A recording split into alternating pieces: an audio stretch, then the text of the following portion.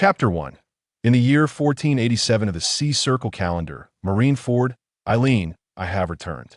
A tall man draped in a white coat, with violet hair and a beaming smile, pushed the door open. Welcome home, darling. You can rest for a few more days this time, can't you? A gentle-faced woman with orange hair, wearing an apron, emerged from the kitchen, cheerfully addressing the violet-haired man. Indeed, Eileen, I could take a longer break this time. By the way, where is little Tian? I have prepared a gift for him, the tall man inquired, his face radiating happiness. He's out playing with Dorag. He should be back soon. What did you bring him? Eileen replied. Just the devil fruit he keeps clamoring for. As my son, he really doesn't need such a thing, the man said, though his expression betrayed a fatherly indulgence. You spoil him too much. He's still so young and lacks the discernment for such matters, the woman responded, her face adorned with a smile. Ha ha ha. If he didn't pester me daily over the phone, crying for it upon our meetings, I wouldn't have even considered getting it for him. Let's regard it as a toy. I never intended for him to actually eat it. The man, known as the newly appointed admiral referred to as Black Arm, spoke with confidence. Speaking of which, where is that little rascal? Where has Dorag taken him? Zepha remarked, bemused. It's been a little while, but there's no need to worry. Dorag is with him. What trouble could there be at Marine headquarters? Rest assured, Eileen said, her face still beaming. True enough, Zepha agreed. Brother Dorag, could you tell me more about the Navy? A small boy with violet hair perched atop the head of a black-haired youth, incessantly inquiring. The purple-haired child was none other than Zepha's son, Tian. He was also a reincarnator, having been a soldier in his previous life on Blue Star, where he earned multiple accolades for bravery. With a promising career ahead, he was on the verge of realizing his ambitions when he was tragically diagnosed with terminal cancer. Despite treatment, he succumbed to the illness, but in his final moments, he seemed to hear a chime. Upon awakening, he discovered he had reincarnated, and moreover, had become the son of Admiral Zepha. Although he was killed in the original narrative, there was a lingering concern during his infancy. As he grew, children develop rapidly in the pirate world. That fear dissipated. Having been a soldier in his former life, in this new existence as the son of an admiral, he was not only protected but also felt secure. Despite being a soldier, he still enjoyed watching anime. Who says soldiers cannot appreciate the two-dimensional world? Little Tian, it's about time to return. Didn't you say your father was coming back today? The black-haired youth, carrying Tian on his back, gently urged him. This youth was none other than Monkey D. Dorag, a hero of the Navy, son of Iron Fist Carp, and a future father of Luffy, the child of destiny, and leader of the Revolutionary Army. Of course, at this moment, Luffy was still just a tadpole. Father doesn't stay long when he returns. Is being an admiral really that busy? Tian replied nonchalantly. Of course it is. As an admiral, one must handle not only pirate affairs, but also protect the celestial dragons. This is why my father refuses to accept a promotion to admiral, Dorag explained. Despite the age difference, Zishin's unexpected maturity allowed them to connect immediately, which is why Dorag willingly took him along. Celestial dragons? They're just like that, Tian scoffed dismissively. Be careful with what you say. While we may not fear them, caution is always prudent, Dorag cautioned. All right, if you insist, let's head home, Tian replied. Daddy, Mummy, Imbuck. Upon arriving at the housing district, Tian ran in, calling out loudly. Though he often claimed his father was absent, what son doesn't cherish his father's presence? After all, paternal love is profound, even if unspoken. My precious son, what did you play today? Dorag, come in and sit. How's training going? Zepha greeted with a broad smile. Hello, Uncle Zepha and Eileen. I finished my training for the day in the morning, and in the afternoon, I went out with little Tian, Dorag replied earnestly. Enough of the formalities. We are family. Carp has likely dashed off to capture Roger again, Zepha remarked. Yes, I came to Marineford to tour, yet I've spent all my time following soldiers for training while he's off chasing pirates. What an unreliable old man he is, Dorag expressed in frustration. Ha ha ha, that's just how he is. However, the training will solidify your foundation for future strength, Zepha chuckled. All right, enough standing around. Wash your hands and let's eat. Little Dorag, please stay for a meal, Eileen invited, having prepared dinner. Thank you, and Eileen, Dorag quickly expressed his gratitude. After the meal, Dorag bid farewell to the Zepha family and returned to the housing district assigned by Karp. As the Navy's foremost power, several admirals resided in the same housing area as Karp. "Little Tian, do you miss Daddy?" Zepha asked, cradling little Tian in his arms, rubbing his stubbly cheek against the soft, chubby face of the child. "Of course I do, but Mommy misses Daddy even more," Tian replied, playfully pushing against Zepha's rugged face, tickled by the stubble. "What nonsense! You can miss him all you want. Mommy doesn't feel that way." Eileen chimed in, her cheeks flushed with a smile. Mommy's blushing. "By the way, Daddy, about my gift, the devil fruit you promised me last time." Tian, who had been smiling, suddenly wore an anxious expression. "I was too busy catching pirates, and I had to bring them back to headquarters for interrogation. So, well, I didn't manage to find it," Zepha teased, observing Zetian's reaction. Upon hearing that his father had caught pirates and brought them back to the Navy headquarters, Tian instinctively held his breath, missing the rest of Zepha's words. However, he soon relaxed his expression. "Daddy, did you catch a pirate? Was he strong? Why did you bring him to the Navy headquarters?" Tian eagerly inquired, curiosity shining on his face, momentarily forgetting about the devil fruit. He's relatively strong, about the level of a Navy lieutenant. But for me, dealing with him was quite easy," Zepha stated, pride evident in his voice, as every father hopes to earn their child's admiration. "A Navy lieutenant, you say?" Tian pondered aloud. Meanwhile, Eileen watched the father-son duo and interjected, "All right, enough pondering, my little philosopher. Look at this." She produced a box from behind her. "Is this a gift?" Zepha asked, his face lighting up. As he opened the box, he was taken aback to find two devil fruits inside. One was a dark green fruit adorned with cloud-like patterns, while the other was a silver-white fruit with wavy, translucent designs. "Little rascal, weren't you crying and begging me to find you a devil fruit? This dark green one is a natural-type hurricane fruit. While I won't consume it, it is indeed a valuable item," Zepha explained. "As for the other one, I found no information on it in the Devil Fruit Encyclopedia, nor could my friend Xiaoka uncover anything. Let's just consider it a toy for you," Zepha said with paternal affection. "Thank you, Daddy," Tian exclaimed, his face radiating excitement. Seeing his son's joy and enthusiasm, Zepha became serious once more. "Although I found you a devil fruit, you must keep it safe and never eat it. Otherwise, you'll see how I'll discipline you. Moreover, I've heard it has a foul odor and significant drawbacks," he warned, raising his palm as large as a fan. Despite Zepha's adamant refusal for Tian to consume the devil fruit, he firmly believed that hockey and physical prowess were paramount. Yet, having waited over 40 years for a son, he naturally wished to provide him with the best. What else could he do but spoil him to no end? "Rest assured, Daddy, I won't eat it. But I've heard this is the treasure of the sea. Others would fight tooth and nail for it. Now I have two." He, Tian said, brimming with excitement. "What of two? Who could challenge me when my father is a great general, one with many disciples? What others covet is, for me, merely within reach." In his heart, Tian reveled in his own thoughts. Observing the joyful demeanor of their son, Zepha and Lin exchanged knowing smiles, their laughter harmonizing as a family of three basked in warmth. Tian gazed at his father, whose seriousness was softened by affection, then turned to his gentle and beautiful mother. Though smiles adorned their faces, his heart grew solemn. He vowed to protect this precious warmth at all costs. Who would dare threaten his parents? Even if it meant annihilating the pirate world, he would ensure that his enemies understood the repercussions of provoking him. After bidding his parents goodnight, he carried his box back to his room. Instead of immediately examining the two devil fruits, he lay on his bed and began to ponder. Why was the pirate captured by my father taken away by the intelligence department?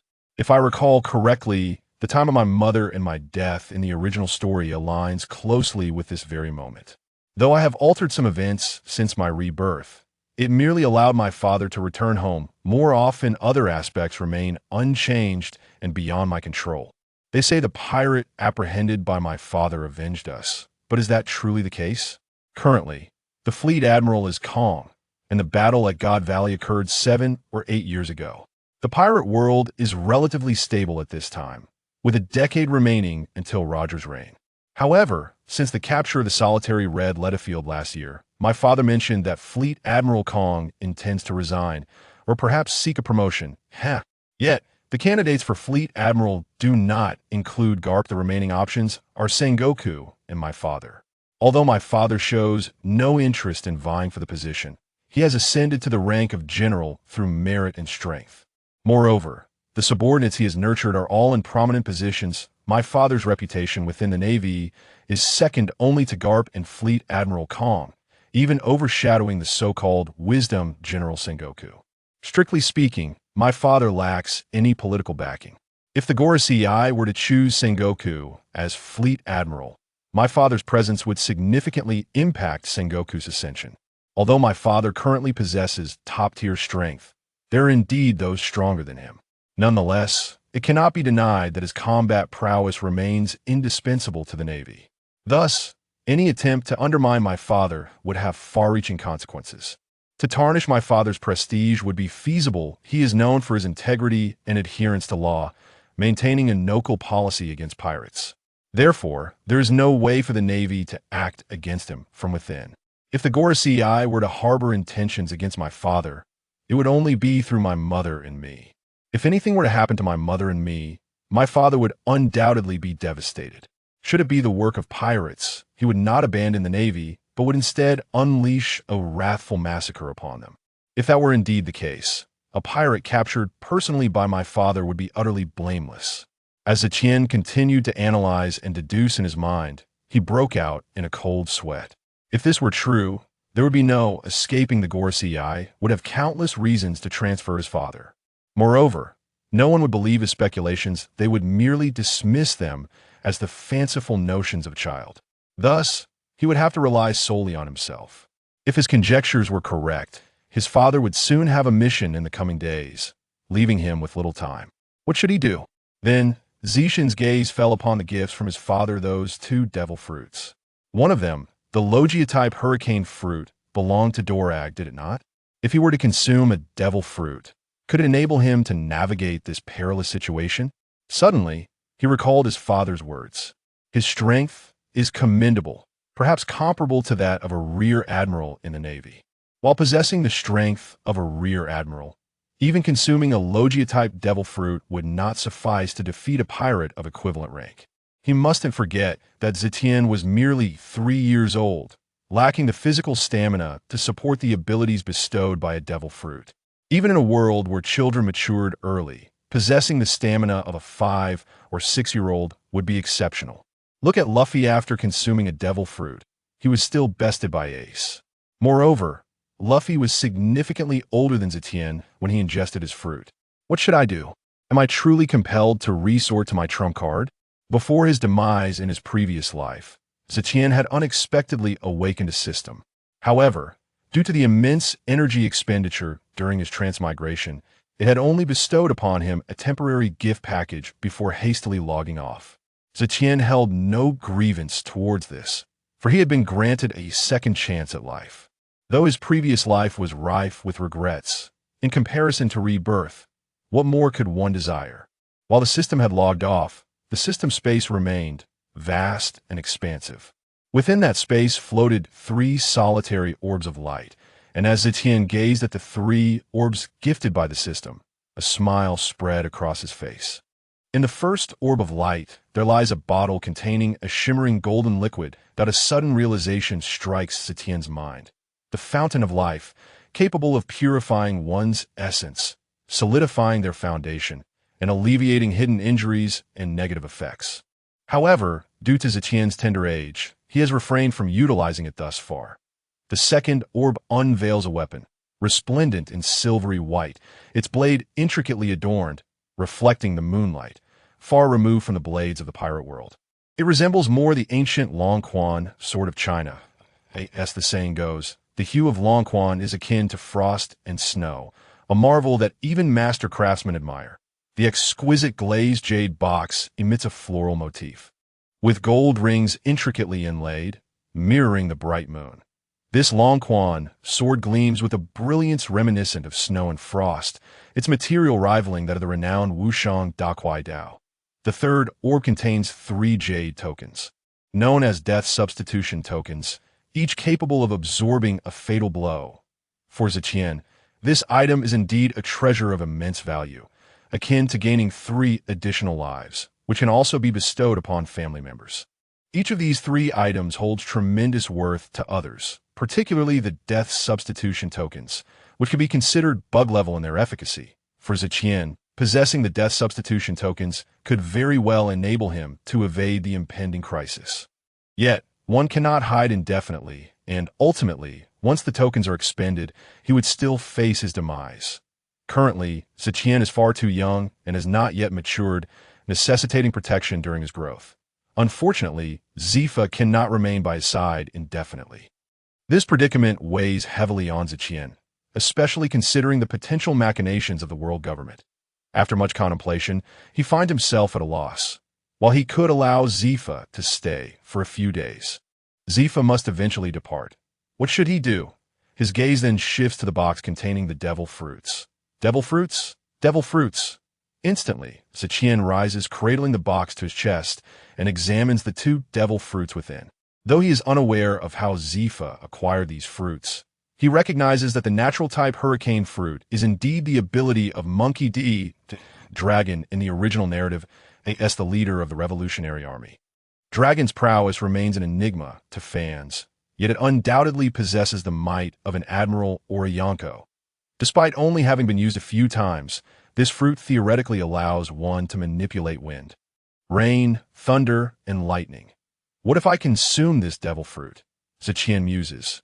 Yet he realizes that even the strength of a Navy brigadier general, while not formidable, is not something he can withstand at merely 3 years old with a natural-type devil fruit.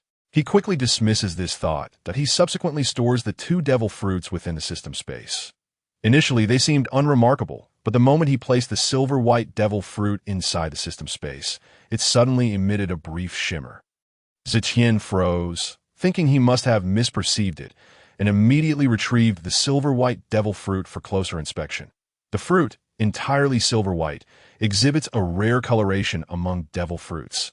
Its surface is adorned with wave-like patterns, layered upon one another, with transparent sections at the intersections. What kind of fruit is this? Zetian finds himself whispering. Why did it react upon being stored in the system space? Could it be that he had indeed misjudged? With this thought, Zetian quickly returns the devil fruit to the system space, his eyes fixed intently upon it, and once again, it flashes as he stores it. Convinced he has not made an error, he immediately retrieves the devil fruit once more. After several trials, Zetian is left in a daze on his bed. Why does it respond to the system space? Other great authors have never mentioned such phenomena. The system space, a realm of its own. Could it be? His heart races with excitement at the possibility. If this truly is the devil fruit, he would have struck gold. As the saying goes, time is revered. Space is sovereign, and fate is not to be trifled with. If this is indeed a space fruit, its value would rival that of a natural type or even a mythical beast-type fruit. Furthermore, anything associated with the system is undoubtedly devoid of mediocrity. Although the original narrative does not reference this particular fruit, and most devil fruits have been rendered useless, one cannot expect Oda, the manga artist, to develop such a multitude of fruit abilities. Should I consume it? Zetian grapples with his internal conflict. Though he is not entirely certain, the fruit's uniqueness compels him. Given its reaction to the concept of space, it is worth taking a gamble. With this resolve, Zetian gazes at the fruit before him and decisively takes a bite. Ugh! Instantly, a putrid taste assaults his senses, far worse than anything he has ever encountered, causing a wave of nausea to surge within him. This flavor is indeed more repulsive than he imagined. This is truly horrendous. Zetian grimaces. Nevertheless, steeling himself, he resolves to consume the remainder of the fruit. As he ingests the devil fruit, Zetian pauses to gauge the sensation, and soon, a radiant smile of ecstatic joy spreads across his face. Ha! It truly is this fruit. With a sudden impulse, he extends his small hand, feeling an invisible ripple of energy emanate from above, spreading outward. As the ripple expands, Tian's cheeks flush with excitement, until he can no longer bear the strain and collapses. He exhales deeply, feeling utterly exhausted, sweat pouring down his brow. This how draining it is. I'm so young, yet I have no stamina. After a brief respite, Tian regains some vigor. The devil fruit demands far more energy than he had anticipated. He cannot expect much from his limited youthful strength. After several more attempts, he reclines upon his bed, reflecting on the feedback from his recent experience with the spatial ripple. With my current stamina, I can maintain the spatial ripple for approximately 30 seconds. What good is that? However, this spatial ripple does allow for comprehensive perception. No area within a 50-meter radius escapes my awareness. Moreover, I sense that if my strength were sufficient, I could instantaneously move within this range, akin to the abilities of the surgery fruit, though I am far from capable of that at present. Additionally, there seems to be another skill, spatial slash, which sounds incredibly powerful, yet I am certainly not capable of executing it now. Sighing, Tian laments, I am still too small. I can do nothing. I estimate that in a few days my father will set sail. What should I do? I still lack means for self-preservation. The spatial slash sounds impressive, yet I feel utterly incapable of performing it. Perhaps I should give it a try. After some contemplation, Tian decides to test it out. Without hesitation, he stealthily makes his way to the training room. It is quite reasonable for a general's villa to have a training room, after all. Channeling the power of space into his hand, he swings forcefully at the training target before him. Spatial slash, caw. A flock of crows flies overhead. Nothing occurs. Staring at the training target, he glances at his small hand, feeling a surge of embarrassment as the crows caw incessantly above him. Fortuitously, no one witnesses this blunder. Otherwise, he would have dug a deep hole for himself out of sheer awkwardness. Once more, Tian remained undaunted, his spirit unwavering as he continually summoned the power of space. Feeling the energy coalesce in his hands, his heart was tranquil and unperturbed, despite the sensation of strength being siphoned away, and the weariness weighing down upon him grew ever heavier. Once reassured of Tian's safety, Eileen exhaled in relief and hurried to prepare breakfast. She entrusted the subsequent matters to Zepha, who sat across from his son, momentarily at a loss for words. Speak up. What exactly transpired? Although you are merely 3 years old, I find it hard to believe you are unaware of the gravity of the situation, Zepha inquired earnestly.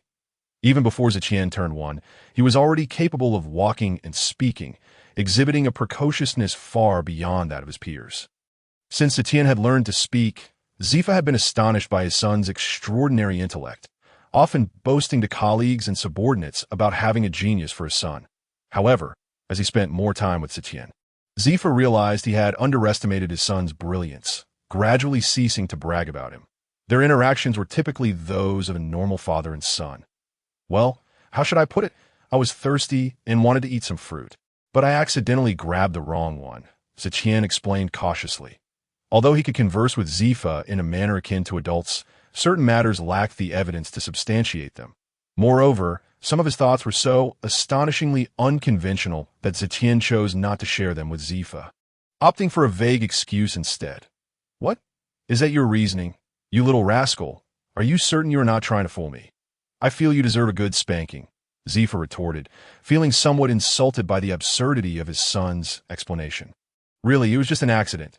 Once I had eaten it, I thought I would quickly test my abilities, and then you already know what happened next, Tian replied with an innocent expression. He, truly? As a seasoned general, Zepha found himself speechless, feeling that anything he said would be wrong. Sigh, you ate it, so you ate it. It must have been that hurricane fruit, right? Suddenly a thought struck him, and he quickly inquired that no, it was a different one. Tian replied cheerfully, "By the heavens." Zepha sprang to his feet, only to slump back down in despair Oh, you realize the effort I expended to find that natural type fruit for you.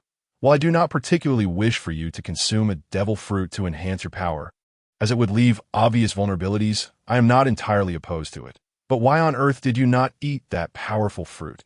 It truly infuriates me, Zepha exclaimed in exasperation in his earlier days. Zepha adhered to the principle of no killing and firmly believed that hockey and martial arts were the strongest.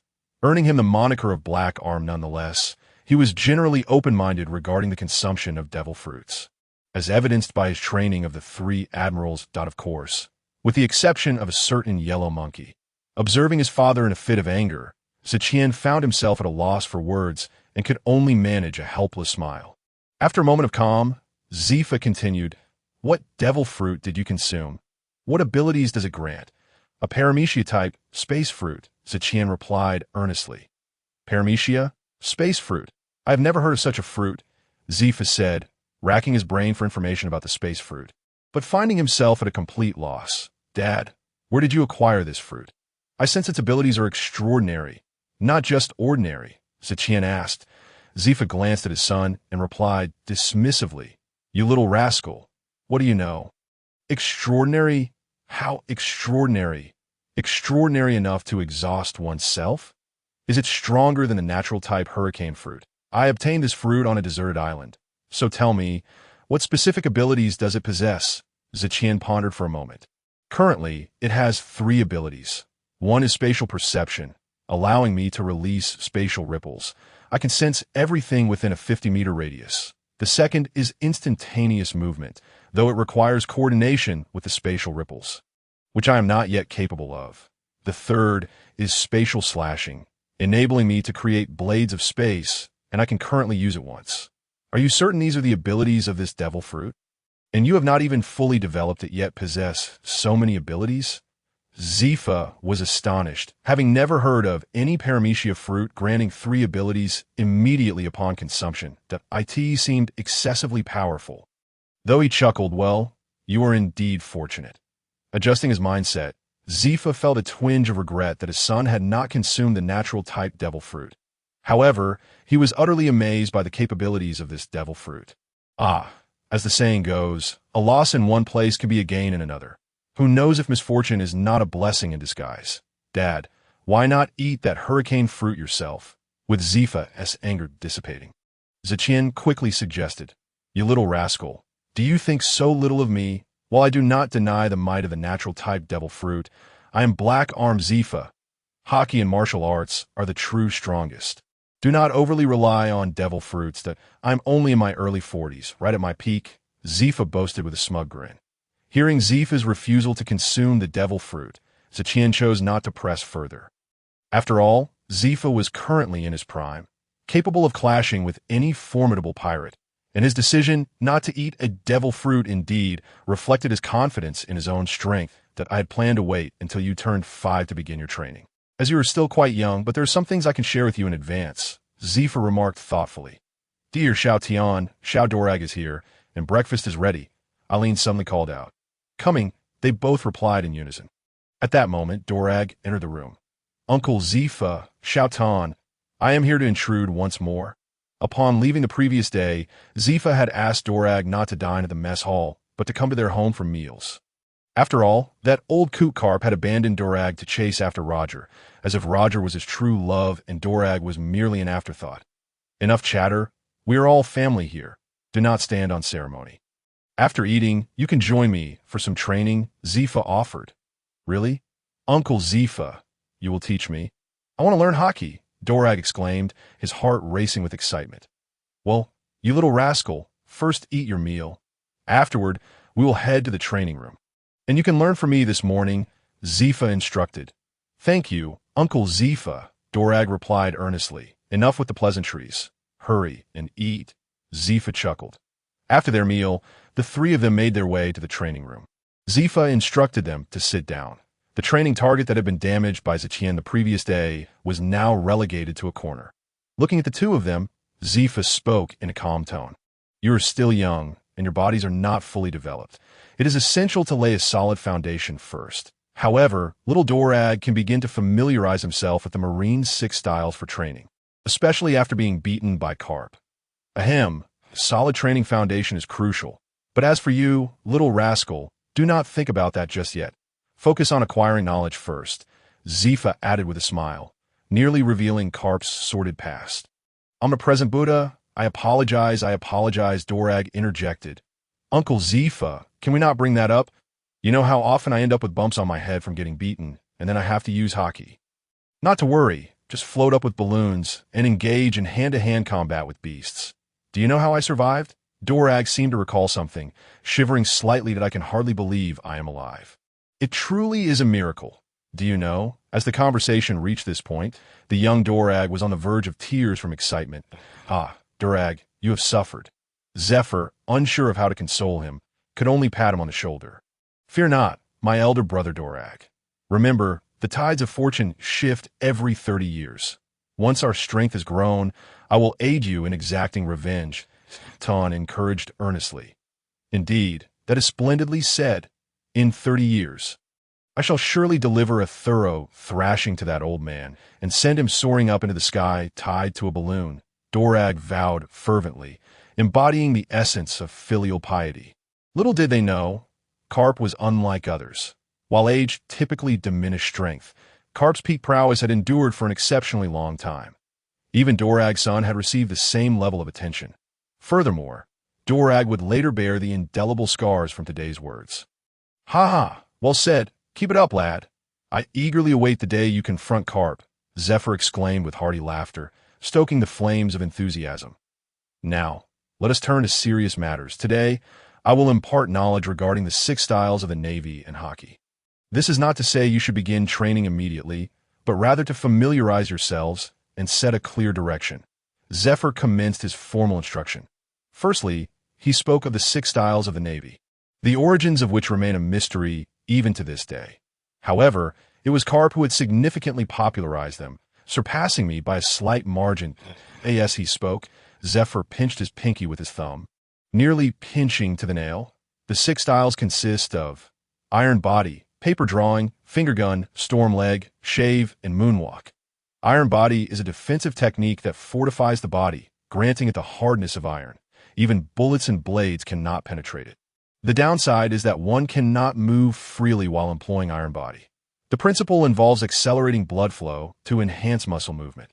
Paper drawing is also a defensive technique that allows one to evade attacks by manipulating the airflow generated by the opponent's movements, enabling one to dodge with mere seconds to spare. Finger gun is a technique reputed for its gun-like power, concentrating all bodily strength into the index finger, releasing a strike with a hardened fingertip in an instant. The fingertip possesses the striking force of a bullet, easily penetrating the human body. Storm leg is a foot technique that does not inflict damage through kicking, but rather uses the vacuum created by high-speed kicks to deliver slashing blows. Shave involves rapidly stepping on the ground 10 times within 0.6 seconds, generating explosive speed through reaction force to achieve instantaneous movement.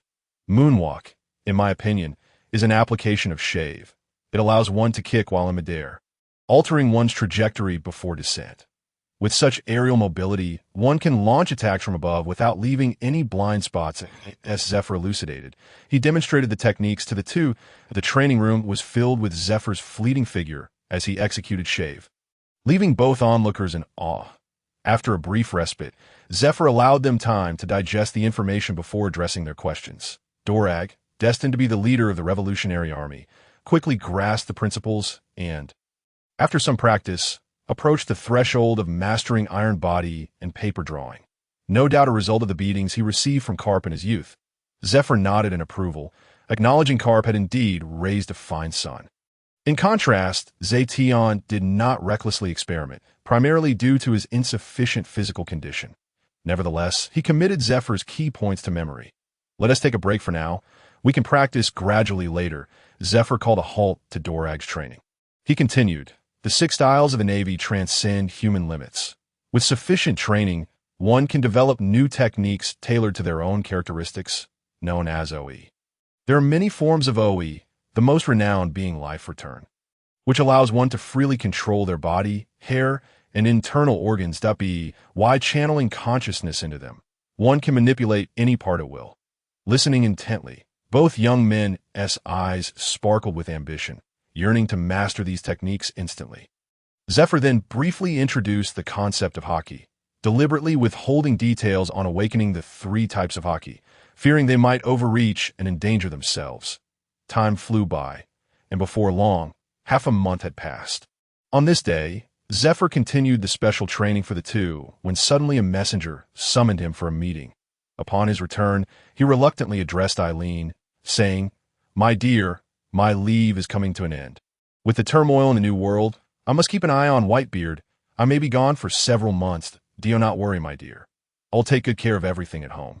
"We shall await your return," she reassured him, though her heart ached at his departure.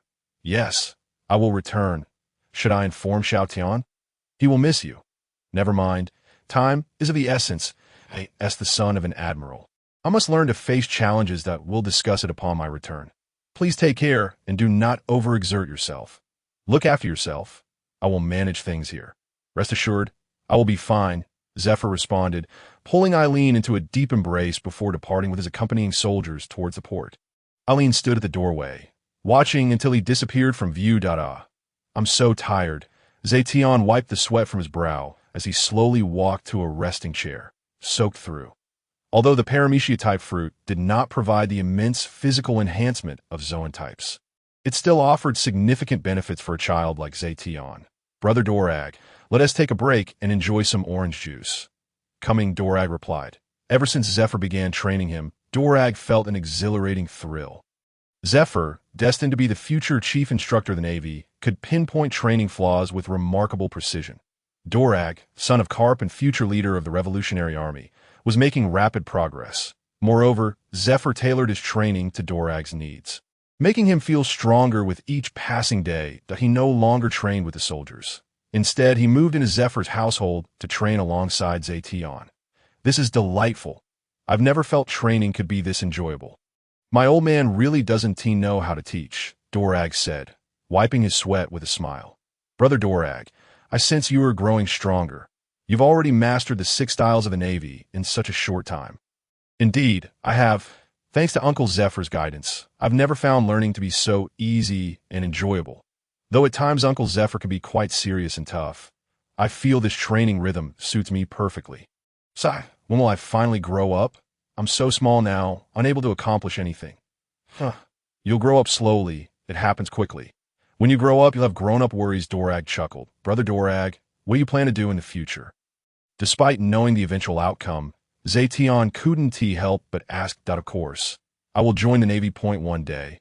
I shall become an admiral, perhaps even the fleet admiral, stronger than my father, and I will make him salute me." Dorag laughed heartily, as if envisioning the scene. The current Dorag was still filled with youthful passion. Despite Carp's frequent beatings, he held deep admiration for his father. Similarly, he greatly respected Zephyr, who had been exceptionally good mentor to him. "Well then, I too shall join the Navy and capture all the great pirates." Tian exclaimed with a smile that "I will bring an end to the era of great pirates and ensure that the celestial dragons vanish entirely." He thought to himself, "All right, we shall capture pirates together when the time comes." Dear readers, as a novice writer born in the 80s, I found it somewhat awkward to write my first book with fewer words per chapter. I suspect it may not be pleasing to you all. Therefore, in future updates, I will strive to provide the maximum word count as a token of appreciation for your support. Thank you. After the training concluded, the 2 young men discovered that Zepha had once again set sail.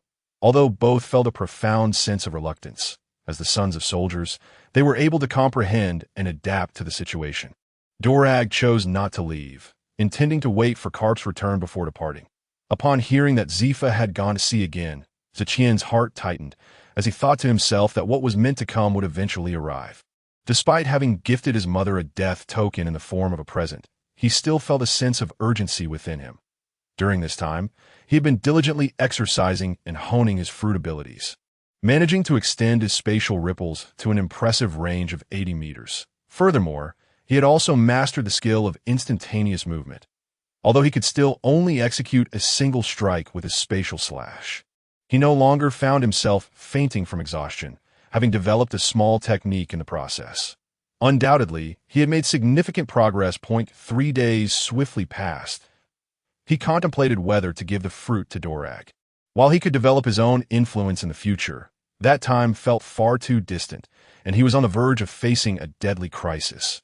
After some reflection, he decided to bestow it upon Dorag, viewing it as a preemptive investment in the future. Having made his decision, he hesitated no longer and promptly sought out Dorag. "Tian, you're here. Want to train a bit more?" Dorag, still immersed in the training room, greeted Tian with enthusiasm. Dorag, gee, take a break. I have something to discuss with you. What is it? Dorag paused his training, curious as he approached Tian. Dorag, gee, have you ever heard of the devil fruit? Why do you ask? Of course, I've heard of it. It's a treasure of the sea. I've heard that formidable devil fruits possess the power to annihilate islands. Then, Dorag, gee, would you consider consuming a devil fruit? Well, although my old man would never permit it, I wouldn't be opposed if I encountered one suited for me. After all, it could enhance my strength, and even if it has flaws, one must weigh that against the potential increase in power. What type of fruit do you plan to consume in the future? Tian continued to inquire. Why the sudden interest? Do you have one? Dorag teased, observing the seriousness on Tian's face. If I could choose, I would certainly opt for a Logia type. Those Zoan types could enhance physical attributes. We have no shortage of that in our family. My old man would just knock out any Zoan type with a single punch. Developing a paramecia fruit is said to be quite challenging, and it's far too difficult for us. Tian was surprised that Dorag had indeed contemplated such matters. After all, as a second-generation military offspring, his life perspective had been shaped by the Navy from a young age, and their education was incomparable to that of pirates. Thus, he produced the prepared devil fruit and handed it to Dorag. Dorag was taken aback. Not expecting Tian to actually present him with a devil fruit, he immediately took it in his hands and examined it closely. That it truly is a devil fruit. I was wondering why you were asking so many questions about them. You must be quite lucky. Dorag had seen a devil fruit illustration before, but he had never closely examined one, merely feeling a sense of familiarity with this particular fruit. Scratching his head in thought, he returned the devil fruit to Tian. Tian waved his hand and said, Dorag, gee, this devil fruit is for you. Dorag nearly dropped the fruit in shock. What nonsense! Devil fruits are incredibly precious. Even a mediocre one costs at least 100 million berries. You should keep it or consume it yourself. Dorag, gee, this one is meant for you. I've already consumed one, and my old man knows. Given our relationship, there's no need for you to decline. Shout Tian, I still can't accept it. Moreover, as I mentioned, even if I were to consume one, I would prefer a Logia type. If I were to take this one, I certainly wouldn't hold back. Dorag insisted again. Hearing this, Tian wore a playful smile and reached out to take it back. Really? You want to reconsider? Are you sure you want to regret it? If you want it later, there may not be an opportunity. I want tea. I'll wait for a suitable one in the future. By the way, what type of devil fruit is this? And you mentioned you've already consumed one. What kind was it? Dorag asked nonchalantly. I consumed a paramecia type, and I haven't developed it much. Why as for this one? Tian elongated his words for suspense. However, upon noticing Dorag's expression remained unchanged, he continued, it's the Logia type. Hurricane fruit, Dorag nonchalantly responded. Oh, just a Logia. Before he could finish, he froze, staring blankly at Tian and then at the devil fruit. Suddenly, a deafening voice erupted. What? Nanny, this one is actually a Logia type, the hurricane fruit. Hee, no need to make such a fuss. You're going to deafen me. You said you didn't when I you him. Dorag's expression faltered, feeling somewhat awkward and at a loss for words. Tian ceased his jesting and casually tossed the fruit to Dorag. Here, take it. Hurry and eat it. Dorag clumsily caught it. This, Tian, I owe you a huge favor. Dorag contemplated declining again, but felt a pang of reluctance that in the pirate world, individuals could resort to murder over an unknown devil fruit, let alone one reputed to be the most powerful Logia type. All right, Dorag, gee, stop being sentimental. What kind of relationship do we have to discuss such things? Just eat it. I want to see what abilities it grants. I've heard it can summon wind, rain, and lightning. Dorag nodded. Their bond was indeed strong. However, he felt he had truly received a significant favor and would think about repaying it later. With fervor, he seized the devil fruit and, without further hesitation, took a bite. Ugh. Why does it taste like feces? Tian burst into laughter. How would you know? Have you ever eaten something like that? What? Dorag shot a pained glare at Tian, but after a moment's thought, he resolutely consumed the remainder of the fruit in large bites. Ugh. Tian stared in amazement, not realizing he was in the same predicament. As Dorag ingested the devil fruit, he meticulously sensed the changes within himself. feeling as though he could transform into the wind at any moment and wield the power at his fingertips. Whoosh! Boomed at a tempestuous gale swirled around Dorag's hands, seemingly accompanied by flashes of lightning. Truly, he was a testament to Karp's bloodline. After enduring Karp's rigorous training, Dorag found utilizing the fruit's power effortless. After a moment of contemplation, he retracted his abilities. Xiao Tian, thank you so much. I feel significantly stronger now. I am heading to the back mountain to test my abilities. We'll talk more upon my return. With that, he hurriedly dashed towards the mountain. The family quarters of the Marine headquarters are situated on the slope behind the headquarters. Truly a place nestled between mountains and waters. Understood. Please do not make a commotion. Wait for my instructions. A soldier reported to Rear Admiral Fears of the Navy Intelligence Department. Sir, we have a grave situation. The pirate Pasley has escaped from interrogation room number 3. Got it. After the soldier exited, Fears retrieved a white transponder snail from the bottom of his drawer, standing up solemnly to make a call. Sir, this is CP-5 Fear stationed at the Marine headquarters. The plan has commenced. Understood. With that, he hung up the phone. After Dorag left, Tian also exited the training room and immediately sought out his mother. Calculating the time, Zepha had been gone for 3 days, and the enemy could strike at any moment. He needed to be with his mother to ensure her safety.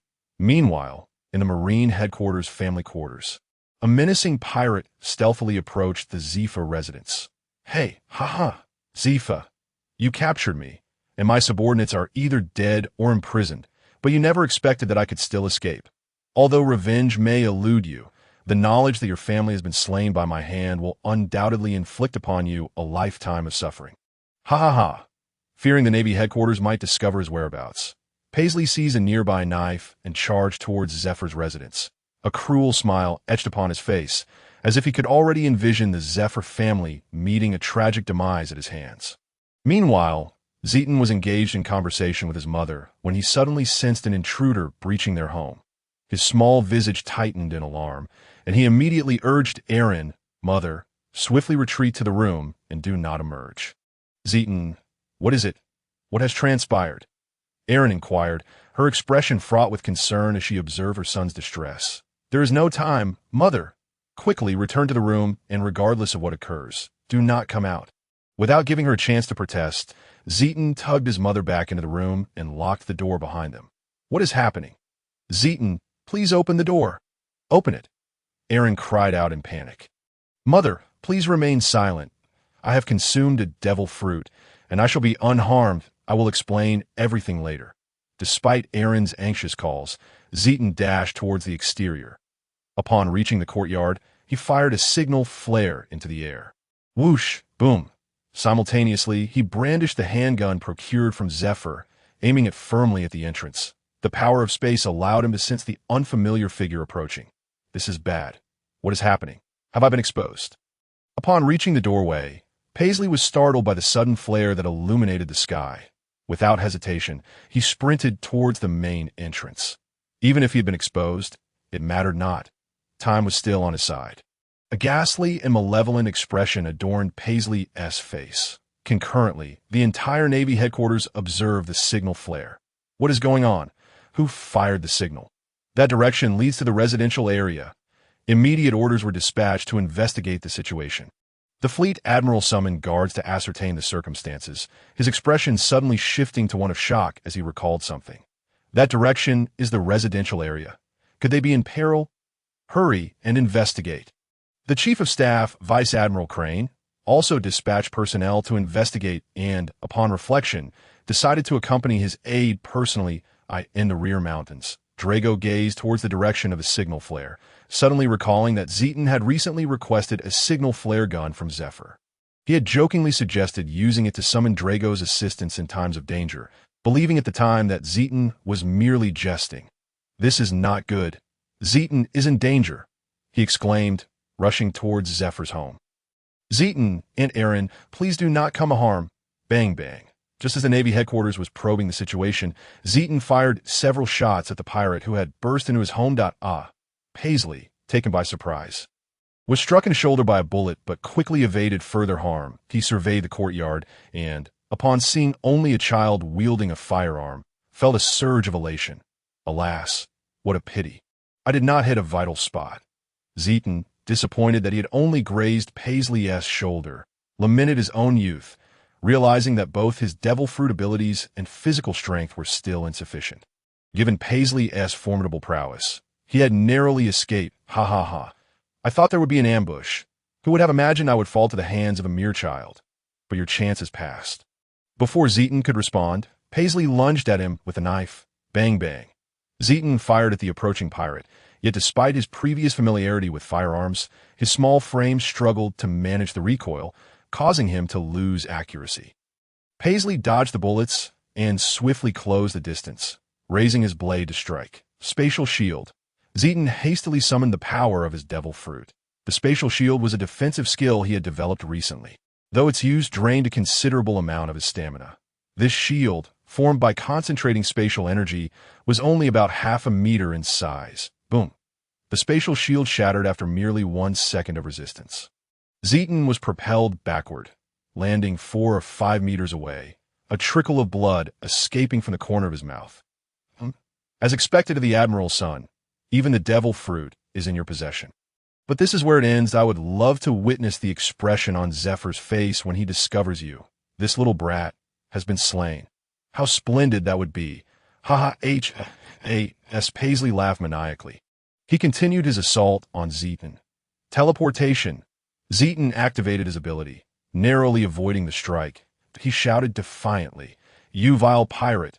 The Navy will arrive any moment now. You cannot escape." His countenance bore no trace of fear. His sole objective was to buy time. "Flee. Since I have come, I never intended to leave alive. That be why the time the Navy arrives, you shall already be dead. Ha ha ha. Prepare to die, little brat," without a moment to ponder further. Zeton used teleportation to evade, engaging in a guerrilla skirmish with Paisley, occasionally retaliating with his handgun. Yet within mere minutes, he was drenched in sweat, his stamina rapidly depleting. This is infuriating. Were they not at Navy headquarters? Why is it taking so long for someone to arrive? He thought anxiously while evading. Zeton, what is happening? Are you unharmed? Mother is coming. At that moment, Aaron had opened the door and rushed out, intent on protecting Zeton. This is bad. Zeton's heart sank. He had not anticipated his mother would emerge from their sanctuary, complicating matters significantly. Alone, he could still maneuver against Paisley, but Aaron's appearance threw him into disarray. The ha-ha-ha. Another one, excellent. I shall kill you first before finishing off the little brat. Frustrated by his inability to subdue Zeton, Paisley's gaze shifted towards the newly emerged Aaron. Die. No. Mother, be careful. Zeton cried out, teleporting in a desperate attempt to shield his mother from the incoming blade. Block it. He rapidly conjured the spatial shield to defend against the strike. However, intent alone could not bolster his strength. The freshly conjured shield shattered within less than a second, with his mother directly behind him. Zeton could not teleport away in time, and the pirate's blade struck him that a torrent of blood erupted from his chest as he collided into Aaron's embrace. They both fell to the ground, the intense pain nearly rendering Zeton unconscious. Zeton, are you all right? Aaron shouted in a panic. Ha ha ha. Die. Paisley's eyes gleamed with madness as he lunged towards Zeton's chest, intending to end their lives with a single thrust. No. Aaron, witnessing this, spun around, clutching Zeton tightly. The razor-sharp blade pierced through both Aaron and Zeton's bodies. Aaron held Zeton close, determined to shield him from harm, yet the lethal edge pierced them both. Just then, Drago, rushing in, happened upon this tragic scene. He was frozen in shock, unable to comprehend the horror unfolding before him. Memories of Aaron's nurturing care flooded his mind, coupled with the daily calls of Big Brother Drago from Zeton. It felt as though the sky itself had collapsed. An overwhelming surge of rage erupted within him, an invisible force radiating throughout the residential area. At that moment, Zeton too unleashed a powerful aura. Yet he quickly suppressed it, the residual energy being overshadowed by Drago's presence. What is this aura? Conqueror's Haki. The Naval Admiral Kong gazed in shock towards the naval family quarters. Simultaneously, Admiral Crane, en route to the family area, sensed the disturbance and hastened her pace. You are truly damned at this moment. Dorag's eyes were bloodshot, his entire body trembling as he glared at Tian and Eileen, whose fates hung in the balance, and charged directly at Paisley. Oblivious to the fleeting green glow surrounding Tian and Eileen. Finger gun, Dorag unleashed his attack. Paisley, taken aback by Dorag's sudden surge of momentum, trembled involuntarily. Yet he quickly raised his blade in defense, striking back at Dorag. Iron block, Dorag's chest darkened as he braced against the incoming strike. However, he was unprepared for the blade to carve a deep gash across his chest, sending him crashing into the wall. Boom! The wall crumbled upon impact, the excruciating pain jolting Dorag back to his senses. How foolish! The iron block betrayed me. Observing the wound on his chest, he became acutely aware of his situation. Dorag swiftly employed elementalization to staunch the bleeding, then focused intently on Paisley. For the 10-year-old Dorag, his opponent was still formidable to ha ha ha. What a genius you are, awakening conqueror s hockey, but you've come here to die. Although he was unaware of your connection with Zepha, your evident concern for them suggests a certain relationship, doesn't it? Ha ha ha. Yet anyone associated with Zepha must perish, Paisley declared, his demeanor menacing as he lunged at Dorag. With a flurry of techniques, paper drawing, finger gun, and gale foot, Dorag executed the Navy's 6 styles to evade and counterattack. The two engaged in a relentless exchange in the courtyard. Despite Dorag's brilliance, he still appeared somewhat juvenile compared to the seasoned pirate Paisley. It wasn't too long before he found himself at a disadvantage. Yet he continued to press on defiantly, ha ha ha, you're still too green. Given your talent, you could surpass me in a few years. The brat I just killed was also a genius. Wasn't he? But the thrill of killing a genius is simply delightful. Today, I shall achieve a double kill. Ha ha ha. With you, I will offer your life as a tribute to Aunt Eileen and little Tian. With that, Dorag charged at Paisley, intent on close combat. As the distance between them diminished, a cruel smile spread across Paisley's face. Kid, you're too inexperienced to engage me up close. Prepare to die. He lunged forward with his long knife, while Dorag, showing no intent to evade, thrust his finger toward Paisley's chest. Both their attacks struck true, yet their expressions told a different story. Paisley's face reflected shock, while Dorag remained composed. The one who should be damned is you. A flicker of rage ignited in Dorag's eyes as he gradually pushed Paisley away. In that critical moment, Dorag had utilized his fruit's elementalization to evade the blade's strike. Retaliating with a finger gun that pierced Paisley's heart, in a moment of vulnerability, Dorag had concealed his fruit ability, turning the tide against the odds. Phew. After dispatching Paisley, Dorag felt fatigued, yet he did not pause to rest. Instead, turning swiftly towards Tian, he remained oblivious to the fact that Paisley was not yet dead. Die, kid, accompany me in death. Paisley, wearing a cruel smile, launched a surprise attack from behind. What? Dorag gasped in horror, realizing it was too late to evade. Spatial slash. At that moment, a voice echoed from afar, and an invisible crescent wave swept past Dorag. Paisley stood rigidly behind him, still poised to strike, with disbelief etched upon his face. Paisley's eyes widened, only for darkness to envelop his vision. A grotesque head fell, severed by Tian as spatial slash shaken. Dorag glanced at Paisley's lifeless body, then turned to Tian with relief. Little Tian, are you all right? How are your injuries? What about Aunt Eileen? Mom is fine. Thank you, Brother Dorag. If you hadn't arrived in time, I fear the outcome would have been dire. Don't mention it. You saved me as well. And you even provided me with a devil fruit. I owe you my gratitude. He hesitated, then asked anxiously, by the way, is Aunt Eileen seriously injured? I saw Tian promptly interrupted Dorag. Brother Dorag, Mom is truly fine. We must hurry. The Navy is coming soon. You need to say you killed the pirate and saved me and Mom. Thankfully, you were here. Otherwise, we would have been harmed. Leave everything else out. I'll explain later. All right. Observing Tian's serious demeanor, Dorag pondered briefly and refrained from further inquiries. The two assisted Eileen into a room. Her chest wound had vanished, but she had fainted from shock. Upon exiting, they encountered Admiral Crane, who had just arrived. Although the battle had unfolded in mere minutes, had it not been for Dorag's sudden intervention, they would have been in grave danger. Dorag, little Tian, Are you both all right? What transpired? Seeing the bloodstains on them and the injuries on Dorag amidst the carnage, Admiral Crane quickly surmised the situation. And Crane, we're fine that a pirate broke in a little Tian's home, intent on killing us. I happened to be there and managed to slay him. What about Eileen? Where is she? Not spotting Eileen, Crane inquired urgently. Mom is fine. She merely fainted. Aunt Crane, why would a pirate invade our home to kill us?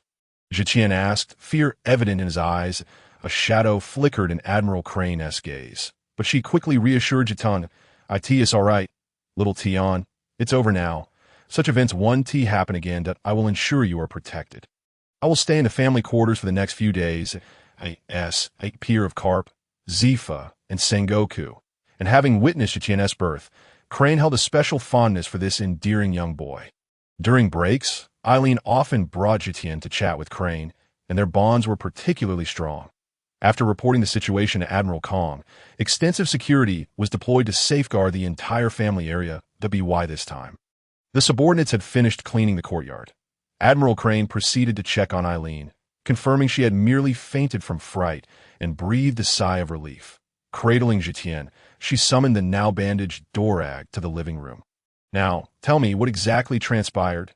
Zetian and Dorag exchanged glances. Dorag spoke up, Aunt Crane, here's what happened. Today, Zetian and I were training when that pirate suddenly barged in, threatening to kill us all. I engaged him in battle. And after Tian fired a distress signal, he took Aunt Eileen and hid. After I defeated the pirate, you arrived, but Aunt Eileen fainted from a shock. Admiral Crane furrowed her brow, scrutinizing Dorag. The pirate you faced was Captain Paisley. Known in the New World as the Butcher, with a bounty of 180 million berries, he possesses a strength comparable to a Navy commander. How did you manage to kill him? Dorag hesitated, glancing at Zetian, who thought to himself that there were many aspects of today's events that could not be disclosed. Whether it was the two of their devil fruits, Conqueror's hockey, or the death substitute talisman. Many secrets must remain hidden. I'm afraid I must apologize, Aunt Crane. Brother Dorag. The reason is that he has recently undergone special training with Dad and has also consumed a Logia-type devil fruit. I think Brother Dorag is truly amazing that you've eaten a Logia-type devil fruit. Which fruit's ability do you possess? H was taken aback. The natural-type hurricane fruit grants the ability to manipulate wind, rain, thunder, and lightning, and it seems I have also awakened the Conqueror's hockey. Dorag chuckled awkwardly. Although he had his suspicions, H remained momentarily speechless, astonished. Truly, he is Carp's son. He appears even more formidable than Carp himself. Unbeknownst to him, he was cradling someone even more extraordinary. Just as Eileen was shielding Zetian from Blade, Dorag happened to rush in, subsequently awakening his Conqueror's hockey. Zetian glanced at the knife directed at his mother's chest.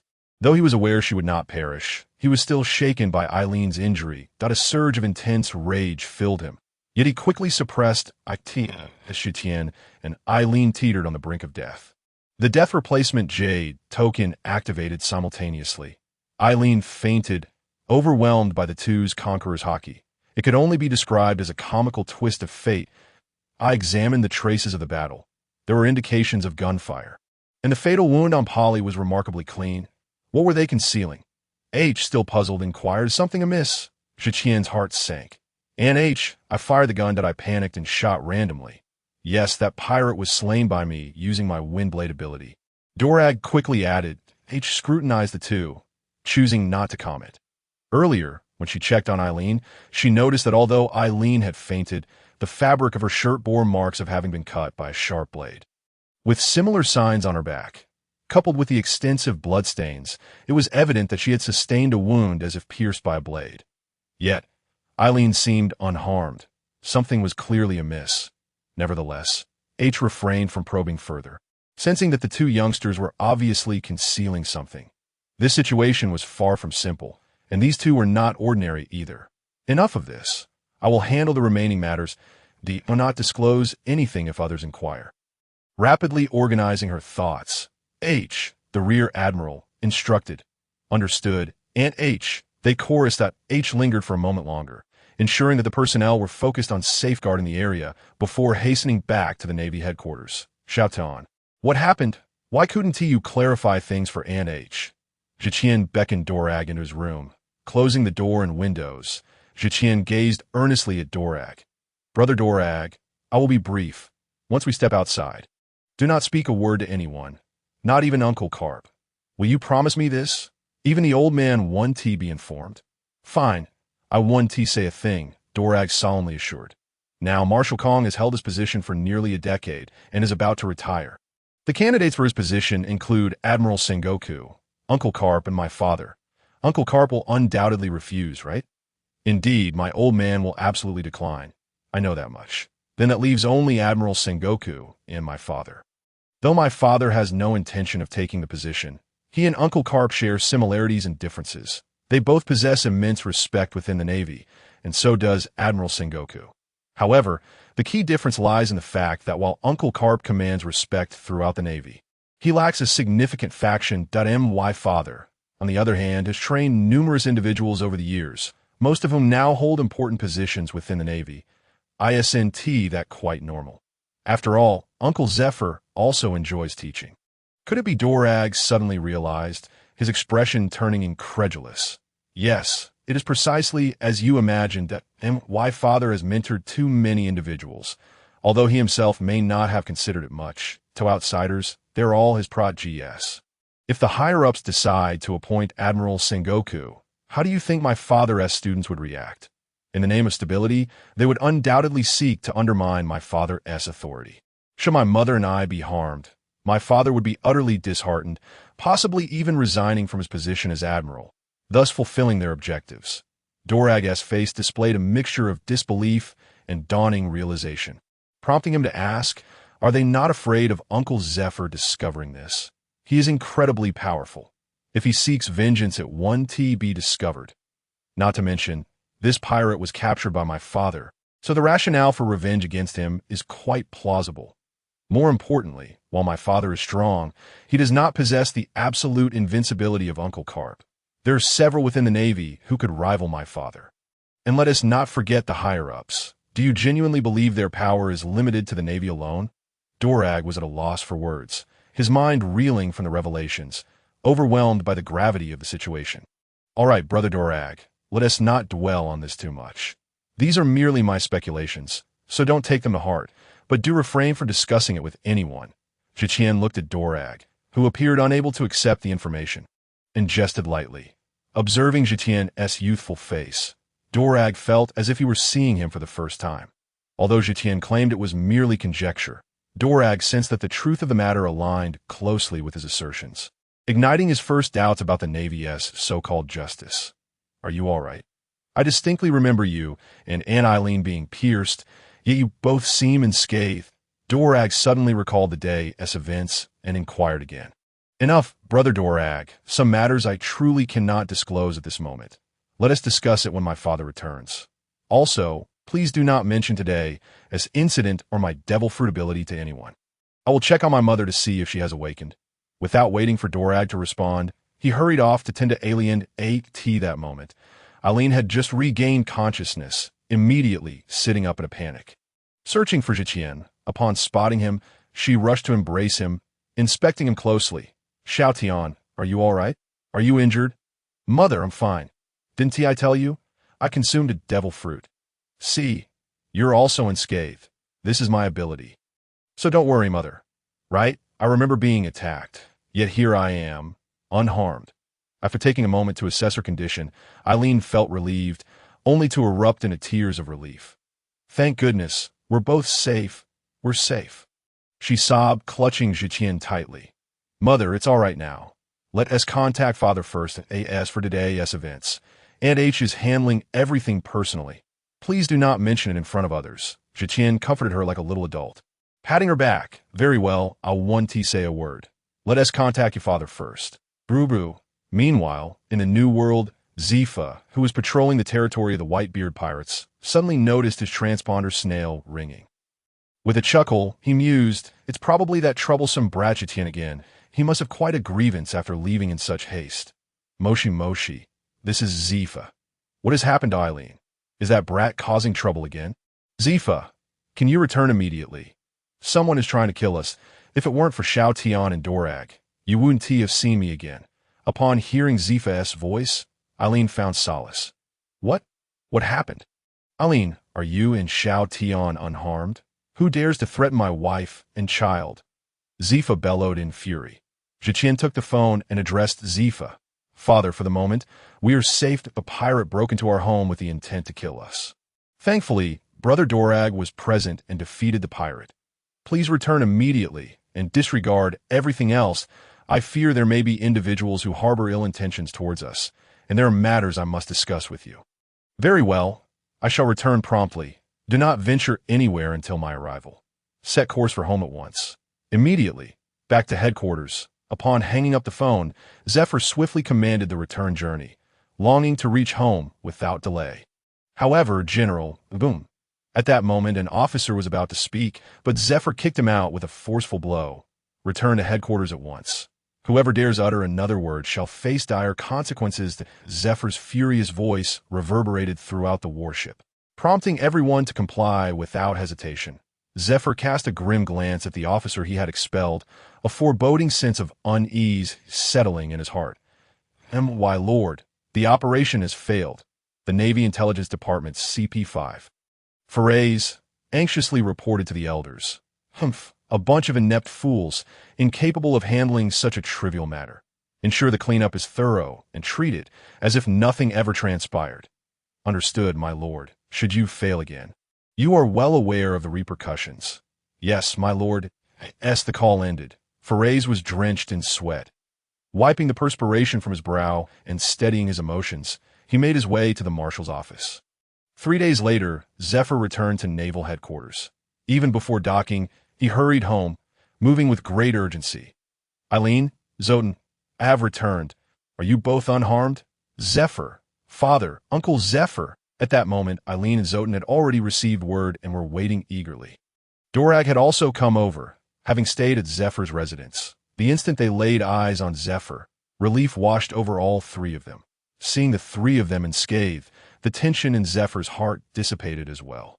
After offering some comfort to Eileen, he instructed her to prepare a meal. Zephyr had gone days without food or drink, anxious about receiving any ill tidings, constantly calculating how far he was from home. Once Eileen departed, Zephyr inquired about the details. Father, it was all thanks to Brother Dorag. Otherwise, we would have been in grave danger. I've already handed over that devil fruit to Brother Dorag, just to let you know. No need for concern, young Dorag. Thank you. Your assistance was invaluable. Uncle Zephyr, you flatter me. It was the least I could do, and I owe much to your teachings. Moreover, Zoten even gifted me that precious devil fruit. Had it not been for Zoten's timely strike during the battle with the pirates, I would likely have sustained severe injuries, if not worse. Zephyr looked at Zoten in confusion, prompting Zoten to recount the events and his suspicions to Zephyr. As Zephyr listened, he struggled to contain his anger. Particularly upon hearing that Eileen and Zoten had been pierced by the pirates, he felt an overwhelming urge to transform into a furious lion, ready to tear into anyone in his path. At that moment, we were indeed pierced, but I managed to evade disaster using the powers of the space fruit. After a brief evasion, they opted not to delve deeper into the matter. Zoten, are you suggesting that the world government seeks to eliminate you merely to maintain stability within the Navy? Zephyr's eyes blazed crimson as he glared at Zoten, his inner fury threatening to ignite the entire Red Line. Father, please calm down. I can only say it's highly probable. However, if my suspicions hold true, the darkness and cruelty of the world government are truly chilling. Both Zephyr and Dorag felt a shiver of dread at the thought. The malevolence of the world government is indeed repulsive. What shall we do next? Father, would you be willing to resign from your position as Admiral? Currently, this is the only solution I can conceive. If you continue as Admiral, I cannot fathom whether others may once again target us. They dare. Zephyr bellowed in anger.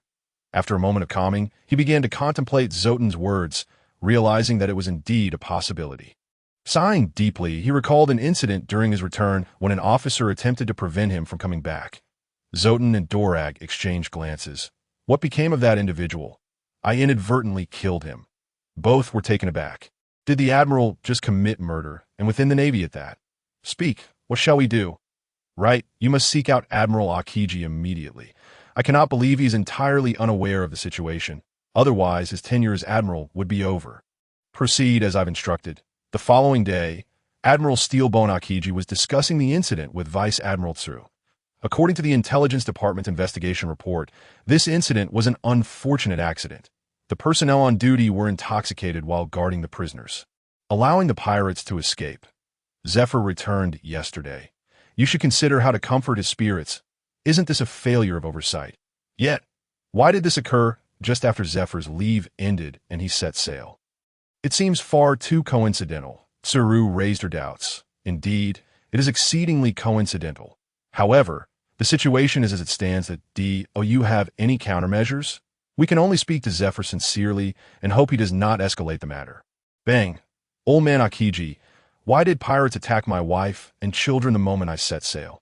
If you do not provide me with an explanation today, this matter will not end here.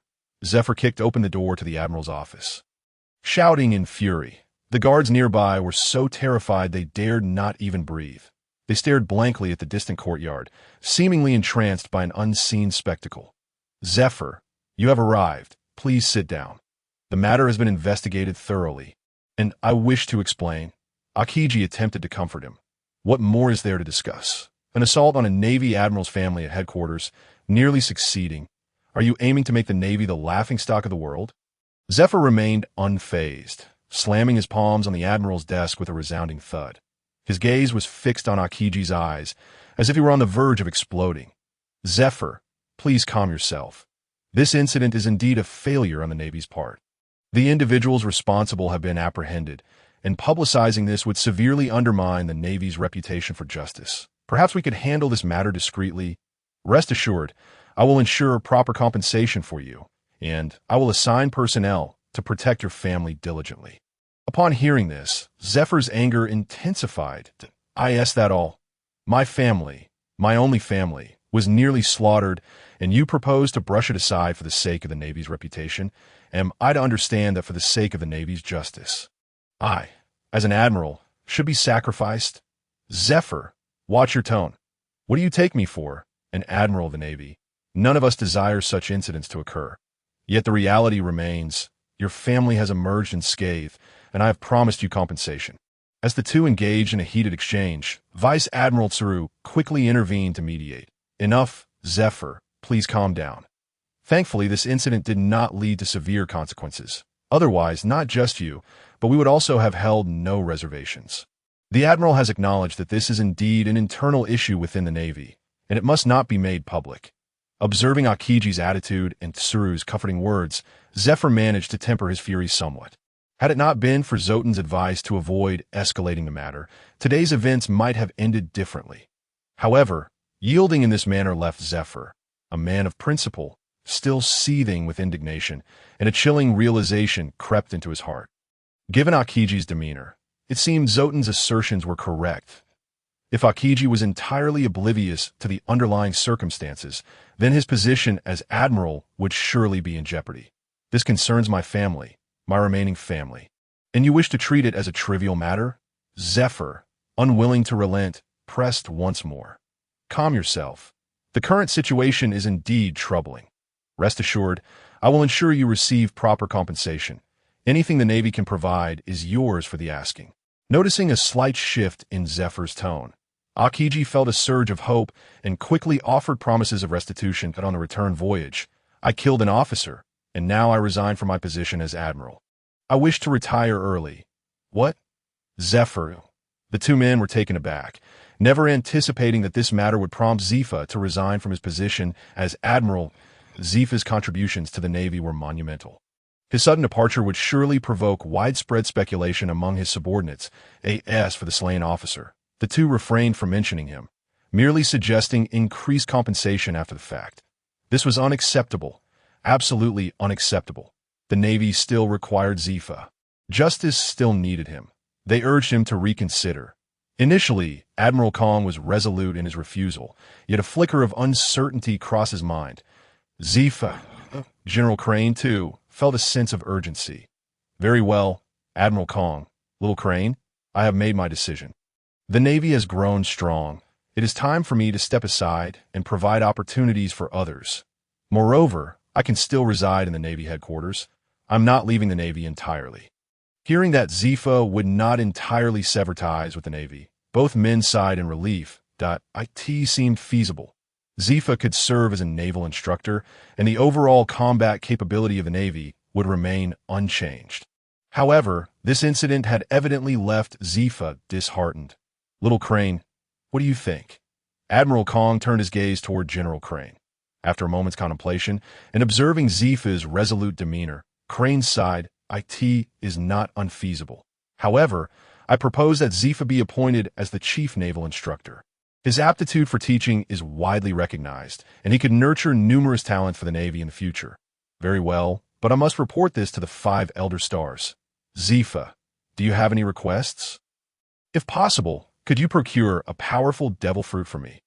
Ideally one from the Logia type, so that my son may at least possess the means to protect himself. Agreed, with the matter resolved. Zepha offered no further protest, bidding farewell and returning home. In the year 1498 of the sea calendar, a significant event unfolded just a year after Joel D. Roger became the Pirate King. Roger surrendered himself, and the Navy announced his public execution in the town of Lowtown, a place of both beginnings and endings. This news sent shockwaves across the seas. Countless individuals flocked to Lowtown, undeterred by the risk of capture. At this time, Tian was already 13 years old. Whenever the topic of the pirate world arose, one could not help but mention his height, as he now stood at 1.82 meters, still shy of the towering 3 meters of an admiral. Zepha's resignation had caused a tremendous stir within the Navy, with various opinions circulating, particularly among Zepha's former subordinates, who voiced their discontent. However, following the Navy's gag order and Zepha's clarifying statements, the commotion eventually subsided. After a 5-year hiatus, Zepha was reinstated as the chief naval instructor, overseeing the elite training camp established by the Navy. Tian trained exclusively under Zepha's guidance, his strength remaining a mystery. Drake also trained alongside Zepha for several years, eventually joining the Navy under the rigorous training of Carp as an adult.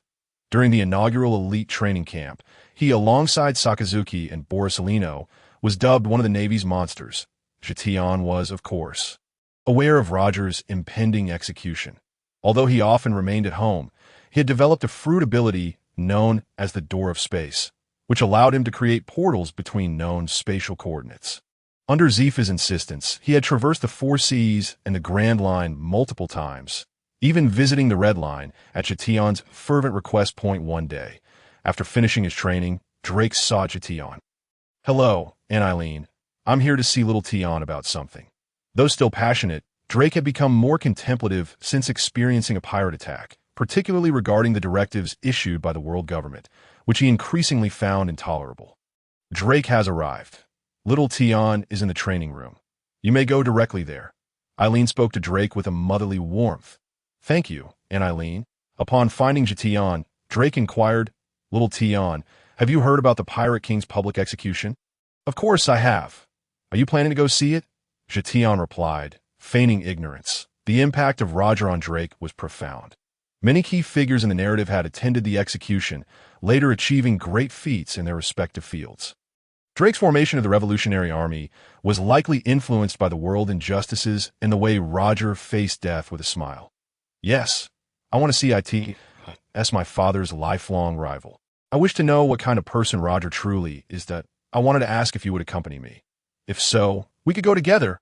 I will probably go, but I'm afraid I can't accompany you this time." Drake. "I feel that my strength needs to improve soon. You should head over first. I'll find you later. Lowtown will be quite the spectacle. Just be sure to disguise yourself to avoid drawing unwanted attention." "I understand. I was thinking the same, that you're about to enhance your strength again. Truly a monster." Upon hearing that Tian was about to break through once more, Drake couldn't help but marvel at his growth. Each time Tian gained strength, he and Drake would spar, and Drake found himself increasingly uncertain of Tian's capabilities. Especially with Tian's fruit ability, it never felt like a simple paramecia type. It seemed to have endless variations, and he was only 13. You, Drake, are the true monster. Who in the Navy does not know this?" Tian replied with a light-hearted laugh. "You cheeky lad, teasing me now? Do you think I'm unaware of your strength? At this rate, once you improve again, I may not even stand a chance against you." Tian simply smiled in response. All right, you little rascal, I must take my leave. See you in Logtown. Safe travels, Drake. Until we meet again in Logtown. After bidding farewell to Drake, Tian informed Eileen that he would be leaving for a few days. Eileen, having grown accustomed to his absences, reminded him to stay safe. Tian then retrieved a black cloak adorned with golden, celestial patterns from the void. Donning a silver mask, he waved his hand to open a portal and stepped through. Emerging from a door, he found himself in Logtown, a town of both beginnings and endings. Tian, familiar with the narrative, had established spatial coordinates during his 3-year journey across the seas and the Grand Line. He appeared at a vast estate located on the eastern side of the town, near the coast. There, 2 individuals awaited his arrival and greeted him with enthusiasm. Leader, you have arrived. The youth, in his 20s, and the stunning blonde beside him, greeted Tian. Tian smiled, though his mask concealed his expression. Yes, Taizolo, Stella, is everyone gathered? Leader, everyone is here and eagerly awaiting your arrival. The youth was none other than the later guild Tesoro, the user of the gold fruit. While the blonde beauty was his beloved, Stella, in the original timeline, Stella would pass away within a year prior. Taizolo had witnessed his beloved being taken by the celestial dragons in a moment of utter despair. It was then that Tian intervened, rescuing Stella and settling the couple in Logtown. In gratitude, Taizolo pledged his loyalty to Tian, alongside Stella, taking charge of intelligence operations. Taizolo also acquired the gold fruit, which had been procured through Zepha's connections, effectively preempting Doflamingo's plans. Let us proceed inside, Tian said, striding towards the depths of the estate and pushing open the door to the conference room, revealing a spacious round table where many awaited. Leader, it has been a while. How have you all been? Tian cheerfully approached the center of the gathering. Brother, I've missed you so much. Why have you taken such a long time to come find me? I've conquered the entire Sky Island and have ascended to divinity. The speaker was a young boy adorned with a white headscarf and flanked by 4 large drums. None other than Enel, the thunder god from the original tale. Once a mere child bullied on the Sky Island, he had been found by Tian while still enduring the torment of others. Subsequently, Tian had driven away his tormentors and had earlier discovered the rumble fruit for him to consume. After diligently mentoring Enel for 3 months, he had taken him on a brief adventure across the seas. When it was time for Tian to depart, after instructing Enel to conquer the Sky Island, Enel's tears were a poignant sight. Little brat, look at your smug expression. What's that behind you? It's utterly unseemly. Brother, don't you think it looks quite impressive? Enel was about to boast. But upon hearing Tian's words, he immediately wilted. I'm merely jesting. It's indeed quite striking that you've grown well, splendidly so. Upon hearing this, Enel's face brightened once more. Uncle Tom Tiger, it's been ages. Captain, it has been too long.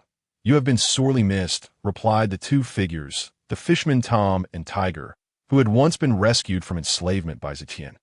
Tiger had since followed Tian on his adventures in the world of pirates, while Tom was Tiger's elder brother back on Fishman Island.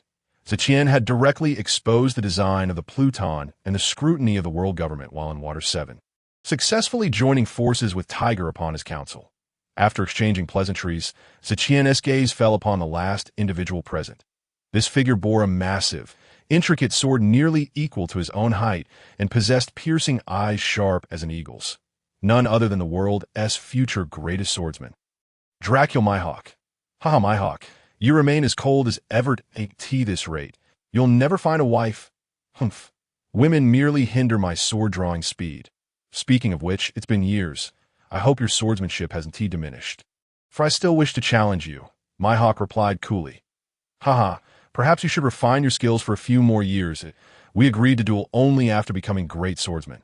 Also, I brought a few bottles of Golden Tears red wine. Would you care to sample it?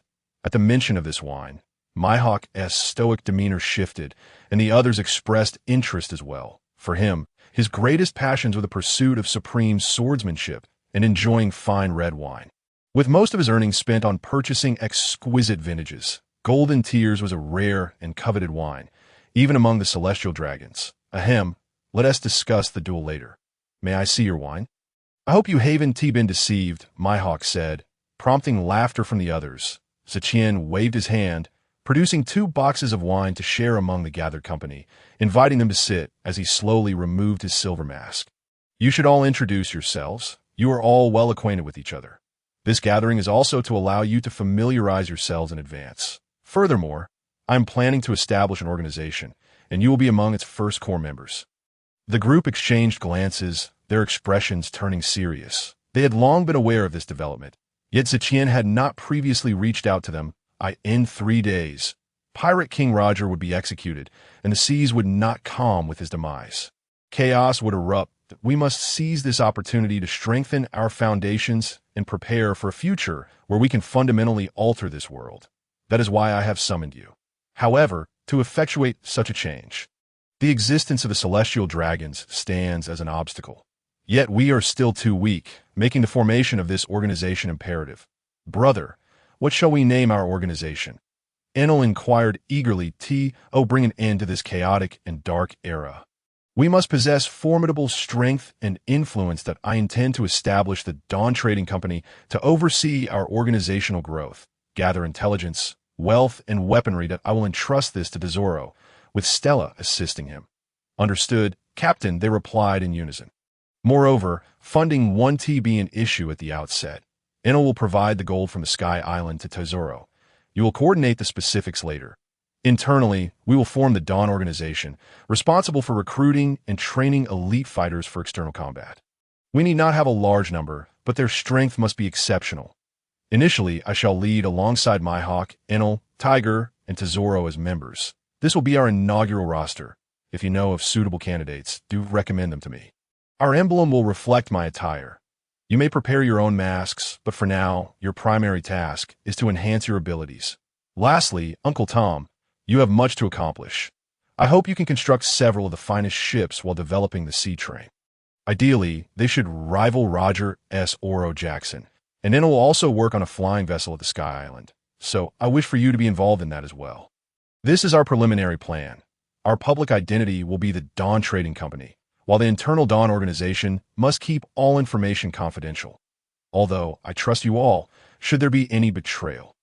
I will take matters into my own hands. Of course, aside from organizational duties, you are free to pursue your own dreams. Is that agreeable? Yes, they all affirmed. Very well, let us celebrate the establishment of our organization.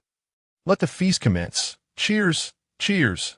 I can hardly wait to taste the golden tears. With the formalities concluded, the atmosphere grew lively as everyone raised their glasses to indulge, and a variety of dishes were brought forth. After the banquet, Tian instructed the members of the Dawn organization to remain vigilant in their disguises during collective missions before departing the estate. Tesoro and Stella continued their preparation for the Dawn Trading Company, while the others fulfilled their respective roles, awaiting Roger's execution. As Tian strolled alone through the streets of Lowtown, he soon noticed several familiar figures from the original storyline: Don Quixote Doflamingo, Crocodile, Gecko Moria, Shanks, and Buggy.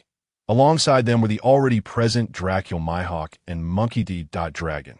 Tian refrained from using observation hockey and instead relied on spatial fluctuations to gauge their presence. This moment, aside from Dragon, whose strength was formidable, the others were not yet overly powerful.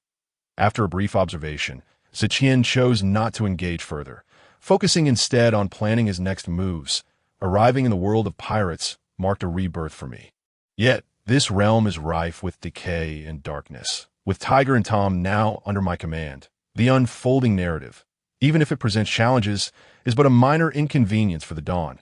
Tesoro and Stella, meanwhile, have grown quite close. That lucky brat seems to have struck gold. Regarding Tesoro and Stella, last time Tian had unexpectedly appeared before Tesoro, he had found him in a compromising position, cradling Stella on the desk while unfastening his belt. Had Tian arrived a moment later, he might have stumbled upon quite an embarrassing scene. Due to my interference, none of the four will meet their demise. Enel has developed a healthy worldview, and most importantly, Mihawk's inclusion is a boon. Though still in his youth, he is destined to become a formidable force, an emperor-level strength. Who else might I recruit? Since I've entered the pirate world, there are certain narratives from my past life that warrant alteration. The celestial dragons must be eliminated, and the arc surrounding Boa Hancock, Nico Robin, Nami, Ace, and others must be rewritten AS for that lecherous fellow. Should he be castrated or transformed into a woman by Ivankov and tossed onto the pleasure district? Never mind for now. I'll address it when the time comes. That scoundrel must perish, and Wano must be conquered. Though I cannot rectify the regrets of my past life, I shall savor the opportunity to witness the hearts of that race. When the 8th of September arrives next year, I intend to relish the cherry blossoms at Mutar Shrine fully on the 9th day of September in the year 1498 of the Sea Circle calendar. The town of Rog was particularly bustling. Early in the morning, the Navy surrounded the execution platform, yet they did not disperse the crowd. It was no jest. For today's public execution, Carp, Sengoku, and Tsuru had all made personal appearances.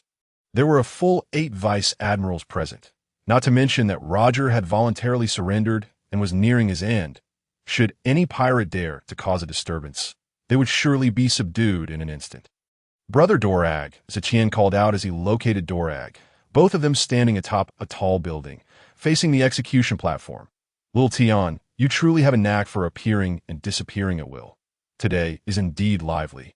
With so many prominent figures in attendance, Dorag, shrouded in a dark green cloak, remained fixated on the execution platform. Tian glanced at Dorag's attire, pondering the reason behind his brother's fondness for green. It was hard not to feel a twinge of envy. His brother's ensemble exuded an air of elegance far beyond his own. Indeed, Uncle Carp, Admiral Sengoku, and Aunt Tsuru are all here, not to mention numerous rear admirals. I wish I could have a bout with the Pirate King Roger. But alas, no such opportunity remains. Haha. I fear you would be utterly trounced, considering Uncle Carp's usual training methods. Dorag mused, a shiver running down his spine at the thought of Carp's rigorous teachings. Perhaps it's best left alone. I'm certainly no match for that old man's lifelong rival. He approaches Dorag's words. Tian turned his gaze to the execution platform, where a figure of moderate stature, yet commanding presence, Joel D. Roger, was being escorted by 2 executioners. The protagonist of the day, Roger displayed no fear of execution. Instead, he sat down on the platform with nonchalance. This was the wealth, reputation, and power of the Pirate King. Roger. Truly, he embodied the essence of the Pirate King, his charisma astonishing, leaving Tian feeling a certain inadequacy in comparison. Observing the audacious and serene Joel D. at Roger, Tian could not help but feel admiration swell within him. His thoughts drifted to Roger's illustrious life. He had formed an immensely powerful pirate crew, accomplished the journey through the Grand Line, and was universally recognized as the Pirate King. He had faced off against the formidable Whitebeard and the Golden Lion Shiki on numerous occasions, and had been pursued several times by Monkey D. Carp. On the steps of the Golden Bell in Skypea, he left a message that pointed the way to Raftel. After succumbing to an incurable illness during his voyages, the ship's doctor, Crocus, managed to alleviate Roger's condition somewhat.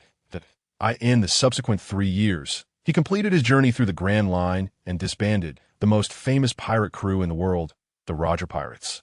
A year later, he bid farewell to his first mate, Silvers Rayleigh, and surrendered himself to the Navy. He was the father of Portgas D. Ace, the captain of the 2nd Division of the Whitebeard Pirates.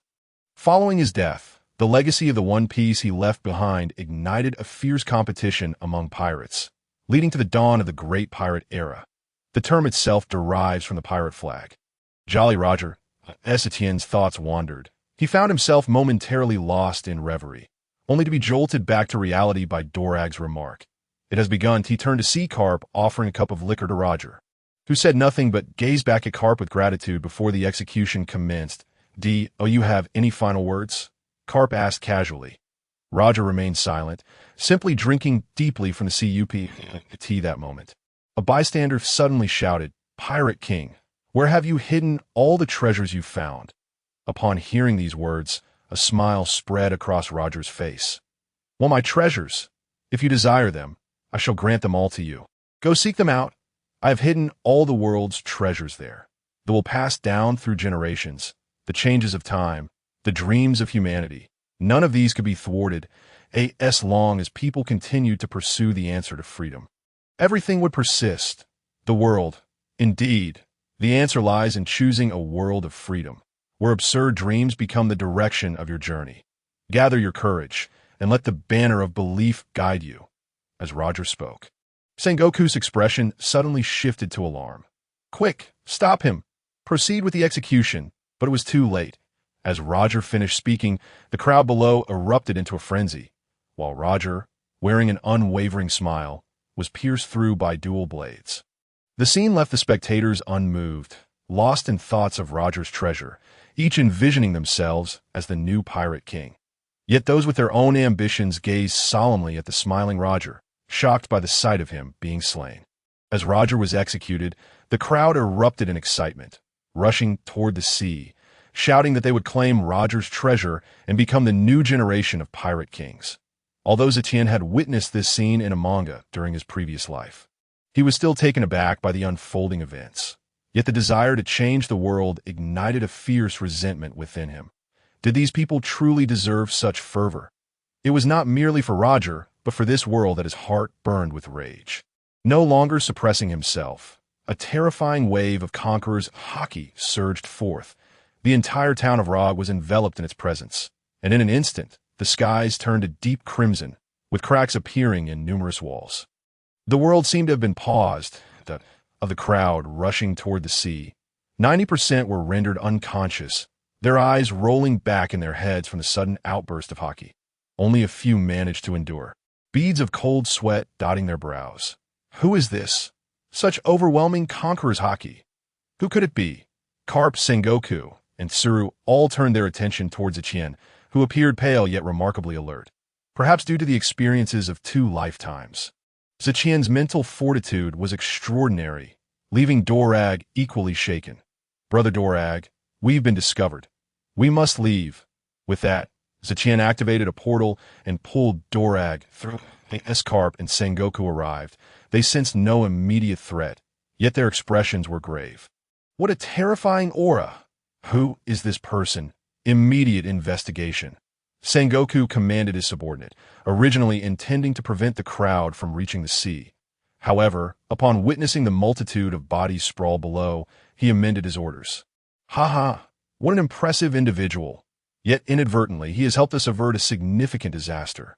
Carp chuckled, seemingly unfazed. Carp, stop laughing. Go help. Our men are unconscious, can't you see? Sengoku roared at Carp. Carp nonchalantly picked his nose, wiping a smudge of mucus on Sengoku's clothing before darting away. I'm off to save some folks. Carp, you rascal.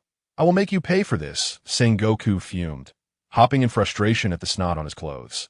What a formidable individual, the remaining bystanders mused, sensing that the one who had emerged was no ordinary leader, but had grown even stronger. The crowd gradually dispersed, realizing that with Carp, Sengoku, and the other vice admirals present, lingering would only invite imprisonment and impel down on that day, with the execution of the great pirate Roger. The era of great piracy commenced, and people flocked to the seas. Meanwhile, the mysterious wielder of Conqueror's haki made headlines. In response, the Navy and various notorious pirates stepped forward to take responsibility for the incident. Upon returning from Rog, Dorag intended to ask Tian something, but Tian halted him. He suggested that Dorag change clothes and take a tour of the Navy headquarters, promising to discuss matters later that evening. Meanwhile, Tian strolled through the streets for an hour, purchasing various items. That night, after sharing a meal with Dorag, he promptly dragged Tian into the training room. Little Tian, you've been hiding quite a bit. Haven to you. Even I was unaware of the strength of your Conqueror's haki. And you had me take a tour of the Navy headquarters. I understand it was to avoid suspicion, but it was unnecessary. Speak up. When did you awaken your Conqueror's haki? Dear brother Dorag, please do not be upset. I did not intentionally conceal anything. You did not inquire, so I refrained from speaking. Allowing you to take a stroll was merely a precaution, ensuring that there would be no errors.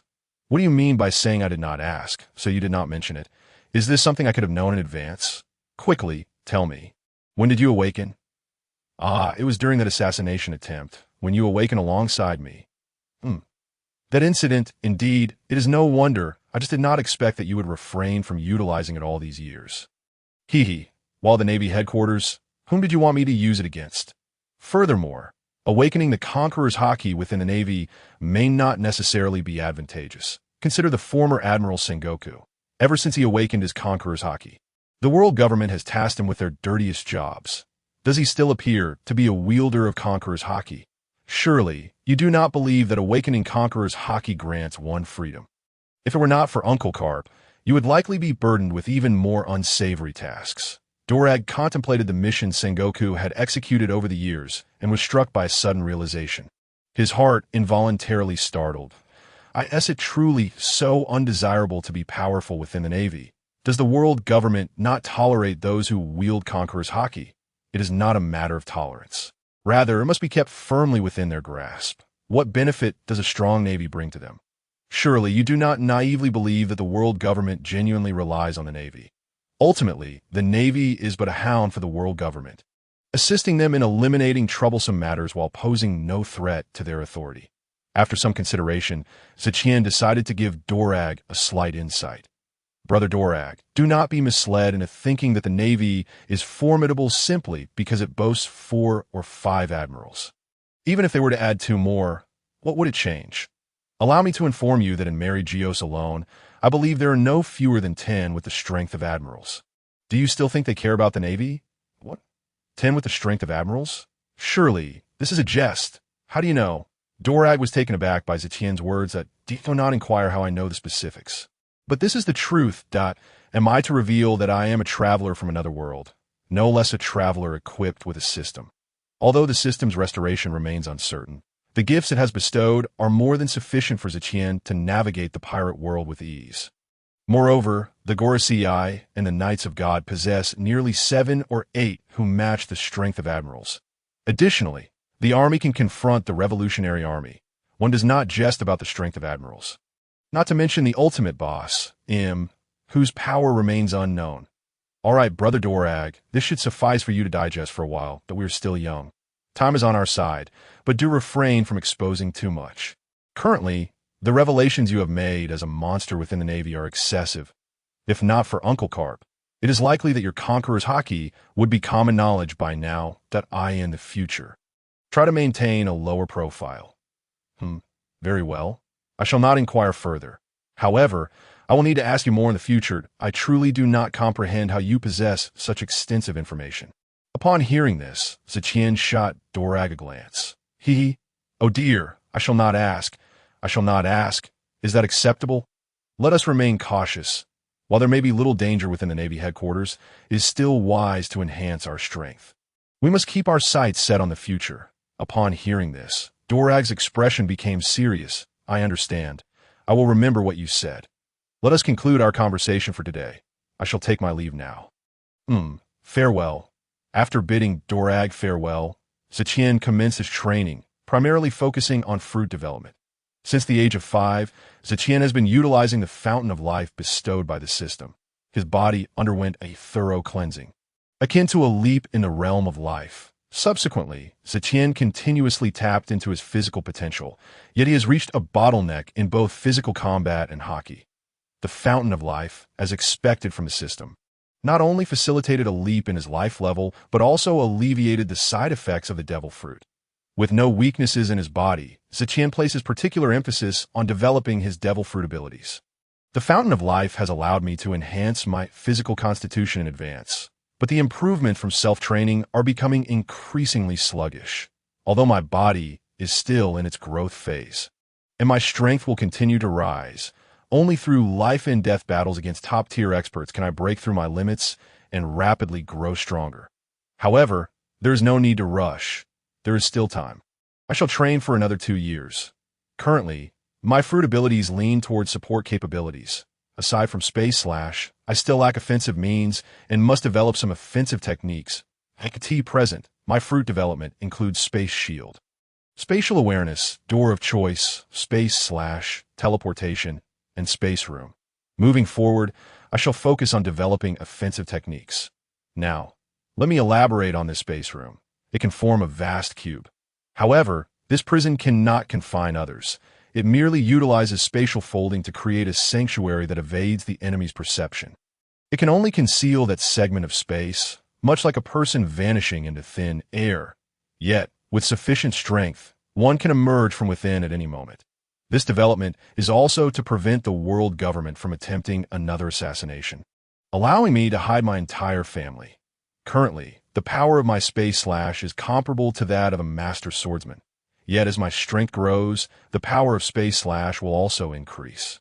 While it is true that a single skill can conquer all, it is wise to develop one or two more techniques just in case my proficiency with the door of choice increases. I seem to be able to sense spatial nodes that if I can control any space, does that mean I could perform strikes or attacks without distance? I recall that Feng Xiayun from Inrenji Xia possesses spatial abilities that allow her fists to pierce space for attacks. However, she appeared far too early, and the manga would not allow for such a blatant oversight. Yet, I seem able to act at will. Let me give it a try. Subsequently, Zetian emitted spatial fluctuations to perceive the nearby spatial nodes. The more he sensed, the deeper his understanding of space became. Zetian raised his hand and waved, conjuring a handgun, aimed forward and fired. In Zetian's perception, the bullet vanished the moment it left the chamber. Yet the target behind him was struck. It appears this is not too difficult. I am quite the genius, after all. With no one around, Zetian boasted with a chuckle and continued to fire. It was evident that Zetian's gun was always aimed in one direction, while bullets appeared around him from all sides. Unsatisfied with just the handgun, he drew a standard military blade, slashing in every direction as countless sword energies rushed forth. Without any flight trajectory, they appeared out of thin air and struck their targets. Zetian was thoroughly engrossed in his practice. Finally, he sheathed the military blade and resorted to using his fists. Countless fist shadows seemed to breach space as they struck the surrounding walls. Zetian's face radiated delight. Yet he remained focused, sensing space while delivering blows until deep into the night. After a brief respite, Zetian decided to develop another skill, which is, strictly speaking, a combination technique. This combination technique has taken Zetian 3 years to develop, and as his understanding of space deepened, it gradually took shape. Aiming at several prepared birds, he waved his hand and uttered, "Spatial binding." Suddenly, the birds flitting about in the air astonishingly froze in place. As if grasped by invisible hands, spatial strangulation. Bang!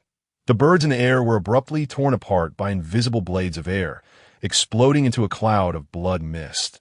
Zetian exhaled deeply, gazing at the grim scene below with a glimmer of excitement in his eyes. Though he soon furrowed his brow. Though successful, the power still seems too weak. If the enemy's haki is sufficiently strong, this technique cannot achieve a decisive kill, and even observation haki could evade it. Only when the enemy is exhausted after a fierce battle could this technique prove effective. However, with continued training, this move will eventually become my killing technique, and spatial binding can be trained independently. Although influenced by dimensional constraints, I cannot achieve absolute control like the Space God King in anime. I can undoubtedly attain a godlike existence in the pirate world. As dawn approached, Zetian finally allowed himself a moment of respite. Time swiftly elapsed, and 2 years had passed. Throughout this duration, Zetian remained in Marineford, refraining from convening the Dawn personnel, granting them the liberty to develop independently. Taizolo and Stella capitalized on the golden resources of the Sky Island to establish the Dawn Trading Company, which flourished at an astonishing pace. Their ventures encompassed various industries, including essential supplies, gambling, and arms trading, engaging in commerce with numerous nations. They began to make their mark across the seas and the Grand Line, covertly amassing devil fruits and formidable talents, their coffers swelling continuously. Tom and Tiger, leveraging Taizolo's trading company, procured abundant materials for shipbuilding. They constructed 4 vessels capable of withstanding diverse maritime perils. Furthermore, they aided Enel in the creation of the Arc Maxim, utilizing various shells from the Sky Island to forge a trimodal warship at Zetian's behest. All of these undertakings were kept under wraps. Mihawk, on the other hand, relentlessly pursued his own aspirations, honing his swordsmanship to the point of nearing the echelon of the world's greatest swordsman. The time had come. All had mastered the techniques of armament haki and observation haki, while Enel had made considerable progress in harnessing the powers of his devil fruit. After a prolonged period of ease, it was time for them to experience the thrill of combat against future admirals. From Zepha, Tian learned that the world government planned to unleash a buster call upon the archaeological sanctum of O'Hara to conceal the secrets of the unknown century. Tian resolved to alter Robin's fate while simultaneously striking a blow against the world government's dark machinations. That he retrieved a din mushy for surveillance and made a call. Taizolo summoned the Dawn personnel and instruct Enel to pilot the Ark Maxim to the uninhabited island adjacent to the archaeological site of O'Hara in the West Sea. This time, all personnel must participate. Understood, Captain. Since the execution of Roger, Sengoku had ascended smoothly to the position of Fleet Admiral. On this particular day, Fleet Admiral Sengoku convened a meeting of high-ranking naval officers, with nearly all officers of Rear Admiral rank and above in attendance. Sengoku, where have you hidden the Sanbei? Hurry up and bring it out. Since Roger's execution, Garp had largely remained at Navy headquarters. Devoid of duties, the Golden Lion, Shiki, had been defeated by the combined might of Garp and Sengoku. The lonely Redfield, had also fallen into Garp's grasp. Currently, aside from Whitebeard Edward Newgate, there were few pirates capable of piquing Garp's interest. It was far more entertaining to construct Sengoku's Senbei, providing both sustenance and the spectacle of Sengoku's impotent rage. The IT was truly a delightful pastime. Garp, you scoundrel, this is a meeting. Do not even think about coveting my Senbei. Sengoku thundered in fury. Garp, unfazed by Sengoku's ire, casually opened the Admiral's desk and made his way to his seat, Senbei in hand, his nonchalant demeanor eliciting sympathy for Sengoku. Hey, you carry on with your meeting. I won't interfere. Garp, you rascal. You are the Admiral, and yet you are not even on the level of an Admiral. I know. You are the Fleet Admiral. The others maintained a stoic demeanor, accustomed to this routine. Since Sengoku's promotion, the halls of Navy headquarters had frequently echoed with his roars. Only Vice Admiral Tsuru, Drackle, and Akiji Kuzan watched with keen interest, smiles gracing their faces. How frightening! Fleet Admiral Sengoku is truly terrifying. A certain yellow monkey observed the scene with a smirk that, of course, a certain red dog maintained a serious expression, seemingly uninterested. Ahem, everyone is present. We shall now commence the meeting. This mission is mandated by the world government, involving a buster call on the entire island of O'Hara. I will now announce the personnel assigned to this task. Fleet Admiral Sengoku, I would like to inquire as to why we are launching a buster call on O'Hara. As far as I know, this island is a sanctuary for archaeologists. Why would the world government wish to obliterate them? Upon hearing Sengoku's orders, the others remained composed, save for Kuzan and Drackle, whose expressions shifted dramatically. Drackle, filled with righteous indignation, confronted Sengoku directly. Garp, taken aback by Drackle's words, paused momentarily before resuming his Senbei consumption. Drackle, this is an order from the world government. Also, we are in a meeting. Be mindful of your demeanor. However, I can explain. The scholars of O'Hara have been clandestinely researching the history of the Void Century, attempting to overturn the world. Naturally, this is also the stance of the world government, but they are merely scholars and civilians. Even if they study the Void Century, they lack the capacity to alter the world. I see this as silence, Drackle. I do not wish to hear such words again. Consider this a warning that a certain yellow monkey hastened to silence Drackle. Aside from Tian, these two shared a good rapport with the others at Navy headquarters. Drackle glanced at Pagliasolino, who shook his head in response, leaving Drackle with no choice but to sit down in resignation. Very well, I had originally intended for Drackle to undertake this mission. However, given your attitude, you shall forfeit your position. Sakazuki, Kazan, present. This mission shall be under your command, primarily in coordination with CP9. Additionally, the following 5 individuals will assist. Ghost Spider, Dalmatia, Fire Mountain, Squirrel, and Maynard dispatch 10 warships, departing this afternoon to execute the buster call on O'Hara. Understood. Meanwhile, on uninhabited island in the West Sea, a golden-hulled flying ship suddenly descended. It was none other than the Ark Maxim. A flash of lightning illuminated the scene as a figure descended from the ship. Clad in a black cloak adorned with golden celestial patterns, it was Enel Da. Everyone is here. Has my brother arrived? I was busy maintaining the ship and arrived late. Below deck stood Taizolo, Tiger, and Myhawk, all dressed in matching attire. Ha, Enel, you have arrived. This ship is truly crafted from gold, although its design is somewhat unappealing. The first impression it leaves is simply, "Berries, what did you say, Taizolo? How dare you question my taste, this magnificent vessel, and you dare call it ugly?" Tiger, observing the bickering between the two, could only rub his forehead in exasperation. Had it not been for Enel's insistence that this design would enhance its aerial capabilities, neither he nor Tom would have ever conceived of crafting such a ship. Enough of the banter. The captain is about to arrive. Upon hearing that Tian was nearing, the two ceased their quarrel and patiently awaited his arrival. Not long after, a portal opened in the sky, and Tian stepped through to stand before them. "Captain, everyone is here. How the past 2 years treated you? Your skills have improved significantly."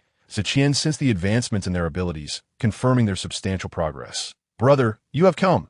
You have no idea how dull it was for me on the Sky Island. Now, I can finally fight alongside you. And look at our ship. Isn't it magnificent?" Enel exclaimed, eager to take credit. If one only considers the gold, it is indeed impressive, though slightly unattractive," Tian replied with a chuckle as he gazed at the glimmering vessel. Enel, disheartened, began to draw circles on the ground. "Captain, you are unaware that if not for Enel's relentless clamoring, Tom and I would have nearly abandoned the idea of constructing this arc maxim." Tiger quickly chimed in. "Well then, let us board the ship. I have summoned you all for an important mission, and it is time to assess the fruits of your training." Upon hearing Tian mention the mission, the group straightened their posture. Enel stood up, adopting a serious demeanor as they all boarded the ship. "The purpose of this gathering is to confront the Navy's buster call." "What? A buster call?" The group was taken aback, not expecting their first mission to involve contending against the Navy. A wave of excitement washed over them, and they began to prepare eagerly, with Mihawk even unsheathing his sword, knight, for polishing. The world government intends to unleash a buster call on the archaeological sanctuary of O'Hara, aiming to erase the entire island. Our mission is not to assist in their obliteration, but to rescue those in peril and confront their most formidable forces. According to my intelligence, the operation will be led by the so-called monster of the Navy. Sakazuki, alongside Kazan, 5 other vice admirals, several rear admirals, and 10 warships. In addition to these, there are also the lackeys of the world government, the CP organization. However, these matters are trivial and do not warrant excessive concern. Thus our pressure this time is considerable, though we must choose our targets wisely. I shall take on Sakazuki, while Mihawk and Kazan will be entrusted to you, and no problem. Enel, you are responsible for dealing with the Ghost Spider and Dalmesia. Taizolo, you will confront Fire Mountain and the Flying Squirrel. After this encounter, do not reveal your abilities outside, that we can merge some of the gold brought from the ship in advance. Tiger, you are to face Menard. Among them, Fire Mountain is likely the strongest, while Dalmesia is a Zoan-type devil fruit user. All these vice admirals are proficient in the Marine 6 powers and hockey, so exercise caution. Moreover, Tiger, Menard should be the weakest. I hope you can defeat him swiftly and then assist Enel and Taizolo. This time, you can fully unleash your potential and experience the pressure. That understood? No problem. Be by the way, to conceal your identity. Mihawk, it will be best for you to wear glasses, and your sword cannot be used. Take this one for now. Saying this, Zeke pulled a sword from the system space and tossed it to Mihawk. This Night Hunt is a large sword of the 21st craftsmanship. Although it may not be as exceptional as your knight, it is still a rare find, so consider it a gift. Mihawk, being a connoisseur of blades, would not have nurtured Knight into the strongest black blade, otherwise he immediately drew Night Hunt. The blade was a deep crimson, with a chaotic and oppressive aura. A fine sword. Thank you. Well, aside from the need for concealment, we cannot use names during our operation. I have assigned code names for you to use. Z, Sword Mihawk, Thunder, Enel, Gold Taizolo, Water Tiger. That will suffice. Enel, navigate the ship to hover over O'Hara for the next few days. Remain on the ship and await my message. I have some matters to attend to, so you may converse among yourselves to prepare for cooperation. With that, Zeet vanished from the Ark Prophesy as the Marines advanced towards O'Hara. Zeet had already arrived at the Tree of Knowledge, seeking out Professor Clover. Zeet held great admiration for this venerable scholar, who had conversed with the Gorset, yet met a tragic fate. Grandpa Clover. It's Zeet. Do you remember me? You are... Zeet, You've grown so much. It's been nearly 3 years since we last met. What brings you here? Is Zephyr not with you? Grandpa Clover, let us talk inside. I have something important to discuss. Noticing Zeet's serious demeanor, Clover sensed that something was amiss and promptly led Zeet to the research room. What troubles you, young Zeet? Zeet then informed Professor Clover that the world government had discovered that the scholars of O'Hara were secretly researching the true history and intended to enact a purge. He urged that the island's inhabitants evacuate in advance. After listening intently, Professor Clover sighed. What is meant to happen will come to pass. Thank you, young Zeet, but I cannot leave, nor will most of the scholars. Why not, Grandpa Clover? It's not too late. You could continue your research elsewhere. Are you truly willing to sacrifice your lives for it? Ah, young Zeet, our entire lives have been devoted to this research. And the tree of knowledge is our mother tree. I cannot abandon it. If possible, I would appreciate your assistance in evacuating some children and women, but we scholars will not leave. Understanding Clover's resolute expression, Zeet realized further persuasion was futile, and he conceded. Very well, Grandpa Clover. May I take some of the books with me? Clover's eyes brightened, filled with gratitude as he gazed at Zeet. Of course. Thank you, young Zeet. You are a good child. The Marines may not arrive for a few days, but the CP organization of the world government is currently surveilling you. You must quietly gather the people, and I will return tonight to assist with the evacuation. Understood. I will wait for you at the Tree of Knowledge. Then I shall take my leave. See you tonight. Zeet briefly sensed his surroundings, furrowed his brow, then relaxed, teleporting away. Professor Clover sighed, determination etched on his face, and immediately headed towards the Tree of Knowledge. Sorrel, I tell you, I will soon become a true scholar. Just the day before yesterday, Professor Clover agreed to my doctoral assessment that I aspire to be an archaeologist like everyone else. A girl around 8 years old joyfully recounted her aspirations to a towering giant. This girl was Nico Robin, and the giant was Hardward D. Sorrel, a drifter of the giant race that Robin had discovered by the sea. Robin was captivated by Sorrel's unique laughter, and thus the two became good friends. In truth, Sorrel had once been a vice admiral in the Marine headquarters, but fled due to his discontent with the extreme measures taken by the higher-ups. After spending 5 days with Robin, Sorrel learned that Robin's mother, Alvia, was the archaeologist he had once allowed to escape during his tenure as a vice admiral. He was taken aback, but resolved to protect this kind-hearted girl. Sorrel, you're my second best friend. When my mother was gone, I was often bullied, called a monster, just because I could sprout many hands. But after that person appeared, my life changed for the better. He helped me teach my bullies a lesson and brought me many delicious treats. He even let Grandpa Clover take care of me, but I haven't seen him for a long time and don't know how he is doing. What a good person. It seems little Robin really likes him. Robin's face flushed at Sorrel's words. No, that's not true. I can't stand Sorrel. Ha. Little Robin is shy.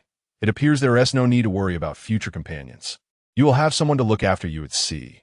Going to sea? But I only want to quietly study the true history. I don't wish to become a pirate. Besides, Brother Zeet is at the Marine headquarters. He wouldn't take me out to sea. Sorrel looked at Robin with compassion, thinking that her wishes might not come to pass. But I will protect you with all my might. Suddenly recalling something, Sorrel paused. Brother Zeet, the Marine headquarters? Little Robin, is your Brother Zeet from the Marine headquarters? Sorrel was somewhat familiar with Zeet. Even though he was of the giant race, he had participated in the Marine elite training camp. Under Zephyr's guidance, he naturally recognized Zeet. Although their interactions were limited, as Zephyr's son, Sorrel had a vivid impression of that sunny and handsome young man. Before Robin could respond, a voice interjected. What she said is correct. That is indeed me, Brother Sorrel. It's been a while, little Robin. Both were startled by the sudden voice, and Sorrel instinctively shielded Robin behind him. However, upon recognizing Zeet, he relaxed at a young man over 6 feet tall, with purple hair and clad in a celestial cloak, approached them. Brother Zeet, Robin exclaimed, rushing toward him with open arms. Zeet smiled, embracing Robin warmly. She clung to his neck, reluctant to let go. Little Robin has grown heavier and even more beautiful. Robin's cheeks flushed as she hurriedly replied, No, I've just grown up. Brother Zeet, why haven't you come see me for so long? As she spoke, tears welled in Robin's big, doe-like eyes. Zeet, noticing this. Quickly apologized that I'm sorry, Robin. I've been so busy these years, but look, your brother has come to see you now, and I even brought you a gift. As Tian spoke, he produced a historical text rubbing he had meticulously prepared in advance. Upon hearing of a gift, Robin's eyes sparkled with delight as she eagerly reached out to accept it. Unable to contain her excitement, she began to unwrap it while murmuring, "What a wonderful gift." When Robin peeled back the paper, she was instantly taken aback by the characters inscribed upon it, her eyes wide with astonishment, as if she were beholding the most exquisite treasure in the world. Observing Robin's dazed expression, Tian tucked the rubbing away. It was only then that Robin snapped back to reality, anxiously demanding it back from Tian, her little legs kicking restlessly. Amused by Robin's adorable demeanor, Tian burst into hearty laughter and planted a kiss on her cheek. In an instant, Robin stiffened, her small face flushing a deep crimson. Saul also paused momentarily before breaking into a knowing smile. "All right, enough of the antics. Let us speak of serious matters. That I shall keep the historical text safe for you, as it carries certain dangers. Brother Saul, I have heard of your situation. What do you plan to do moving forward?" Tian continued, "You should take Robin and leave this place. That I suspect the world government will soon take action against O'Hara." This was prompted by discontent with the Navy's extreme measures, particularly their unilateral release of Nico Alvia.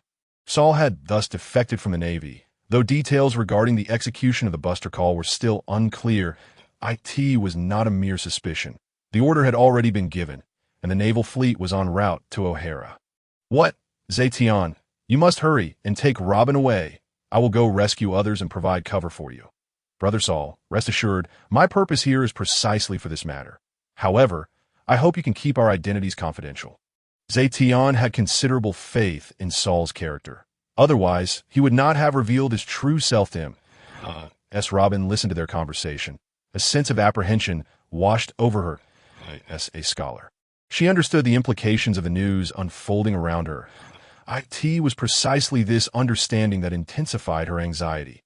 "Brother Tian, are we going to die?" "Do not worry, Robin. We shall be safe as long as I am here. Though this island may no longer exist, Tian, what do you intend to do?" Here is the situation the esteemed readers. After explaining his plans for the night to Saul, Tian returned home with Robin. He began to gather essential clothing, books, and other items into his dimensional space before setting off for the Tree of Knowledge. Along the way, he utilized his perception abilities to evade the watchful eyes of CP spies. At that moment, Dr. Clover had already ushered the families of the scholars into the basement via a concealed passage. "Shout Tian, Robin, you have arrived. I have informed everyone of the situation. Most are unwilling to leave. But I hope you can take the women and children with you. Grandfather Clover, you should come with us. Why sacrifice yourselves in vain? Child, the Tree of Knowledge is our sacred mother tree, our faith. If we leave, we shall lose our roots. Indeed, we shall not abandon it. We vow to remain with the Tree of Knowledge until death." Witnessing the resolute expressions of the crowd, Tian found himself at a loss for words. These individuals, despite their stubbornness, were prepared to share in the fate of their homeland. Tian pondered, recognizing that the world of pirates was composed of islands, each a nation, a home. The thought of losing it resonated with him. Yet, the more he contemplated, the more frustrated he became. "Very well, I respect your decision, and I assure you I will take care of your families. Now, I will transport you to Skypiea, where I have already arranged housing and provisions. Please make your way there. Skypiea? Although I've never been, we have studied its records.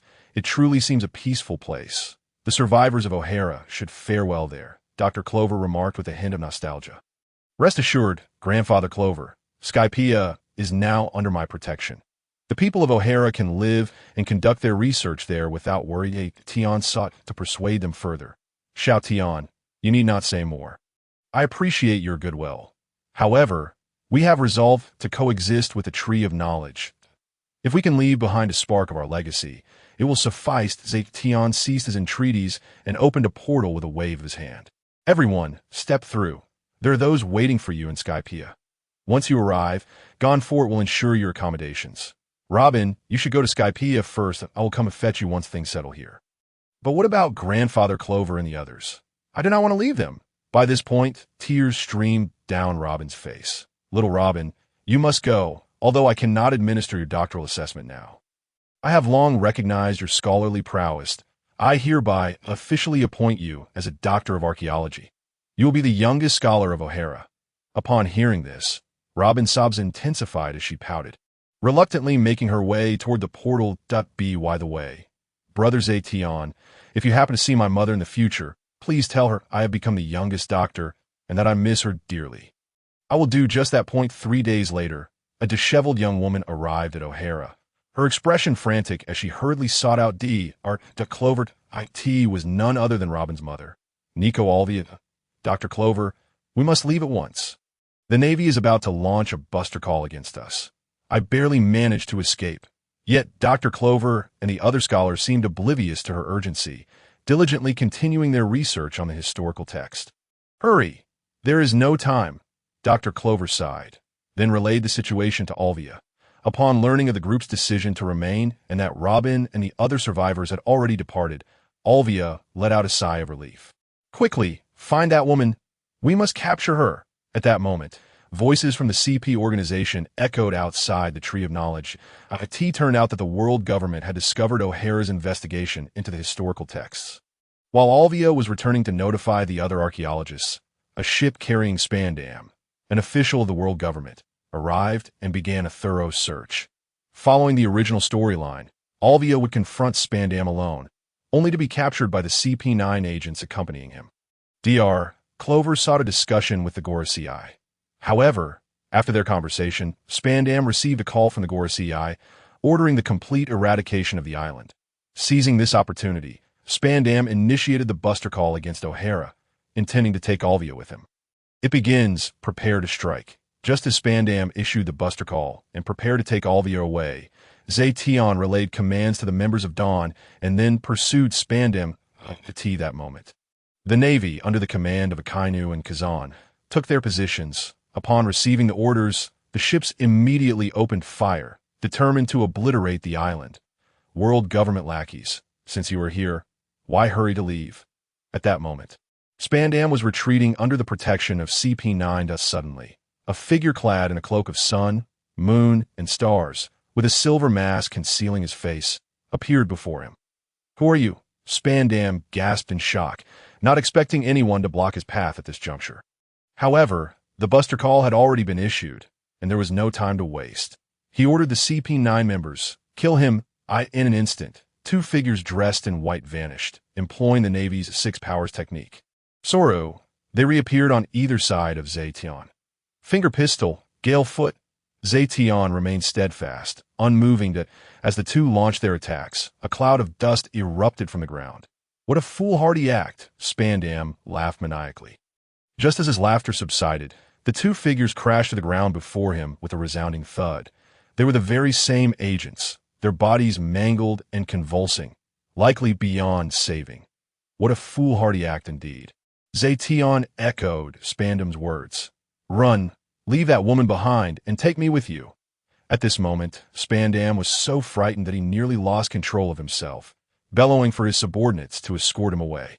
As the highest commander of CP9, he possessed absolute authority. Should Spandam perish here, the members of CP9 would share the same fate. Thus, upon hearing Spandam's command, some immediately took him away, while others charged toward Zetian. Zetian's heart remained unperturbed by the CP9 members. He swiftly dealt with them without even resorting to his devil fruit powers. Just as he intended to pursue Spandam, the sound of cannon fire erupted in the air. A barrage of shells rained down upon the island, leaving Zetian no time to chase after him. He swiftly positioned himself in front of Orbia, shielding her from the incoming projectiles. Although he could have employed spatial confinement techniques, he chose not to exhaust his energy, knowing that further battles lay ahead. As for Spandam, he was merely a jester, easily extinguishable at any moment. Boom, boom. The sky was filled with the roar of cannon fire as the entire island was engulfed in flames. Thick clouds of smoke billowed everywhere, transforming the scene into a veritable hell on earth. With no time for further contemplation, Zetian hastily lifted Orbia and made his way towards the Tree of Knowledge. which was now being consumed by the inferno. Dr. Clover and the remaining scholars were desperately trying to extinguish the flames. Fortunately, they had previously taken refuge in the basement, escaping the initial onslaught of cannon fire. However, given the current circumstances, it was only a matter of time before they too would be engulfed by the flames. Observing the scholars, who were determined to remain with the tree of knowledge to the bitter end, Tian resolved to act decisively. He unleashed his conqueror's haki, rendering the scholars unconscious. Tian opened a portal, tossing each of them inside. My apologies, but I cannot bear to witness your demise. We shall converse upon your awakening. Although the Demon Slayer Order posed minimal threat to the world's top-tier powers, it remained a formidable force due to its nature as conventional weaponry. Before long, the entire island was submerged in the chaos of cannon fire. Meanwhile, a large crowd gathered at the seaside, for O'Hara was home not only to scholars but also to civilians. Tian found it impossible to rescue everyone without attracting attention, as the masses surged towards the evacuation ships. Faced with the calamity brought by the Demon Slayer Order, fear was etched on the faces of the people as they rushed towards safety. The scene drew the attention of the Navy, and Akainu ordered the ships to sink the evacuation vessels. Just then, Kazan, who had just returned from the island, attempted to intervene, but the Eagle faction dutifully followed Akainu's orders. Instantly, 2 warships turned their cannons towards the evacuation ships and the crowd on the shore. Bang banged as the evacuation vessels and the people appeared to be on the brink of annihilation. Suddenly the air crackled with energy. Thundernet, oceanic overhead suplex, golden barrier. A layer of electric netting materialized in the sky, intercepting the artillery shells and triggering a series of explosions. Massive currents surged across the sea, submerging the remaining projectiles. The golden barrier also arose before the evacuation ships and the crowd, shielding them from the shockwaves. What is happening? Who are these individuals? Akainu, Kazan, and the vice admirals turned their gazes towards the newcomers in the air, on the surface of the sea, and along the shore appeared 4 figures, 3 of whom had just intervened. The fourth, a man clad in sunglasses and wielding a dark red longsword, remained poised. All were adorned in cloaks decorated with the sun, moon, and stars, their faces concealed by masks. It is surprising that the so-called righteous Navy would direct their artillery against unarmed civilians. It seems you are indeed mere lackeys of the world government. As for us, we are Dawn, existing to save the innocent. Wherever darkness lurks, there we shall appear. Humph. Mere rats scurrying in the shadows. You dare come here today? The justice of the Navy will not permit your kind to desecrate it. Akainu scoffed at the group. Aside from the swordsman with the blade, the others posed little threat in his eyes. Furthermore, with 10 warships, 5 vice admirals, and Kazan at their disposal, they were not to be trifled with. Kazan, I must trouble you. Their artillery cannot defeat them. We must take action ourselves. Understood. Though Kazan and Akainu were not on amicable terms, he would not refuse Akainu's request in the face of a sudden enemy. That moment, Kazan leaped onto the surface of the sea, and as his hands touched the water, he declared, Ice Age.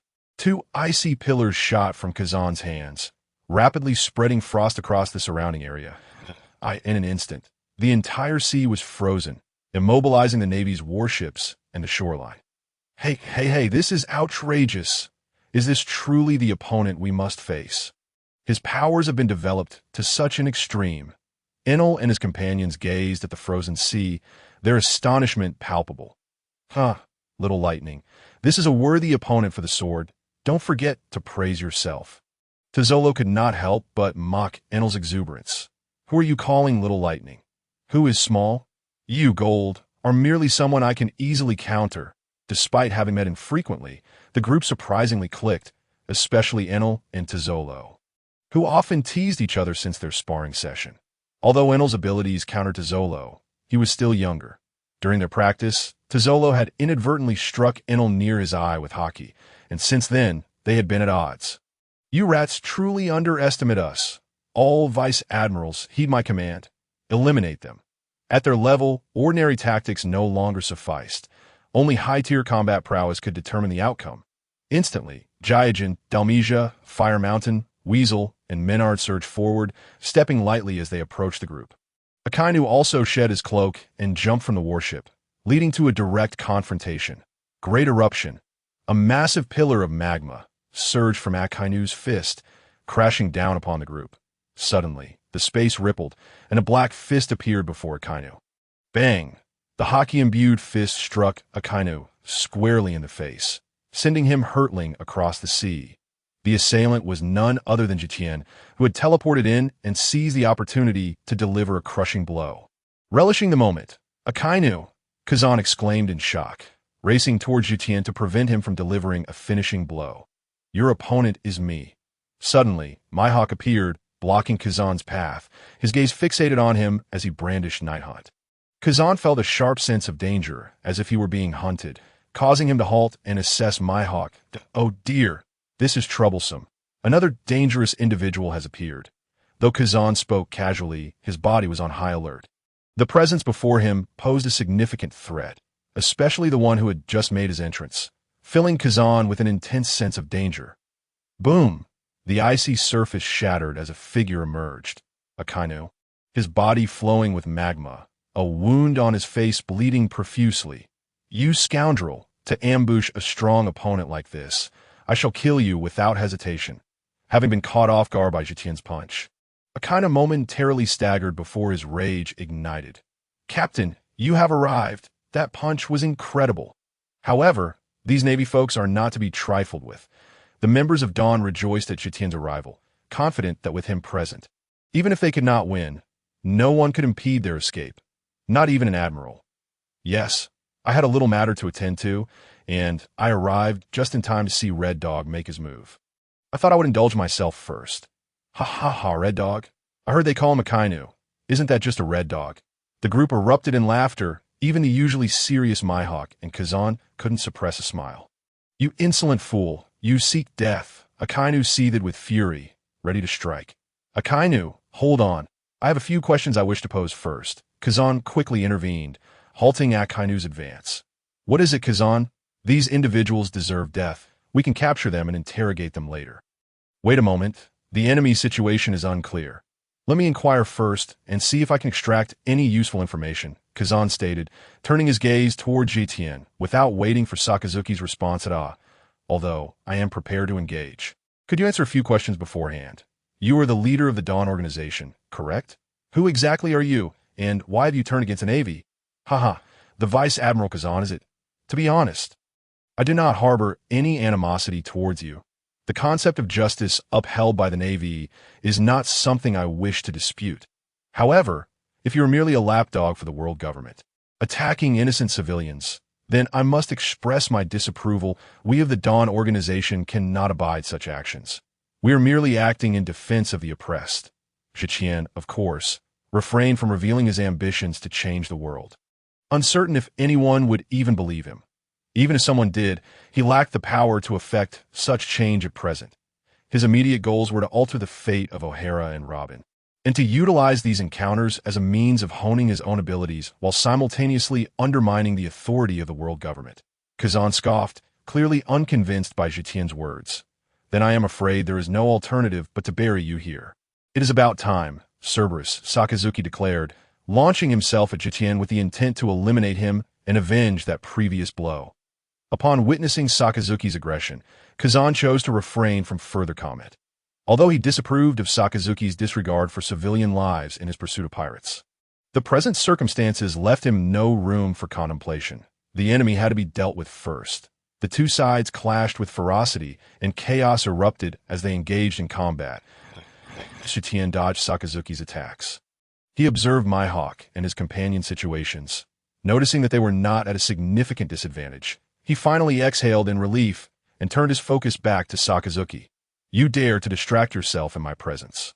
You scoundrel, dog bite Red Lotus. The magma fruit, renowned for its unparalleled offensive power among the Logia-type fruits, unleashed its fury. Even before the attack reached him, Tian felt a sharp sting on his skin. He was keen to test the intensity of Sakazuki's assault. He chose not to evade, but instead enveloped himself in armament hockey, shattering the magma with a single punch. The explosive magma erupted in all directions, and Tian shook his reddened hands, scalded but exhilarated. Indeed, The attack power is impressive. It shall serve to entertain me, do not underestimate me. You wicked individuals deserve to be judged, Zetian retorted, though he held a certain respect for Sakazuki's commitment to duty as a soldier. Despite his methods being intolerable, Zetian remained silent, for his primary mission was to evaluate the strength of the Dawn. He was also in dire need of a grand battle to awaken his latent potential, which is why he did not fully evade Sakazuki's onslaught. Instead, he donned a layer of armament haki, his body adorned with black and crimson patterns that exuded an unusual beauty as he charged directly at Sakazuki. Boom! Their fists collided, neither party yielding an inch. Sakazuki's fierce gaze fixated on Zetian's silver mask, as if attempting to pierce through it. They exchanged blows relentlessly. Cerberus! Suddenly, Sakazuki transformed and retreated, launching a torrent of crimson magma towards Zetian. Yet, Zetian countered with a powerful punch, dispersing the magma. However, Sakazuki seized the opportunity presented by the magma's cover to strike Zetian with a fierce blow. Although Zetian sensed the incoming attack with observation haki, he was unable to avoid it in time, that he could only brace himself with armament haki, enduring the impact of Sakazuki's punch. Boom! Zetian was sent flying, crashing into a massive boulder. Captain, the others, witnessing Zetian's plight, rushed to his aid but were held back by their own opponents. Cough, cough, I'm fine that I was careless. Zetian emerged from the dust, adhering to the principle that where there is smoke, there are no injuries. He was unharmed, save for a few wrinkles in his clothing. That moment, Zetian's silver mask concealed his expression, yet beneath it lay a face full of excitement. Though he had been struck away, he felt his strength surging and improving by the second. It was not that he could not contend with Sakazuki. He had merely engaged in combat using only his physical prowess, refraining from utilizing his devil fruit abilities, swordsmanship, and conqueror's haki. Delightful. Come again. If this is all you are capable of, prepare to face the judgment of justice. Still refusing to answer, Zetian instantaneously appeared before Sakazuki, delivering a powerful punch that Sakazuki hastily attempted to block, just as their fists were about to meet. Zetian suddenly vanished, reappearing behind Sakazuki. How is this possible? With a darkened fist, he struck Sakazuki, sending him flying once more to a nearby boulder shattered under the force, while Sakazuki, caught off guard, spat blood from the sudden turn of events. Sakazuki, the naval officers panicked, attempting to provide assistance. The members of Dawn were equally relentless, their positions shifting dramatically in the heat of battle. Only Mihawk and Kazan remained unmoved, focused on their own adversaries while recognizing the strength of their leader and companion. Haha, I won't simply be on the receiving end of blows. This punch was exhilarating, Zetian chuckled. That was definitely not a Soru. You were a devil fruit user. Sakazuki wiped the blood from his lips, his gaze steely as he stared at Zetian. I never claimed otherwise, but such an injury should be trivial for you. Now, round two, let the battle commence. Zetian vanished once more, reappearing before Sakazuki to launch another punch, only for the vigilant Sakazuki to block it with all his might. The intensity of their battle escalated, Zetian's form flickering like a mirage, while Sakazuki was encircled by an overwhelming tide of magma. Both combatants had ignited their true fire. Meanwhile, in another part of the battlefield, Enel utilized his lightning fruit abilities, deftly evading confrontation with the likes of Gecko Moria and Dalmatia, occasionally unleashing chains of lightning, but avoiding close-quarters combat. Having been mentored by Zetian, Enel's tactics began to lean towards a more evasive style, much to the frustration of his opponents, who could only shout in exasperation at his lack of martial decorum. On the other hand, Tezolo engaged in fierce combat, utilizing a pre-prepared golden armor. Merging it with the golden armor Zetian had unwittingly extracted previously, Tezolo donned a golden bull Taurus armor, a rather flamboyant choice. From a distance, Zetian observed this spectacle, bemused, already contemplating the necessity of procuring a similar armor for Tezolo in the future. Though it may seem superfluous, it was quite the sight to behold. Armed with a golden glaive, Tezolo continued to clash with the likes of Fire Mountain and the formidable Vice Admiral Squirrel, a character who gained significant fame later in the original story. Tezolo found himself struggling in battle. However, his body had been greatly enhanced by the gold fruit, and with Zetian's prior insights into its capabilities, he managed to hold his ground.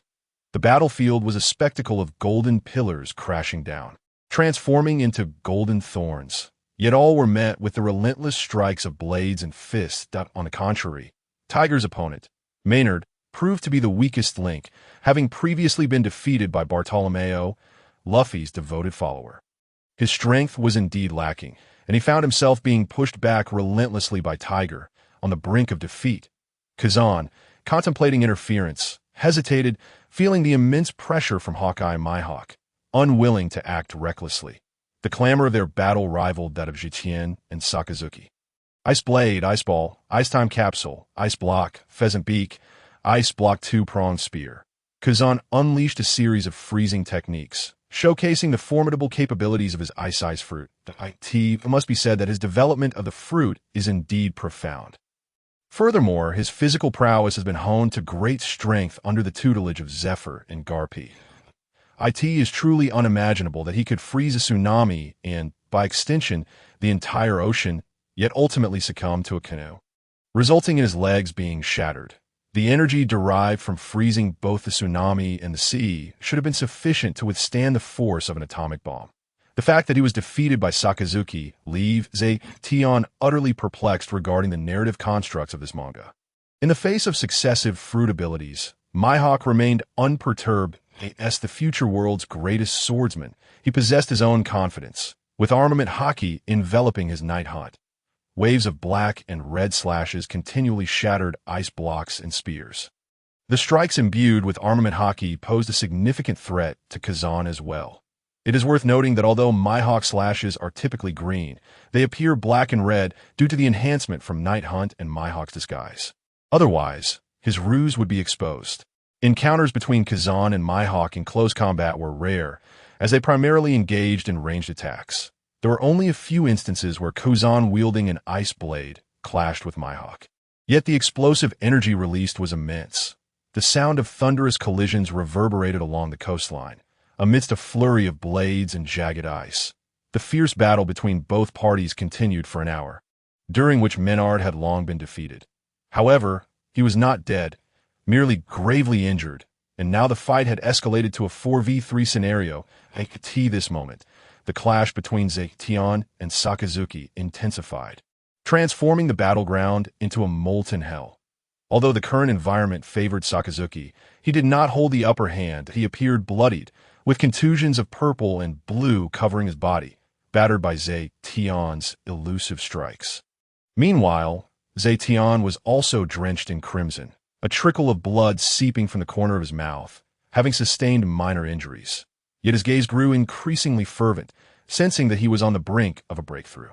As the battle raged on, Tian suddenly felt a jolt coursing through his body, a maniacal grin spreading across his face. He had broken through. He now distinctly sensed a surge in his physical strength, officially transcending to the level of vice admiral. Although he had previously achieved this level of comprehensive power, he now felt significantly stronger. With a smile directed at Sakazuki, he vanished in an instant. Mere trifles, Sakazuki thought, though he remained alert, not yet concerned. However, he soon felt a barrage of punches converging upon him, his eyes widening in shock. Before he could react, Tian delivered a devastating blow to his abdomen, sending him hurtling back and shattering the last innocent boulder by the shore. He lay there, unable to rise for a prolonged moment. Sakazuki, Kazan exclaimed, disregarding Mihawk as he charged toward Sakazuki to shield Tian. I'm fine, be cautious. This bastard is peculiar. We can surely defeat him together. Sakazuki spat blood and struggled to his feet, embodying the resilience of a formidable warrior. Kazan did not respond to Sakazuki, but kept his gaze firmly fixed on Tian, wary of his potential sudden attack, especially with the formidable Mihawk nearby. Defeat me. Red Dog, you overestimate yourself. This will be the end for today. Should you dare to harm civilians again, beware of your head. As Tian ceased his assault, Enel and the others disengaged from their respective opponents and swiftly gathered before Tian. Evil must be buried. You wicked individuals shall not escape. Boss, this guy is asking for trouble. Should I teach him a lesson? Enel, unable to contain himself, shouted, Oh, go ahead, Lightning. It's up to you to— Anna was taken aback. He had witnessed the entire battle between Tian and Sakazuki and couldn't help but marvel at their monstrous abilities. Hearing Tian's request for him to take action against Sakazuki left him momentarily speechless. I was just joking, dumb. Let's save it for another time. Da ha ha ha. The others erupted into laughter at Enel's comical display. This is where we part ways. Sword, lightning, gold, water. Let us seek stronger foes next time. Prepare to leave. You bastard, how dare you disregard the Navy? You shall not escape, Sakazuki bellowed, while Kazan remained silent. The other vice admirals glared at the members of Dawn, feeling the weight of their frustration, particularly the humiliation faced by the likes of Ghost Spider and Dalmesia, who had been toyed with by Enel. Escape? Red Dog, do you think that was my full strength? Since you seek death, allow me to introduce you to despair, spatial confinement, 100 steps divine fist. Suddenly, Tian unleashed his spatial power, enveloping the entire coastline within his domain, that he struck with a speed and force that far surpassed Luffy's chaotic flailing. Meanwhile, Sakazuki, Kazan, and the other vice admirals felt a chill of dread wash over them. Tian remained stationary, yet countless fists and palm imprints materialized around them, each carrying the same devastating force that had previously sent Sakazuki flying. The critical aspect was that they were unable to move. Bang, bang, bang. In an instant, Ghost Spider and the others were left bloodied and incapacitated. Kazan fared somewhat better. Despite his exhaustion, he retained some strength but still suffered the impact of 2 punches and a palm strike, blood trickling from his mouth. The most unfortunate was Sakazuki, who, already gravely injured, was rendered rigid by the onslaught. Blood gushed from his body, and he lost consciousness, appearing on the verge of death without immediate medical attention. Tian, too, paled, having expended tremendous energy in utilizing his spatial domain and unleashing a relentless barrage. The toll on him was significant, though his mask concealed his fatigue. The remaining Navy personnel regarded Kazan as if he were facing a formidable enemy. Meanwhile, the members of Dawn were left astounded by Tian's prowess, their gazes filled with shock, admiration, and resolve. Kazan, considering that you have not harmed any civilians and wish to protect someone, I shall let this slide for now. However, should we meet again, I will not show mercy, Tian remarked. Hinting at the original narrative, Kazan appeared dazed, half of his comprehension lost, yet he breathed a sigh of relief. Thank you. But next time, I will not let you off so easily. At this moment, Kazan still brimmed with fervor, having witnessed the Navy's cannon fire against rescue boats, but was temporarily halted by Tian and his companions at as you wish. We are leaving WY the way. Red Dog is nearing his end. You handle it. If there's a next time, let him be cautious of his head. With that, he led the members of Dawn toward the bombarded O'Hara, disappearing in the blink of an eye. Truly terrifying, just as that yellow monkey fellow said. The final move of Tian left Kazan with lingering trepidation. The technique, executed in an all-encompassing manner directly before him, was inescapable, leaving him no choice but to endure it head-on. Kazan found himself momentarily dazed, entirely oblivious to the injured comrades and the nearly lifeless Red Dog at his side. The conclusion of the O'Hara expedition brought Tian immense satisfaction. Not only did he achieve a comprehensive breakthrough to the rank of admiral, but others also made significant advancements. Particularly noteworthy was Mihawk, who, although certain to perish in a life-or-death battle against Kazan, was nonetheless capable of momentarily contending with an admiral. The rest of the participants, having been tested in this conflict, demonstrated the potential to rise from elite Navy vice admirals to admirals. He instructed others to continue concealing their affairs and specifically urged Tiger to keep a vigilant eye on the fishmen, ensuring they did not venture out to prey upon civilians. With that, Tian departed from the group, making his way directly to Sky Island, where Gonfurl had already settled the O'Hara scholars and planted the saplings of the Tree of Knowledge, hoping they would grow into a new tree of knowledge. This moment, Dr. Kuroba and the scholars had awakened, bewildered in their unfamiliar surroundings amidst the winged inhabitants of the island. Initially, they assumed they had perished, only to realize, thanks to Gonfurl's explanation, that Tian had rescued them. However, their hometown lay in ruins, and they were uncertain about their future path. Led by Dr. Kuroba, The scholars remained in a state of shock until the arrival of Robin and her mother. Olvia helped them regain their composure. Now, their concern shifted towards Tian's well-being. Upon his arrival at Sky Island, Robin rushed towards him eagerly. Despite having experienced the destruction of O'Hara, Nico Robin had been sent ahead to Sky Island by Tian.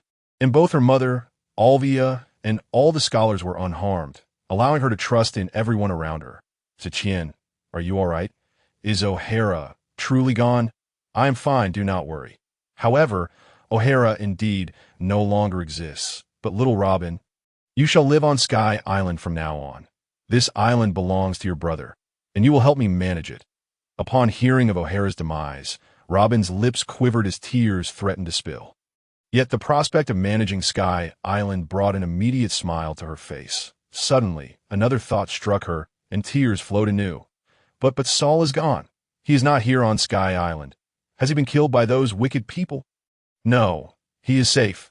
Kazan merely reminisced with him and did not cause him any harm, that he is likely on his way to Elbaf, the land of giants. Upon hearing this, Robin's sorrow transformed into joy. Indeed, Saul had not perished. In the original narrative, he might not have died at all. Furthermore, as a friend of Kazan, he had been spared. Tian was aware of all this through his spatial perception, which also informed Kazan's final words to him. 2 days later, Enel returned to Sky Island aboard the Ark Maxim. Upon arrival, he immediately chided Tian. Brother, you ungrateful one. You left first and abandoned me to sail back alone. Do you have any idea how I fared these past 2 days? Could you not have brought me along? Don't think I am unaware of your capabilities. Tian chuckled at him, acknowledging that in his haste, he had indeed forgotten Enel, but would never admit it. I was merely honing your abilities. There are many battles ahead, and you must prepare in advance. Enel, momentarily placated, turned his attention to Dr. Kuroba, and the scholars gathered in the distance, seemingly struck by a pang of pity. What a pitiful bunch. They have lost their homes, he scoffed. Tian found himself puzzled by Enel's words, but suddenly realized that Enel had also been homeless in his youth for them. This was perhaps the best outcome. Though they had lost their homes, they were alive and could pursue their beloved research here without fear. Indeed, upon returning to Sky Island and informing them of O'Hara's complete destruction, all fell into a heavy silence. It was only when Tian produced the historical text from the island that their eyes gleamed with fervor, akin to those entranced by an unparalleled beauty. Even little Robin, despite having seen copies of the historical texts, was captivated by the originals. Tian assured them they could freely study the blank century's history without the looming threat of the world government.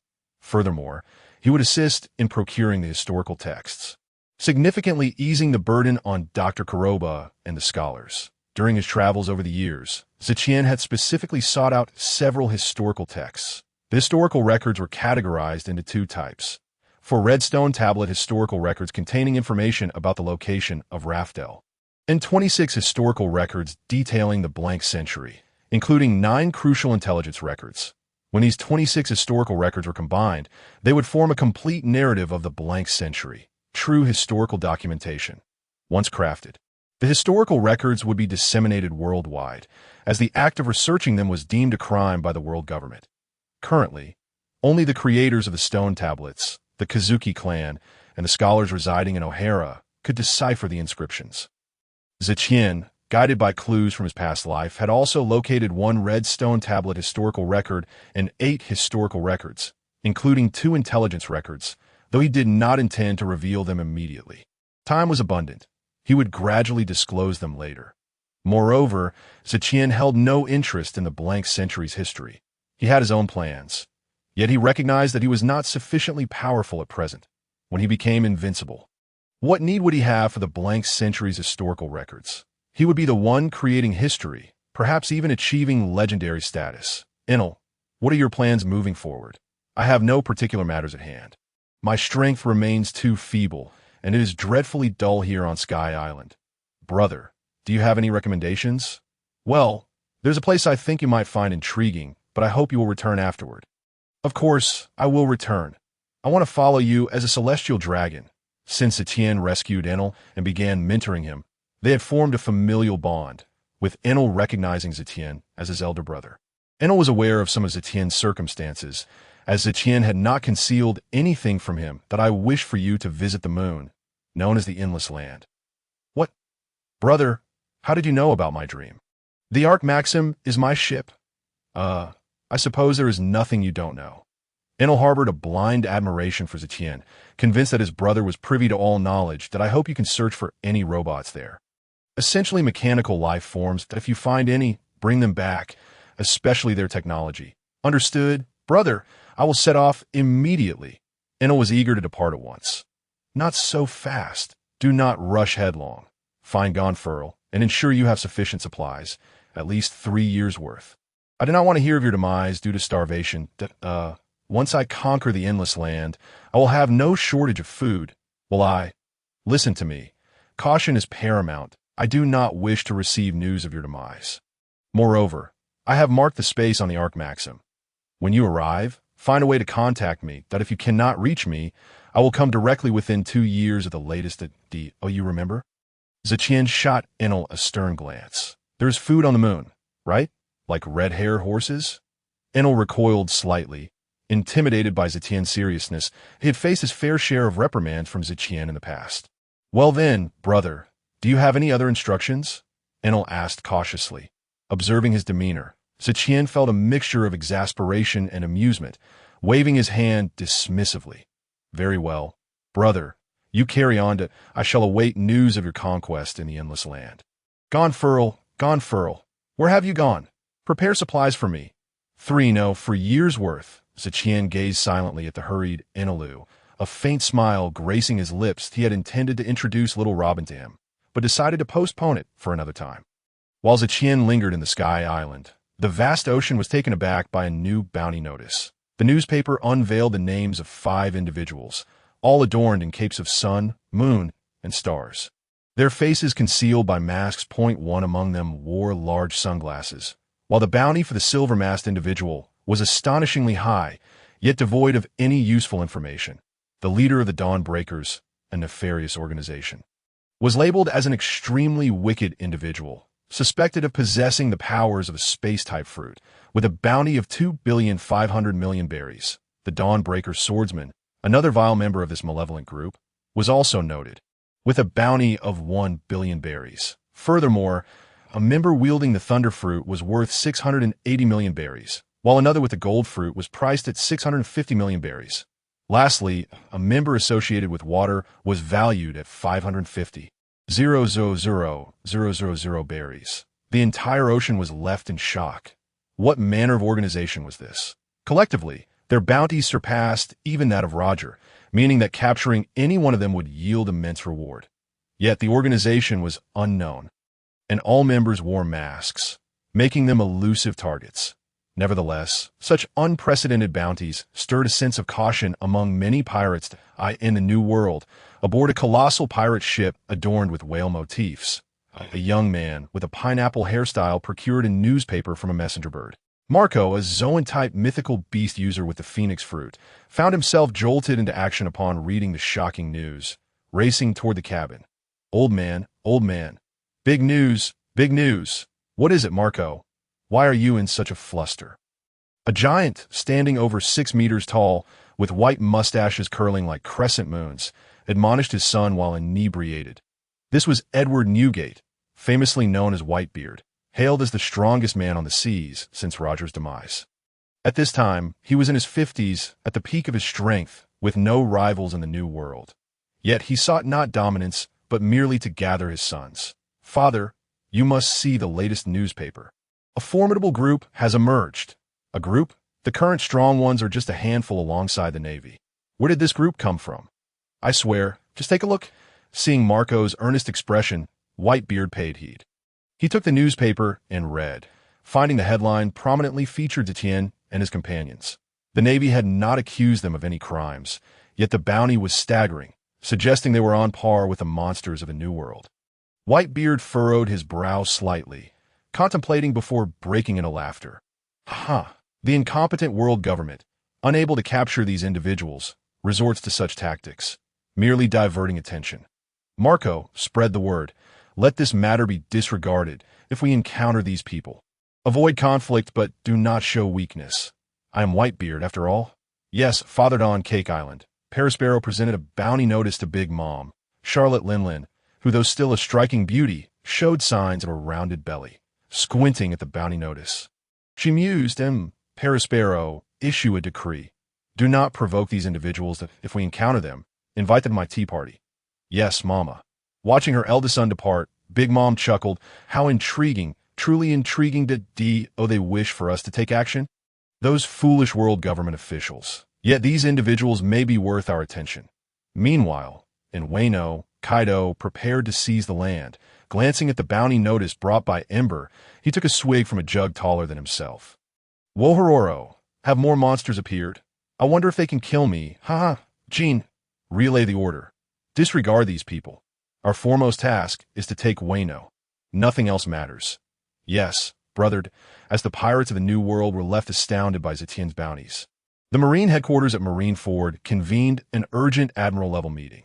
Sakazuki was rushed back to the headquarters after being injured by Kazan's ice. Though there were doctors aboard the warship, the medical facilities were inadequate, necessitating an emergency return. Otherwise, he would have surely perished. Other vice admirals were also gravely injured. Notably, Vice Admiral Maynard had suffered the least, merely fainting after being defeated by Tiger. The others bore the brunt of Zetien's full force.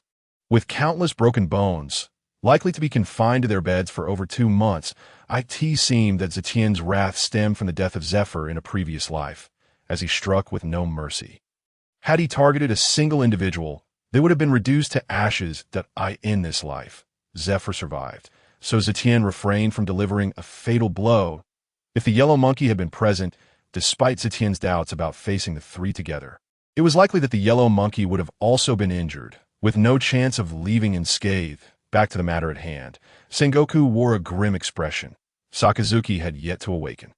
While his life was not in jeopardy, the absence of casualties was due to their opponent's lack of murderous intent. Had they sought blood, even with Kazan's preserved strength, they would have faced total annihilation. The thought left Sengoku with a sense of dread. Their deaths would have been a catastrophic blow to the Navy. Everyone present is aware of this incident, yet upon exiting this room, a gag order is to be enforced. This matter must not be disclosed. Furthermore, regarding the Dawnbreakers, if encountered, do not engage until the support of an admiral is at hand. Chirpy, do you have any suggestions? Sengoku gazed sternly at Vice Admiral Vu. After a moment's contemplation, Tsuru replied, We know nothing about this organization. They seem to have emerged out of nowhere. Their leader was capable of injuring Sakazuki, Kazan, and 4 elite vice admirals with a single blow. Pausing, she added, even Garp could not accomplish that. Not that he would lose to him. Rather, his area attack capabilities are formidable.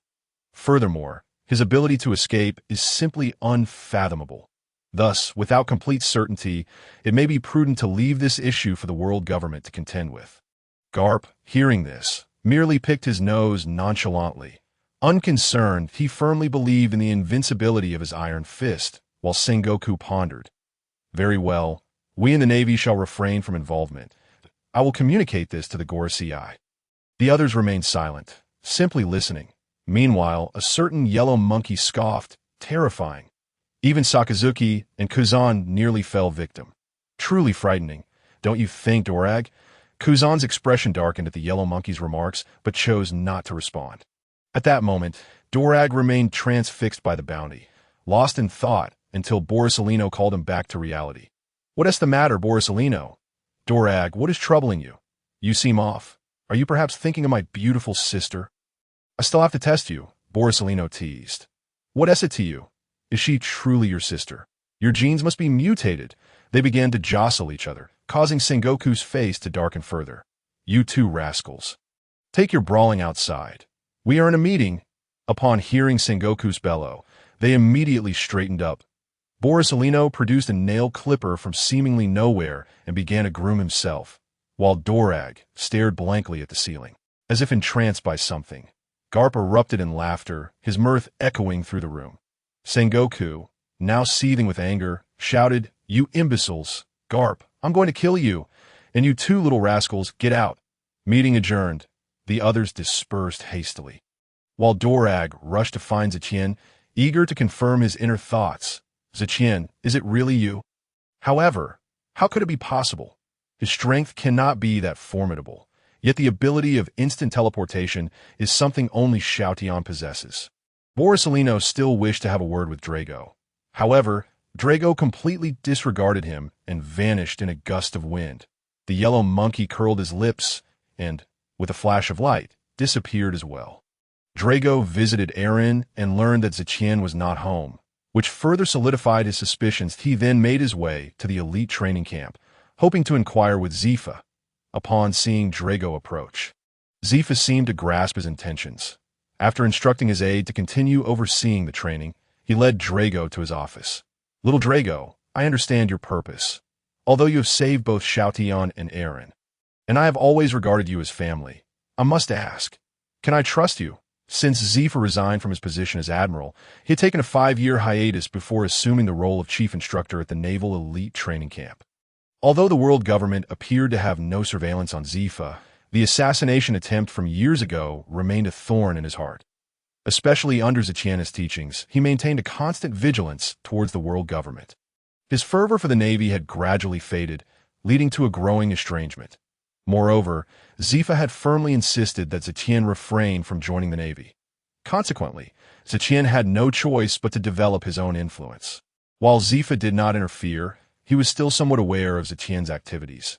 Drago was taken aback at first, then solemnly assured, "Uncle, you have taught me since childhood. Much of my strength is derived from your teachings, including the devil fruit, which Tian gifted me. I swear, I will never disclose anything about Tian." Zepha regarded Drago with seriousness but suddenly broke into a smile. "You rascal, no need for oaths. I trust you. I have witnessed your character throughout your life. I know the kind of person you are." "Then why the theatrics?" Drago replied, somewhat exasperated. "All right, I believe you. Though my knowledge of Tian's affairs is limited, it is indeed true that he is involved in this matter." "Is it truly him? It's too perilous. Sakazuki and Kazan both possess the strength of admirals. He is taking a tremendous risk. Yet his power is utterly terrifying. I never sensed it during our previous sparring sessions." "Well, I was unaware beforehand. I lost track of his strength after he turned 13, a tea present. I might not even be a match for Tian." Zepha chuckled, pride and joy radiating from his expression. Drago was at a loss for words. "All right, let me tell you this. You are already aware of Tian's capabilities. There is no one else like him today. As for why I am so certain, it is due to the strength and abilities of those few individuals. I truly have knowledge of them."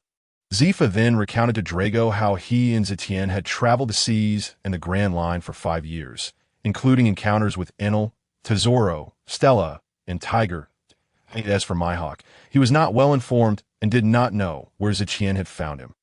This event was indeed when Tian sought Mihawk for a duel during his travels, marking the only occasion the dragon's sword asking heaven, the name given by Tian, was unsheathed at this day. Aside from Mihawk, no one knew of Tian's swordsmanship level. That's how it is. All his companions were gathered by him.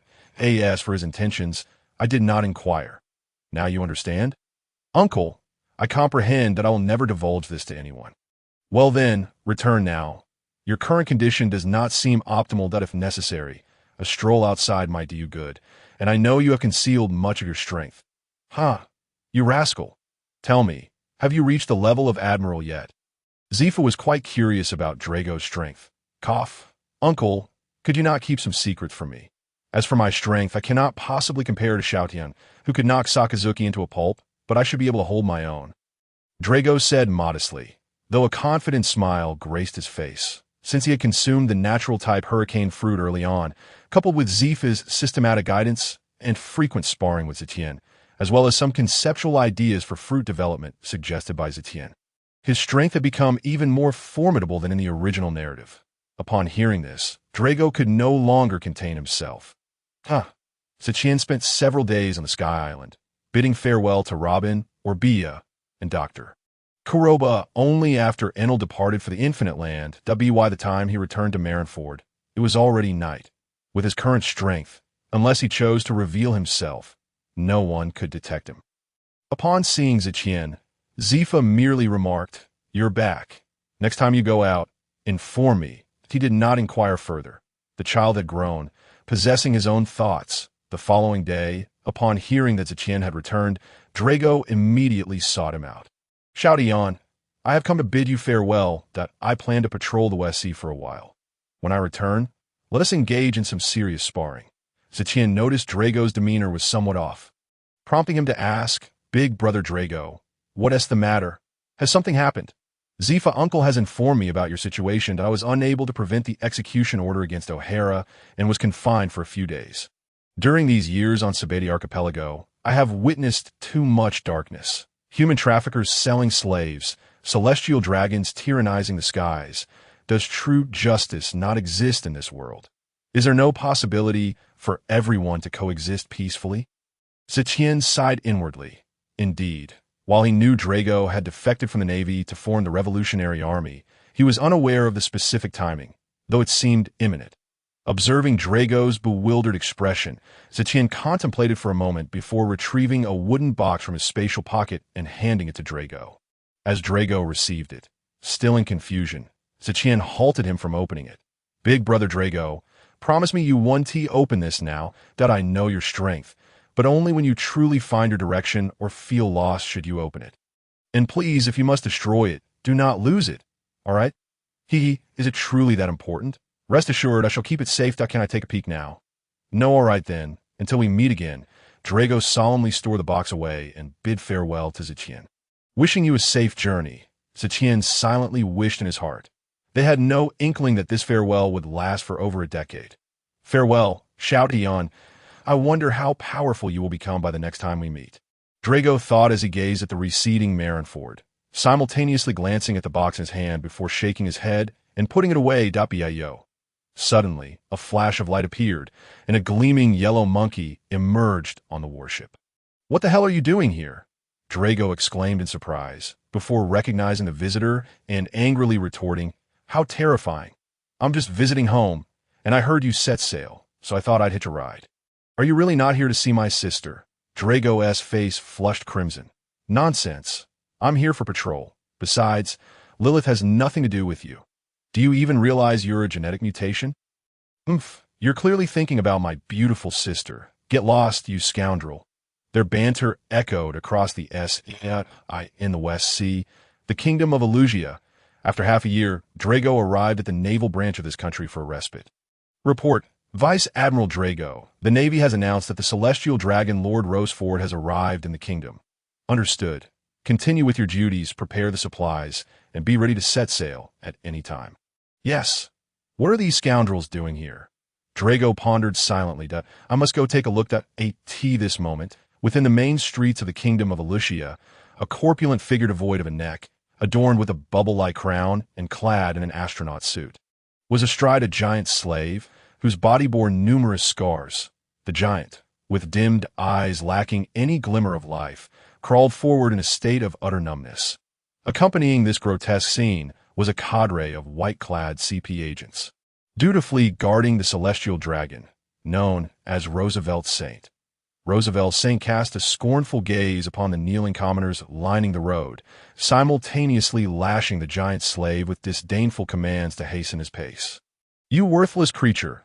Can you not crawl any faster? I must quickly reach the palace to see the gifts prepared for me by the king of this wretched nation. Damn these lowly peasants. I shall demand a new mount upon my return." The giant trembled, despair fully reflecting in his eyes that he knew that should he be replaced, his fate would be dire. Suddenly, Roosevelt Saint's eyes sparkled with a sinister delight, as if he had discovered something extraordinary. A repugnant smile spread across his face. "What a beautiful girl! Seize her at once. I desire her as my 17th wife. Eliminate the rest." He pointed toward the 12 or 13-year-old girl amidst the crowd. The girl's parents turned pale, desperately appealing to the approaching CP agents. "Please, spare my daughter. She is but a child." "Schwer is it? What a lovely name. Bring her to me. I wish to have my fun with her." "No," the parents cried, clutching the girl tightly. However, a towering CP agent brutally kicked the girl's father away. The man, eyes bulging and spewing blood, stretched out his hand toward his daughter, only for it to fall limply. "So slow, such a waste," Roosevelt Saint taunted, drawing a golden pistol and firing a shot at the girl's mother. Bang! A spray of blood erupted from the woman's chest, yet she clung fiercely to her daughter. As if unsatisfied, Roosevelt Saint unleashed a barrage of bullets upon her, each shot striking true. The little girl stood frozen in terror, her eyes wide with an endless dread, a trickle of blood staining her lips. "Beast, what are you doing?" Dorag, racing from the naval branch, heard the gunfire and rushed forth. He arrived to witness the celestial dragon mercilessly shooting at the helpless woman, while a lifeless man lay nearby, his eyes staring vacantly at her. Dorag swiftly reached the woman, who was now gushing blood, her crimson eyes pleading with him. Before she could utter another word, silence enveloped her. Understanding her intent, Dorag attempted to pry her hand away, preparing to rescue the girl. Yet, as he gripped her hand, he froze. The girl had already succumbed, her heart's location shattered by a stray bullet. "Damn it! You are truly cursed!" Dorag roared, a lion unleashed. Abruptly, a formidable wave of conqueror's haki swept through the street, causing the nearby terrified civilians to faint, their eyes rolling back in fear. The CP agents surrounding Roosevelt Saint swiftly encircled Dorag, protecting their charge while keeping a wary eye on him. "Capture him. Make him my slave fighter. I have yet to possess a conqueror's haki slave," Roosevelt Saint shouted, firing a shot at Dorag. Remarkably, the celestial dragon remained unaffected by Dorag's overwhelming presence. "Ha!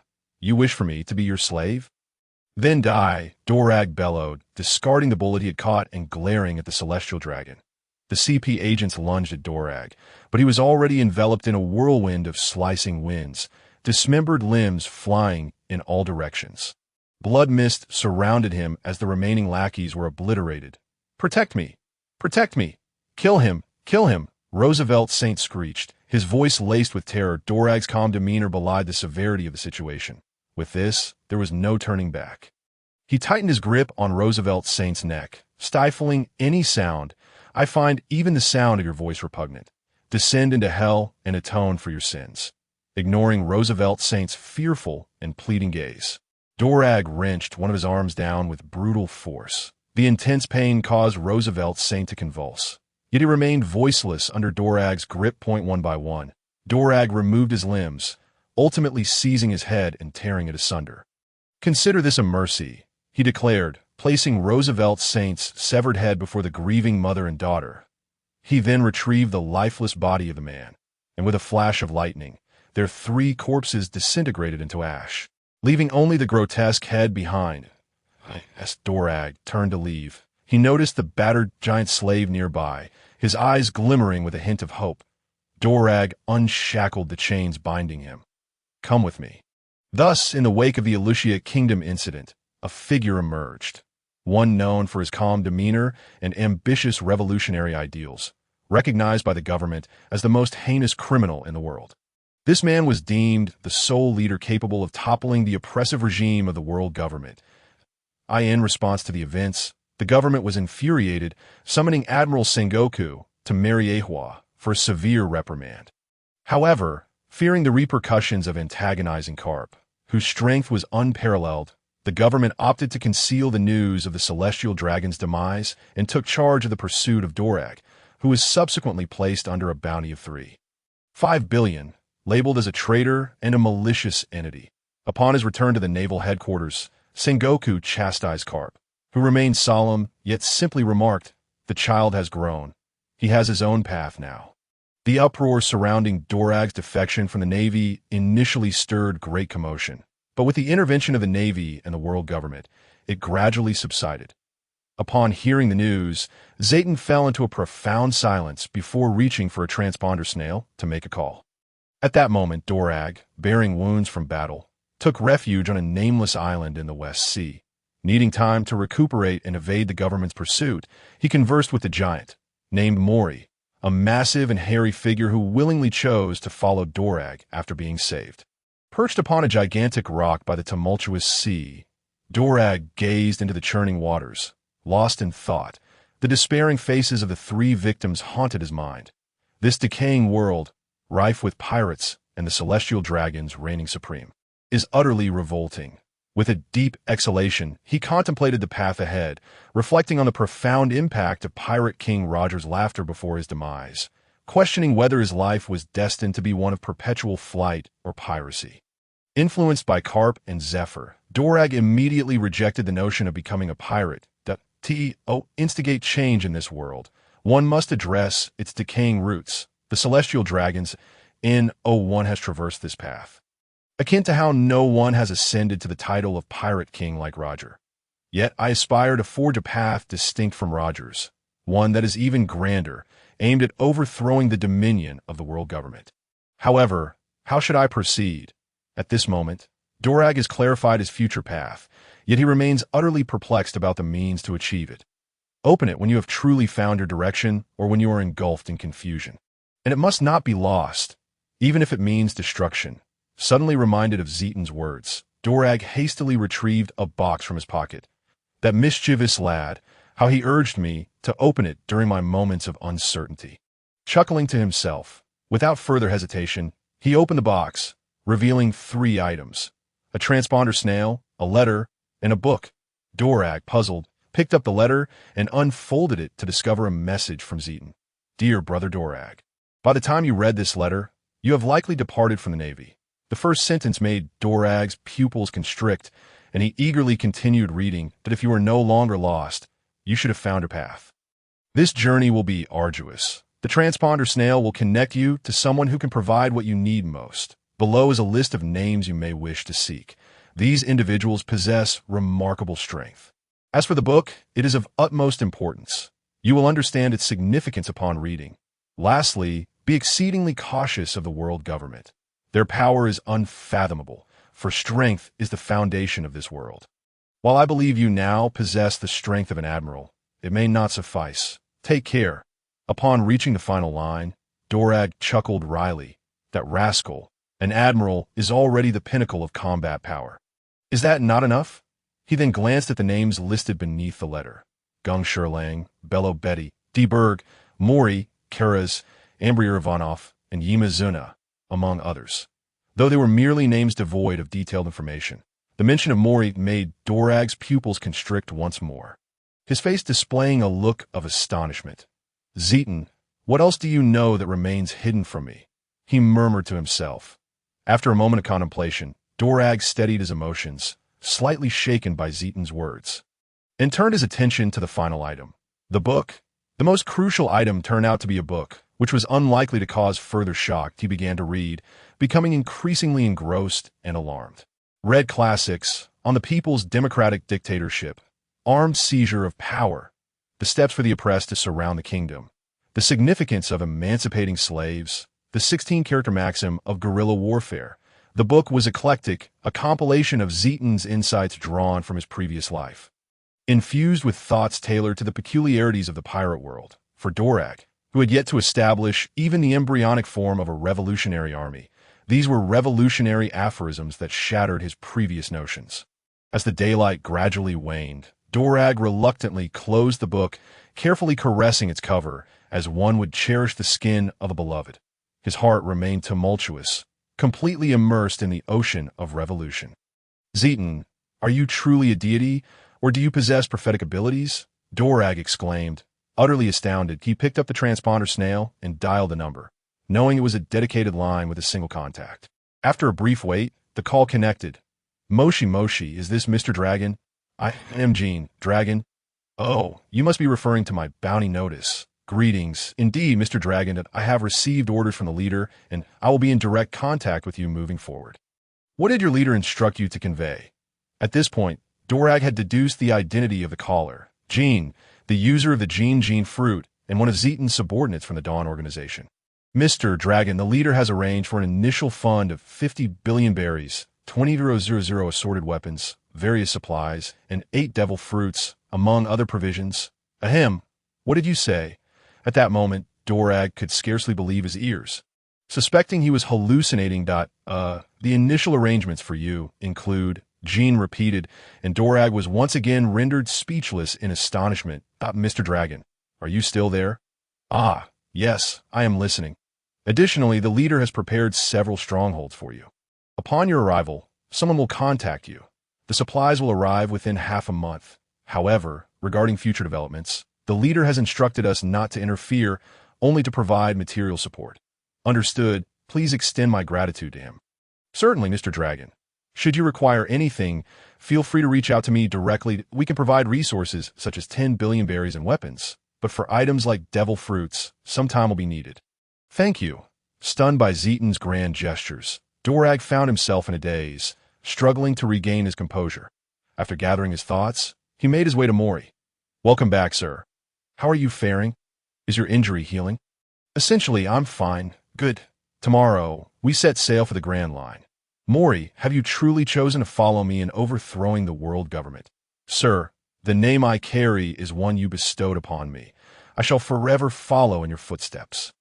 No matter how treacherous the path, I shall not regret my decision, Mori declared, gazing at Dorag with unwavering admiration. My good brother, from now on, call me Captain Dragon. Very well. Will it just be the two of us? For now. It will be just the two of us, but we also have a revolutionary army, the greatest sage, who will serve as our guiding light. You will meet him in due course. Mori was momentarily taken aback by the multitude of titles, but thought little of it. He must be a truly remarkable person. Indeed, he is a great man, a profound sage. With the generous support of Tian, Dorag swiftly established a firm foothold in the land of White Earth, Baldigo, in merely 3 years. The revolutionary army has visibly expanded, rapidly rallying a group of like-minded individuals in accordance with the revolutionary tenets. Dragon, as per the plot's adjustments, continuously mobilized personnel to infiltrate various nations, compared to the abject poverty depicted in the original work. The revolutionary army, bolstered by Tian's funding and its own burgeoning industries, now stands in stark contrast. Those who join the cause are no longer burdened by concerns. The newly emerged revolutionary army remains in its developmental phase, consistently growing its ranks under the guiding principles of the revolutionary doctrine.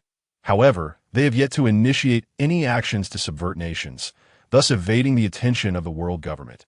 Meanwhile, Dragon dedicates himself daily to studying the revolutionary tenets.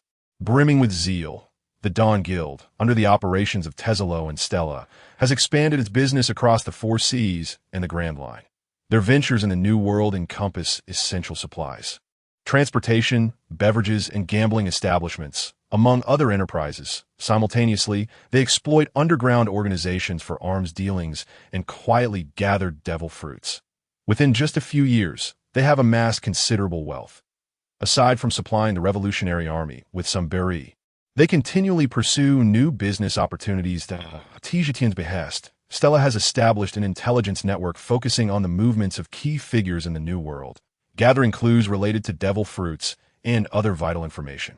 Despite the evident weaknesses of the devil fruits, their capacity to enhance one's combat prowess is undeniable. That it is evident from the original narrative that most mid-tier combatants derive their strength from these powers. During this period, Tom was indeed taken aboard a judicial ship by the CP organization.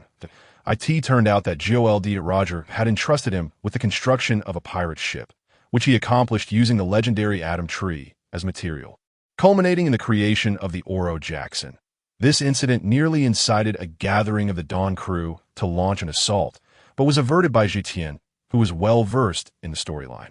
When Tom explained the design and concept of the sea train to the presiding judge, it prompted the judge to alter the course of the trial, granting him time to complete the project. Tian frequently visits Skypiea to see Robin, always keeping a vigilant eye on Enel's movements. However, he can only faintly sense shifts in spatial coordinates, with no response from Enel Point one day, after developing a new fruit and cleaving through several mountains. Tian unexpectedly received a call from Mihawk. Moshi, our great swordsman finds time to reminisce? Mihawk found himself at a loss for words at Tian's remark that I wish to challenge you once more. Tian was momentarily taken aback. Since my last duel with Admiral Kazan, I have experienced a breakthrough that a surge of joy filled Tian. If Mihawk had indeed advanced, it would provide substantial assistance to Dawn. Without hesitation, Tian confirmed the time and place, eager to test Mihawk's current strength. Tomorrow morning, at my location, Karaikana Island. Understood. After ending the call, Tian informed Robin and then departed from Skypiea. He arrived at an uninhabited island. Retrieving Tian from his spatial storage, gently caressing the intricately engraved silver blade, he murmured, "Old friend, You haven't seen the light of day in many years. Tomorrow, there will be a duel among swordsmen. I shall rely on you. Hum. As if responding to Zetian's words, when Tian emitted a low hum, Zetian smiled. It seems you two are eager. Sitting cross-legged on the ground, he placed the sword upon his knees. Benefiting from the formidable physique of the pirate world, Zetian combined various fantastical sword techniques he had witnessed in his previous life to create a style uniquely his own.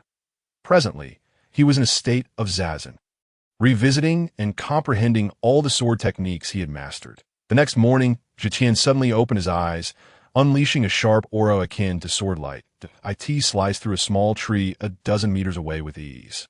Zetian smiled slightly and vanished from his spot. On Karaikan Island, Mihawk awaited quietly outside the castle at dawn, gripping the hilt of his supreme sword Yuru, its blade resting against the ground. The pitch-black, jagged blade, continuously honed with haki, is recognized as the strongest black sword in the pirate world. Suddenly, Mihawk's eyes gleamed with intensity, his eagle-like gaze fixated on the space before him. A portal appeared, and Zetian emerged. The two did not engage in pleasantries. Instead, they radiated an overwhelming presence as swordsmen, their auras clashing in the air. The atmosphere was charged with waves of sword energy, causing weaker individuals nearby to feel as if they would be shattered. Leaves were swept up, and as one fluttered between them, it was abruptly severed, signaling the two to unleash their sword energies. That Mihawk's strike emitted a dark green sword energy, while Zetian's was a brilliant silver. The energies collided, and the air fell silent for an instant before a deafening crash resounded, cleaving through the rolling clouds. The ground was rent with 100-meter fissure, and the distant castle echoed with cracking sounds, while nearby monkeys fled in terror. Ha, Mihawk, that greeting is impressive, but it seems we need to keep our distance, or your castle may not withstand it, Zetian jested. Mihawk nodded, following Zetian to an uninhabited island where they immediately commenced battle. No longer testing each other with sword energy, they instinctively engaged in close combat. The clash of the black blade Yuru and when Tian resounded with a series of metallic clangs. That Mihawk's techniques were primarily slashes, sweeps, and chops, emphasizing weightiness, while Zetian's style favored thrusts, swings, and flicks, exhibiting a lightness that nevertheless bore greater force than Mihawk's. The two exchanged blows, and, as Mihawk found himself unable to gain the upper hand, he enveloped Yuru with haki, unleashing a sharp aura. Zetian smiled slightly, maintaining his calm demeanor in battle. Though he subtly increased the pressure in his strikes, as time passed, both became increasingly absorbed in the thrill of combat. The air crackled with a chilling, murderous intent. Mihawk unleashed a series of powerful strikes, while Zetian's movements appeared more flamboyant. His sword danced like a white serpent, hissing through the air, akin to a dragon weaving through space. Sometimes as light as a swan, other times striking like lightning, causing leaves to scatter. Mihawk found himself forced into defense multiple times. Observing his dwindling advantage, Mihawk launched a fierce strike to push Zetian back, then created distance. What's wrong? Can't keep up? Zetian laughed heartily, teasing Mihawk. Humph, the outcome is yet to be determined. For the next strike, be wary. Let us end this with one decisive blow. All right, you two be cautious. The two renewed their intensity and dashed towards each other. Mihawk continued with a straightforward strike, yet the dense haki combined with the subdued dark green sword energy signaled the extraordinary nature of this attack. Zetian unveiled a newly comprehended technique, proclaiming, arrogantly severing the firmament. A massive silver slash erupted, and Zetian propelled when Tian forward, charging towards Mihawk. They passed each other, standing back-to-back in silence for a moment. That I concede, Mihawk's voice, slightly hoarse, broke the stillness, revealing blood seeping from his shoulder. Well, I merely had a slight advantage. That a loss is a loss. I shall challenge you again next time. Mihawk remained undeterred, full of fighting spirit. Well, suit yourself, but since I made the effort to come, will you not treat me to a drink? All right, but I shall provide the food. You must bring the wine. Ever since the last time he had tasted Zetian's golden tears, Mihawk found ordinary red wine lacking in flavor. Fortunately, he had preserved some exquisite vintages for special occasions. Fine, how troublesome. I must bring the wine, even while treating someone else. Upon returning to the castle with Mihawk, he promptly attended to the wound on his shoulder with a simple bandage before personally heading to the kitchen to prepare the ingredients. Tian reclined on the sofa, marveling at the European-style decor of the castle, his lips making soft clicking sounds in admiration. Before long, Mihawk appeared, pushing a cart laden with the completed dishes. Tian instantly perked up, hurriedly rising to assist. It must be said that Mihawk, this reclusive man, is not only a genius in swordsmanship, but also a culinary master. The seafood he crafted was a feast for the senses, both visually stunning and delectably fragrant, with the massive meat skewers roasted to a golden perfection, causing Tian's mouth to water in delight. Observing Tian's voracious appetite, Mihawk couldn't help but grimace. "Where's the wine? What are you saying? You scoundrel, where's the wine?" "Wine? Ha ha ha. Today we shall indulge in something different for you to..." As he spoke, Tian produced a bottle of wine and handed it to Mihawk. "What is this? It looks like water. Surely you aren't this stingy." Mihawk scoffed at the clear liquid within the bottle. "If you're not going to drink it, then give it to me. This is my prize collection, and I scarcely have any left. Just a tiny bit remains." Mihawk opened the bottle with skepticism, and immediately a rich aroma of wine wafted through the air.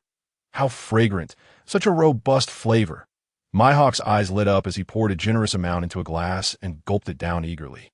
"Sip slowly, or you'll get drunk," Tian cautioned, unhurriedly intervening, while Mihawk's face flushed, nearly choking on the drink. Faced with Tian's teasing expression, he forced it down, his complexion growing ever redder. "You fool! Why didn't you mention this fine wine earlier?" Mihawk swallowed hard several times, feeling a fiery sensation travel down his throat to his stomach, followed by a warm glow spreading through his limbs. He chuckled. "Well, you never asked, did you? So what do you think?" "This wine is quite exceptional. I assent it. I'm only jesting. Though there are high-quality wines in the pirate world, nothing compares to the fine spirits of my great China. Moreover, Tian even had it specially refined, incorporating several precious medicinal herbs, achieving an alcohol content exceeding 70 degrees. This is truly a man's drink. Why didn't you bring it out before? It was just recently brewed." Clinking glasses, the two of them savored the white wine leisurely. "Since the battle at O'Hara, I have finally broken through. I now possess the strength of a general. What are your plans moving forward? It's not yet time. Although we have 2 generals, our current strength is still insufficient. We must wait for the others to break through. Achieving the strength of a general is no simple feat, yet your prowess is indeed on par with that of an average general. In today's contest, you didn't even employ your haki, did you? To be honest, I have yet to witness your full potential. Even against Sakazuki last time, you didn't utilize your swordsmanship." Mihawk gazed at Tian, curious about the current extent of his abilities. I believe no one can defeat me in a direct confrontation now. It would be impossible for anyone to hold me back alone, though I remain uncertain about one individual's power." "Another person, Carp?" "No, it's someone behind the 5 elders." "What? There is someone behind the 5 elders?" "Yes, this tale is rather lengthy. Let me share it with you." As they sipped their wine, Tian recounted the origins of the celestial dragons to Mihawk. Throughout the narrative, Mihawk remained in a state of bewilderment. Perhaps this was the most shocking revelation he had encountered in many years. After a considerable pause, Mihawk exhaled a breath of wine-laden air. "So, what exactly do you intend to do? Are you truly planning to overthrow the world government and declare yourself king?" "Haha. Well, I wouldn't say king. I simply find the celestial dragon's filth intolerable. Currently, our organization, aside from you and me, lacks sufficient strength that it's not yet time, and our numbers are still too few. Without absolute certainty, I won't gamble with our lives." Upon hearing this, Mihawk refrained from further inquiries. As Tian stated, it was prudent to first enhance their strength. After spending the afternoon at Mihawk's company, they continued to drink throughout the day. Eventually, succumbing to the powerful effects of alcohol, Mihawk was knocked out, while Tian, feeling slightly lightheaded, chose not to bid farewell and simply departed the castle. After a while, a spatial portal opened once more, and Tian dragged Mihawk beneath the table, but he then took a series of photos with a den mushy, leaving with a satisfied grin. "Ha ha ha, this fellow Mihawk is far too stoic. I'll tease him with this blackmail later, and perhaps earn some berries when I'm short on cash. Ha ha ha! Roaring with laughter, he exited, leaving Mihawk soundly asleep beneath the table. The following morning, a loud crash echoed as Mihawk rubbed his forehead and groggily got up, colliding with the corner of the table. Upon assessing his condition, he couldn't help but scowl. That scoundrel Tian. I'll definitely take my revenge the next time we meet. Suddenly, he noticed a mountain of white wine nearby, seemingly hundreds of bottles. Perhaps I should spare him a couple of cuts next time we meet. Meanwhile, Tian returned to Marineford, making occasional appearances as usual before ceasing his voyages. Instead, he focused on solidifying his strength, clearly sensing he still had ample room for improvement.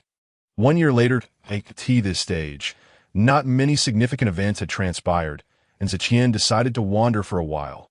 Previously, he had explored with Zepha, but now he wished to venture out on his own. Boarding a merchant ship crafted by Tom, Tian set his sights on the East Blue as his first destination, but he planned to follow in the footsteps of Pirate King Luffy, curious to see what made this child of the world so unique. The vessel he was aboard rivaled the Oro Jackson of Roger, albeit disguised as a merchant ship. Sir, where shall we head next? A loyal subordinate sent by Taizolo respectfully inquired of Tian, though he was unaware of the identity of the purple-haired youth before him. However, Taizolo had expressly instructed him not to pry into any matters and to follow Tian's orders without question. Oro, let us proceed to Windmill Village first. We could decide our next destination later. Yes, sir. Oro was perceptive and refrained from asking further questions, dutifully adhering to the command. Furthermore, during his time with Taizolo, he had observed the deep respect and admiration Taizolo held for this individual. It must be noted that although the pirate world is largely engulfed by the ocean, the seascapes can be quite invigorating. However, prolonged exposure can become monotonous. Fortunately, Tian spent most of his time developing his devil fruit abilities. Although there were no experimental opportunities for his powers, he frequently engaged in creative thinking to enhance his abilities.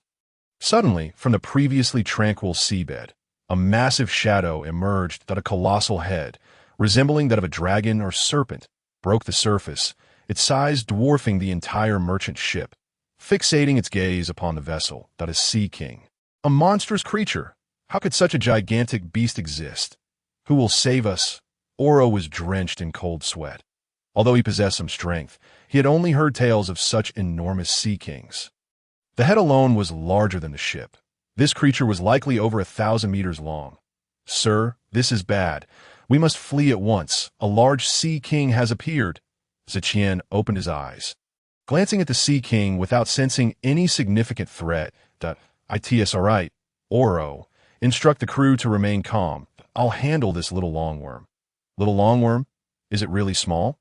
Oro was left dumbfounded, completely bewildered. Nonetheless, his good upbringing urged him to muster the courage to reassure the others. Without concerning himself with anyone else, Tian approached the bow of the ship, a smile adorning his face as he regarded the imposing Sea King. Truly magnificent. In my past life, such a creature would have brought about considerable calamity, but for me now, it's hardly a concern. The serpent-like Sea King, staring at the diminutive figure before it, sensed an innate danger. Yet, the overwhelming aura emanating from Tian was irresistibly enticing. Its instincts urged it to flee, yet it felt an insatiable desire to confront him. The massive temptation overwhelmed its rationality, and with a gaping maw, the serpent-like Sea King prepared to devour the entire ship whole.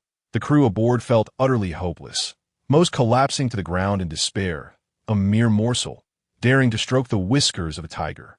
A sudden surge of Conqueror's haki erupted from Tian, directed solely at the Sea King creature.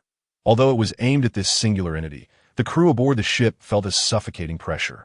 Yet almost immediately, a glimmer of hope ignited within their hearts. Such ferocity from the master, they thought, as the serpent-like Sea King sensed an overwhelming dread descending upon it, compelling it to flee. However, it was too late for escape. With a swift motion, the one Tian sword was drawn, unleashing a massive silver arc that cleaved the Sea King into multiple segments, its colossal body drifting upon the ocean's surface, leaving behind a gaping fissure spanning several hundred meters that refused to close. The master is truly formidable. We are saved. Long live the master! The crew, having narrowly escaped death, regarded Tian with eyes brimming with admiration, as if gazing upon a deity. Even Oro's gaze mirrored this reverence. As they all bowed in unison to Tian, "Very well, Oro, you shall oversee the next course of action, and do procure some meat from this sea king. It should prove quite nourishing." "Yes, my lord, leave it to me." Meanwhile, aboard a nearby dog-headed ship, a man in his 50s suddenly turned his gaze toward the horizon. Such powerful conqueror's haki, such exceptional swordsmanship. He mused. This individual was none other than marine hero, Monkey D.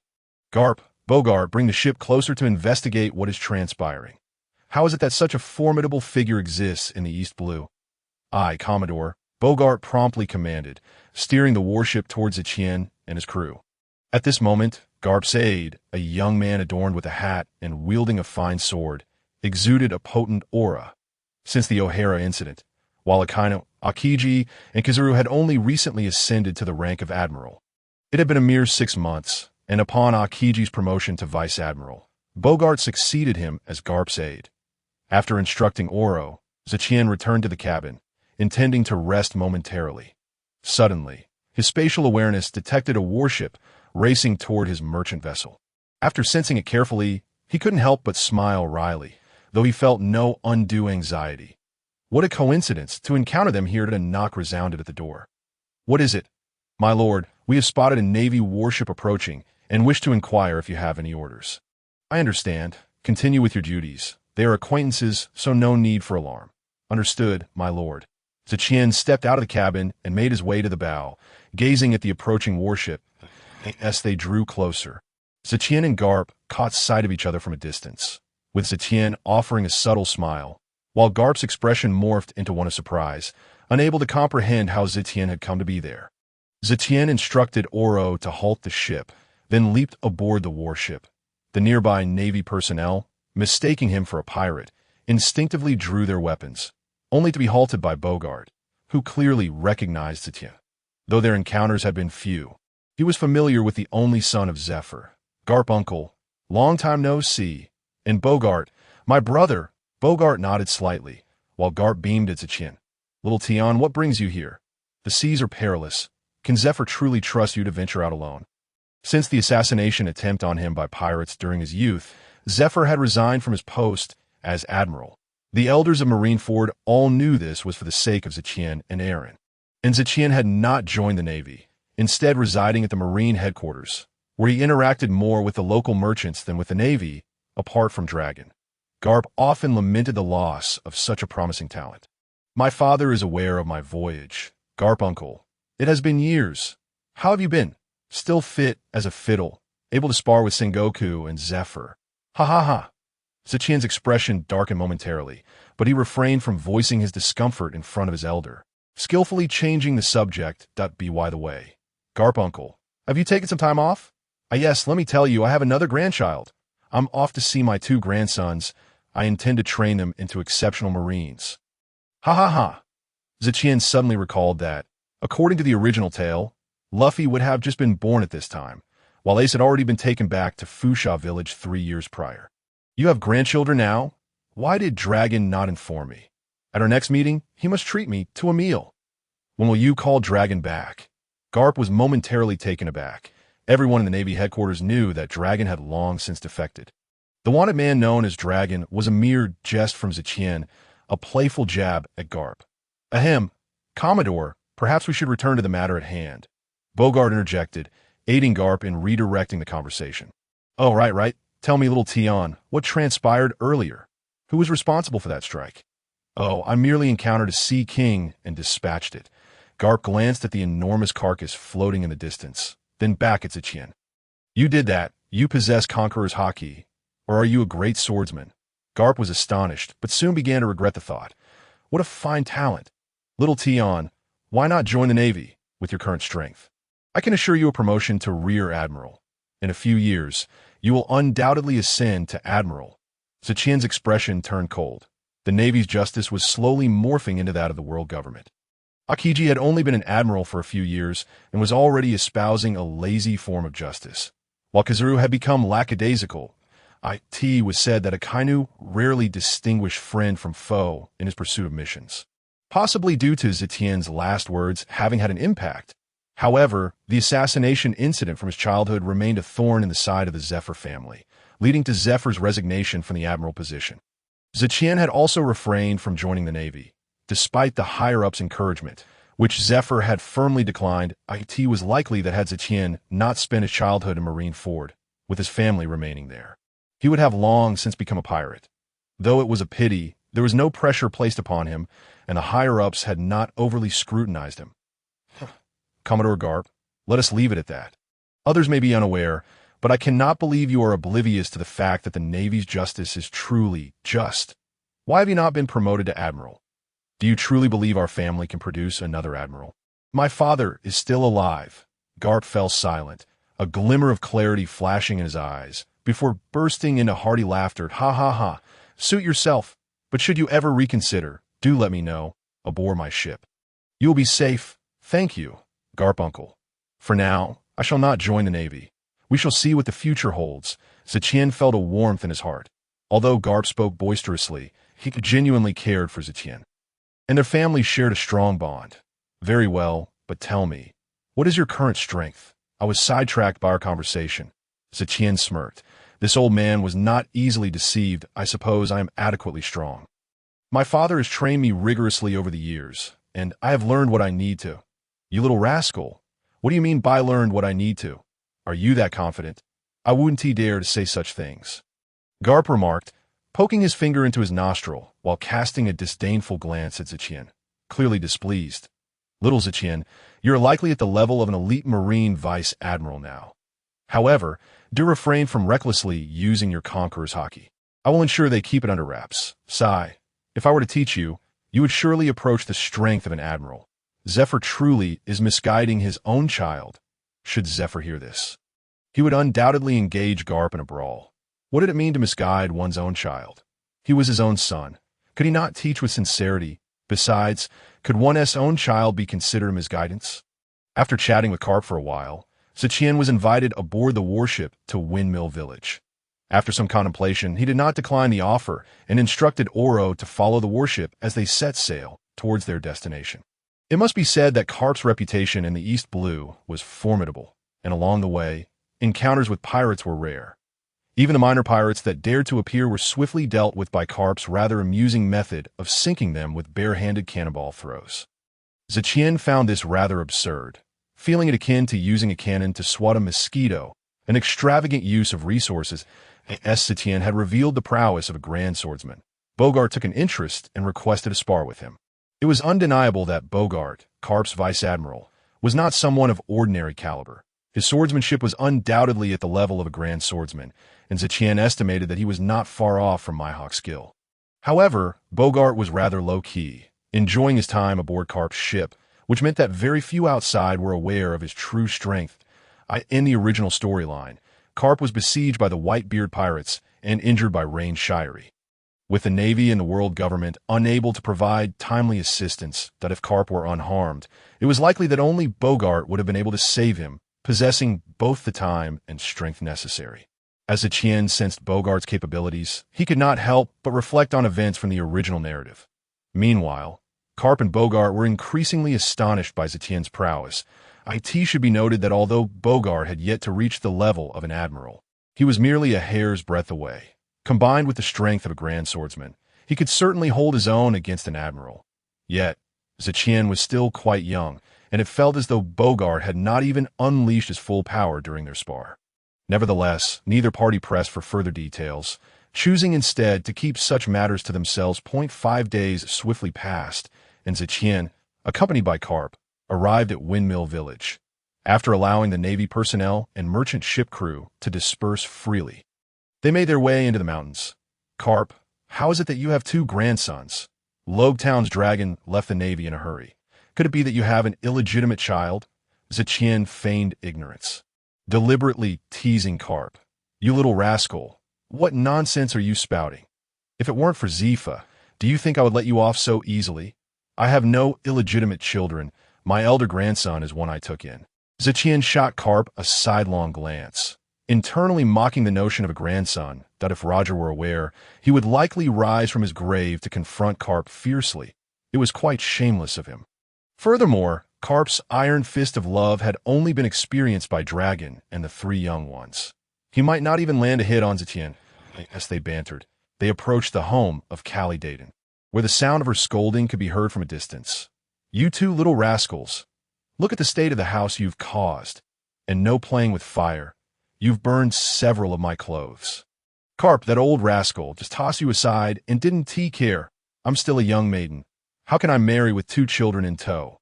Carp and Zetian exchanged glances, with Zetian casting a mischievous look at Carp, who appeared somewhat flustered under Zetian's gaze. Carp quickly interjected, "Ahem, Dayton is the head of the mountain bandit gang. After I captured her, I brought her along to make amends." "Ha, Uncle Carp, I believe you. No need for explanations." "What kind of expression is that? Is that what you call belief? You little brat, I ought to teach you a lesson on behalf of Zepha." All right, Uncle Carp, I truly believe you. Let us just go see the 2 little ones." Carp ceased his explanations and pushed open the door. "Ace, Luffy, Grandpa has come to see you." Upon entering, Zetian found Ace and Luffy sitting quietly on stools, listening to Dayton's lecture. Upon hearing Carp's voice, their first reaction was not joy but a shudder. The barely 1-year-old Luffy was particularly frightened, his lips quivering as he seemed on the verge of tears. "Carp, you scoundrel, you've scared the child. Can't you stop making such sudden returns?" Thump, thump. Dayton's head throbbed with 2 large bumps as she fell over, causing Ace and Luffy to retreat in fright, leaving Zetian in a state of dumbfoundedness. "Uncle Carp, what is this?" "Humph, Dayton, how dare you speak to me like that? Or do you wish to be captured?" "My apologies, I was wrong." Looking at Ace and Luffy, Carp revealed a warm grandfatherly smile, approaching to embrace the 2 little ones with great joy. "Ah, my lovely grandsons! Zetian, come admire my 2 grandsons. They are bound to become excellent Marines." "Ace, Luffy, quickly greet your uncle." "Not a chance." Zetian internally scoffed, yet smiled at the 2 children. "Hello there."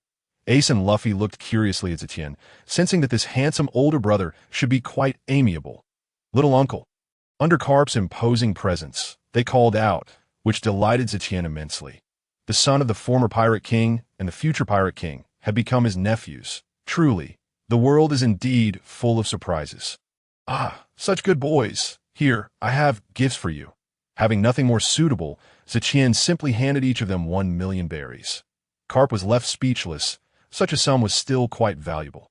However, Zetian had a vast amount stored in his system, courtesy of Tezzalo, amounting to hundreds of billions. "Ahem, little Zetian, they're still young. Let me take care of their funds that I trust you as far as I can throw you. In your hands, wouldn't it simply turn into donuts and sunbae? Dayton, please take care of this for them." As he spoke, he handed 2 large bundles of berries to Dayton. Having never seen such a sum before, Dayton hesitated to accept it. "Ahem, Dayton, just take it." Upon Carp's insistence, Dayton cautiously accepted the money, feeling more at ease under Zetian's gentle smile. "Thank you, little brother. I will safeguard their funds, and no worries, feel free to spend it. If it runs out, I shall provide more. Ahem, little Zetian. You see, Uncle is also in need. How about a little welcoming gift?" Zetian shot Carp a sidelong glance, finding his audacity astounding. "What are you staring at? You never brought me any gifts when you visited." Eventually unable to tolerate Carp any longer, Zetian tossed him another large bundle, which left Carp grinning from ear to ear, looking at Zetian with newfound favor. "Ha, when I next see Zepha, I must sing your praises. He has never received such a generous gift, has he? Just wait. I suspect that by the next time you meet your father, you may not be laughing so easily. Last year, when I gave him 1,000,000,000 berries, he didn't react as you have." Zetian mused darkly, knowing that Zepha was well aware of Tezzalo's dealings and would not be surprised by Zetian's wealth. Ignoring Carp, he turned his attention back to the 2 little ones. "Come here. Uncle will give you a hug." Taking Ace and Luffy from Carp, he noted how young Ace was at just 4 years old, while Luffy was even younger at less than 2. The 2 children looked up at Zetian with curiosity and warmth. These were the future Fire Fist Ace and Straw Hat Luffy, and they were indeed adorable at this age. However, the fate that awaited Ace was tragic. Yet with Uncle here, he vowed to ensure he would never face harm. As for Luffy, Zetian felt little concern. With a strong background as the son of the world's worst criminal, he was unlikely to encounter danger. Yet Ace's future remained uncertain, though he had Whitebeard and Carp backing him. One was aging and the other unable to intervene, ultimately falling victim to Akainu's hand. As Tian contemplated this, he surreptitiously marked Ace with a spatial marker. Carp glanced over. Though he was unaware of Zetien's actions, he said nothing. Say, Uncle Carp, are you so at ease leaving them here in Windmill Village? They are still so small. This matter concerns you as well. Besides, that little rascal of mine has gone off on his own, leaving Luffy in my care. I was so furious, I gave him a good kick. I can't be out at sea all the time to look after them. Zetien quickly grasped the situation. It seemed Carp was also worried about the safety of the two little ones.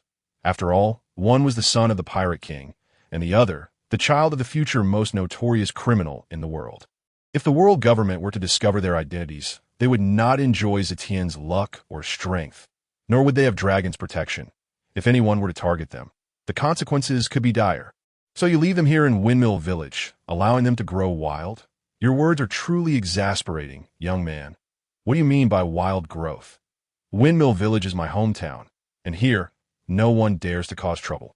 With the village chief and Dadon around, even the most insignificant petty thieves are no match for us. So, how do you plan to arrange the two of them in the future?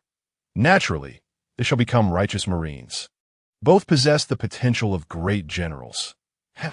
Uncle Carp, I might believe such words if they came from another's mouth, but do you truly believe them yourself?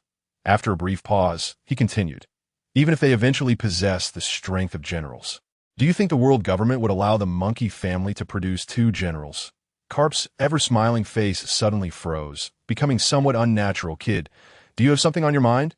What could I possibly think? They're still so young. Ace is just beginning to understand things, while Luffy knows nothing at all. Let us take it one step at a time and focus on laying a solid foundation for now. I shall teach them with the iron fist of love. Ace and Luffy, nestled in Zetien's arms, couldn't help but tremble at Carp's hearty laughter. Uncle Zetien, are you very strong? May I learn from you? Ace suddenly inquired of Zetien. Before Zetien could respond, Carp, in a fit of rage, delivered a punch to Ace's head, causing a large bump to swell immediately. Ace, you little rascal, can't you tell who is stronger? Zetien is powerful, but can he surpass your grandpa? Despite his words, Carp's gaze continually flickered towards Zetien. Humph, smelly grandpa. How can we know who is stronger without a contest? I want to learn from Uncle Zetien. Perhaps due to his favorable first impression of Zetien, Ace felt an inexplicable closeness to him. Observing the banter between the grandfather and grandson, Zetien chuckled heartily. You little brat, still laughing? You truly love to watch the chaos unfold. No, I must correct their misconceptions. Come on, little rascal. Let's have a duel. I want to see what level your strength has reached. Zetien's expression changed slightly. How did the conversation shift to a duel? Although he currently felt confident he wouldn't lose to anyone, it was uncertain if he could surpass Carp, especially since Carp was at the pinnacle of his power. Duel, the two young ones clamored. Eager to witness the spectacle, you really are something. All right, Uncle Carp, just remember to hold back a little. Zetien felt a surge of excitement. It had been a long time since he had a proper battle, and he was eager to test his current strength against Carp. Let us go right now, Carp said, brimming with anticipation. Uncle Carp, let us save it for tomorrow. It's quite late now. Let us have dinner first. The night passed without incident. The next morning, at Zetien's request, the group boarded a warship and sailed to a nearby deserted island, leaving Bogart to watch over the two young ones while the other Marines took the ship far out to sea. This place is perfect, Brother Bogart. I'll leave Ace and Luffy in your care, and no problem. Little Tian, with Bogart here, you can rest easy. The battle will be over swiftly. Uncle Carp, are you so confident you could defeat me in such a short time? You should be cautious. Humph, you little brat. Soon you'll taste the flavor of the iron fist of love. Without further ado, the two assumed their stances and launched their fists at each other. Their fists were as dark as ink, the armament hockey honed to the highest level, a thunderous sound erupted, and neither retreated. However, the ground within a 50-meter radius shattered, and a shockwave surged outward.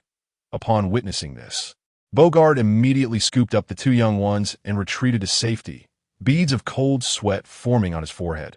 Ace and Luffy's eyes sparkled with excitement as they watched Zetien and Carp. cheering and shouting that so strong, so strong. Both of them are incredible. Uncle Tian, go for it. Beat Grandpa.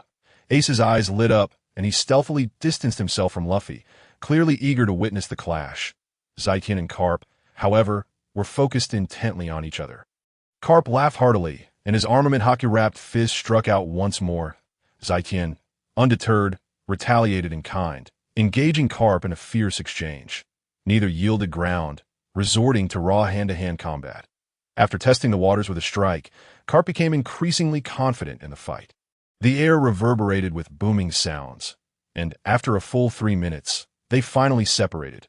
Carp remained unfazed, while Tian felt a tingling pain in his hands, silently admiring Carp's prowess. Truly, the strongest marine in the pirate world. The depth of his armament hockey was indeed formidable. Tian found himself slightly at a disadvantage in their clash of hockey. Ha! Little Tian, I didn't expect your armament hockey to reach such heights. I suspect there are few in the Navy headquarters who can match you. Ha! Even so, I still fall short compared to you. Now, I shall unleash my full power. Ha! Feel free to show me everything you've got.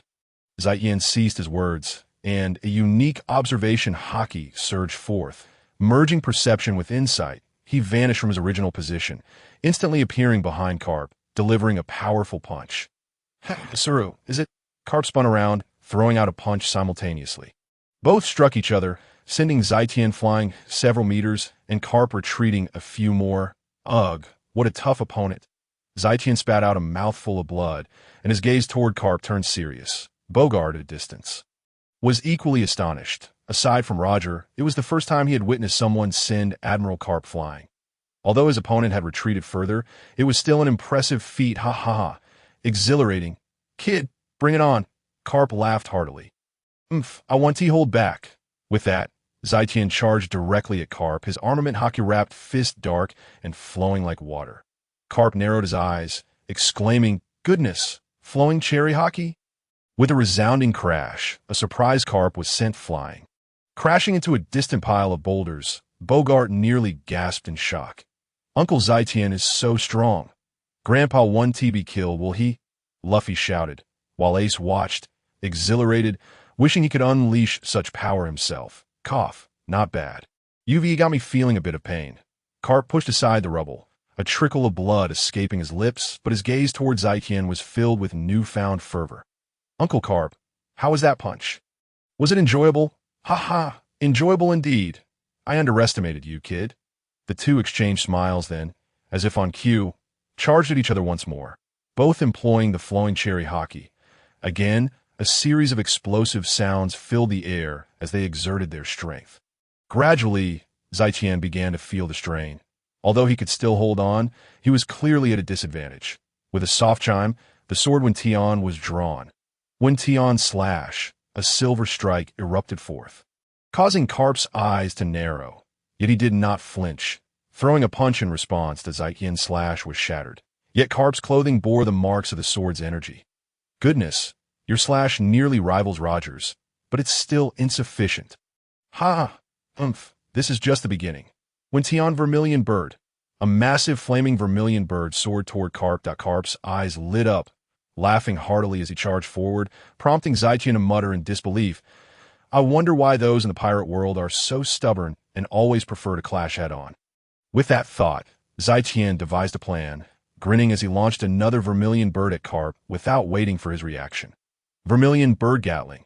As the battle unfolded, Tian unleashed a flurry of strikes, each sword swing sending forth the Juke, which soared towards Carp like a barrage of Gatling bullets. The sky was painted crimson, and Carp found himself engulfed by a torrent of these fiery avians. Uncle Bogart, will Grandfather be in danger? Ace expressed his concern. Not likely. The Vice Admiral is exceptionally strong, came the reassuring reply. That's a relief. But Uncle Tian, that move was truly magnificent. So many flaming birds. Will I ever be able to attain such strength? Ace was deeply captivated by the multitude of Juke, his face brimming with envy. Boom, boom, boom. The sound of explosions reverberated through the air. Damn kid, enough already. No more. Carp's voice was laced with frustration as Tian sheathed his sword. One Tian, as the fiery spectacle subsided, Carp appeared disheveled, his clothes tattered and his body marked with fine lacerations, a trickle of blood escaping from the corner of his mouth. Observing Carp's disarray, Tian couldn't help but grin. Bogart hurried forward, gently placing the two little ones down before draping Carp with his justice coat. Uncle Tian, you're incredible. You've even bested grandfather. The two children approached, eager to flatter, which only made Carp grit his teeth in irritation. Bang! Bang! Ah, that hurts. The two boys rolled on the ground, clutching their heads, each sporting a large bump. Humph. What do you mean you've defeated me? Tian, you little rascal, you've fought dishonorably with such underhanded tactics, but I don't believe you can sustain this power for long. It's merely enough to tickle me. Ever since Tian had undergone a rigorous transformation and eliminated the side effects of the devil fruit, he had been steadfast in his physical training. While he could not maintain such strikes indefinitely, especially as they were physically taxing, he could still manage to deliver dozens or even hundreds of blows. Indeed, you're right that if we continue, I wouldn't be able to keep up. Thank you for your mercy. Humph, that's more like it. Haha, you're not too shabby yourself. Have you considered joining the Navy? If you pursue the path of Admiral, I'll pave a way for you. Carp extended another bold invitation, leaving the two little ones confused, yet aware of the formidable strength both men possessed. Never mind. Thank you, Uncle Carp, I think I'm content as I am. I'll wander around for a bit, and perhaps we can revisit this later. Carp sighed deeply, feeling a mix of disappointment and resignation as he watched Tian refuse to join the Navy. Grandfather, can I learn from Uncle Tian? Ace inquired eagerly. Humph, that kid possesses some skill. Tian, would you be willing to teach Ace? Sure, I can spare a few days for him. I'll set sail again soon. I also want Uncle Tian to teach me. Bang! Bang! Future Pirate King Luffy lay on the ground, tears welling his eyes from the two bumps on his head, prompting Tian's eyes to twitch in response. What nonsense! I'd rather have grandfather teach you personally. The group boarded a naval vessel and returned to Fusha village. Under the pretext of teaching, Tian took Ace back to the merchant ship, while Carp returned to his residence in Fusha village. Watching Tian and Ace depart, Carp's expression was a complex tapestry of emotions. That moment, Bogart broke the silence.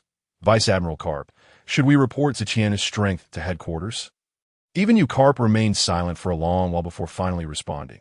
Bogart, this matter must remain confidential. An O1 should be informed, and an order of silence should be imposed on those aboard. Though they are loyal, such discussions must not occur. Understood, but I know your concerns. You are unaware of Tian's background.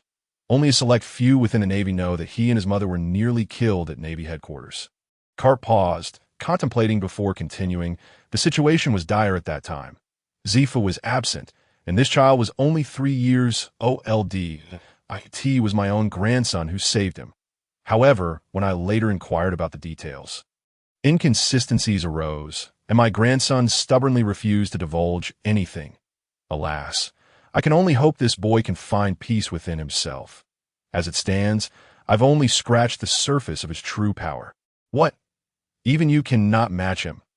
Not exactly. It's merely that this boy conceals his strength exceptionally well. Carp's mind drifted to the subtle fluctuations he had sensed from Tian in relation to Ace. Pondering, perhaps this boy is also a devil fruit user. Zepha certainly has a remarkable son, but I recall he hasn't even exhibited conqueror's haki. Ah, that troublesome child. Meanwhile, Tian had returned to the room prepared by Oro with Ace, ensuring he was ready for training the following day. Alone, he began to reflect on his encounter with Carp, acknowledging the Vice Admiral's formidable strength. Although he had gained an advantage through his swordplay, he recognized that the earlier exchanges did not favor him. Even now, his fists and body ached subtly. He had underestimated Carp, who likely hadn't fought him with full effort. Yet, time was on his side. Within 3 years, he would undoubtedly be able to stand toe-to-toe with Carp. However, Carp's nature suggested he would not disclose Tian's true strength, as it would serve neither of their interests. Ace was now training under him, and he wondered if this would alter the boy's fate. Regardless, even should trouble arise, he would ensure Ace did not meet the same grim fate as in the original story. At worst, he would simply have to subdue Akainu. Despite the latter being the only one in the Navy who resembled a true soldier, As Tian lay in bed. Lost in thoughts about the future, he eventually drifted off to sleep. Unbeknownst to him, his body emitted a faint glow, visibly healing the injuries inflicted by Carp. The next morning, before Zetian had even risen, Ace burst into his room, calling out, "Uncle Zetian, wake up! Hurry and teach me how to defeat Grandfather. I want to learn that move, the Skyward Firebirds. It's so cool. Uncle, get up!" Zetian, having sensed Ace's arrival, naturally awakened but remained in bed. Assessing his body, he felt completely refreshed, without a trace of fatigue or pain. Only after Ace's persistent urging did he finally stretch and rise. "Good morning, little Ace. Are you really that eager?" "Of course, Uncle. Teach me that Skyward Firebird's technique." Zetian's expression darkened momentarily. "Skyward Firebirds? That SJK?" You know, with a playful swat to Ace's head, he finally got out of bed while Ace looked on, perplexed. After breakfast, the two made their way to a secluded clearing. Zetian began by evaluating Ace's physical capabilities. It was evident that, thanks to Roger's genes and Carp's training, Ace was exceptionally fit for his AG, and no wonder he awakened Conqueror's hockey so early, having saved Luffy. "Ace, your physical condition and potential are impressive. However, you're still too young for extensive training." "Uncle, I can handle it. Grandfather has taught me so much. Indeed, it's not that I want to teach you, but let us first have a chat." "Ace, what are your dreams for the future?" "I want to set sail and become the Pirate King." "Why do you wish to become the Pirate King? Do you understand what being a pirate entails?" "Of course. Pirates are the freest people in the world. That truly your goal? You must be wanting to surpass someone, right?" Upon hearing this, Ace's expression darkened slightly. "Given your reaction, it seems you're aware that the Pirate King, Roger, is your father." Ace's face paled, and he looked at Zetian with a mix of wariness and tension. "Don't be alarmed. Since you've called me uncle, I've accepted you as my nephew. This is merely casual conversation." "Uncle, how did you find out?" "I only learned because Grandfather accidentally let it slip. Some truths are best learned at the right time. However, remember this. No matter what you encounter in the future, your uncle will always have your back. What if someone tries to kill me? What if they have significant power? The world government and the Navy, perhaps? Remember, no matter who it is, as long as I'm around, you'll be safe in an instant." Ace was overwhelmed with emotion, tears streaming down his face. It was the first time in many years that someone had offered him support. Garp had always relied on his fists for education, never once engaging in heartfelt conversation with him. Despite this, Ace's character remained commendable, apart from a lingering resentment towards Roger. Now, he could finally express his innermost thoughts. "I am aware of your mother's situation, and I must apologize for my inadequacy at that time," he said. The mention of his mother, Ace's sorrow deepened, prompting Zetian to gently pat him on the back, allowing him to fully release his pent-up grief. After a considerable time, Ace regained his composure and looked at Zetian with a hint of embarrassment. "Uncle, my desire to set sail stems from a wish to surpass him and put an end to the era of piracy he initiated." Ace, do you truly understand what it means to be a pirate? Have you ever encountered a genuine pirate? Let me enlighten you on the nature of pirates. They are a brutal and ruthless group, reveling in the plunder and slaughter of others. However, my grandfather spoke differently. As a Navy man, he acknowledged that some pirates possess great spirit, and though they are adversaries, he has praised them. "I understand what you're saying. You may view them as adventurers, but how many adventurers are truly pure-hearted? Even your father, Roger, was not merely an adventurer. Do you have any idea how many lives he took? How many innocent souls were lost?" Ace felt a jolt within him, gazing at Zetian in shock. "Uncle, how can I ever surpass him?" Zetian looked deeply into Ace's eyes, contemplating the profound impact Roger had on his SON. It was clear that he needed to reorient Ace's perspective. "Why do you dwell on this? The world is far more intricate than you perceive. The era of piracy birthed by Roger has shattered countless innocent families. The justice of the Navy is varied and lacks a unified standard, while the darkness of the world government has only further corroded this world. Although it may be premature for me to share this with you now, I hope that when you grow up, you will seek the truth of this world for yourself. Despite Roger's irresponsibility towards you, I still wish for you to live freely, unshackled by shadow, that I believe your mother, Port Gastida Rouge, would wish the same for you." Reflect on that, mother's hopes? Ace murmured softly, pondering for a while before breaking into a relieved smile. Uncle, I understand now. I will live according to my own heart, but I still wish to set sail and see this world. Upon hearing Ace's words, Tian smiled with satisfaction. Of course, you are free to sail, and you must live life as you see fit. What I must impart to you is this: in any world, strength is the sole criterion that determines whether you can act according to your will. Power is the ultimate truth. Ace's eyes sparkled with admiration as he looked at Tian. Uncle, are you the strongest? You defeated Grandpa. Can I become that strong too? Cough, cough. Actually, I did not defeat Uncle Garp. I had my share of setbacks. However, in a few years, it may be possible for me to overcome him. If you apply yourself diligently, you too will become formidable. All right, having said so much, let us commence today's training. Prepare yourself. My expectations are high, and the training will be arduous. Yes, Uncle, I am not afraid. At this point, Ace was still quite young. And Tian intended to solidify his foundation first at AS for the 6 powers, swordsmanship, and hockey. Those lessons would come later. In the ensuing period, Tian had Ace engage in rigorous training. 10 kilometers of long-distance running, weighted runs, horse stances, and some martial arts from Tian's past life, gradually strengthening his fundamentals. Little did Tian anticipate that his stay in Windmill Village would last 3 years, during which he made several trips to Skypiea and home. Yet he grew fond of the experience of teaching, particularly as Ace was a quick learner. Just over 7 years old, Ace surpassed his original counterpart at 10 in strength. During this time, Tian also took the opportunity to mentor young Luffy. But he couldn't help but chuckle at Luffy's peculiar thought processes, realizing that Garp's iron fist of love might indeed be more effective, as there were moments when he felt similarly exasperated. Under Tian's guidance, Ace mastered techniques such as finger pistol, gale foot, paper drawing, moonwalk, and shave, though he still fell short with iron block.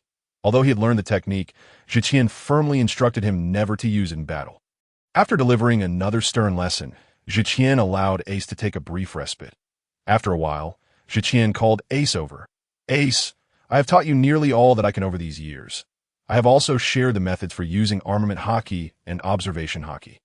It is time for me to depart. What? Uncle, you're leaving? I still have so much to learn from you. Haha. All good things must come to an end. We shall meet again in the future. As Tian spoke, Ace's eyes began to well with tears. Over the past few years, he had experienced a familial bond he had never known before. Observing Ace's expression, Tian offered some comfort before suddenly producing a long box and handing it to Ace. This is a farewell gift I have prepared for you. I hope you can carve your own path in life. Upon opening the box, Ace was met with a sword, a flame-shaped fruit, and a book. This fine blade, the Great Sword 21 Flame Guardian, is tailored to suit you. The devil fruit within is the flame fruit. Lastly, the book contains some of my reflections and ideas regarding the development of the fruit. The sword had been procured by Tian from Tizolo, while the devil fruit was personally retrieved from the body of a giant bird on the island depicted in the original story, demonstrating Tian's care for Ace. Once I leave, you should consume the devil fruit here, but do not use it in front of others. Is there anything you do not understand? If not, then until next time.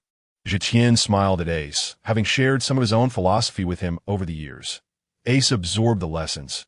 Even when playfully fighting Luffy, he only exerted a fraction of his strength. No, I remember everything. Very well, until we meet again. I must take my leave. As Tian's figure faded into the distance, Ace suddenly bowed deeply and shouted, Uncle Tian, thank you for your guidance over these years. Tian chuckled softly before vanishing from sight. Ace stood there, staring blankly at the spot where Tian had disappeared, lost in thought. After a while, he took out the devil fruit and began to devour it voraciously, indifferent to its unpalatable taste. As tears streamed down his face uncontrollably. Dear readers, here are 2 more chapters for you. Tian instantly teleported onto a merchant ship, where Oro approached him without delay. My lord, it has been a while. Do you have any instructions? After Tian settled in Windmill Village for a period, he had instructed Oro to take care of their affairs, returning every 3 months for updates. Today was a day Tian had specifically arranged.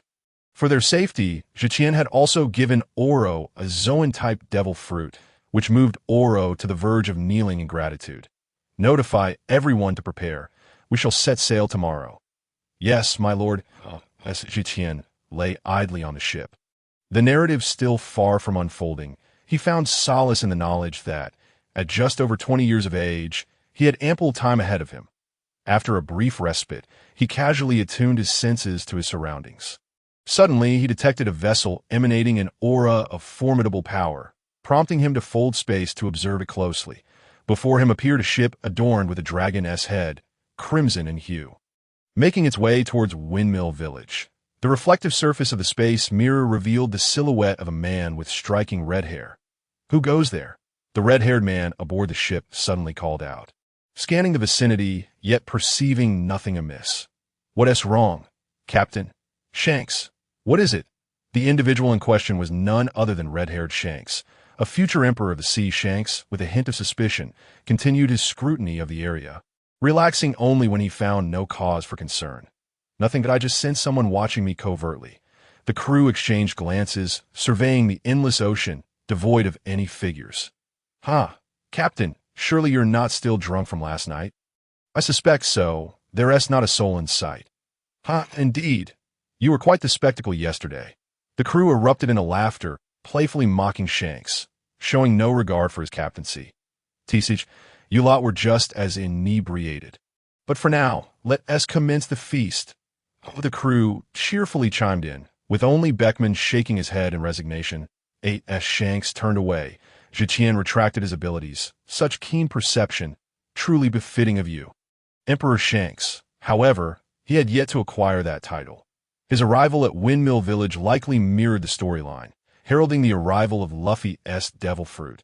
Tian continued to analyze the situation in his mind, a smile gracing his face. Perhaps it is time to witness this captivating scene. With that thought, Tian informed Oro to bring him back before they set off again, and in a blink he arrived at the bar in Windmill Village. Upon his arrival, a young woman named Makino, in her 20s, approached him with warmth, calling out, Tian, brother, you're here. Unlike the fiery barmaids often depicted in tales, Makino exuded a gentle, kind-hearted demeanor. Regardless of who entered, she greeted them with a sunlit smile and attentive care. Makino, it has been a while. Indeed, it's been several months since you last visited. Ever since Tian had taken it upon himself to guide Ace, he frequently found his way to Makino's bar during his free time, fostering a familiarity between them. Tian had also taken it upon himself to look after her, driving away troublesome rascals and even imparting methods for her bar's operations. Initially, Makino had declined his suggestions, but eventually she acquiesced to his relentless persistence, agreeing that any profits must be shared with Tian. Though he regarded the earnings as trivial, Tian did not refuse, wishing to spare Makino from undue burdens. Through their prolonged interactions, mutual affection blossomed, though Makino's gentle speech often concealed a hint of melancholy. Tian rubbed his nose, uncertain of how to respond, and hastily changed the subject. So, how fares business? Ever since you introduced your drink, business has improved significantly.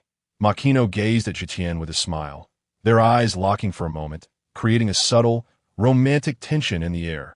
Bartender, a round of drinks, and remember to serve the ergo too. The atmosphere thick with unspoken sentiments was shattered when a customer called out. Coming, Tian. Please sit tight. I'll attend to the guests first out of course. Take your time, Tian replied, moving to a secluded corner by the bar. This spot had been reserved for him by Makino in the past. After serving the patrons, Makino returned to Tian's side, placing the drinks before him and sitting gracefully across the table, watching him as he drank. Tian had grown accustomed to this, their relationship teetering on the edge of something deeper. And some regulars noticed, sharing knowing smiles. Ignoring their stares, Tian took a sip of the liquor, captivated by the gentle smile before him. As he prepared to depart, he found himself at a loss for words. After a moment's contemplation, Tian decided to speak candidly. Makino, I must take my leave. Her smile vanished instantaneously, replaced by an expression of longing as she gazed at Tian. Will you return? She asked, her voice tinged with anxiety. Not for the time being. I intend to explore the vast seas. But before he could finish, he noticed her eyes glistening with tears. Tian, please be safe. and let me know when you leave." She covered her mouth and dashed away. Taken aback, Zetian slapped himself internally. Damn. Though I may not return immediately, I can always come back to comfort Makino and resolutely avoid being dense. He hurried after her. Meanwhile, Makino, back in her room, was shedding tears of sorrow. Despite understanding that venturing out to sea was a man's aspiration, she couldn't help but feel heartbroken. Who has upset my lovely girl, causing her to shed tears? Makino jumped at the voice, hastily wiping her face to find Zetian standing there. "Wherein you leaving? What brings you back?" "Hee, you ran off before I could finish my sentence that I am leaving, but it may take years. Still, I can return at any moment." Makino looked momentarily stunned, then frowned. "You're deceiving me. How can you return if you've left?" Zetian had never revealed his abilities to her, so to assure her, he opened a portal. Suddenly, a vibrant doorway appeared out of thin air. "What is this?" Makino asked, her curiosity piqued. "Come, follow me." Without waiting for her response, Zetian took her hand and led her through the portal. As they emerged, they beheld a majestic capital in the distance. Makino stood in shock, her mouth slightly agape, unable to comprehend the sight. "Zetian, where are we?" "This is the kingdom of Alabasta, located on the Grand Line." "The Grand Line?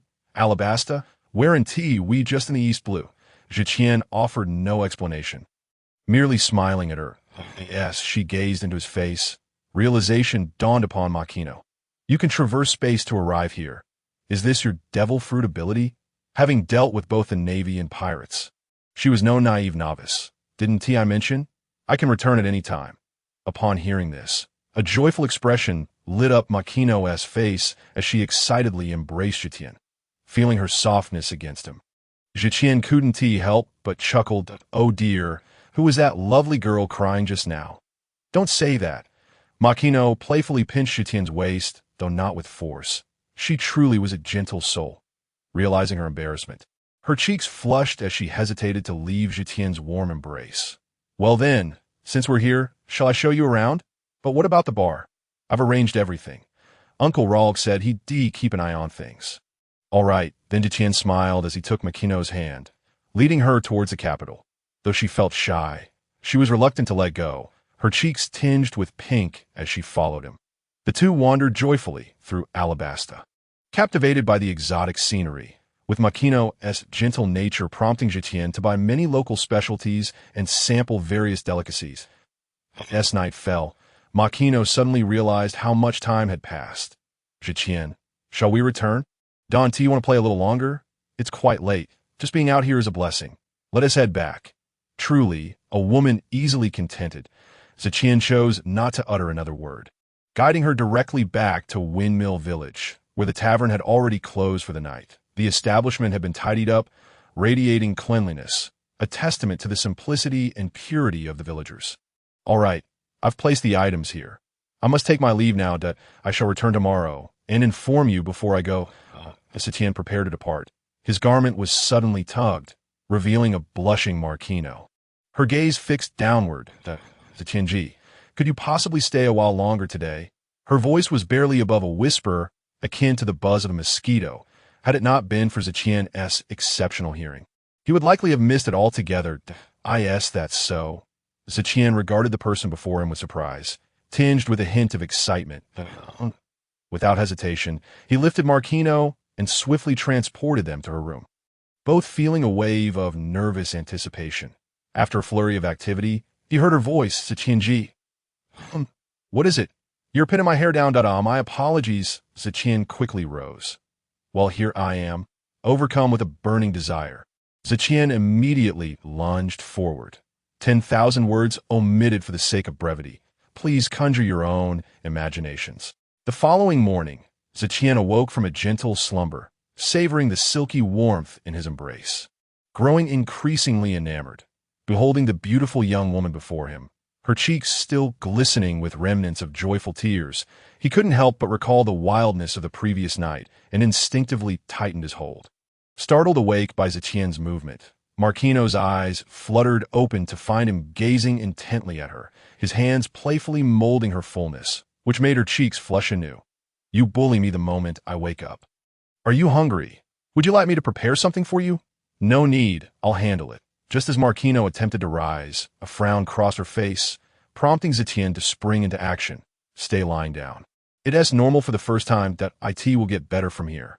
Flushed by Zetian's casual words, Marquino quickly covered her face with a blanket, playfully pouting that you're incorrigible. After a brief morning routine, Zetian prepared a meal for Marquino and urged her to rest well. He then resolved to oversee the tavern for the day, informing Oro to delay their departure by a few days. After spending a while in Marquino's company, she drifted back into a deep slumber, a testament to the intensity of the previous night's escapades. Zetian gazed fondly at Marquino's charming visage, a smile gracing his lips. A little while later, he rose and made his way to the tavern, ready to manage the establishment himself that day. The tavern's lovely female staff had already begun preparing drinks and food, all of whom he had previously recruited. Familiar with Zetian, he found a moment of leisure, reclining in a chair as he feigned sleep that Zetian where Sister Marquino. Oh, she's feeling unwell. I'm here to assist her with the tavern today. The nearby female staff exchanged teasing glances. Oh, their laughter erupted, their voices elongated in playful mockery. Zetian could only shake his head in resignation. Focus on your work. It's a joyful day. Each of you will receive a bonus of 100,000 berries. Instantly, a large bundle of berries was distributed to everyone. The generous bounty left the young women astonished, but they quickly erupted into jubilant cheers, showering him with flattery. Zetian, you're absolutely dashing. Zetian, you and Sister Marquino make a perfect pair. Zetian, I adore you. As their playful antics escalated, Zetian hastily stood, alarmed, and distanced himself. Fearing Marquino's reaction, he waved his hands dismissively, adopting a stern expression. Get back to work. Customers will arrive soon, and I'll retract the berries if you continue this ruckus. The young women giggled and scattered, becoming increasingly diligent, eliciting a chuckle from Zetian. Meanwhile, an unexpected group of visitors arrived in Windmill Village, prompting the villagers to become alert. However, fear was absent. Who could forget that this was the hometown of Garp? The entire East Blue had felt the effects of his numerous purges. Those infamous pirates either found themselves impelled down, enjoying a premature retirement, or sunk beneath the waves. Generally, pirates dared not disturb this tranquil locale. The newcomers, seemingly harmless, ambled toward the village. They were none other than Shanks and his crew. As they strolled, they jested about who had drunk too much the previous day, their laughter echoing through the air, causing the villagers to regard them as a band of lunatics. That moment, Luffy had stealthily ventured out, as Ace was preoccupied with digesting the insights Tian had imparted. Leaving him unattended, bored, he wandered the village. Upon spotting the unfamiliar faces approaching, he felt no fear. Curiosity propelled him forward. Shanks found himself momentarily bewildered by the child sprinting towards him, a broad grin plastered across his face. Luffy reached them, eyes sparkling with mischief. Hey, old man, are you pirates? The group paused, exchanging glances before bursting into laughter. Shanks squatted down to meet Luffy's gaze, his own face alight with mirth. Indeed, we are pirates. What's your name? Luffy, I heard that pirates are the freest people in the world. Is that true? Their laughter erupted once more at the child's innocent question. Indeed, pirates are the freest individuals in the world. Just then, an elderly man approached, none other than Uppsala, the village chief. He was still sprightly and not overly aged. Having received word of potential pirates in the vicinity, he hurriedly made his way over, his heart racing at the sight of Luffy conversing with strangers. Grandpa Chief, they're pirates, the freest people there are. Uppsala swiftly pulled Luffy behind him, eyeing the newcomers with suspicion. I advise you to behave yourselves. This is Windmill Village, and Garp is one of ours. Shanks stepped forward, offering a polite BOWMY apologies, Elder. We are merely travelers seeking respite and provisions. Acknowledging Shanks' politeness, Uppsala hesitated to act aggressively, but reiterated his caution. That's acceptable, but do not engage in any unlawful activities. Garp will undoubtedly apprehend you. Initially, Shanks was oblivious, but the mention of Garp's name piqued his interest. Elder, are you referring to Vice Admiral Garp? Before Uppsala could respond, Luffy interjected excitedly. That's my grandpa. Do you know my grandpa? Shanks glanced at Luffy, pausing before replying, while Beckman stepped forward. Shanks, it's likely true. Garp is from Windmill Village. We should tread carefully. Drawing his attention could spell troubled. It's fine. We can always run if needed, Shanks replied simply, then turned back to the elder with a smile. Elder, we are not villains but seekers of freedom. We merely wish to replenish our supplies and find a tavern to rest. That's good? Uppsala still eyed them with skepticism. That I know of a tavern. The villagers say they serve the finest liquor in the world. The finest liquor in the world? Shanks' eyes sparkled with excitement, as did those of his crew, all of whom were known to be fond of drink. However, recalling it was a child who had spoken, their enthusiasm waned, questioning what a young boy could know about fine spirits. Suddenly, Uppsala pressed his lips together, reflecting, indeed, it is the best liquor, though it is quite expensive, and one must not indulge excessively. Upon hearing the chief's endorsement, Shanks and his crew grew animated, eagerly approaching. My apologies, elder. Could you kindly direct us to the tavern? Cough.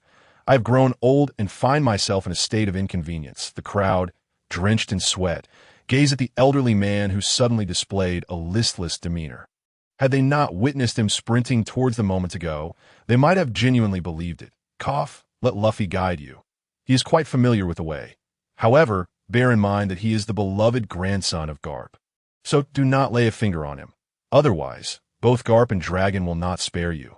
Shanks looked at the cheerful child before him. Taken aback, he was well aware of Garp's formidable strength, having been chased by him during his time aboard Roger's ship. Shanks had also fortuitously encountered Garp's son, Dragon, who was impressively strong. It seems we must rely on Luffy then. Follow me.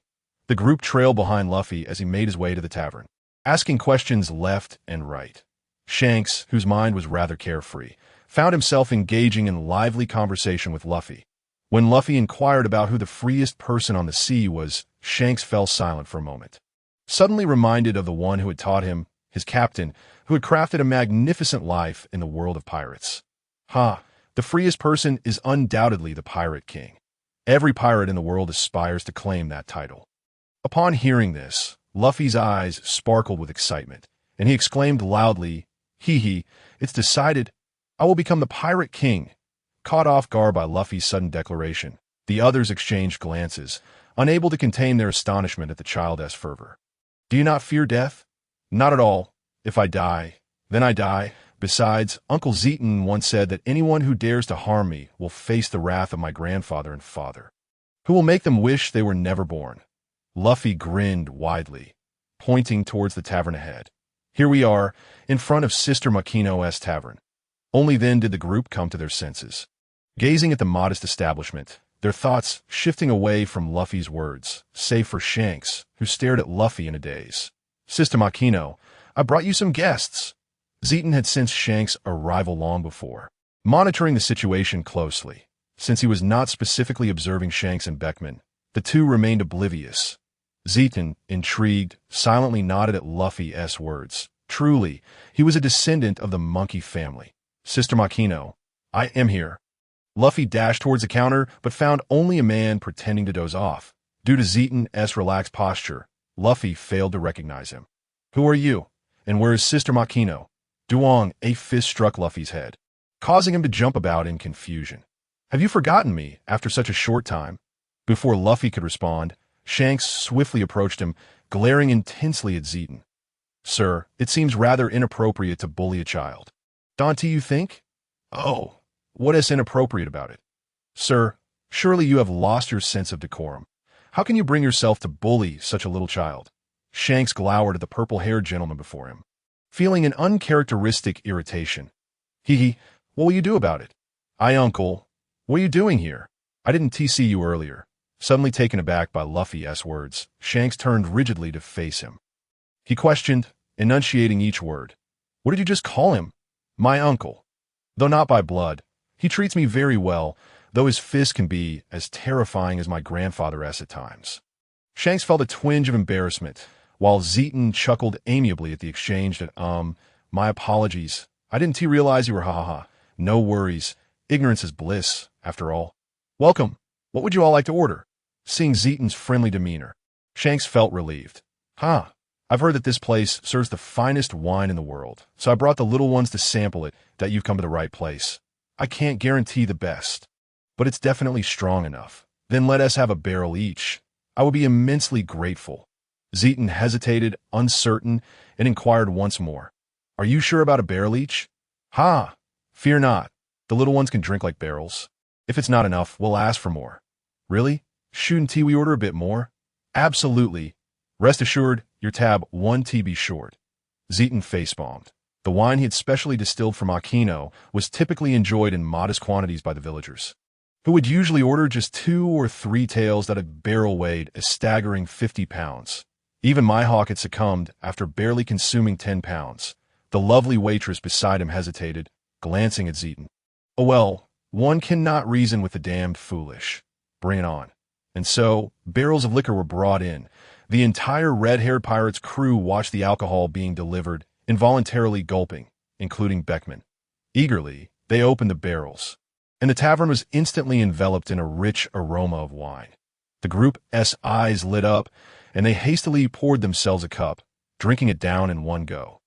Zeton and the several waitresses were left agape. They were using large cups, larger than the one Zeton had used for beer in his past life. Each cup was likely to contain about 2 pounds, and these rascals downed it all at once. Amusedly observing the scene, Zeton felt a surge of anticipation and discreetly whipped out a transponder snail to capture the moment. As they gulped down a generous amount, their faces suddenly flushed, and the entire tavern fell silent, only to erupt in an uproar a few seconds later. Ugh, including Shanks and Beckman. Everyone nearly retched, but managed to suppress themselves, savoring the potent flavor to avoid waste that a few could not hold back. Letting some liquor trickle from the corners of their mouths, hastily covering it with their hands. Zeton and the waitresses exchanged incredulous glances, while some regulars raised their thumbs in admiration towards the group. "This bunch of wolves is hilarious," and soon laughter echoed throughout the tavern. Shanks and his crew, faces crimson, took a while to swallow the exquisite wine, smacking their lips as they relished the delightful taste. Their eyes sparkled as they gazed at their cups, resembling hungry wolves. "This wine?" Only Beckman furrowed his brow, looking towards Shanks. "Shanks, doesn't this wine resemble Mihawk's?" Upon hearing Beckman's words, Shanks recalled his meeting with Mihawk a few years prior, where they had engaged in a friendly sword duel, neither emerging victorious. Since then, they had become friends. About 3 years ago, Mihawk had invited them to sample his wine, an experience quite similar to today's. However, Mihawk had been rather stingy, providing only a small amount of exquisite wine, nearly inciting a crew mutiny. To this day, they still reminisced about that delightful drink, and now they had stumbled upon such a treasure in this quaint tavern. Curiously, Shanks asked, "Sir, do you know Mihawk? He is the renowned swordsman known as Hawkeye." Zeton chuckled, amused that their paths had crossed. Truly, fate has its ways. Pretending to ponder, he feigned a sudden realization. "Oh, yes, I recall a certain individual who purchased a considerable amount of wine from me a few years ago."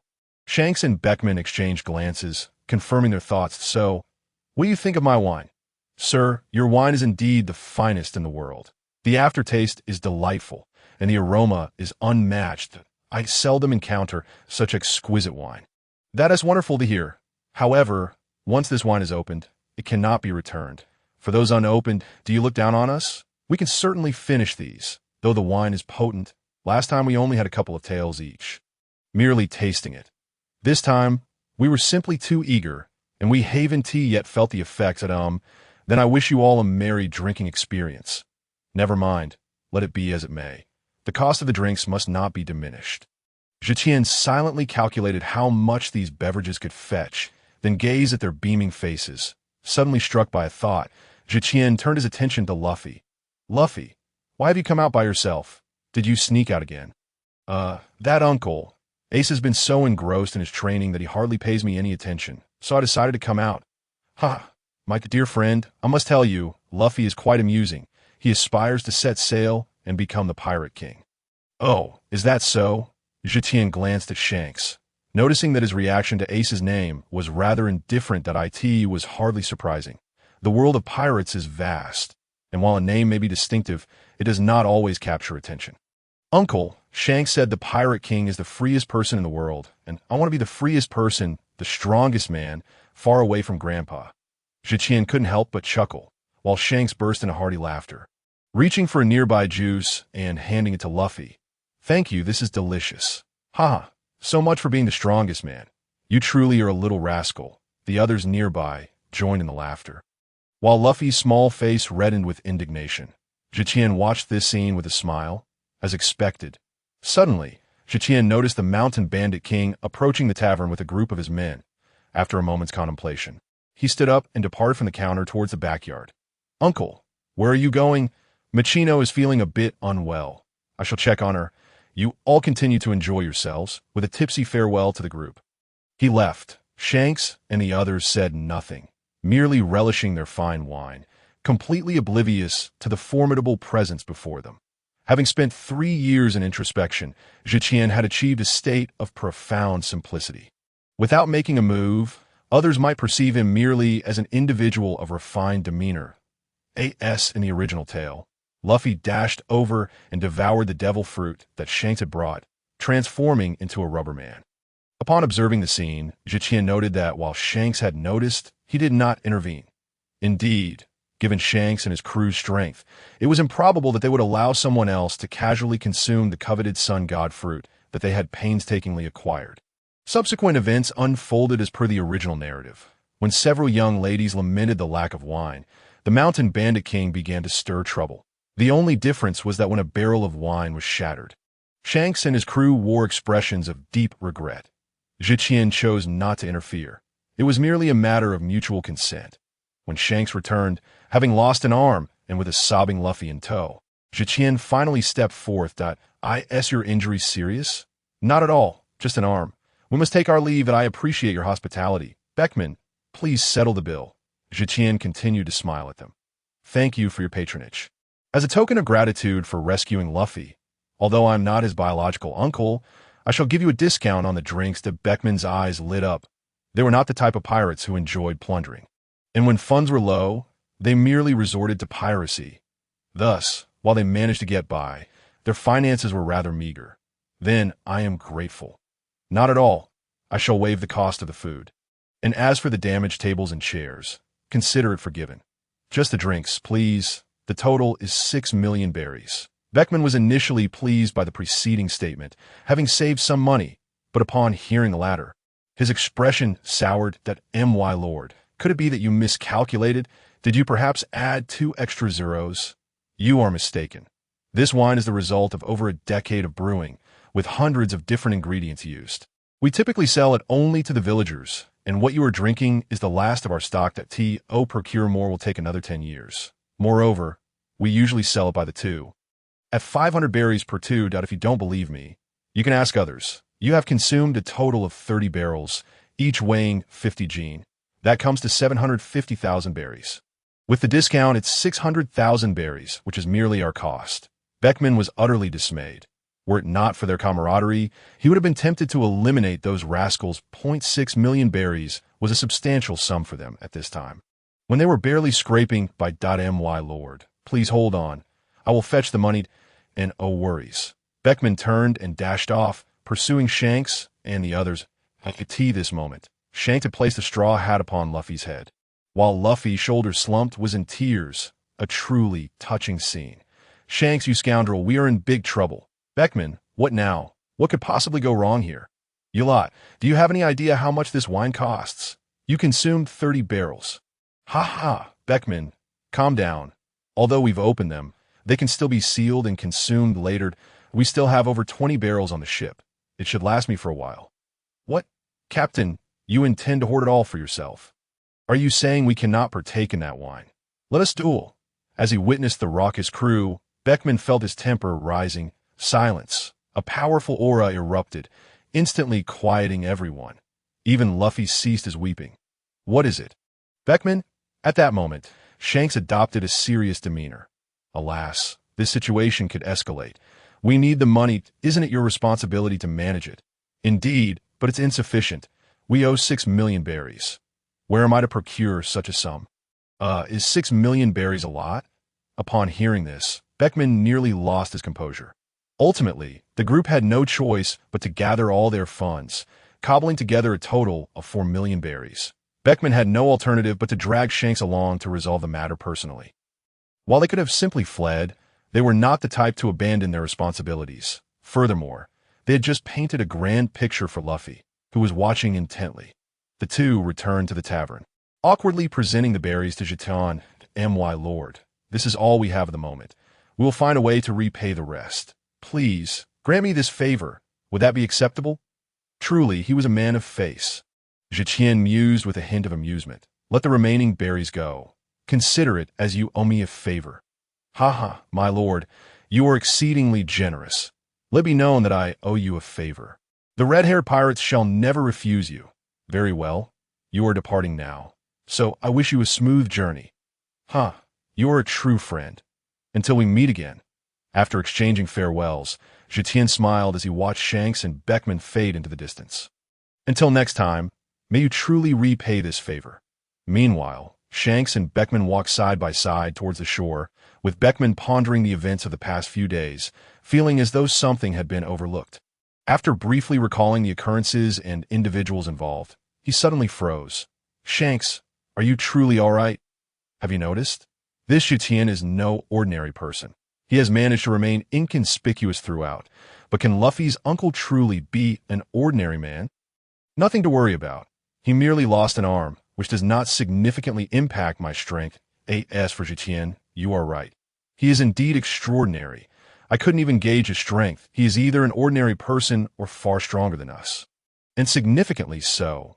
But his age, could that truly be possible? While Shanks suspected Tian's strength surpassed theirs, the thought of his youth led them to dismiss the notion. At present, Shanks and Beckman had only just entered the ranks of the admirals, and they were reluctant to believe that someone so much younger could surpass them. Let it be. We are likely overthinking this. It is improbable for such a powerful individual to exist. Perhaps it is merely his demeanor that is so striking. Given the exquisite wine he provided, we should assist him if the opportunity arises, provided he seeks us out. Shanks laughed heartily, returning to the ship, gazing at the vast sea and his companions, feeling a swell of ambition. "Listen up, everyone. Set sail. Our destination is the New World. Let us claim a title of our own. Since Roger was publicly executed, Whitebeard Howard Newgate has reigned supreme at sea, initially being recognized by the world government as the captain of an Emperor-level pirate crew. Subsequently, Big Mom Charlotte Linlin and Kaido of the Beasts also claimed the title of Emperor-level pirate crew through their formidable strength. Now, Shanks is preparing to seize an Emperor title, and it is anticipated that soon a balance of power among the four emperors will be established. After bidding farewell to Shanks, Tian lingered in the tavern for a few days, indulging in a shameless life with Makino. It must be said that this lifestyle has rendered Tian blissfully reluctant to leave.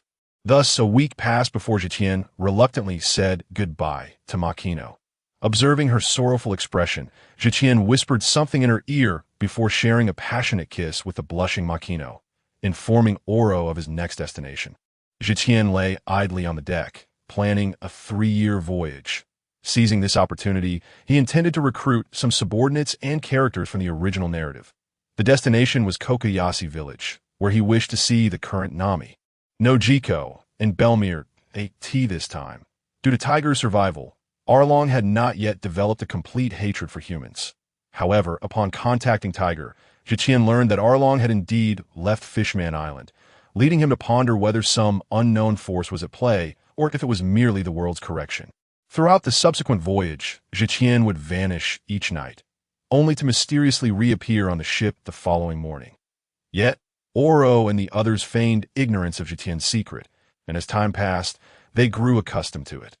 Sailing the seas was tedious, yet for Tian, it mattered little, as he could return to land to rest each day to ask for his whereabouts. Everyone was already well aware.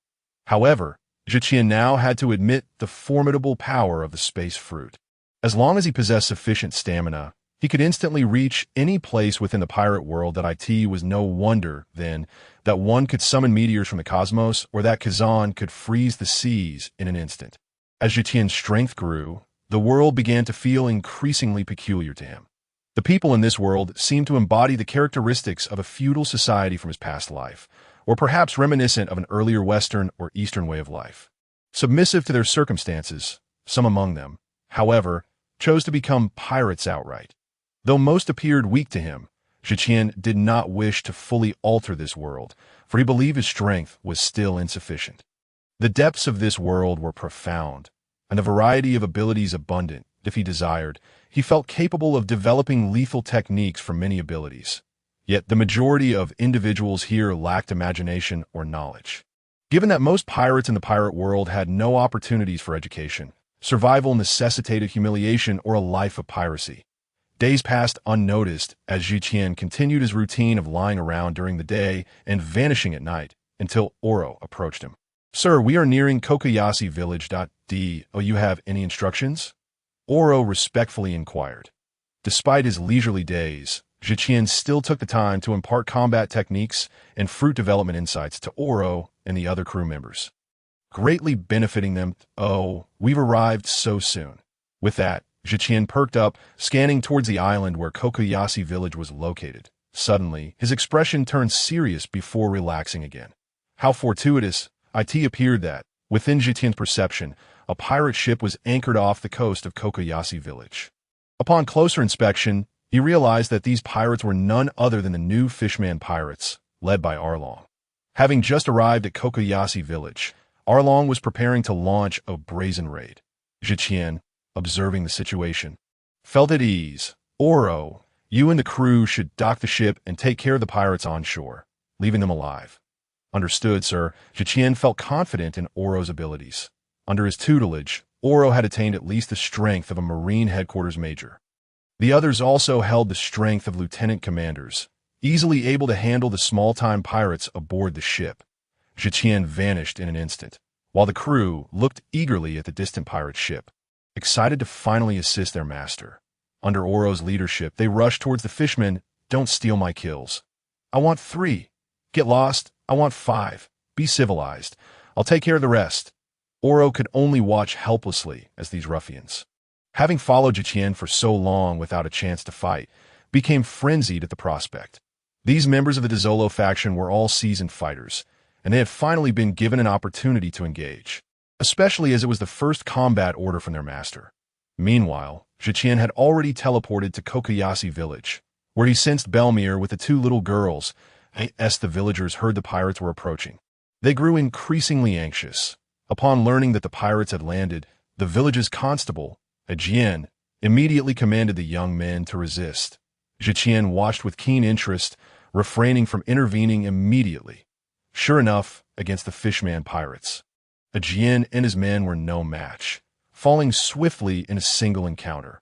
Perhaps motivated by the desire for treasure, they did not resort to murder, nor would Tian permit anyone to die before them.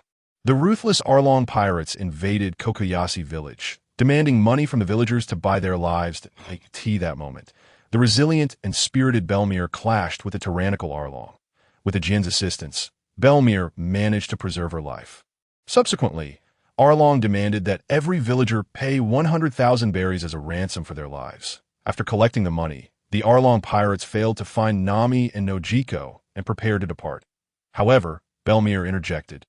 "Who says this is my share? This is for my 2 daughters." Upon hearing this, Arlong, who had previously harbored discontent towards Belmir, broke into a cruel laugh. Then what about your own share? I only have this. It's not enough for 3 people. Well, that's unfortunate. Tio set an example for humanity. You'll have to die." With that, Arlong drew a pistol, aiming it at Belmir. At that moment, 2 little girls with sky blue and orange hair rushed forward, crying out that it was Nojiko and Nami. Belmir was their adoptive mother. Labeled a delinquent by the villagers in her youth, she later joined the Navy and participated in the war.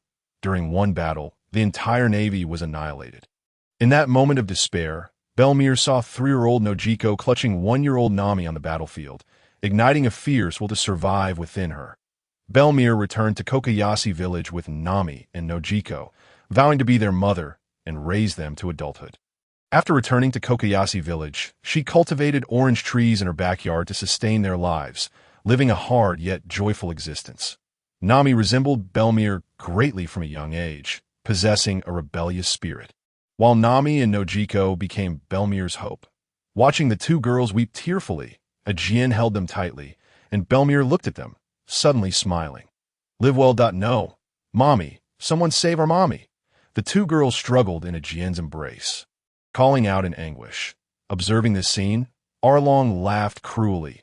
Such pitiful humans, laughable emotions. Since you cannot produce the money, you shall go to hell. Bang! With the sound of a gunshot, everyone shut their eyes in despair, while Nojiko and Nami nearly fainted. Who are you? Suddenly, the crowd was jolted awake by Arlong's voice, cautiously glancing at Belmere. Unbeknownst to them, a tall young man with purple hair had stepped in front of Belmere, pinching a bullet between his fingers. Oh my, how arrogant, Arlong. Upon witnessing this scene, the crowd displayed expressions of delight, yet Arlong's countenance shifted dramatically. You know me. Who exactly are you? Tian offered no reply to Arlong's inquiry, instead regaining his composure and gazing at Belmere. Are you unharmed? There aren't too many like you left in the Navy. You are? A Navy officer? Belmere hesitantly questioned, eyeing the dashing youth before her. I am neither. I am merely a bystander who cannot abide pirates. How do you know I was once in the Navy? At this moment, Aiken, having set down Nokigao and Nami, hurried over, observing the two engrossed in their conversation. Arlong felt a wave of insult wash over him. How dare you disregard the great fishman? Weak human, perish. With that, he raised his hand and unleashed a barrage of gunfire towards the pair. Ugh, Tian interrupted mid-sentence. Felt a surge of irritation. With a casual wave, he caught all the bullets in his hand. Slowly turning, he released them amidst the astonished gazes of the crowd. Clang, clang, clang. The crisp sounds echoed as the bullet casing struck the ground, causing Arlong to instinctively recoil in fear. The great fishman, the weak human. Arlong, it appears you are utterly ignorant of true power. Who are you really? Tian's disdainful gaze fixed firmly upon the multitude of fishmen, causing the Arlong pirates to tremble under his formidable aura. This was without Tian even resorting to his conqueror's haki.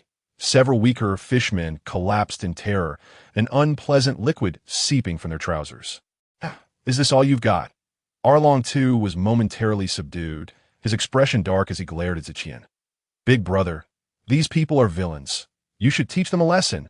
A clear voice piped up, and Tian turned to see Nami, still a tender 6 or 7 years old. Nokigao was merely around 10, yet both were undeniably adorable. Very well, let me avenge you. Upon hearing this, Arlong and his crew's expressions grew even grimmer. Yet they refrained from attacking. The pressure exerted by Tian was overwhelming, making them feel that any slight movement could result in their demise. Tian then turned his attention to the Arlong pirates, and Arlong's voice came out hoarse. Speak. What do you want? It was not that he desired to refrain from action, but at that moment he felt paralyzed, with only his mouth able to move. Tell me, have you ever killed a human? Aside from pirates, no others have fallen victim to me. I have just emerged. This island was to be my first target. Is that so? It seems luck is on your side. Otherwise, you would already be dead. Out of respect for Tiger, I shall spare your life, but while the death penalty is avoided, you shall not escape punishment. What? You know, big brother Tiger? Heh. Or else why do you think you can still speak with me so amicably? Arlong's face froze, caught in a moment of embarrassment. Nokigao, Nami, come here. Upon hearing Tian's call, Nokigao and Nami cautiously approached him, grasping Belmere's hand. Big brother, they chorused. Now, these pirates have come to plunder your village. How shall we deal with them? Tian smiled at the two porcelain dolls. The girls appeared somewhat at a loss, glancing towards Belmere for guidance. Despicable humans, how dare you insult us? Suddenly, a brazen fishman shouted angrily. Silence. Arlong's expression changed as he opened his mouth to retort, but a tremendous wave of Conqueror's haki swept over the entire pirate crew. With a resounding bang, the offending pirate exploded into a puddle of flesh. The other pirates fell unconscious, eyes rolling back in their heads, leaving only Arlong partially conscious due to Tian's unique consideration. This technique, a special attack developed by combining spatial powers with Conqueror's haki, proved far more potent than mere haki alone. Witnessing this spectacle, the villagers were left speechless in shock, while Aiken and Belmere hurriedly shielded Nokigao and Nami's eyes. Arlong, it appears you all have a death wish. At this moment, Arlong, his mind in disarray, suddenly regained control over his body. Yet he remained frozen, despairingly gazing at the fallen fishmen. All right, it's time. Nokigao Nami, how would you like to handle them? Big brother, we'll follow your lead. The two were at a loss, and upon hearing this, Tian smiled as he ruffled their hair. Then let us proceed as I suggest. I shall ensure you are avenged. With that, Tian produced a den mushi and dialed a number. BRR, BRR. A few seconds later, the line connected. Chief, long time no see. What can I do for you? Tiger, have you forgotten what I told you? Chief, what is going on? You should ask your dear brother about that. He can explain. With that, he tossed the den mushi to Arlong, who was astonished to learn that Tian was contacting his elder brother, Tiger. Taking the den mushi, Arlong wore a bitter expression. Big brother Tiger, it's me, Arlong. Arlong, what on earth has transpired? How have you offended this esteemed individual? Explain yourself properly. Big brother Tiger, it is like this. Arlong relayed the entire incident to Tiger, feeling the pressure from Tian, and dared not fabricate lies. As he listened, Tiger nearly fainted with rage, unleashing a torrent of curses. You fool! Did I not instruct you to remain at Fishman Island? How dare you lead men to become pirates? Do you not acknowledge me as your elder brother? You all deserve to perish. Listening to Tiger's tirade, Arlong could only endure, having idolized Tiger since childhood. Under Tiger's guidance, he had grown up and thus remained silent. Absorbing the scolding, Tian, scratching his ear, felt a twinge of impatience. All right, enough theatrics, Tiger. I want to kill them. Upon hearing Tian's voice, Tiger immediately urged Arlong to hand the den mushi back to him. Chief, do as you see fit. Even if you choose to execute them, I will harbor no grievances. You scoundrel, I have stated I want to kill them, and I shall keep my word. However, every action carries consequences. Understood, Chief. As always, you have my full support. After exchanging a few more pleasantries, they ended the call. Tian regarded Arlong thoughtfully. While no severe repercussions had occurred this time, a punishment was still warranted. Arlong. Yes, sir, he replied, lowering his head. From this moment forward, you shall renounce your pirate title and protect Kokoyashi village. As for the duration, I will have Tiger inform you. Is that agreeable? Yes, sir. Suddenly, Tian flashed before Arlong, his immense aura causing beads of cold sweat to trickle down Arlong's forehead. Let me make one thing clear. Should I discover that you continue your nefarious deeds, then both you and Fishman Island shall cease to exist. This is not a threat. You may confirm with Tiger. Arlong's heart raced in terror. Yes, sir. Now, return the stolen wealth to everyone and find a place to settle. Remember, safeguard the village. Yes, sir. As long as I am here, you need not worry about the village's safety. With a nod, Tian ceased his attention on Arlong and relayed his decisions to the gathered crowd. Although the villagers were skeptical of pirates, they chose to remain silent, given that Tian had just saved them. The subsequent matters were left to Aiken and the villagers, while Tian, at Belmir's invitation, carried Nami in one arm and held Nokigao's hand with the other as they walked towards the orange grove. Upon arriving at Belmir's home, they were warmly welcomed, and Tian, feeling no need for formality, picked up an orange and began to eat. Delightful, truly sweet. Then Big Brother should eat more, Nami exclaimed joyfully beside them, her vivacity contrasting with the slight shyness of Nojiko. Nevertheless, she enthusiastically assisted Tian in peeling another orange. Belmare called for Tian to join them for a meal, to which Tian responded with a smile. As he gazed at Nami, a member of the original crew renowned for her prowess in combat, having once bested the likes of Monkey D. Luffy and Roronoa Zoro, he found it amusing that she now appeared as a small girl. He pondered how she had managed to inflict such damage upon a rubber man. Nojiko, with her bold and kind-hearted nature, was a girl of considerable character and strength. Watching the two, Tian fell into a reverie. While the girls curiously observed him, Big Brother, what is your name? How do you know Nami and Nojiko? The perceptive Nojiko inquired, her face alight with curiosity, while Nami blinked her large eyes in anticipation. Tian chuckled softly, looking at them. I'm Jitan as for how I came to be here. It is simply because I heard the heartfelt aspirations of two lovely young ladies. Moreover, I possess knowledge of all things in this world. Just as you, Nami, wish to chart the entire ocean, and you, Nojiko wished to protect Belmare, Nami, and the Orange Grove. Both girls gasped, astonished that Tian had articulated their dreams. Hee, but do you know what you still lack to realize your ambitions? What is it? The two inquisitive girls asked eagerly. It is power and influence. You should understand the former AS for influence. It can be described as gathering like-minded companions. They exchanged thoughtful glances as if a decision had been made. Big brother Tian, may we become your companions? Just as Tian was about to respond, Belmare emerged to call everyone for dinner. Tian chose not to answer the girls, instead joining them for the meal. Afterward, Jian, having finished his tasks, approached to see the situation and to share in the meal. It was only after a brief conversation that everyone learned the purple-haired youth before them was none other than the son of the former Marine Admiral Zepha, which left them all somewhat astonished. Big brother Tian, you still haven't answered our question. Can we follow you? The older Nojiko pressed again. You are still quite young, and I have matters to attend to that may be perilous. I cannot take you with me. Oh, understood.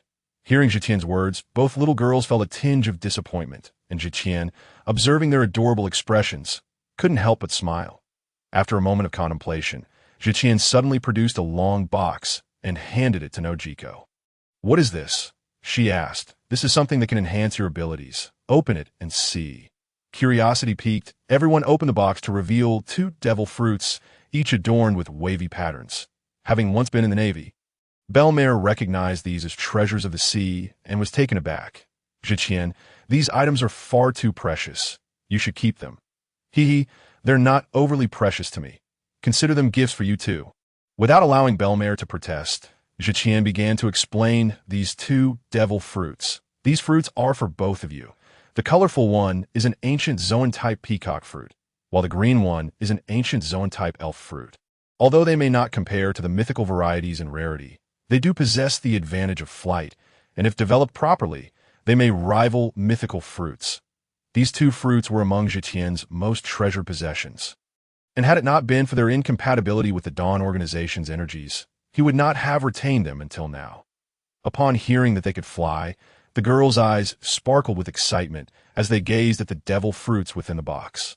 Though they may not significantly enhance your combat power, they will improve your physique and aid in survival. Thus they are indeed quite valuable. Please accept them, and I will watch as you consume them. The 2 girls glanced at Belmare, who smiled reassuringly.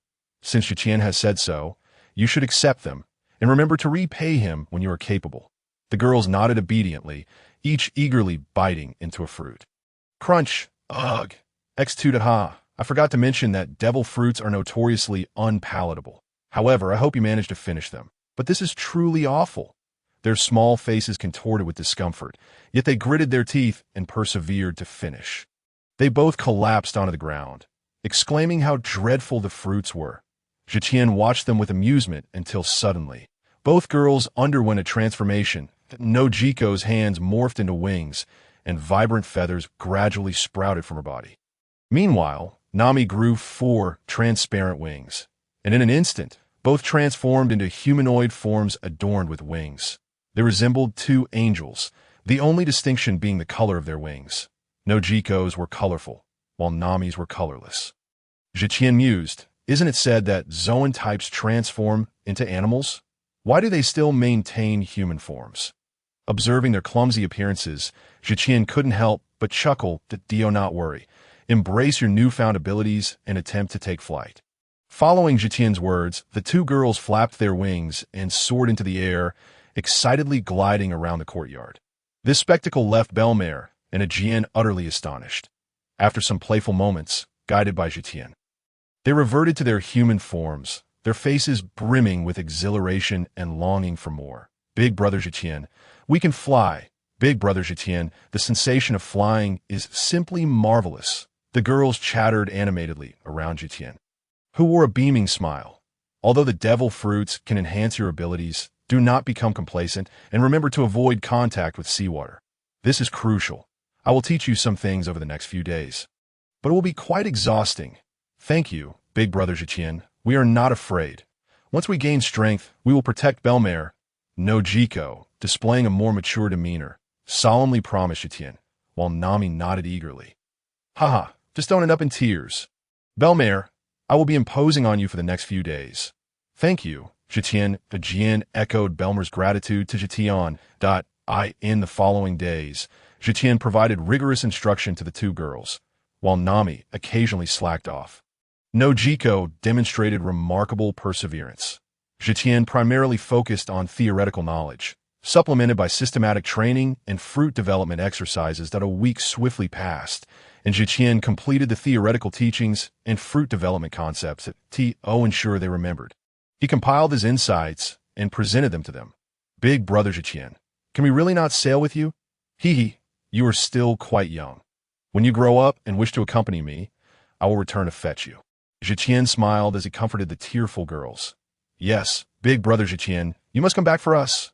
Indeed, it is a promise. Belmare, Jian, farewell. Waving to them, Tian vanished from sight. Belmare embraced the two girls tightly, waving at the spot where Tian had disappeared.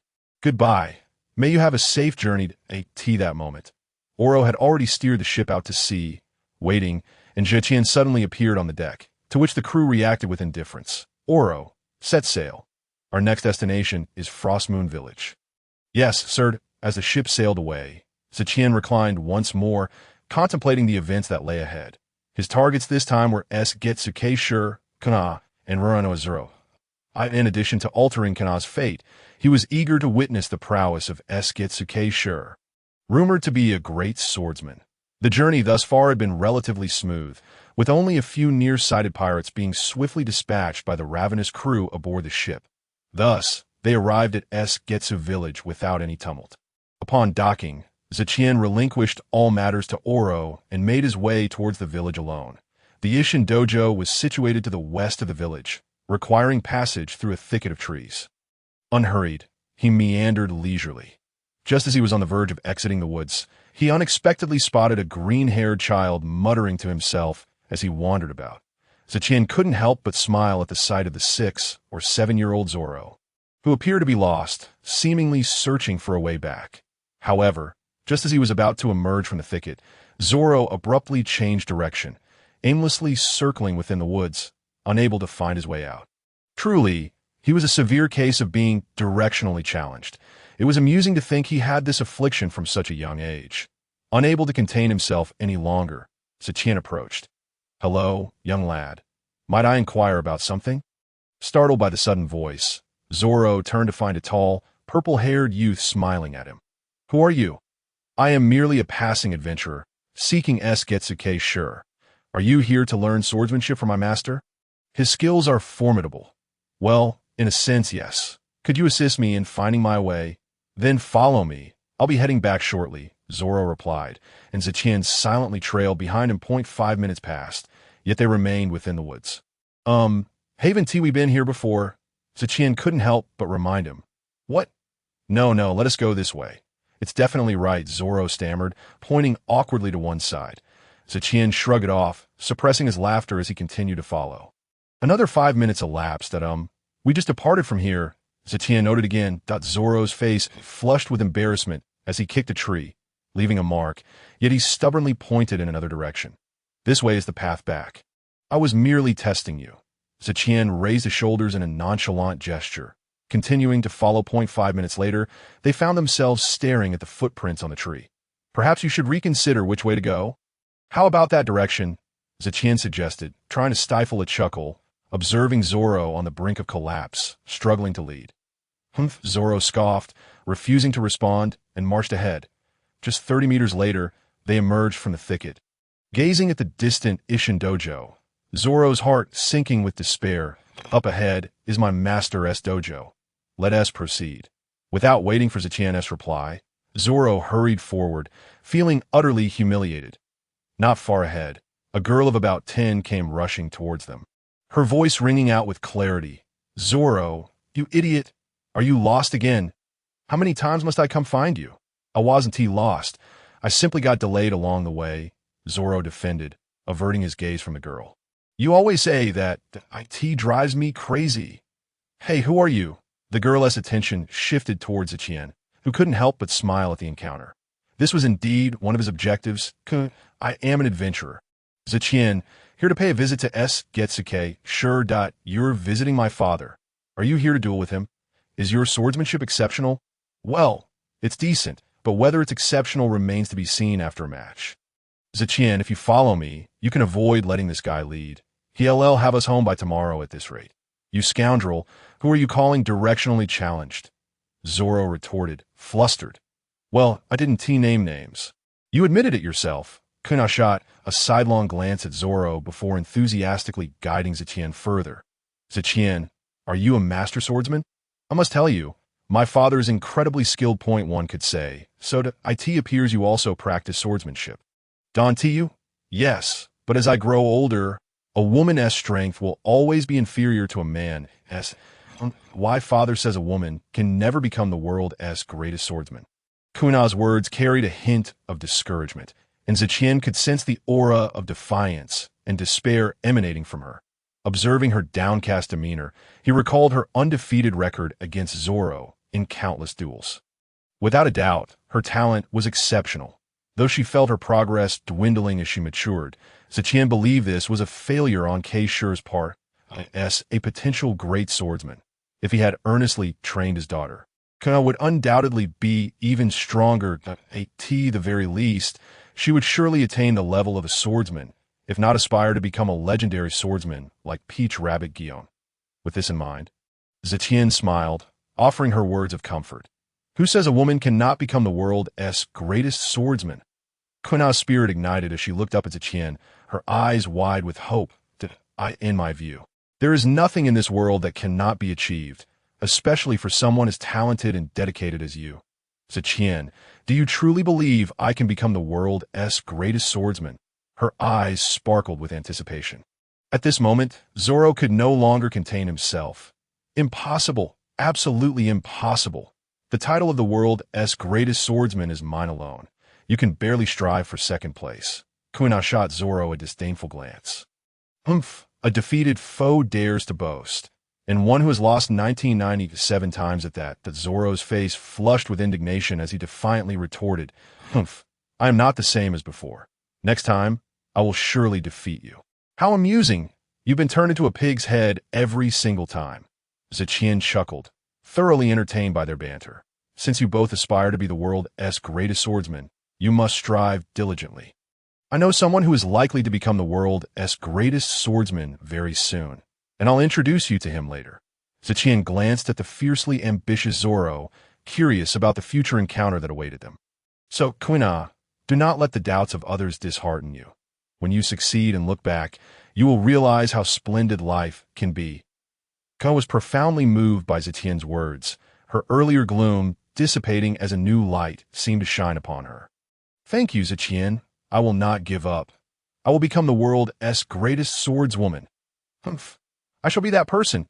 These two, as they spoke, had no faults in their claims, yet Tian found their exchanges somewhat disconcerting. Come on, Tian, let us hurry along. I eagerly anticipate your duel with my father, Kuna exclaimed. Indeed, let us proceed swiftly, Tian replied, following the two at a leisurely pace. Soon, they arrived at a dojo. Tian sensed that some students were still training within, accompanied by a powerful aura that felt sharp and restrained. Interesting, Tian thought, a smile creeping onto his face, for it was as he had surmised. Keisher had indeed reached the level of a great swordsman, nearly on par with Mihawk. Dad, Master, we have guests. As they reached the entrance, Kana and Zoro rushed towards the dojo, eager to witness the impending duel. Oh, you're back. Who might this be? This is Tian. He wishes to duel with you in swordsmanship. Ah, swordsmanship. The youth of today can be quite audacious. Come, let me meet him. As they approached the doorway, Tian stepped forward with a cheerful demeanor that I hope I'm not intruding. Master, as he gazed upon the young man before him. Gung Siren's eyes glimmered with a flicker of seriousness. This youth was indeed remarkable. Tian also scrutinized Gung Siren, who wore a beaming smile, a demeanor often associated with cunning characters in manga. Yet his disposition was gentle. The emblem of the Shimizuki family from Wano country adorned his attire. He had once demonstrated the pinnacle of swordsmanship as described by Hanano Baguro, if one did not wish to cut. Even a piece of paper would remain unscathed.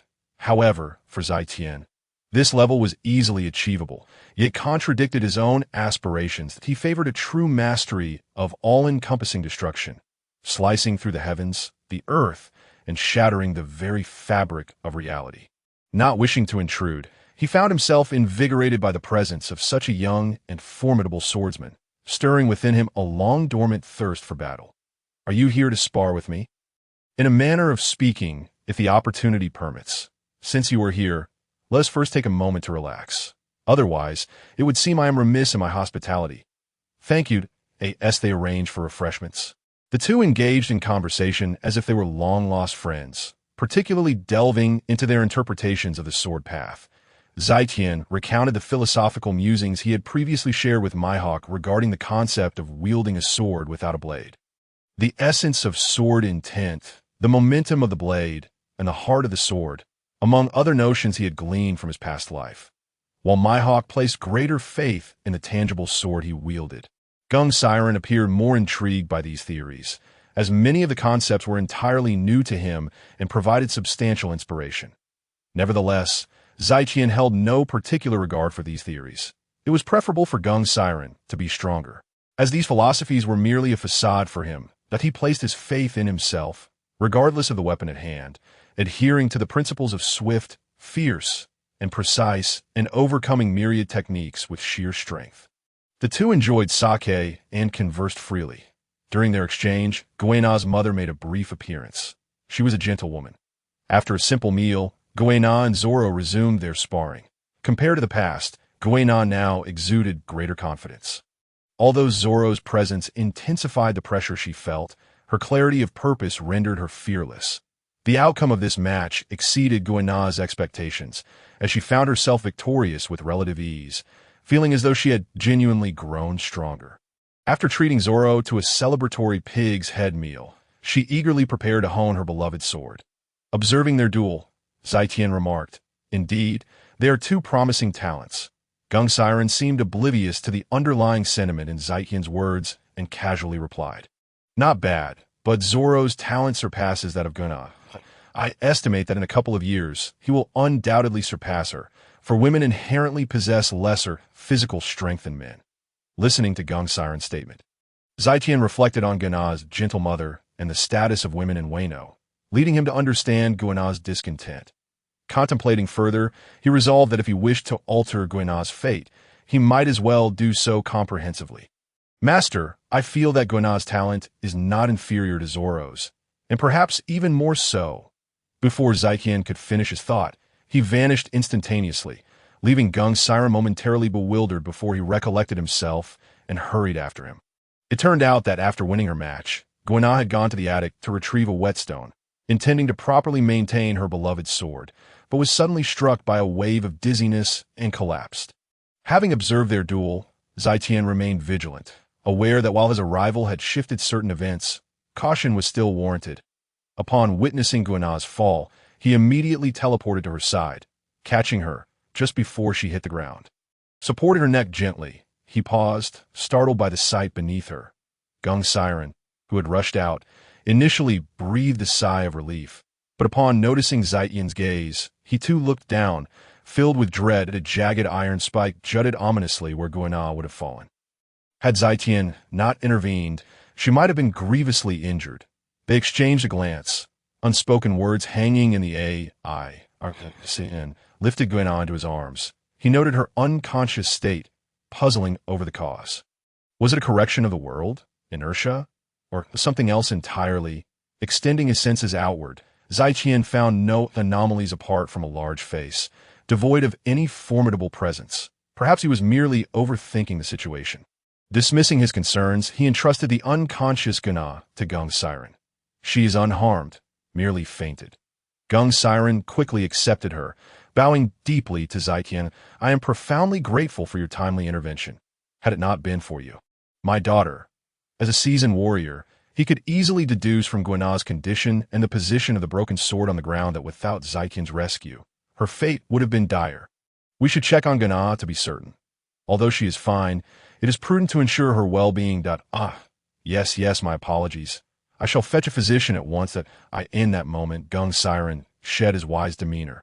Resembling a father at a loss upon witnessing his child's injury, Guana's mother emerged to assess the situation, and together they anxiously took Guana to see a doctor.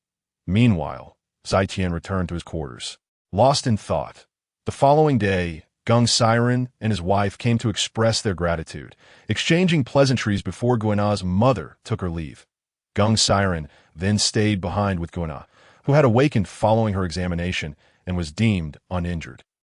Tian, Guana has regained consciousness, and the doctor has confirmed she is well. I need not say more. I owe you a debt of gratitude. It was but a small favor. You are too kind. Just as they were engaged in their courteous exchange, Zoro rushed over. The news of Guana's predicament had startled him, igniting a desire within him to grow stronger in order to protect those he cherished. Master, Tian, when will you two engage in a sword duel? Guana and I are eager to witness it. The two exchanged a knowing glance, and an overwhelming aura of battle intent surged forth, pressing down on Zoro, causing him to buckle to the ground. The students in the dojo looked on in horror, some of the weaker children having already fainted. Guana, though prepared, found it difficult to breathe under the powerful pressure, her eyes alight with anticipation as she gazed at the two. How formidable! Is this the strength of my father and brother Tian? As Tian and Gung Siren's energies clashed, Tian suddenly declared, Master, I shall wait for you by the grove along the shore. With that, he vanished, leaving Gung Siren momentarily stunned before adopting a serious demeanor. Could he be a user of a devil fruit? Nevertheless, Tian is truly formidable. While not a pure swordsman, his strength is unparalleled. Gung Siren muttered to himself as he sought out Guana. Guana, I will temporarily borrow the Dowie Wenzi. It would be unwise to face him without it. Father, is brother Tian truly that powerful? Did you not face others without the Dowie Wenzi before? Indeed, he is extraordinarily strong, unlike any I have encountered in a long while. He reminds me of your Uncle Long, but only through combat will we truly discern his capabilities. With that, he led Guana and Zoro toward the shore, leaving the others behind at the dojo due to their insufficient strength. Upon reaching the beach, Tian awaited them, though the absence of large rocks left him feeling somewhat wanting. Nonetheless, for this sword duel, he resolved to make do, even if it meant fighting on the sand. Gung Siren soon arrived at the shoreline, observing Guana and Zoro in the distance as Tian smiled at him. I had thought you would only bring Zoro, yet here is Guana as well. After the events of yesterday, I have come to a realization. More than fearing the loss of Guana, I desire for her to pursue her own happiness. Indeed, each individual has their own path to tread. Parents serve as examples and guides, but one should not interfere excessively in their journey. Your words resonate with me. How would you like to conduct this duel? Let us engage with all our might. In a duel of swordsmen, I shall rely solely on my swordsmanship, and I shall not disappoint you. Then I shall proceed with caution. Tian casually conjured a protective shield in front of Guana and Zoro, then turned his gaze towards Gung Shiro. This time, neither of them held back any longer, and a powerful aura erupted once again.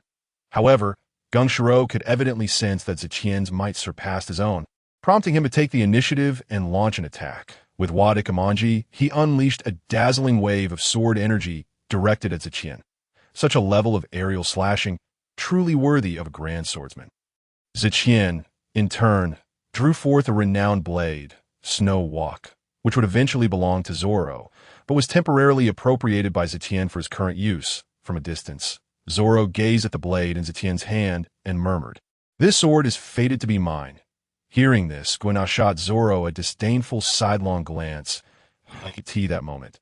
Tian gathered his strength slightly and sent forth a swift silver slash, simultaneously darting towards Gung Shiro in the wake of the attack.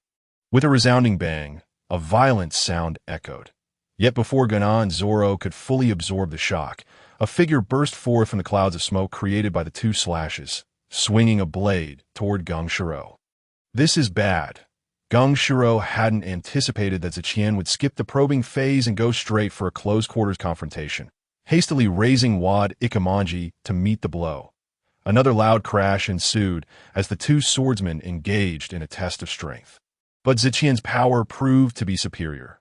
Gung Shiro was forced back several meters, leaving deep furrows in the sandy beach. However, he sustained no serious damage, deftly dissipating the force as he retreated. Yet before he could react further, Tian unleashed a series of flying slashes, which Geng Shiro narrowly evaded. Nevertheless, the surrounding forest suffered extensive damage, with trees cleaved asunder. Seizing this moment, Geng Shiro steadied his breath, his grip on Wad Ikemonji darkening as the blackness spread across the entire blade. Observing Geng Shiro's state, Tian smiled faintly, gaining a clearer understanding of his opponent's strength. Compared to Mihawk, Geng Shiro's swordsmanship leaned more towards defense, or rather, guardianship. Yet his prowess was not to be underestimated, despite Tian gaining the upper hand. It mattered little in the grand scheme for warriors of their caliber, of course.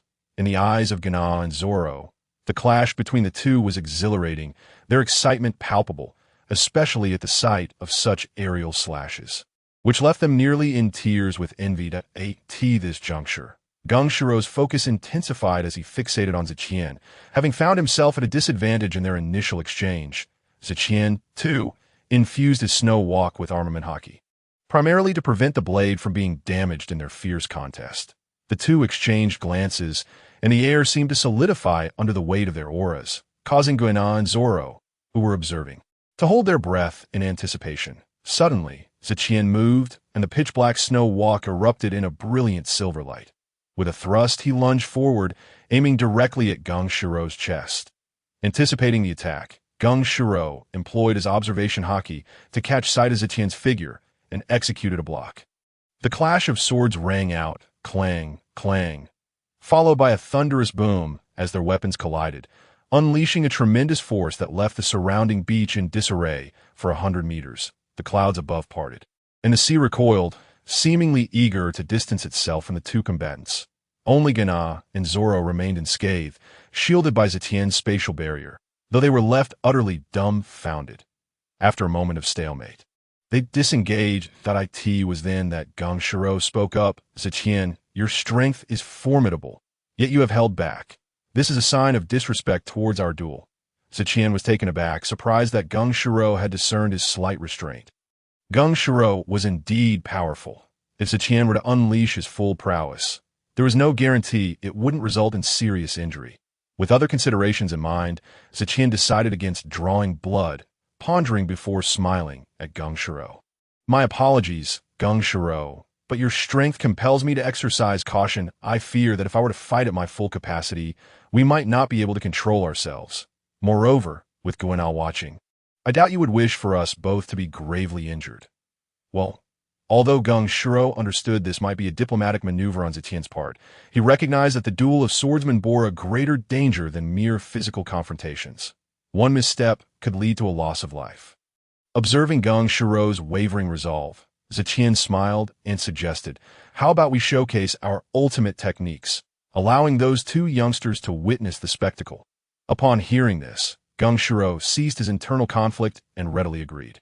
Tian gestured for Gana and Zoro to come closer, and they quickly approached the two warriors. Father, have you and Brother Tian finished your duel? Gana asked eagerly. Not yet.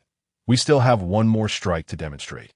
This is a splendid opportunity for you both to learn, Tian replied with a smile, signaling Geng Shiro to proceed first. Without a hint of modesty, Geng Shiro empowered Wad Ikemonji with haki, releasing an overwhelming aura. Spiral Slash, a crescent blade of sword energy, nearly 100 meters long, surged towards the ocean's surface. Boom! A colossal wave erupted skyward, sweeping away the water near the shore, exposing the rocks beneath as they were cleaved. After what felt like an eternity, the massive wave receded, leaving Gana and Zoro pale with fright at the sight of the turbulent sea. Tian smiled gently and waved his hand, conjuring an invisible force that halted the returning tide, leaving only the sound of crashing waves. Once the waters calmed, the sea surface turned a murky yellow. Incredible! Geng Shiro stood a little straighter at his daughter's praise, while he wished for her not to risk everything for the title of the world's greatest swordsman. He couldn't deny that every father was somewhat of a daughter-esque slave at heart. Tian, it's your turn, Geng Shiro remarked. Tian smiled slightly, drawing snow walk and taking a couple of steps forward. Empowering the blade with armament haki, He summoned all his strength into a single slash. A silver sword energy flashed through the air. Goenna and Zoro struggled to comprehend what had transpired, but Gung Shiro's pupils narrowed sharply behind his glasses. "Let us go," Tian beckoned with a smile, and Gung Shiro nodded, leading Goenna and Zoro back toward the dojo. However, as they passed a small rise, Goenna and Zoro inexplicably turned to glance back simultaneously.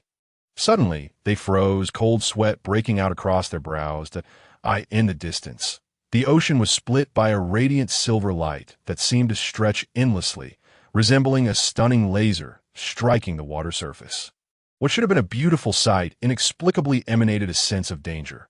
Upon closer inspection, they noticed the light had cleaved the sea in two at a silent rift, a meter wide and unfathomably deep. Lay across the ocean with calm waters on either side. Is everything all right? Let's head back." Tian chuckled as he pulled them along, while Gung Shiro cast one last astonished glance at the ocean. After some time, a massive sea creature approached the chasm, but was suddenly torn apart by countless silver sword energies. In a chain reaction, the two sections of the sea collided violently, sending sprays of water and silver substances once more parting the gathered clouds. "Is it raining?" Upon returning to the dojo, the once clear sky had opened up to a torrential downpour. Gazing out at the rain, Gung Shiro sighed deeply. Looking at Tian, who was sipping tea, he couldn't help but reflect. "Tian, I once believed my swordsmanship to be unmatched in this world. Yet you have reshaped my understanding that I can scarcely fathom how you have become so powerful." "Father, did Brother Tian win your duel?" Goenna suddenly inquired. Still dazed alongside Zoro, they were bewildered by the swordsmanship that had cleaved the ocean, leaving it unable to close for ages. "Indeed, I lost. Tian's swordsmanship likely ranks him as the world's greatest swordsman. Such skill is something I have neither seen nor heard of before." "The world's greatest swordsman?" Upon hearing Gung Shiro's words, both Goenna and Zoro gazed at Tian with eager admiration. Yet were also somewhat disheartened at the thought of whether they could ever attain such strength in their lifetimes. Gung Silang spoke too highly of himself. "Although I have yet to encounter a swordsman stronger than I, there are indeed some, like one of the five elders, that..." Gung Silang found himself at a loss for words when... Suddenly, Goenna stood up beside him and bowed deeply to Tian.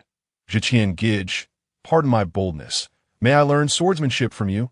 Zoro, who was nearby, considered rising as well, but ultimately chose to remain silent. Tian was taken aback by Goenna's unexpected request and regarded the young girl with keen interest. "Why do you wish to learn swordsmanship from me?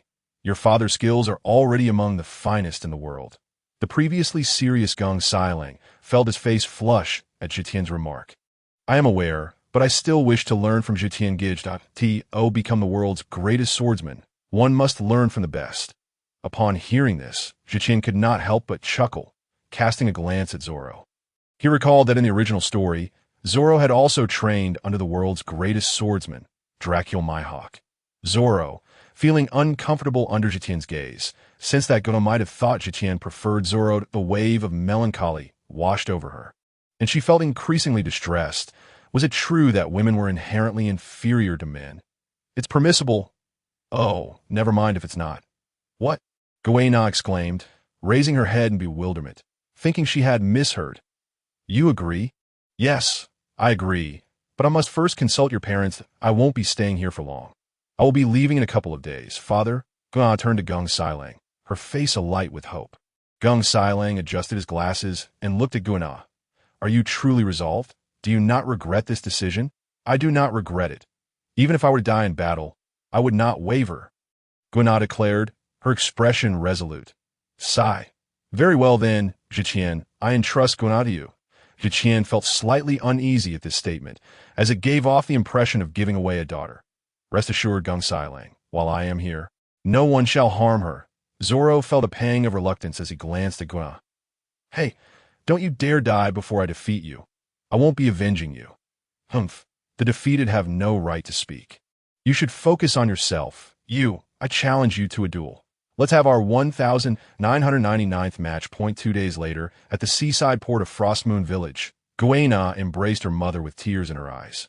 She had not opposed Goenna's choice, and had always supported her in living according to her own will. Tian gazed into the distance. Although he had spotted that large face procuring supplies in Frostmoon Village, he had no intention of meeting them now. Gung Sailang, this is where we part ways. May we meet again if fate allows.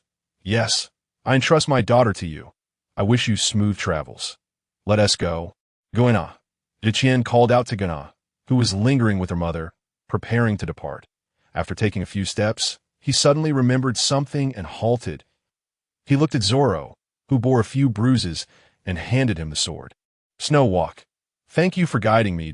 I have nothing to offer as a parting gift, but I heard from Guina that the dagger suits you well, so I shall give you this sword. This blade was originally a gift from Gung Sailang to Guina. Considering that Zoro would be setting sail soon without his most crucial weapon, Tian decided to present it to him in advance. Zoro was overwhelmed with excitement, unsure of how to respond. He had dreamt of possessing a fine sword of his own, but hearing Tian's words caused his cheeks to flush with Gung Sailang's approval. He solemnly accepted Snow Walk, holding it tightly against his chest. As he watched the merchant ship leave the port, Zoro suddenly shouted, Tian Gidge, thank you for the sword. I will surely surpass you and become the world's greatest swordsman. And you, Guina, next time we meet, I will not be defeated again. In our 2000th match, I will win. Upon hearing Zoro's declaration, Tian smiled faintly and teased, very well.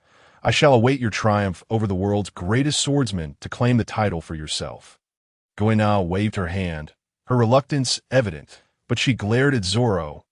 When we meet again, I shall win once more. I will make you into a pig's head. Watching the ship fade into the distance, Zoro murmured to himself, I will defeat the world's greatest swordsman and claim victory from the highest throne. At that moment, Tian reclined on the deck, while Guina, after a brief spell of sadness, excitedly roamed the ship. Everything was so novel for her as she finally set sail, and Tian paid her no mind. However, after a day at sea, the monotony began to take its toll, and Guina soon quieted down. Approaching Tian with a hint of embarrassment, she said, Tian Gidge, I apologize. This is my first time out at sea, so I was quite exhilarated. I promised to focus on learning swordsmanship from you. No worries. Everyone is excited on their first voyage. However, I am quite strict when it comes to teaching, so be prepared. I am unafraid. I am always ready. Very well then, let us commence. Tian remained reclined on the deck, not waiting for Guina's response, as an immense gravitational force enveloped her. Guina nearly collapsed under the sudden, overwhelming weight, her legs buckling to the ground as she supported herself against the deck. Sweat streamed down her cheeks, yet she gritted her teeth and persevered. Tian nodded in approval. It was no wonder she had been able to defeat Zoro since childhood, though only in her early teens. She could withstand 3 times the normal gravity without losing consciousness. To become the world's greatest swordsman is essential to establish a solid foundation. This is a gravity field developed through my fruit abilities. You must spend at least 3 hours in it every day. Additionally, practice swinging the sword 1,000 times daily, and remember to use the sword wad ichimoenjai. Do you understand? Tian stated coldly that moment. Guina could scarcely utter a word, but she stubbornly nodded her head, a motion that nearly caused her to collapse. Tian nodded in satisfaction. In the days that followed, aside from developing his fruit abilities and teaching Guina, Tian's life was quite ordinary. The lengthy voyage often imbued a sense of solitude. Fortunately, even when encountering deserted islands, Tian would allow the crew to disembark for some rest. After 3 months of training, Guina was finally able to move with difficulty under the pressure of gravity, though wielding the Wada Kamanji was still somewhat challenging. However, she was thrilled to feel herself growing stronger each day, a sensation that filled her with joy and intoxication. One day, Tian decided to make a trip to West Rob Village and brought back by Ji Kuro, who bore some bruises. Having heard that this individual possessed an intellect comparable to that of red-haired Shank's first mate, Beckman, Tian recognized the value of such talent. After a fruitful discussion, a battered Kuro chose to comply. After assigning Kuro to Oro as a subordinate, Tian opted to continue his leisurely existence that he found joy in observing Guina and the other crew members training vigorously. Even as they suffered, if I endure this hardship, it would be unfair for others not to. Especially Kuro, who had just joined and received special treatment, constantly found himself battered by Oro. Kuro lamented, "Who will rescue me? How did I end up like this?" However, after receiving guidance from Tian and Oro, Kuro successfully mastered the shave and moonwalk techniques and willingly embraced his new path. You might ask, isn't Kuro a pirate? What would the Navy do? It's a joke. With a single call, Zephyr would handle all. After a prolonged voyage, the crew finally arrived at the New World. Initially, when Kuro heard that Tian intended to venture into the New World, he was quite unsettled. However, he felt a slight sense of relief upon recalling Tian's formidable strength. This was not Tian's first visit to the New World. He had previously journeyed there with Zephyr long ago. This time, his primary objective was to scout for promising talents. Despite their youth, as long as they possessed some degree of talent, Tian had numerous ways to enhance their capabilities that if one were to alter the entire pirate world, or rather, to seize control of it, the presence of exceptional individuals was indispensable. Tian reclined on the deck. His thoughts drifted with the gentle sway of the deck chair. Suddenly, a resounding explosion of cannon fire interrupted his contemplation. This unexpected noise cast a shadow over his previously calm demeanor. "Kuro, what is happening?" he inquired. "Boss, judging by the flag, it appears to be the Beast Pirates, led by the four emperors." Kuro's complexion paled as he spoke. For the battle for supremacy among the four emperors had recently concluded.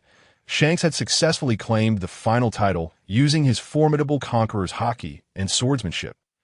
At that moment, Oro approached. "Sir, it is Jack from the Three Calamities of the Beast Pirates. We have raised the flag of the Dawn Trading Company, yet it seems they are unyielding." Upon hearing this, Tian's anger intensified, causing Oro to shudder involuntarily at the sight of Tian's expression. Typically amiable, a furious Tian was a sight to behold. And those who provoked his wrath often met a grim fate. "Humph. So Jack the Ship King, is it? Let us draw closer." Meanwhile, aboard the Beast Pirates vessel, a pirate was reporting to a towering man over 8 meters tall. "Big brother, the opponent is a ship from the Dawn Trading Company. Should we still attack?" This imposing figure was none other than Jack the Three Calamities. With his robust physique, he sported a ponytail and 2 braided pigtails, adorned with a metallic jaw and ivory-like decorations upon his head and shoulders. Upon hearing his subordinate's words, he struck the man, sending him flying. "What the hell is this Dawn Trading Company? Do you take me for a fool? Bring the ship alongside." As both vessels charged towards one another, Tian vanished from his ship. Guina and Kuro were filled with concern, for they were aware that the opposing crew belonged to A4 Emperor's faction. Observing their anxiety, Oro consoled them with a relaxed demeanor. "Relax, they are merely crew members of A4 Emperor. Even if Kaido himself were to appear, Sir's strength far surpasses your imagination." Guina recalled the silver thread that had severed the sea and felt a wave of reassurance wash over her. In contrast, Kuro expressed doubt. Could this newly acknowledged captain truly contend with Kaido? At that moment, Jack was preparing to order a boarding action when he suddenly noticed a figure standing before him. Tian regarded Jack, the Three Calamities, with a cold gaze. "So, you are the one rumored to have a bounty of 1 billion, with an ivory worth 900 million. Jack's bounty had yet to reach the later sum of 1 billion. Yet Tian's derisive tone incited his fury. "You insolent wretch, how dare you mock me? Do you know who I am? Men, take him down." The other pirates displayed cruel grins, brandishing their weapons and charging at Tian. He regarded them with disdain. A bunch of insignificant fish with a narrowed gaze. A wave of immense conqueror's haki enveloped the pirate ship. The crew fell unconscious, their eyes rolling back, and the deck itself cracked under the pressure.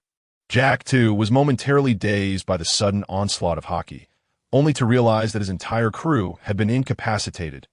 Nearby, Guina and Kuro gazed at Tian with admiration. How powerful! Is this the strength of Brother Tian? Our captain? The ability to execute targeted haki attacks was a hallmark of the strong.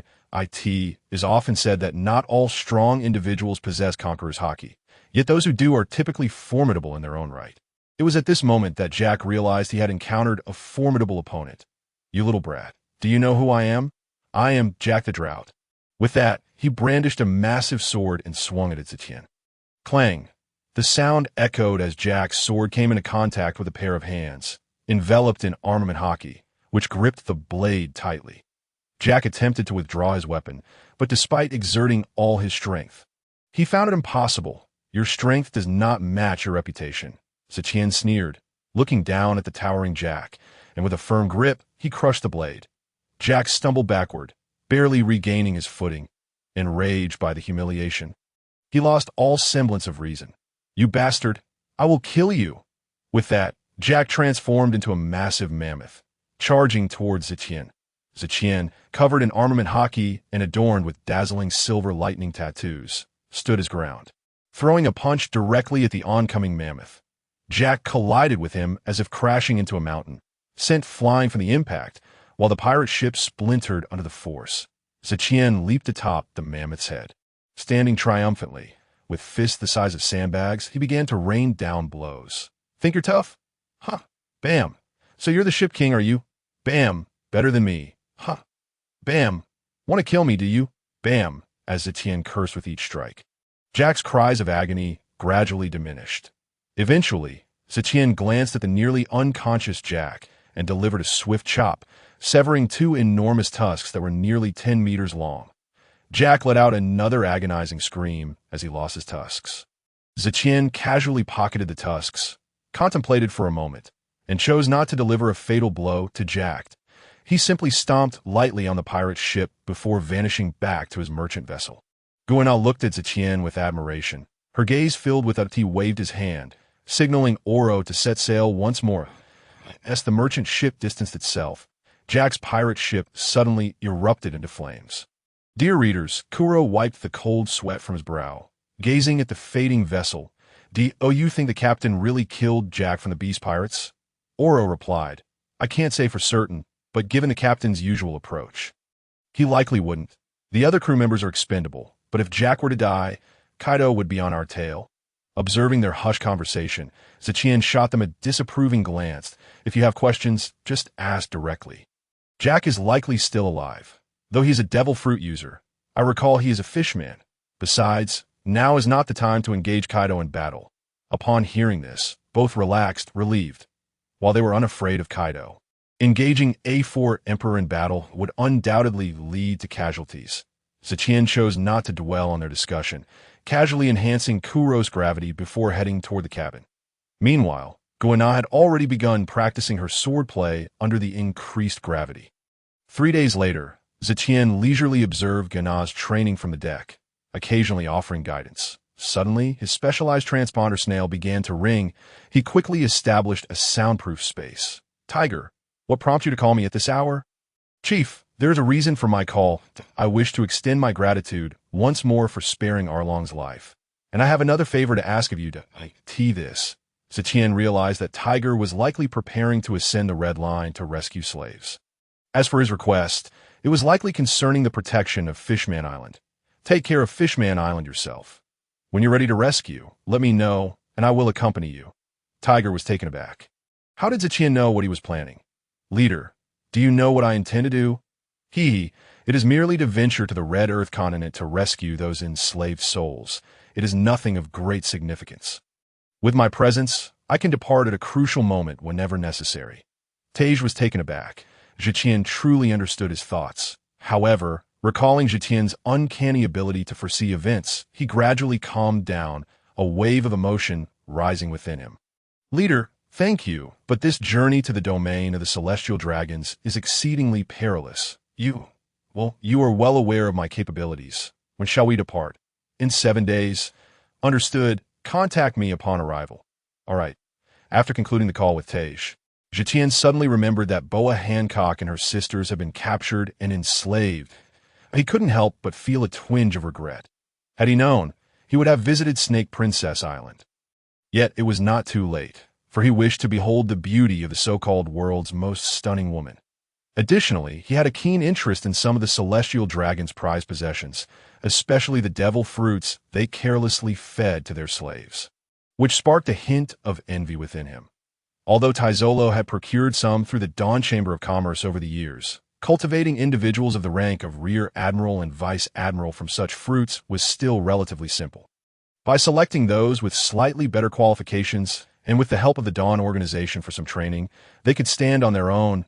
Days later, upon receiving Tej's call, Zetian prepared to set forth. Oro, Clo, come here for a moment. Upon hearing Zetian's words, the two hurried over. Master, what is it? I must step out for a few days. You may proceed as usual. If you encounter pirates beyond your capabilities, do not act impulsively. Should you be unable to make a call, shatter this immediately. Understood? And take good care of Kana. If she is harmed, you will face my wrath. With that, he handed Oro a white orb of light containing his spatial mark. This was something he had discovered by chance. He would sense it immediately if his established mark were destroyed. Understood, Master. You can rest assured. Oro solemnly accepted it. After relaying his instructions, Zetian vanished in a flash. The Red Earth continent, situated between the New World and the Grand Line, was a place Zetian had traversed some time ago. Under the banner of the Dawn Chamber of Commerce, they had crossed the Holy Land Mariewa to reach the New World. At that moment, beneath the Red Earth continent, on a large cargo ship, Tej awaited Zetian's arrival. Suddenly, a portal appeared, and Zetian stepped through. Tej immediately sprang to his feet, filled with excitement. Leader, you're here. It's been a long time. Indeed, Tej, it has been quite a while. The last time we gathered was during our battle with the Navy. Yes, Leader, it's been years. When shall we meet again? Hee. Rest assured, that day shall come, but the time is not yet ripe. For now, focus on strengthening your abilities. I appreciate your assistance this time. It is no trouble. I too saw an opportunity to come here. However, I wish to keep my identity concealed, so this chance is fortuitous. Very well, let us ascend. With that, Tej swiftly grasped the rocky wall of the Red Earth continent. This action caused Zetian's lips to twitch. It seems your intellect has diminished in these years. Is this truly your method of ascent? What else should I do? Suddenly recalling Zetian's abilities, Tej's crimson skin gleamed even more vibrantly. Quickly, back to the ship. My apologies. I was too eager. For the past few days, I've been contemplating how to ascend and rescue people. Forgetting about your capabilities, Zetian could only shake his head in disbelief. Never mind, just follow me. With a swift motion, he swiped through the air, conjuring a portal. The two entered consecutively, soon finding themselves in a grove not far from Mariewa. By the way, Leader, have you been here before? Tej understood Zetian's abilities. One could only traverse to a location if they had previously visited and marked it. Yes, I've been here twice. I merely set up a few arrangements. Come, let us not act hastily. We shall capture a celestial dragon. There are numerous treasures to be found in the heavens each year, precisely what we lack. Although the Dawn Chamber of Commerce had amassed considerable wealth over the years and discovered some precious devil fruits and renowned blades, they remained insignificant compared to the scale of the world government. The two stealthily approached a Western-style castle, not disturbing a soul. After all, both were among the world's most formidable beings. Zetian needed no introduction. Tej, having trained for several years, had also attained the strength of an acting admiral. Yet breaking through to true admiral rank still required experience and fortune. Zetian, utilizing his perception abilities, discerned that this location belonged to a celestial dragon named Desolarian Saint. At that moment, the rotund figure was shaking his head in frustration. Damn it, I lost again. It's all your fault. You worthless lot. Can't you find some stronger slaves? Damn it, butler, you old fool. Hurry and fetch me a woman to sacrifice to the fire. The kneeling butler trembled in fear as he complied. And those women in the room? I'm utterly tired of them. Feed them to my pets. Alas, my 17th, 18th, and 19th wives are gone again. Upon hearing this, Zetian's expression turned icy, and Tej beside him noticed the change. Leader, what has transpired? I've merely encountered a repugnant maggot. Follow me. With that, Zetian strode towards Desolarian Saint's residence, kicking the door open with force. Desolarian Saint was startled by the sudden entrance. Yet upon seeing only two individuals, his demeanor shifted to one of rage and cruelty. The other CP guards quickly surrounded Zetian and Tej. You damned fools! Who are you to trespass upon the abode of the great god? Seize them, God! Tej was momentarily speechless, as the sight of this rotund figure claiming divinity was absurd. If this pig claimed to be a god, then surely the leader was a god king, and he could easily be a divine general as well. I digress. This is the world of pirates, not one of cultivation. setting aside Tay's inner thoughts as the CP guard charged forward. He was about to engage when suddenly, spatial confinement. This was Zetian's first time employing this ability in combat. All the advancing CP guards were immobilized, unable to move, with two even suspended mid-air. Zetian then waved his hand. Slash. All the CP agents were transported to another realm, leaving only the butler and Desorian Saint alive. Tej witnessed Zetian fully unleashing his powers for the first time and couldn't help but swallow hard, marveling at Zetian's might. Such intangible methods were most effective at instilling fear. Although the butler could not move, he could distinctly sense Desorian Saint's terror. Even he felt it. Once the restraints were lifted, the butler remained kneeling, paralyzed with fear, while Desorian Saint staggered backward in fright. "Who are you? Someone, a devil. Please do not kill me. Spare my life." Zetian approached Desorian Saint, kicking him to the ground. He then stepped on his head, causing excruciating pain that elicited desperate howls from Desorian Saint. "Humph. A celestial dragon. Is this all you amount to? Take me to your treasure hoard, and also call your cronies. The reason is for you to concoct. And you, come along as well." The butler beside him immediately rose to his feet, not uttering a word, and closely followed Zetian. Zetian paid him no mind. He was merely a man already dead. Deslian Sheng dared not resist, calling over a few acquaintances before making his way toward a collection room. As the grand door of the collection room creaked open, Zetian and Tej stepped inside. Their eyes were met with a dazzling array of scattered gold, jewels, and berries, estimated to be worth around 700 to 800 million berries. However, Zetian was indifferent to these treasures, casually sweeping them into his spatial storage. As he surveyed the surroundings, a slight frown creased his brow. "Chief, what troubles you?" "Humph, such a filthy race. The celestial dragons deserve to perish." Yet, Zetian did not explode in anger. He simply opened a chest placed within a cabinet. Inside lay the devil fruit he sought, though he found no famed swords, likely withheld by the higher-ups from these frivolous wastrels. Opening the boxes containing the devil fruits one by one, he beheld a variety of fruits, each adorned with different colors and patterns. "Tej, see if any of these pique your interest." Tej hesitated for a moment, but offered no dissent. Examining them closely, in total, there were 8 devil fruits, predominantly of the Paramecia and Zoan types, none particularly rare. "Chief, perhaps it's best if I refrain as a fishman. I think I'll pass for now." "Indeed, these hardly befit your capabilities. Once I procure a mythical or ancient type, I shall present it to you. It should enable you to surpass the threshold of an admiral. That may prove difficult to find. It's all about chance. And I've heard that consuming a devil fruit renders one unable to touch seawater. I will have Taizolo search diligently. However, do not burden yourself. Jack, also a fishman, consumed an ancient Zoan and has not drowned. Were it not in an opportune time, I would certainly slay him and procure that fruit for you." Upon hearing this, Tej ceased his pretenses. "Thank you, Chief, that I await your good news. But tell me, Chief, did you notice anything unusual?" Upon Tej's inquiry, Zetian smashed a nearby wall with a punch, revealing another room within. "See for yourself." Tej, perplexed, stepped inside and looked up, only to find a room filled with various specimens, among which were some rare animal specimens. Most shocking were, Tej stormed out in a fury, grasping Deslian Sheng by the neck. "You beast, how dare you turn humans into specimens?" Coughing, he barely restrained himself from tearing Deslian Sheng apart. He carelessly tossed the swine to the ground, kicking him twice in frustration. That moment, the butler approached and knelt before Zetian. "My lord, please do not kill him. May I request to have him instead?" Zetian regarded him with a glance. "And why is that?" The butler suddenly broke down in uncontrollable tears, trembling all over.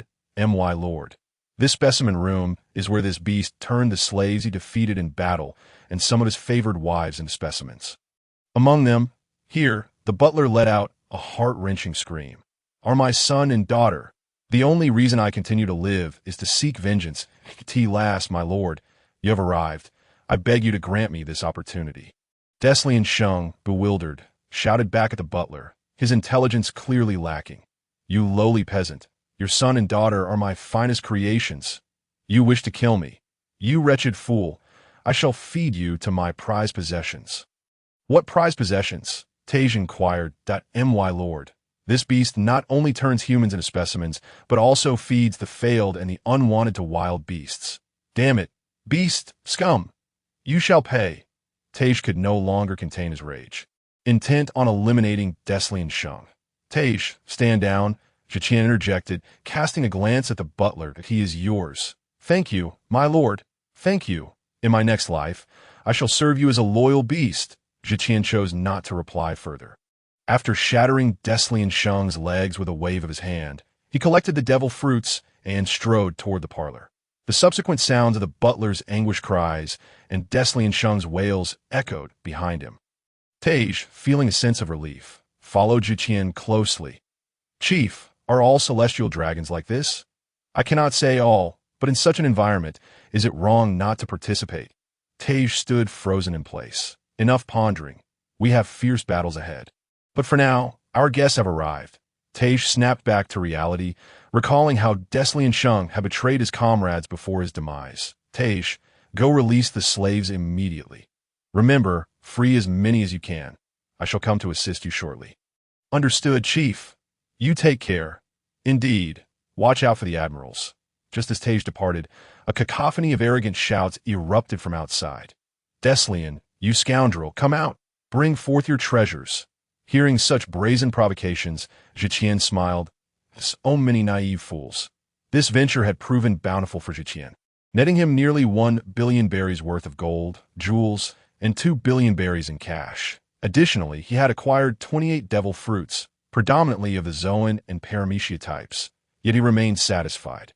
What delighted him even more was the discovery of 2 fine swords.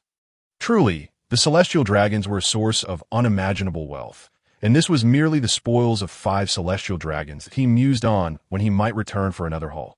While Zetian plotted his next heist, Tej cautiously approached the chamber where the slaves were held. Given the location in Mariewa, the guard were not particularly vigilant, and the slaves showed no inclination to escape. They were either unable to flee or knew that even if they did, they could not descend from the red line. Tej easily dispatched the guards and arrived at the cell holding the slaves. Observing the blank stares and battered bodies of the captives, his fists clenched involuntarily. Damn those celestial dragons and slave traders. Yet time was of the essence. He could not afford to dwell on his anger. Arriving at the cell door, he delivered a powerful punch, shattering it. The imprisoned slaves recoiled in shock at the sudden breach. Gazing timidly at Tej, those who wish to live and escape slavery, break your shackles and follow me. With that, Tej tossed them a set of keys and moved on to the next cell. The slaves all clung desperately to the keys, none daring to act first. Suddenly, a scar man seized the keys and unlocked his shackles. This place holds no hope or future.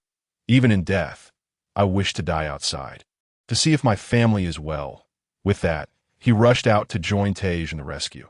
The mention of family and the desire to die outside ignited a spark of hope in the eyes of the other slaves. They exchanged glances, and then, seizing the keys, they scrambled to unlock their shackles and charge out.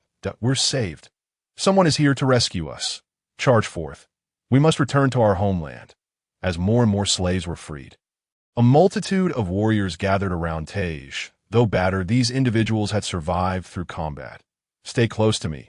Let us strive to save as many as possible. We must be swift. Yes, big brother, the responding slaves affirmed. Rushing toward the various cells, the commotion soon caught the attention of the guards, and with the sound of alarms blaring, a large contingent of CP guards rushed toward them, those capable of fighting. Come with me. The rest continue the rescue and gather at the cliff edge as quickly as possible. Trust me. Yes, big brother. Let us eliminate these lackeys. Immediately, over 20 empowered individuals followed Tej into battle against the CP guards. Seemingly impervious to pain, their hands, feet, and teeth serving as weapons. Remember to protect yourselves and stay alive. In the face of nearly 100 CP agents, these long-oppressed individuals did not succumb to fear. Instead, their thirst for vengeance was ignited. Tej effortlessly dispatched a guard, casting a wary glance to assess whether his companions could endure the onslaught. Fortunately, although they were outnumbered and at a disadvantage, Their enduring combat prowess allowed them to hold their ground for the moment. Tej recognized that he could not delay for too long. Otherwise, the arrival of a vice admiral or the god knights would spell trouble. Resolutely, he ceased to hold back, abandoning flamboyant techniques in favor of lethal strikes aimed at vital points.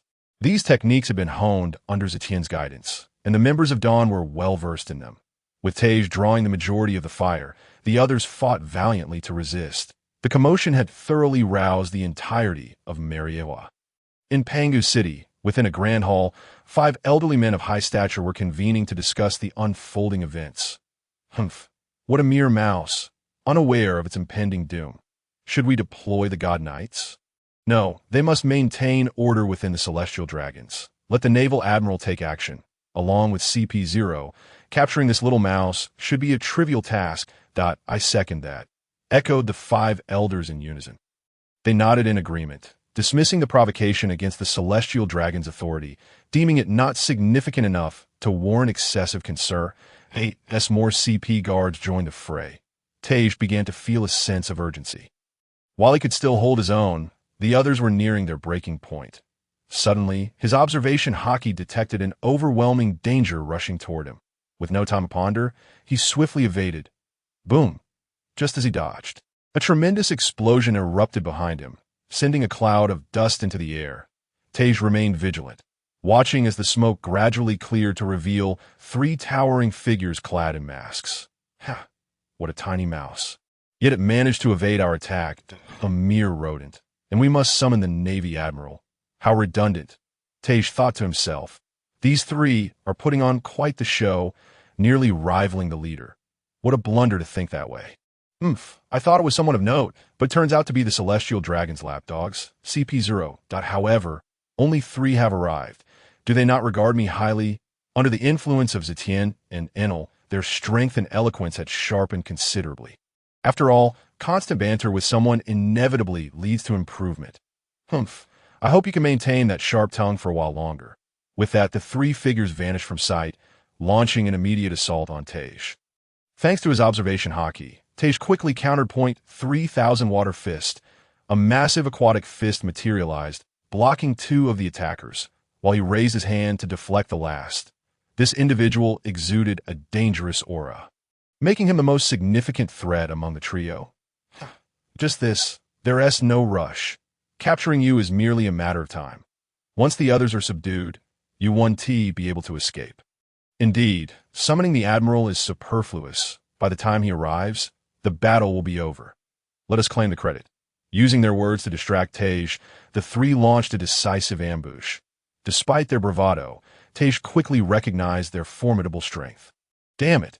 Unable to spare a thought for the others, Tej engaged in hand-to-hand combat with all 3 at this time. He opted for a swift resolution, as the others were on the verge of collapse.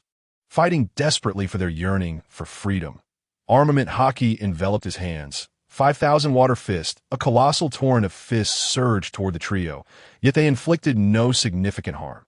The 3 CP0 agents had no intention of facing him head-on. One would lead the assault, while the other 2 seized the opportunity to strike from the shadows. When a main attacker faltered, the other 2 would immediately follow up. In an instant, Tej found himself on the defensive. As he observed the others gradually succumbing, casualties began to emerge. Caught off guard by the relentless onslaught of the 3, he gritted his teeth and persevered. If they were defeated, this rescue mission would signify failure. Frustrated, he yearned to provide assistance, but was firmly held back by CP0. Just as despair began to set in, a sudden shout rang out. Kill them. Slay these lackeys. Let us create chaos. Death is an acceptable fate.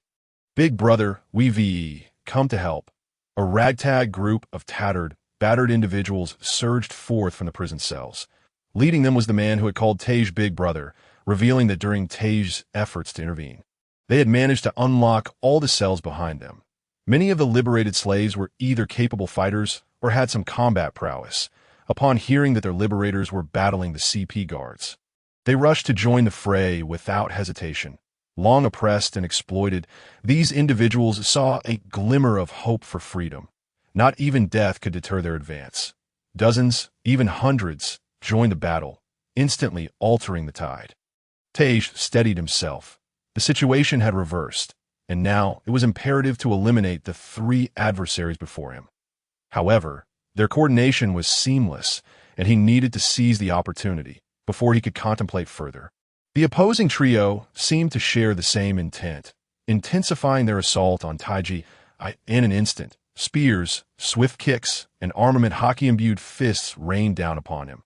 Taiji enveloped himself in armament hockey, bracing against the spear thrusts and the kicks. His dark hand swiftly grasping one of the CP0 agents. "Humph, got you now. Prepare to perish." With a powerful punch amplified by advanced armament hockey, he struck down upon the CP0 agent's head. The other two, witnessing this, hastened to intervene, but Taiji was resolute, willing to endure their attacks to eliminate the CP0 agent before him. Iron block. At the critical moment, CP0 hastily employed the infamous life-saving technique known as iron block. Crack! A sickening crunch echoed as Taiji's blow crushed the agent's skull, deforming his head. A torrent of blood gushed forth. It was evident that he would not survive.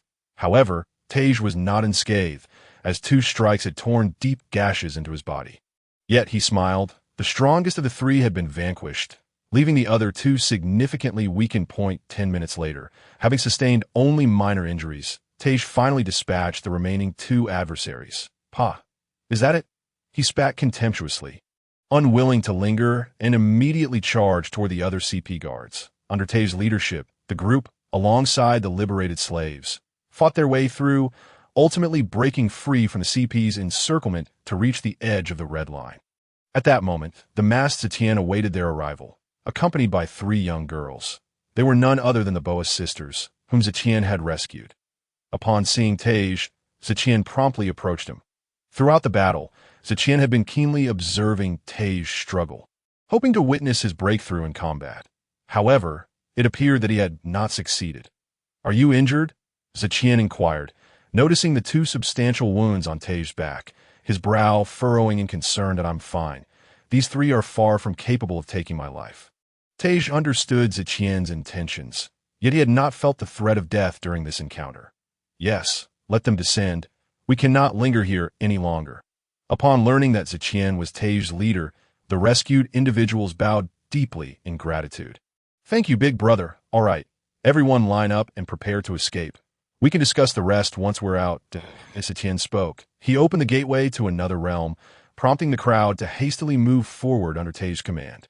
Just then, a golden light suddenly pierced the sky, transforming into a figure. It was none other than the Admiral Kazu, Borsellino, a user of the Logia type Pika Pika no M. This moment, Borsellino was in his prime. Wearing a white hat emblazoned with a navy emblem, still donning his signature sunglasses, clad in a yellow shirt and a white t-shirt, he upheld the principle of justice that refrained from aiding either side. Believing that the crimes of pirates were irrevocable. My, how terrifying. He truly defeated CP0. Some recognized Borsellino, understanding that he was the Navy's strongest force. Instantly, an aura of panic and despair enveloped the crowd. "Hey, Admiral, could it be that escape was impossible? Was this the end?" "No, even in death, I must return. I still wish to see my family." Hearing the despondent murmurs, Tian cast a deep glance at the ostentatious Borsellino. In the original narrative, it was this yellow monkey who had brought ruin to his father.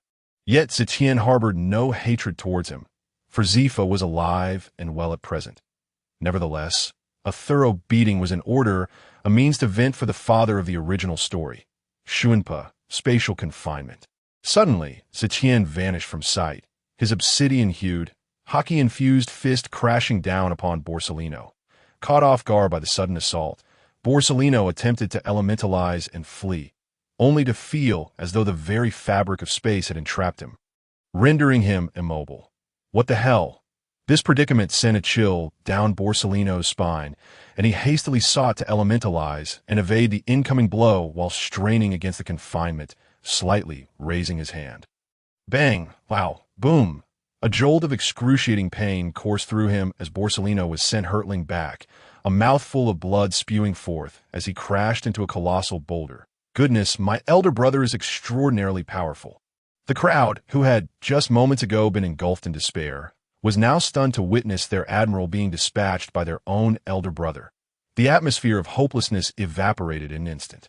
Cough, cough, cough. At that moment, Borsellino emerged from the billowing smoke, casually wiping the blood from the corner of his mouth.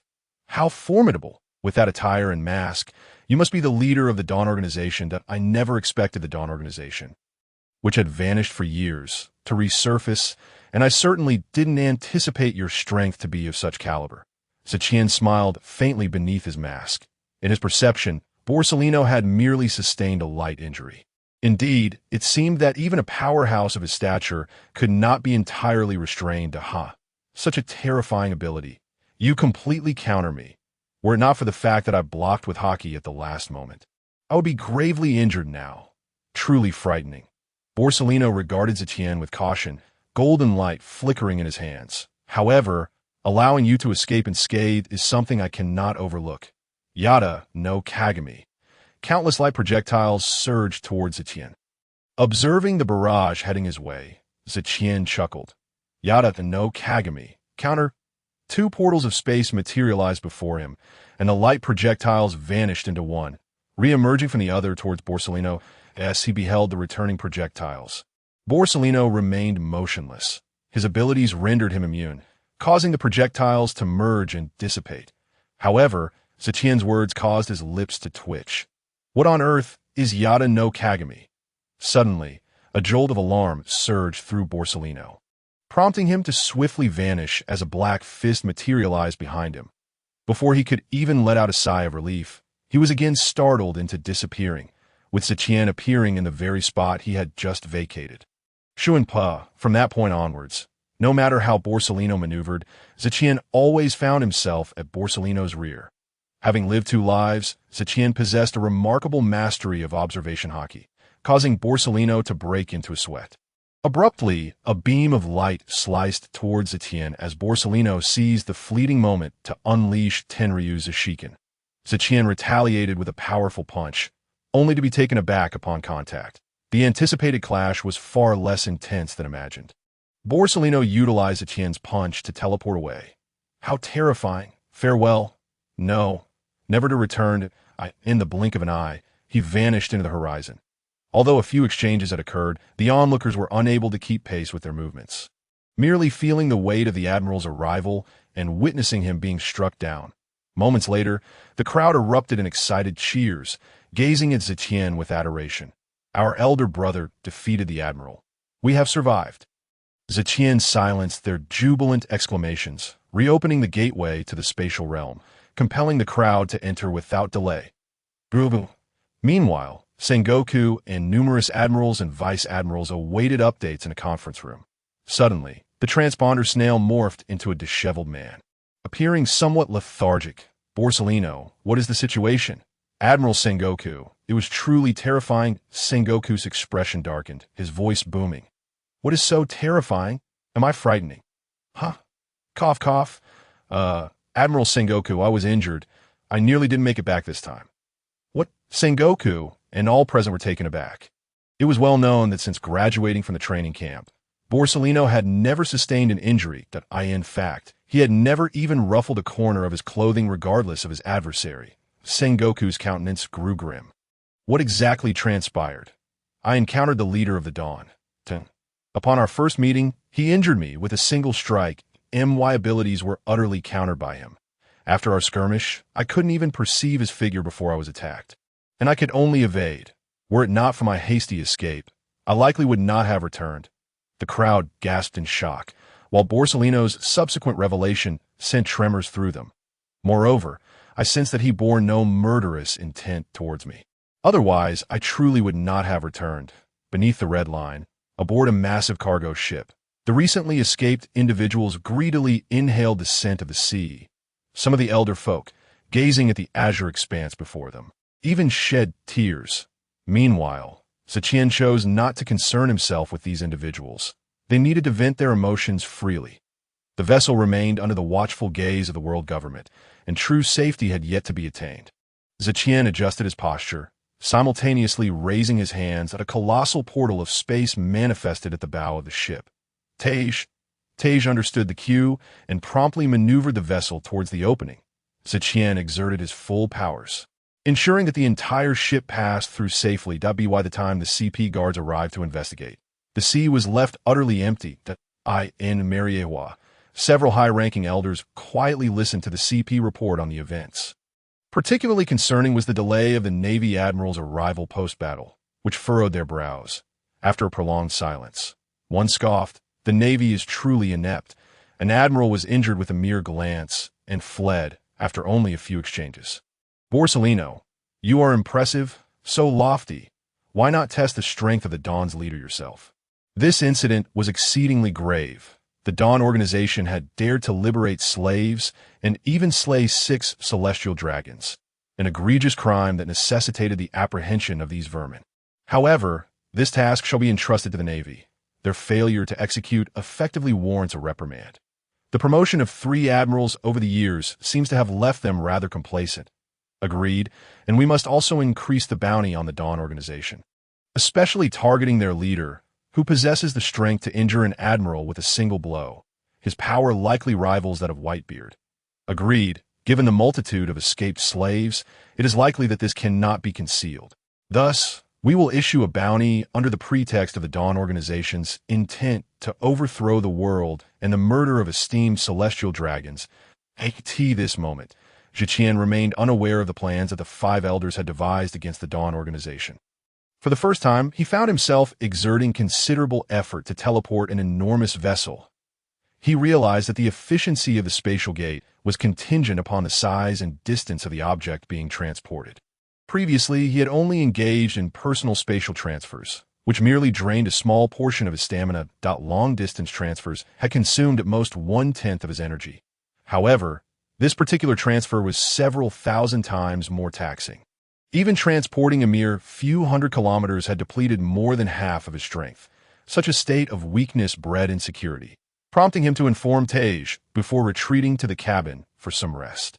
"Is Tian okay?" Boa Hancock inquired, her expression rife with concern. During the chaos in Mary Geos, Hancock had seized the opportunity to flee with her 2 younger sisters, but their escape had been thwarted by CP guards. Meanwhile, Tian, having dealt with the celestial dragons, had kept a vigilant eye on Tej and his companions.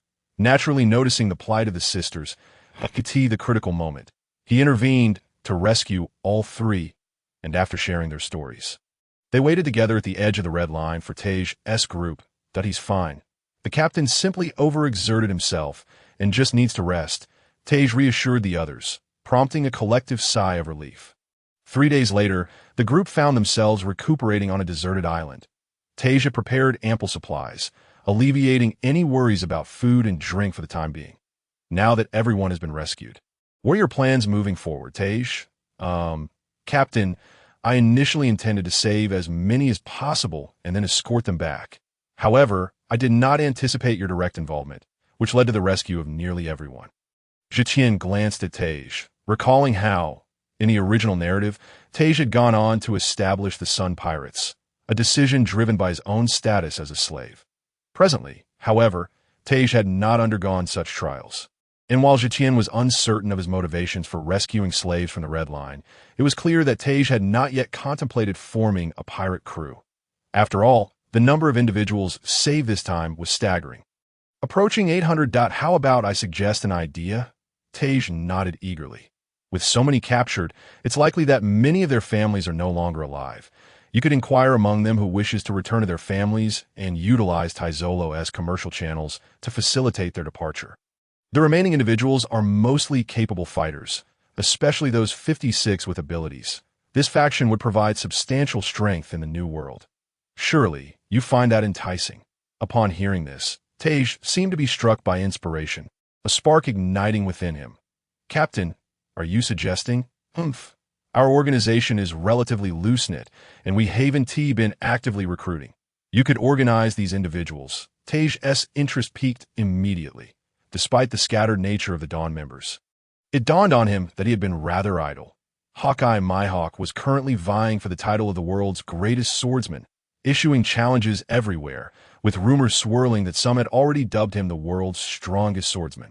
Taizolo and Stella were preoccupied with their commercial and intelligence endeavors, while Inaru had been dispatched by Tian to handle an important task, yet had not reported back. Tej, on the other hand, found himself with little to do, aside from occasionally assisting Tom in shipbuilding and honing his own strength.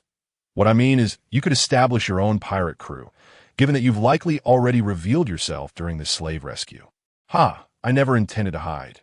If I'm exposed, so be it. After all, I have you, the captain.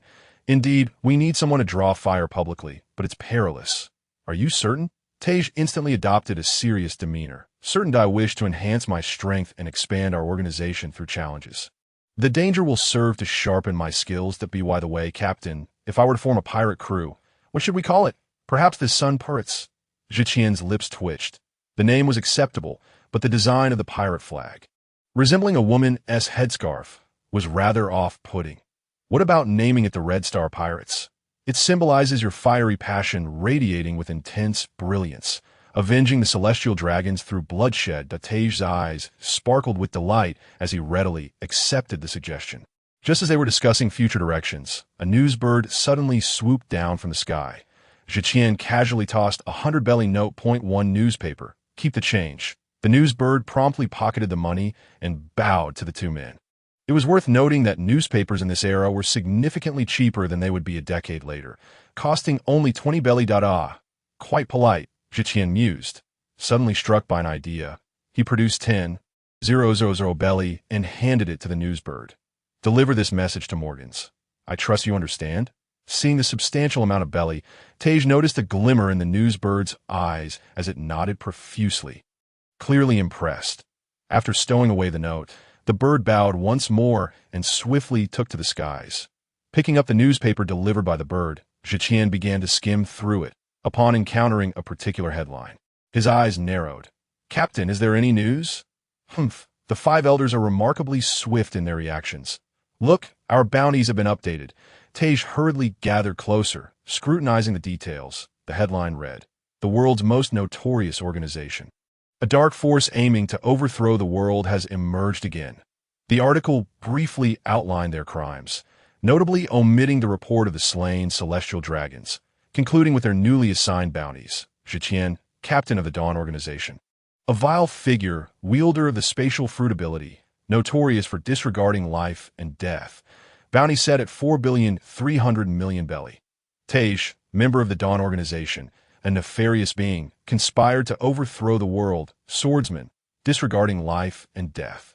Bounty set at 1,500,000,000 belly. Enel, member of the Dawn organization, a vile figure, user of the Rumble fruit, disregarding life and death. Bounty set at 1,200,000,000 belly. Gold, member of the Dawn organization, a nefarious being, user of the gold fruit, disregarding life and death. Bounty set at 1,200,000,000 belly. Water, member of the Dawn organization, a nefarious figure, now confirmed to be the fishman Tej, disregarding life and death. Bounty set at 1,800,000,000 belly. Tej stared at the bounties, his eyes widening in astonishment before breaking into a joyous laugh. Ha! Captain, my bounty has surpassed theirs, making me second. However, yours is truly monstrous, even exceeding that of the 4 emperors. Tian looked at the exuberant Tej, somewhat speechless. Look at all our bounties. The 5 elders are merely employing their old tricks, treating us as targets. Tej calculated, noting that their total bounties amounted to precisely 10 billion belly. Who would have thought we were worth so much? Yet, they must first locate us. If they do, it's unlikely they're merely delivering a meal to you, Captain. It's just a gimmick. However, it poses considerable risk for you. After all, you will be visible in the spotlight. Should an admiral's forces be dispatched, you may find yourself at a disadvantage. Take these. Also, go to Tom and retrieve one of the newly built ships that I will be taking Hancock and the others with me shortly. He tossed a large chest toward Tej. Tej's eyes widened in surprise as he opened the chest, his breath catching in his throat. Inside lay 5 devil fruits, alongside a bounty of belly. Captain, is this too much? Tian waved dismissively. This 2 billion belly is for you to develop your forces. It should suffice. The devil fruits can be awarded to those who excel. However, it would be wise to keep one as a trump card. Until I find a suitable fruit for you, do not consume it unless absolutely necessary. Tej nodded, understanding that the captain intended for him to enhance his physical prowess in times of peril, using it as a kind of medicine. All right, let us return to the ship. Upon their return, every member of the crew stood in anticipation, gazing at Tian and Tej with admiration. Big brother, brother, Tian nodded in acknowledgement. Though the silver mask concealed his expression, his mere gesture evoked a wave of emotion in those who had endured the trials of life and death. I have discussed your arrangements with Tej. Rest assured, you are all entirely free now. Shortly, Tej will provide further instructions. I have matters to attend to, so I shall take my leave. Hancock, let us depart. Upon hearing these words, the three sisters of Boa obediently stepped forward, standing beside Tian. They waved their hands, summoning a swift vessel, and together they approached it. With sails unfurled, they set off. Take care, big brother. Farewell, big brother. As Tian and his companions departed, everyone shouted their goodbyes loudly, while Hancock and the others waved tearfully at the crowd. Tian waved back, pondering how much these individuals had grown and how many he might never see again. With nothing pressing on his mind, Tian leisurely navigated the open sea with Hancock and her sisters, offering guidance on their training.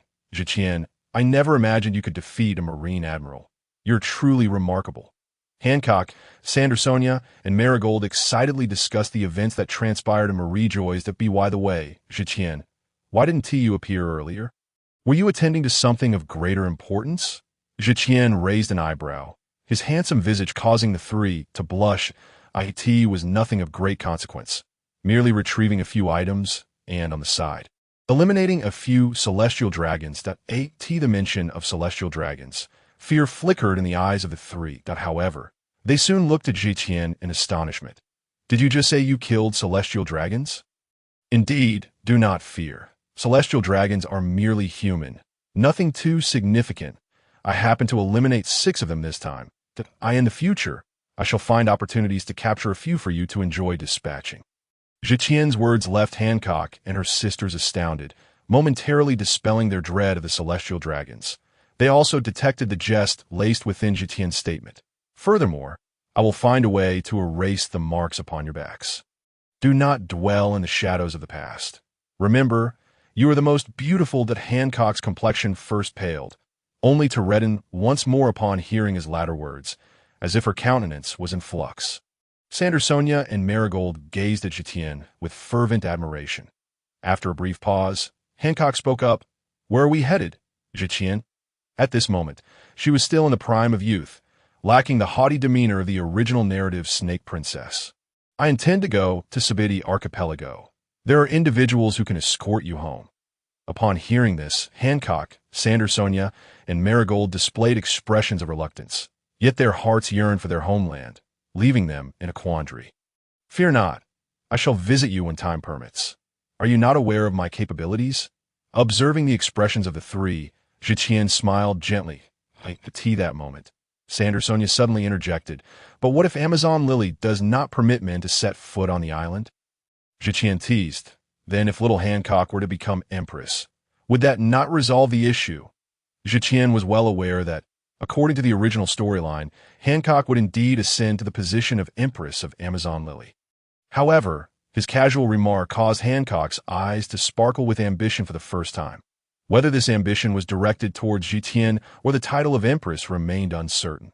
After several days of sailing, Tian utilized his fruit abilities to bring the group to the Sabidi Archipelago. The Sabidi Archipelago is located before the Red Line, at the heart of the Grand Line. The islands are formed from numerous towering trees, with the ground comprised of their roots, from which bubbles emerge.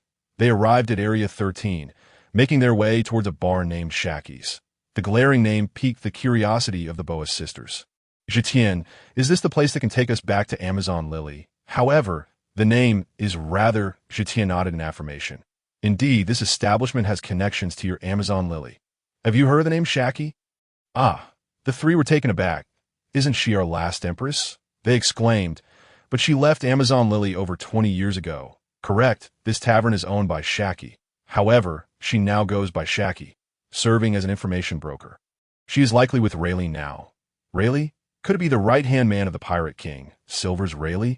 The sisters exchanged shocked glances, the identities of the two leaving them speechless. Let us enter. You should pay them a visit. Zetian suggested, stepping into the tavern. Welcome. What would you like to drink? Upon seeing the newcomers, Shaki could not help but admire them. Zetian, with his silvery purple hair, was tall and handsome, exuding an air of authority. Hancock, though still somewhat youthful, was beginning to embody the beauty that would earn her the title of the world's most beautiful woman. Sandersonia and Marigold had not yet lost their youthful allure, appearing as two lovely maidens. Over the past few days, Zetian had also imparted training methods for life restoration, ensuring they would not end up as they had in the original tale. Aunt Shaki, or rather, should I say Aunt Peony, we come with a request for your assistance. Upon hearing this, Shaki's brow furrowed slightly, her demeanor becoming cautious. She had kept her identity concealed for over a decade, with few aware of her true self. Do not be alarmed. Allow me to introduce you. These three are Boa Hancock, Sandersonia, and Marigold from Amazon Lily. Hancock and her sisters looked at Shaki with utmost respect. Oh, is that so? This is not a place for conversation. Please follow me. Upon learning that they hailed from Amazon Lily, Shaki felt a slight relief and led them to a private room in the back as a pirate who had escaped from Garp. She was not afraid of any potential threats from the trio. Once in the courtyard, Shaki suddenly fixed a keen gaze on Zetian. Now speak. Who are you, and how do you know of my existence? Seeing Shaki's sudden shift in demeanor, Hancock tensed, eager to explain. And, actually, before she could continue, Zetian patted her shoulder. Shaki, formerly known as Peony, the previous empress of Amazon Lily and captain of the Kuja pirates, went missing after being pursued by Garp over a decade ago. Zetian smiled at Shaki, observing her expression change as he continued. There are rumors that you were captured by Garp and imprisoned in Impel Down. However, after your escape, you distanced yourself from Amazon Lily and settled here in the Sabaody archipelago. Your true occupation is that of an information broker. This tavern serves as a temporary residence for you and Rayleigh. Does it not? At this point, Shaki could no longer mask her emotions and suddenly lunged at Zetian. However, her shoulder was swiftly pressed down as Zetian had appeared behind her without her noticing. Aunt, please do not be angry. We mean no harm. We genuinely require your assistance. When? Shaki was taken aback, then relaxed her stance. Ah, you truly are a man of hidden depths. However, before we discuss matters, should you not introduce yourself? It is rather impolite to unearth another's past without proper introductions. Zetian moved to a nearby stool and poured himself a glass of water. My apologies. Allow me to introduce myself. I am Zetian, the son of former Marine Admiral Zephyr, AS for these three. Here is the situation. And with that, Zetian recounted the experiences of Hancock and her sisters, causing Shaki to ease her tension. Listening to their plight, her face displayed concern, yet when she turned to Zetian, her eyes narrowed. To my knowledge, you have been stationed at Marine headquarters, correct? If they were sent by you. Then you were also involved in the recent turmoil at Mariehua. Furthermore, the Fishman Tiger was confirmed to be a member of the Dawn organization. The other one. Shaki regarded Zetian with a teasing yet astonished expression. If her suspicions were accurate, the individual before her was indeed formidable. Truly, you live up to your reputation as an information broker. Secrets are hard to keep from you. Since he had brought Hancock to seek out Shaki, Zetian saw no need to conceal his identity any longer. Although he had faith in Shachi's character, he also yearned to acquire her intelligence network. While the source of her information remained a mystery, it was evident from the original text that there was scarcely any matter she could not uncover. Allow me to reintroduce myself. In addition to being Zepha's son, I'm also the leader of the Dawn organization. It was I, alongside Tej, who recently caused a commotion in Mariehua. Shachi was taken aback. Indeed, for some time the outside world has speculated about the identity of the leader of the Dawn organization, and Shachi had quietly sought answers. Yet to no avail. Not only was the leader of Dawn elusive, but others seem to have vanished as well. However, their formidable strength is beyond dispute, having decisively defeated two of the current Marine admirals a few years back. According to her information, the current Admiral Kazuru was even injured in a single blow, and his true strength remains undetermined. Could he be another figure akin to Rox? Shachi surveyed the purple-haired youth before her. He was indeed handsome, exuding both charm and charisma. Yet who could have fathomed that this striking young man, merely in his 20s, was the leader of Dawn, with a bounty of 1 billion placed upon his head by the world government. Thus, aside from escorting them back to Amazon Lily, you surely have ulterior motives, do you not? Truly, Anxia, you are astute. Yes, there are some business matters I wish to discuss with you. Hancock presumed that Zetian intended to discuss sensitive issues and wanted to discreetly remove her two sisters from the situation. However, Zetian insisted on keeping them close as allies, which made her face flush with delight, as did the other two sisters. After their discussions, Xiaoqi agreed to provide Zetian with intelligence, with Zetian sharing Stella's contact number. He refrained from mentioning the Dawn Trading Company, although it was likely that Xiaoqi would uncover that secret soon enough. Just as their camaraderie flourished, the wall of the room was suddenly shattered, and a sharp attack hurtled towards Zetian. Zetian neither dodged nor flinched, but rather seized the incoming fist. Rayleigh, stop. Upon recognizing the assailant, Xiaoqi quickly raised her voice to intervene. It turned out that the attacker was indeed Rayleigh, who had just returned and, unable to locate Xiaoqi, had hurried over upon hearing that 4 individuals had taken her to the back. In his haste, he acted without understanding the situation, opting to subdue the individual first. However, upon hearing Xiaoqi's command and seeing Zetian's grip, Rayleigh wore a face of confusion and astonishment. Xiaoqi, are you unharmed? I'm fine. Please release your hold. Xiaoqi looked at Rayleigh with exasperation. Observing his captured hand, Rayleigh displayed an awkward smile. Young man, could you kindly loosen your grip? It's a pleasure to meet you, Uncle Rayleigh. Zetian chuckled as he released his hold, regarding Rayleigh with a friendly demeanor. After some explanations, the misunderstanding was resolved. It turned out that after Roger's execution, Dark King Rayleigh had drifted at sea for a while until located by Xiaoqi's intelligence network. Ultimately, she had tugged him back to Sabeti Archipelago to engage in a business venture. Rayleigh was aware that Xiaoqi's business dealings were conducted in secrecy, prompting him to live cautiously over the past few years. Yet after only a few years, someone had approached Xiaoqi, and Rayleigh initially presumed they were affiliated with the world government or the Marines, which prompted his aggressive approach. You old fool, aside from your penchant for young ladies and gambling, I didn't expect you'd think of me. Xiaoqi shot Rayleigh a scornful glance, her tone sharp. Rayleigh chuckled awkwardly, choosing not to respond. Once the misunderstanding was cleared, Zetian took a moment to assess Rayleigh's strength. He could not help but acknowledge that Rayleigh was indeed formidable, still at the peak of his abilities. Only a few strands of white hair adorned his head, yet he emanated a palpable sense of threat. Though not overwhelming, it indicated that Rayleigh's powers still surpassed that of the current 3 admirals. Rayleigh, too, regarded Zetian with curiosity. Despite the past instances of being pursued by Garp, he had clashed with Zepha. Gazing at the son of an old acquaintance, Rayleigh was filled with nostalgia. Zetian, I did not anticipate your depth of concealment. I would wager that even that old coot, Zepha, pales in comparison to you now. How is he faring these days? He is quite well, teaching students and enjoying a rather pleasant life. Alas, I heard a bit from Xiaoqi regarding your circumstances. I didn't realize you encountered such challenges at such a young age. This must be why you refrained from joining the Marines. Zetian smiled, but refrained from responding. It was surprising that Xiaoqi had learned of events spanning over a decade. It seemed his visit had proven fortuitous.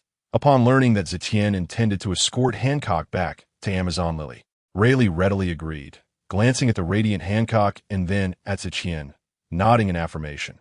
This caused Hancock to blush once more, prompting Xiaoqi to shoot Rayleigh an irritated look as she pulled Hancock closer. Little boy, keep your distance from them. No man is worth trusting. Zetian and Rayleigh exchanged awkward glances. In the following days, Xiaoqi busied herself with communications to Amazon Lily, while Zetian and Rayleigh took Hancock and her sisters on an outing. Initially, Zetian intended to go out alone with Rayleigh, but under Hancock's fervent insistence, he reluctantly agreed to bring them along, to which Rayleigh had no objections. After a day on a deserted island, the group returned, not disclosing their activities. However, when Xiaoqi observed Hancock gazing at Zetian with admiration, her suspicions were piqued.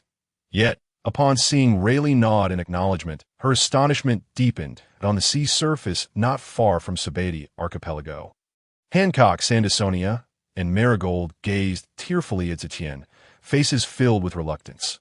Nearby, Rayleigh, Xiaoqi, and Girolioza engaged in conversation. allowing the trio to relish their moment without interruption, though Gurlioza appeared hesitant to voice something. Zetian, brother, you must visit us often in the future. Rest assured, keep what I've given you safe. Once I find a way to cure you, I shall come to see you. Can you not come when you have free time? Fine. I shall visit whenever I can. Zetian ruffled the hair of the three, and though Hancock and the others felt bashful, they could not bear to pull away, while Gurlioza clenched her fist in determination. Rayleigh chuckled nearby, prompting Shachi to pinch him sharply at the waist. Ouch! Look at them! And then look at you Regardless of the antics between Rayleigh and Shachi, Zetian consoled the three young ladies before escorting them to another vessel. Gurlioza expressed her gratitude to Zetian once more before hastily departing with the others back to Amazon Lily. Zetian, brother, farewell, and do visit us whenever you can. Zetian waved goodbye to the departing Hancock, only retracting his gaze once they were out of sight. Oh, it seems your little admirers have vanished. Feeling a bit forlorn. Are we? Aunt Xia, please refrain from teasing. Uncle Rayleigh, Aunt Xia, I shall take my leave here. Having been away for so long, it is time for me to return to the New World. In such a hurry. It is quite a distance from the New World. Do you require assistance? That won't be necessary. Allow me to leave you with a parting gift. With that, Zetian produced a 10-meter-long ivory and several crates of fine wine. Placing them on the ship, this ivory. Indeed, it belongs to Jack. I thought it would be fitting for Aunt Xia to craft some jewelry. Uncle Rayleigh, Aunt Xia, farewell. With a wave, Zetian opened a spatial portal and stepped through. Jack, one of the three calamities under the four emperors, the two exchanged glances, remaining silent for a considerable time. This young man has ventured into the New World. One can only wonder what kind of storms he will stir up. As Zetian repeatedly utilized the spatial gate to return to the ship, the nearly indomitable Jack finally made his way back to Ghost Island. Gazing upon Jack, whose body was marred with scars and whose teeth had been shattered, everyone was left in a state of astonishment. It is worth noting that this was the era of the four emperors, where each of them had risen to power through relentless bloodshed, establishing an aura that deterred any challengers. The fact that the Beast Pirates' prominent member had been so thoroughly beaten, with even his teeth dislodged, was nothing short of a blatant affront to their reputation. At that moment, Kaido raised a bowl of sake and gulped it down, his expression dark as he stared at Jack. What transpired? Ugh, Captain, I was nearly killed. If not for my inability to drown, I would have surely perished. Jack lamented that Kaido's I twitched with fury, wishing he could crush Jack with a single blow. What on earth happened? Who wrought such havoc upon you? Sensing Kaido's ominous demeanor, Jack shivered and hastily recounted the truth. I don't know him. He was a fellow with purple hair, but he was aboard the Dawn Merchant ship, the finest of its kind. Humph. While the Dawn Merchant Association is formidable, they lack top-tier powerhouses and will inevitably be consumed by other great forces. However, one must give an account for assaulting my crew. I shall see who this notable figure is. With that, he transformed into a colossal dragon, soaring into the sky, his hands outstretched, back straightened, and legs slightly bent. Yes, just like that. Hold steady. But, Zetian, this is quite uncomfortable, protested the training partner. If you wish to become a formidable swordsman, you must endure this much. Otherwise, you might as well give up. I refuse at that moment. Zetian was training Kana, who was holding the sword Wado Ikamanji in a horse stance under Zetian's gravity field. Meanwhile, Kuro was still receiving a thorough beating from Oro, though he was now occasionally able to retaliate. Brew brew. Zetian picked up the Den Mushi and answered the call. Hello, old man. What brings you to call me? Kana's ears perked up at the mention of Zetian's father. You little rascal, you remember you have a father? Tell me, how long has it been since you last called your mother? Zepha launched into a tirade, causing Zetian to cover his forehead in exasperation. Kuna couldn't help but chuckle at the volume of Zepha's voice, which carried even from a distance. All right, I'll call Mom back shortly. Sensing Zetian's concession, Zepha then turned to more serious matters. You little scamp, did you have a hand in that incident? Don't think you can fool me. Zetian glanced at Ka and enveloped the area in spatial concealment, prompting Ka to pout. Yes, I did it, but the world government shouldn't be able to trace it back to me, so rest assured. Sigh, you've always been independent-minded since childhood. I won't meddle. However, it was indeed a clever move. Just be cautious. After all, The world government has an 800-year legacy, and we cannot fathom what they possess. Don't worry. I'll be careful and have no intention of exposing myself for now. That's good to hear. When do you plan to return? Probably in about a year. There are matters I need to attend to, but enough about me. How are you doing? What's there to say? Just teaching students and enjoying some drinks when I have the time. I must say, your liquor is far superior to what I used to drink. Even Garp is envious now. Ha ha ha, that's good. But you must also regularly consume the medicinal wine I left for you. It's beneficial for your health. By the way, old man, have you discovered any promising talents recently? What do you want with that? Let me tell you, while I have no objections to your pursuits, do not set your sights on my students that team most. I'll save the attractive ones for you as potential brides. Beyond that, do not entertain any notions. Tian wore a look of dejection, leaving Ka quite intrigued. I was merely inquiring, not attempting to poach anyone. That would be for the best. Staying in the Navy is at least relatively safe. Who knows when you might get captured or killed in your line of work. Tian, what kind of talk is that? In the original story, Zepha's students nearly faced total annihilation. Considering the timeline, it likely pertains to this generation. However, he kept this thought to himself, knowing Zepha would not believe it. Noticing Tian's silence, Zepha ceased his teasing and began to speak animatedly.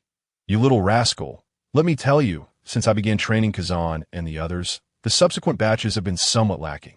However, there are still quite a few promising talents. The previous cohort included Smoker and Hinata, who were quite remarkable. This time, I've identified two excellent candidates named Ein and Binz. Ein is even a swordsman, making him quite compatible with you. Indeed, Tian felt reassured but darkened at the last remark. Kuma, perplexed by Tian's sudden change in expression, found his reactions amusing. Old man, how long until they graduate? What are you plotting, you little rascal? Just a casual inquiry. Where did your mind wander? Aside from mine, do not even think about it. They probably have about half a year left. All right, when you take them out for training, remember to inform me. I do like to observe. You little scamp, you claim to have no ulterior motives. Give me a reason. Nothing much, just want them to witness how the top powerhouses of the sea engage in battle. Fine, I understand. I'll notify you when the time comes. Well then, that settles it. Goodbye. Without waiting for Zepha to say more, Tian decisively hung up, eager to avoid further lecturing. Tian, what did Uncle Zepha say? Your facial expressions change so amusingly. Casting a glance at Kuna, Tian realized she had not trained enough. Gravity increased by 1. Ouch! As Tian suddenly intensified the gravitational pull, Kuna, caught off guard, fell to the ground. Startled, she quickly propped herself up with her sword, struggling to stand. Though it was merely a doubling of weight, it left her legs trembling. From now on, we shall add an hour of gravity training each day. Without paying heed to Nga, who was rendered speechless from fatigue, Tian walked back to the cabin. Once in the cabin, Tian promptly called Aaron. Enduring the same familiar routine of inquiries about when he would settle down and have children. After soothing her and providing assurances, he finally ended the call, wiping the non-existent sweat from his brow.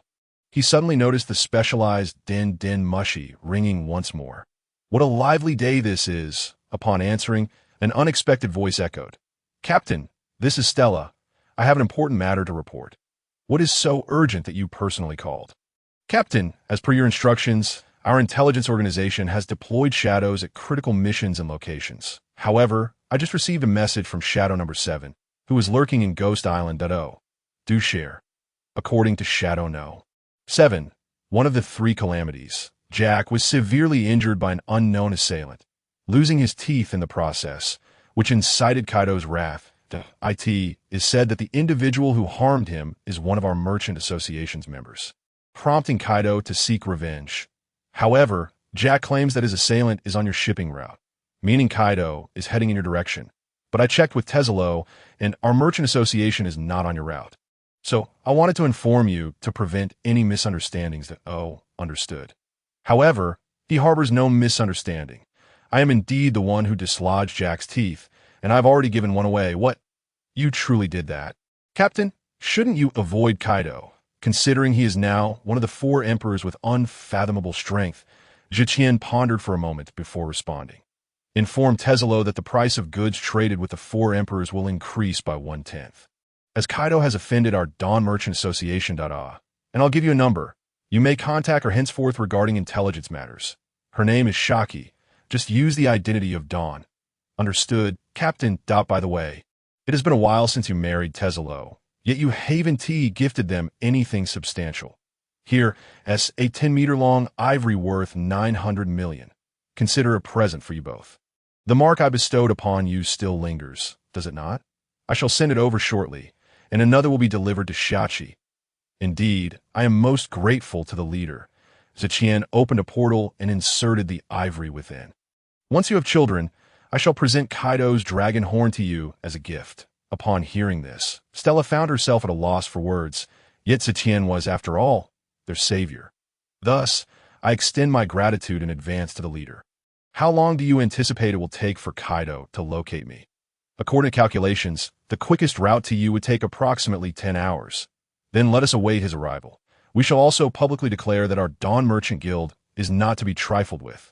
And this time we shall deliver a decisive blow to the beast pirates. This leader, do you feel confident in your ability? After all, the beast is reputed to be immortal, and the Navy has attempted to capture him multiple times without success. Fear not. At the very least, we shall not face defeat, and it is not yet the moment to slay him. Merely inflicting some pain will suffice. Take care, leader. Very well. I shall take my leave for now. After concluding his call with Stella, Tian could not help but smile. The current intelligence system pleased him greatly, for it had proven invaluable at a critical moment. Engaging Kaido in battle here would undoubtedly expose him entirely. Fortunately, he had detected the threat early enough to prepare adequately. He summoned Oro and Cluo to inform them of Kaido's impending arrival. Oro was unperturbed, having never witnessed anyone capable of defeating Lord Tian, not even the Navy's hero, Garp. However, upon hearing the news, Cluo's legs felt somewhat weak. Yet, being a clever individual, he discerned from Tian and Oro's expressions that they did not regard Kaido's attack with undue seriousness. This time, Oro, you will accompany me. Assist me in capturing a few photographs for future USAS for the ship. I shall leave it in Cluo's capable hands. Brother, why not let me accompany you? Others may not heed my command aboard the ship. Tian glanced at him, while Oro shot a peculiar look at Cluo. If I were to keep you here, it would be because of your past as a pirate captain, were I to send you out. Are you certain you wouldn't be walking to your doom? Walking to my doom?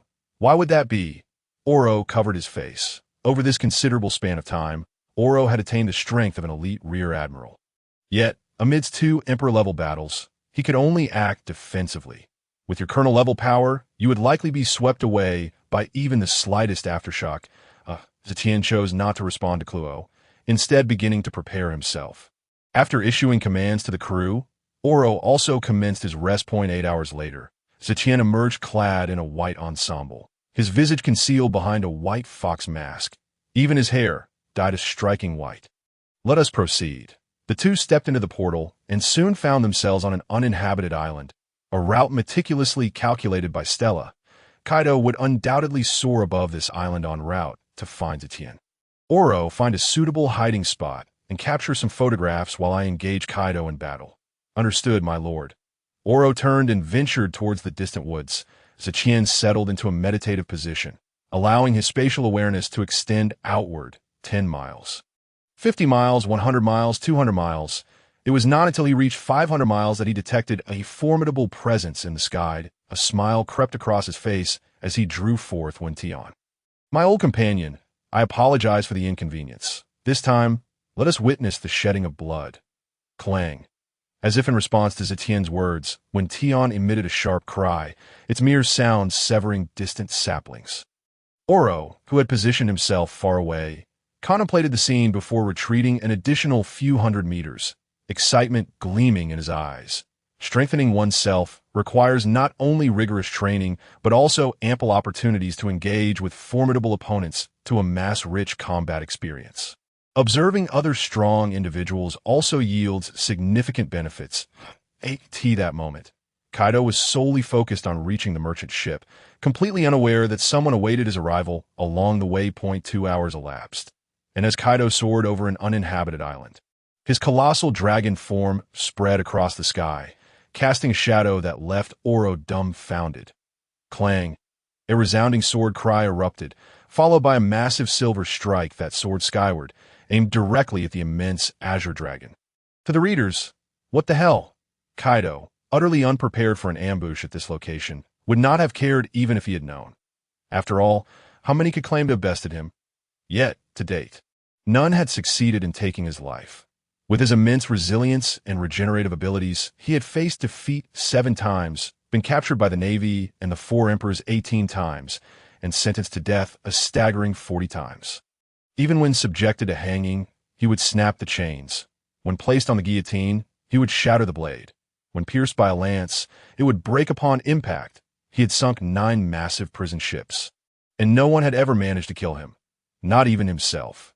Yet he remained arrogant, for with Zetien's emergence, the world had gained the terms transcender and hanging 13. These 2 concepts defied conventional logic. Boom! The colossal strike collided with the azure dragon's scales, producing a thunderous impact. Ah!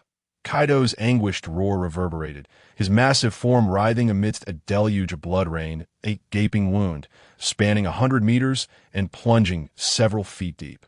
Appeared on the transformed Kaido. The excruciating pain forced him to relinquish his dragon form, collapsing onto the island in human shape.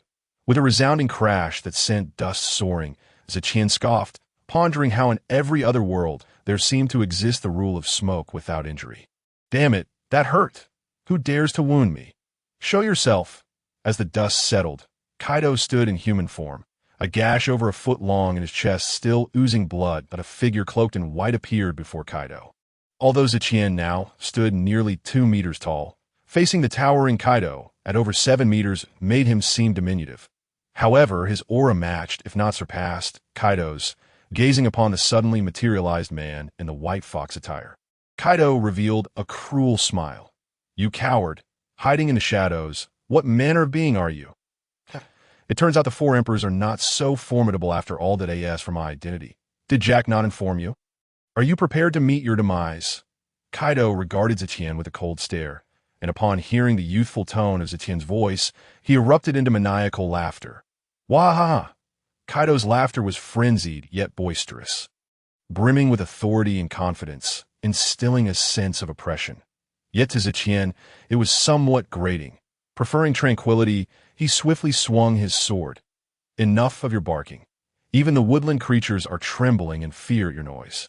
A massive strike hurtled toward Kaido, yet he shattered it with a mighty blow. Boom! The violent collision uprooted nearby trees, causing the grass to bow under the force. You, a coward who hides, cannot defeat me with your feeble attempts.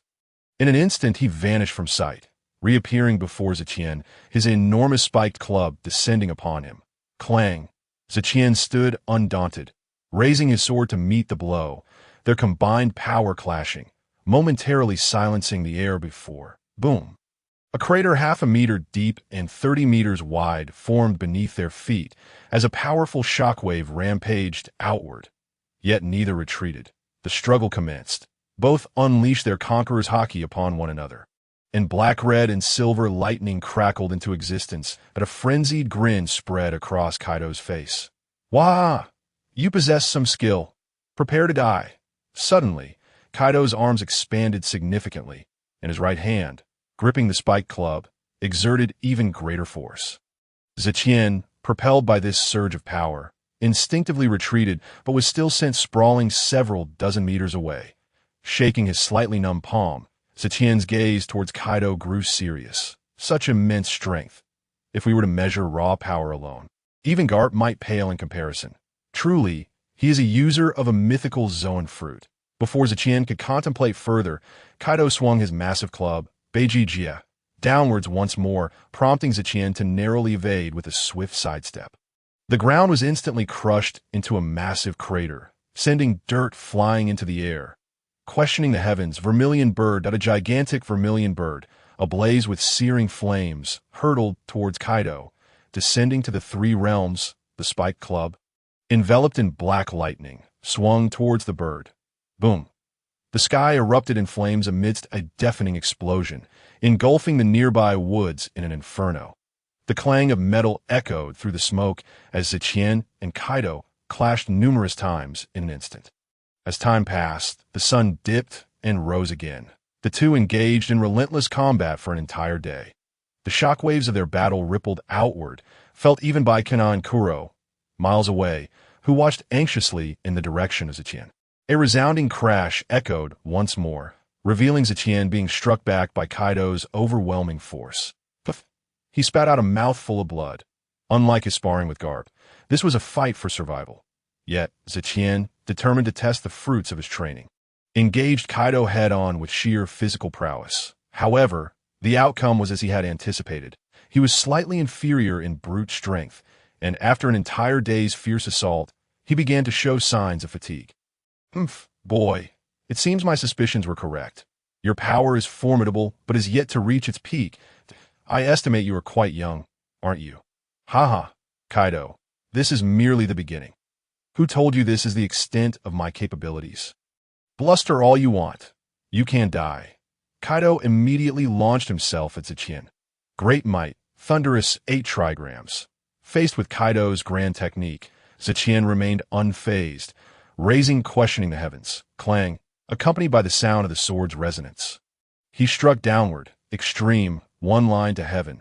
This was the technique he had previously used against Gang Shiro, a single sword strike to part the seas. Yet now, bolstered by questioning the heavens, its potency far surpassed that encounter.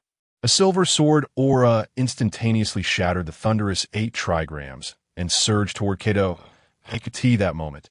Kaido felt an overwhelming sense of impending death and hastily raised his spiked club to block. Yet he could not withstand it. The massive Beiji Jie was wrenched from his grasp, and the sword light swept past Kaido, plunging into the earth that a colossal wound tore through Kaido from his right shoulder to his lower left abdomen, blood staining his entire chest. Simultaneously, a thunderous roar resonated as the ground behind Kaido split apart. The entire island was cleaved in two by Zetian's sword, revealing an unfathomable abyss swallowed by the sea. Kaido finally buckled, unable to contain his pain, howling in agony as he nearly lost consciousness. Yet he managed to endure, glaring fiercely at Zetian. One could only marvel at his resilience, even with a near-fatal injury. His body ceased bleeding almost immediately, the wound beginning to heal itself. Boy, you have truly enraged me. Roar, a 1,000-meter-long azure dragon coiled in the air. Heat breath, a colossal flame erupted from the dragon's maw. Barreling towards Zetian. Zetian, unwilling to defend, vanished in an instant. The ground ignited, stones melting under the intense heat. With Zetian's sudden disappearance, Kaido, infuriated, bellowed, relentlessly striking the ground in search of Zetian's whereabouts. Breath of the wind, dragon's breath. Heat breath, the ground was bombarded continuously, while far away, Oro swallowed hard and fled in the opposite direction. Has no one informed you that spitting is uncivilized? What? When? Kaido exclaimed in shock, realizing Zetian had appeared above him. Conqueror's haki entwined, 8 extremes, descending dragon. Bang. Zetian unleashed an attack infused with Conqueror's haki, modifying the upward thrust of the 8 extremes to strike downward with greater force. The age-old adage states that civilization brings peace, while martial prowess establishes order in a world where the average individual possesses monstrous physical capabilities. This technique unleashed a spatial ripple, and a colossal azure dragon plummeted from the sky, crashing down with tremendous force. Oro, watching from afar, trembled, yet his super camera remained oblivious to the spectacle.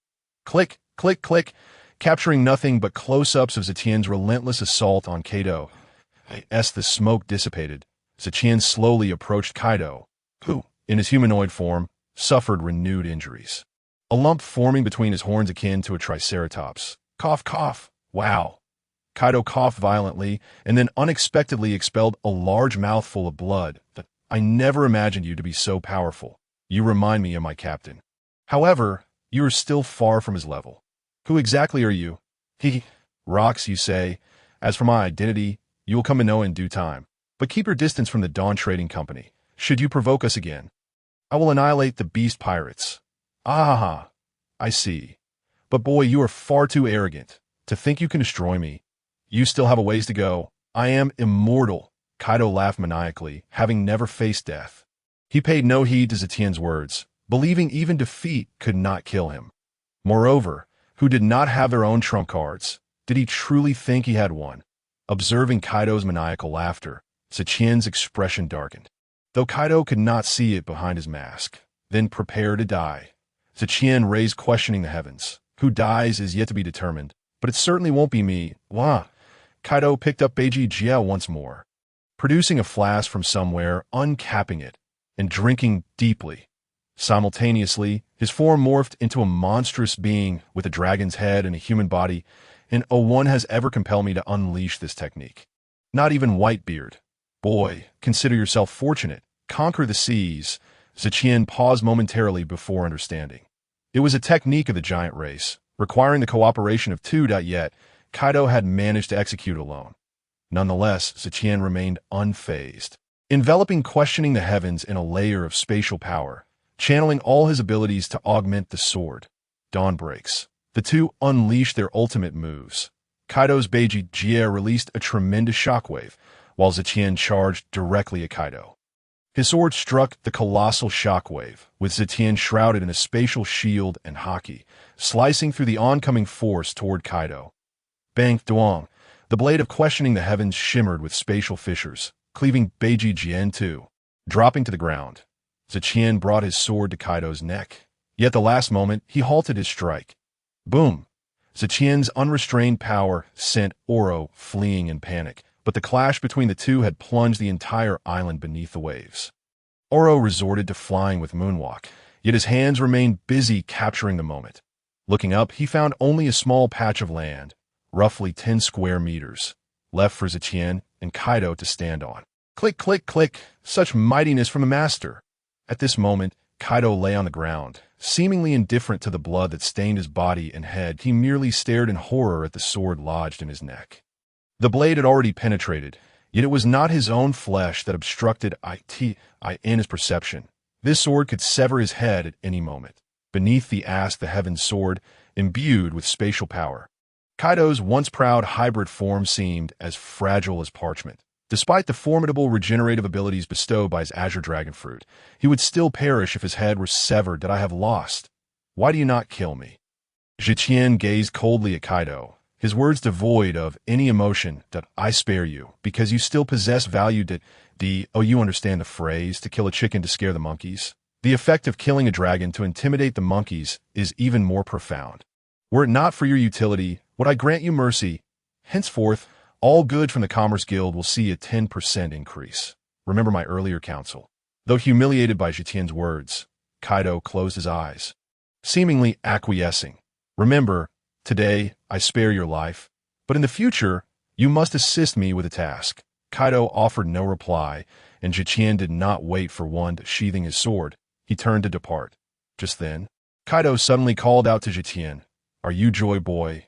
Zetien did not glance back. Only a faint voice echoed in response, a fanciful delusion, a pitiful and cowardly wretch. With that, he soared into the distance, leaving Kaido in a state of dazed contemplation. After a long moment, he erupted into a wild laugh, though it was laced with despair, out of fanciful delusion, a pitiful and cowardly wretch, indeed. After a while, Kaido regained some strength, transforming into his Azure Dragon form. Yet he bore numerous indelible scars upon his body. Shortly after his departure, a wave crashed down, and the last remnant of the island was swallowed by the sea. Apart from the surging waters, it was as if the island had never existed. Without a word, Zetien and Oro opened a portal to return to their ship. "Sir, the photograph." However, before he could finish, Zetien abruptly removed his mask. His face pale, and he coughed up a mouthful of blood. "Sir, Zetien, brother." The crew gasped, rushing over while Gena stepped forward to support Zetien's arm, helping him to a reclining chair. "It's nothing, just a minor internal injury. I will recover in a few days." Zetien gently patted Gena's little head, offering quiet reassurance. Seeing Zetien's bloodied state, the crew's concern deepened, but his pallor gradually returned to normal. "Where's the ship's doctor?" "Hurry and bring him a check on the captain." Zetien did not refuse. He understood the condition of his own body, yet he did not wish to dismiss the goodwill of his subordinates. lest they worry. The ship's doctor, also a skilled practitioner dispatched from the Commerce Guild, examined Tian thoroughly before letting out a sigh of relief. Fortunately, it is only a minor injury. Your internal organs are merely shaken. With your recovery ability, a few days of rest will suffice that I will prepare some healing potions for you. That is good. The crew breathed a collective sigh of relief. But at that moment, Kuro's eyes lit up. Since you all have returned, does that mean you repelled Kaido? Upon hearing this, the crew jolted with excitement. Their gazes fervent as they turned to Oro, while Gana remained anxious for Zetian. Oro nodded toward Zetian before exclaiming with enthusiasm. Not only did we repel him, but had it not been for the captain's mercy in sparing Kaido's life, the seas would have been transformed into a battlefield among the three emperors. What? Is that true? The crew gazed at Zetian in astonishment. Even Gwenna looked at him with admiration, her eyes sparkling. I will tell you all. Oro began to recount the battle, extolling Zetian's might with grandiose tales of a single strike that felled dragons and another that split islands, detailing how Kaido was left bloodied and battered. Kaido was formidable as well, transforming into a colossal dragon, spewing fire and wind, wielding massive spiked clubs and shockwaves. However, the greater Kaido's strength, the more it accentuated Zetian's prowess. The ultimate confrontation was marked by Zetian's sword slicing through a shockwave, nearly severing Kaido's head.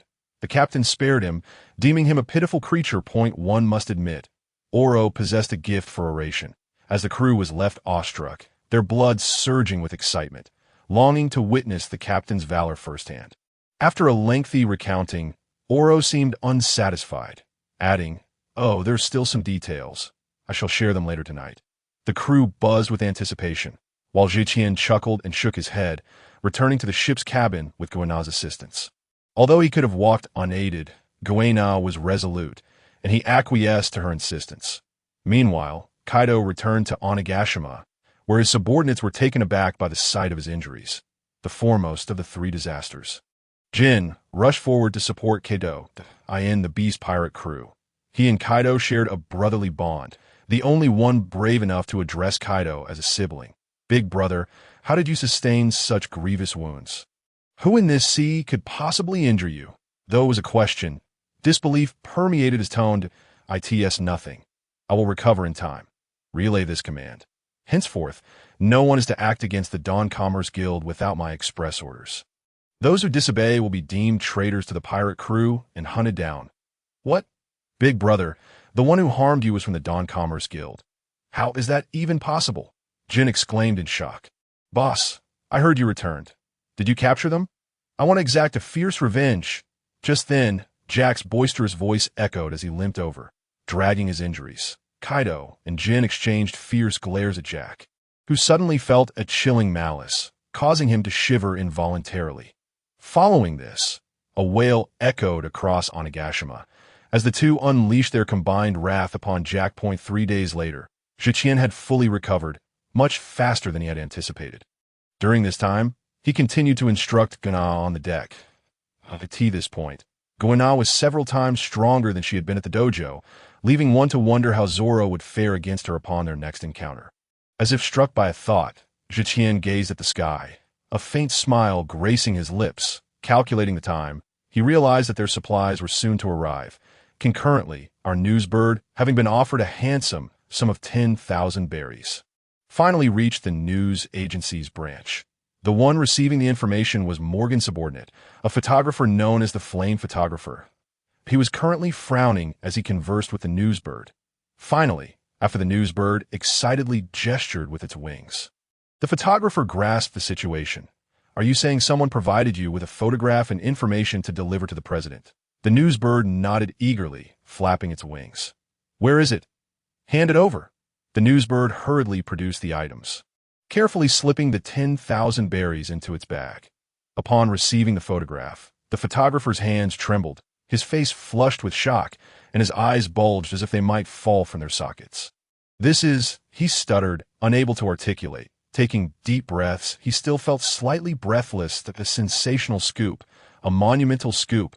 The surrounding subordinates were startled and rushed over to inquire about the situation. The photographer quickly tucked away the photograph and sealed message.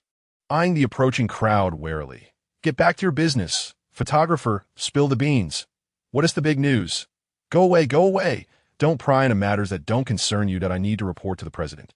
If you learn my location, you might take my place. With this information, I can make significant strides forward. Buzzing with anticipation, the photographer dialed Morgan's number, and after a moment, the call connected. What is it, my dear subordinate? Is there another scoop? The photographer, still trembling with excitement, held the photograph aloft. The image depicted a harrowing scene of a celestial dragon meeting a brutal end, while several others knelt in abject terror nearby. With years of experience behind him, he was certain of the photograph's authenticity and its close-range capture. President, this is monumental news, without a doubt the most significant news in history. The most significant news in history? Are you jesting? What news could possibly surpass what I have already witnessed? A celestial dragon's demise, perhaps? What is it? Speak quickly. My time is invaluable. But, President, did you not already say? What did I say? The photographer's heart raced, and he struggled to articulate his thoughts. Yes, President, it truly is a celestial dragon being killed, and it seems there is more than one. Several. Is the information accurate? Where is it? At this moment, the President, Morgans, was thoroughly agitated, demanding answers that IT should be accurate. The photograph was delivered by Newsbird 007. I inspected it, and there were no issues. Additionally, there is a sealed letter addressed to you, which I did not open. Upon hearing this, Morgan's initial excitement turned to vigilance that a letter for me. What else was there? Did they reveal their identity? No, just a photograph and a letter, which remained sealed. You must return to our base immediately. I will await you there. The world government is pressing me to join them, and the situation is precarious. Be cautious. Understood, boss. Half a day later, the photographer hastily arrived at Base 1, where Morgans was encircled by a throng of newsbirds. Quickly, show me the photograph. As soon as the photographer produced the image, Morgan snatched it away. Scrutinizing it intently, he was immediately struck with shock, a flush of disbelief coloring his features. Gahaha. This is monumental news. Truly, it is news that will astonish the entire world. The two embraced in their fervor, caught up in the madness of the moment. Quickly, hand me the letter. I must see which illustrious figure has sent me this message. As he opened the letter, a mere few words transformed Morgan's expression. This is bad. Our base has been compromised. We must flee. The photographer, bewildered, snatched the letter from Morgan's. IT read. Found you IT that moment. Zeton suddenly opened his eyes wide and vanished from sight. The two men, gripped by fear, sought to escape. The unknown is often more terrifying than the known, and that letter was a harbinger of dread. Just as they contemplated their flight, a resplendent portal of light materialized before them. President, it seems we are out of time. From the shimmering gateway emerged a figure adorned with a silver mask and a cloak that shimmered like the sun and stars. Morgans, where do you intend to go? The sight of this figure left the two men wide-eyed, swallowing hard. The world's most malevolent organization, the leader of Dawn. Indeed, it was Zeton, the embodiment of the Dawn, who approached with a subtle smile. His formidable presence filling the air. That I come uninvited. President Morgans, I hope you will be forgiving to— Lord Zeton, you are too kind that I, a mere journalist, have inadvertently drawn the attention of someone of your stature. Might I inquire as to the purpose of your visit? At that time, Morgans, still under 40, was intensely captivated by breaking news, always contemplating how to unveil the most significant stories to the world. He would even risk his life to capture the perfect scoop. Despite his self-proclaimed frugality, he eschewed accepting bribes to suppress stories he deemed important. He particularly abhorred being manipulated in his reporting.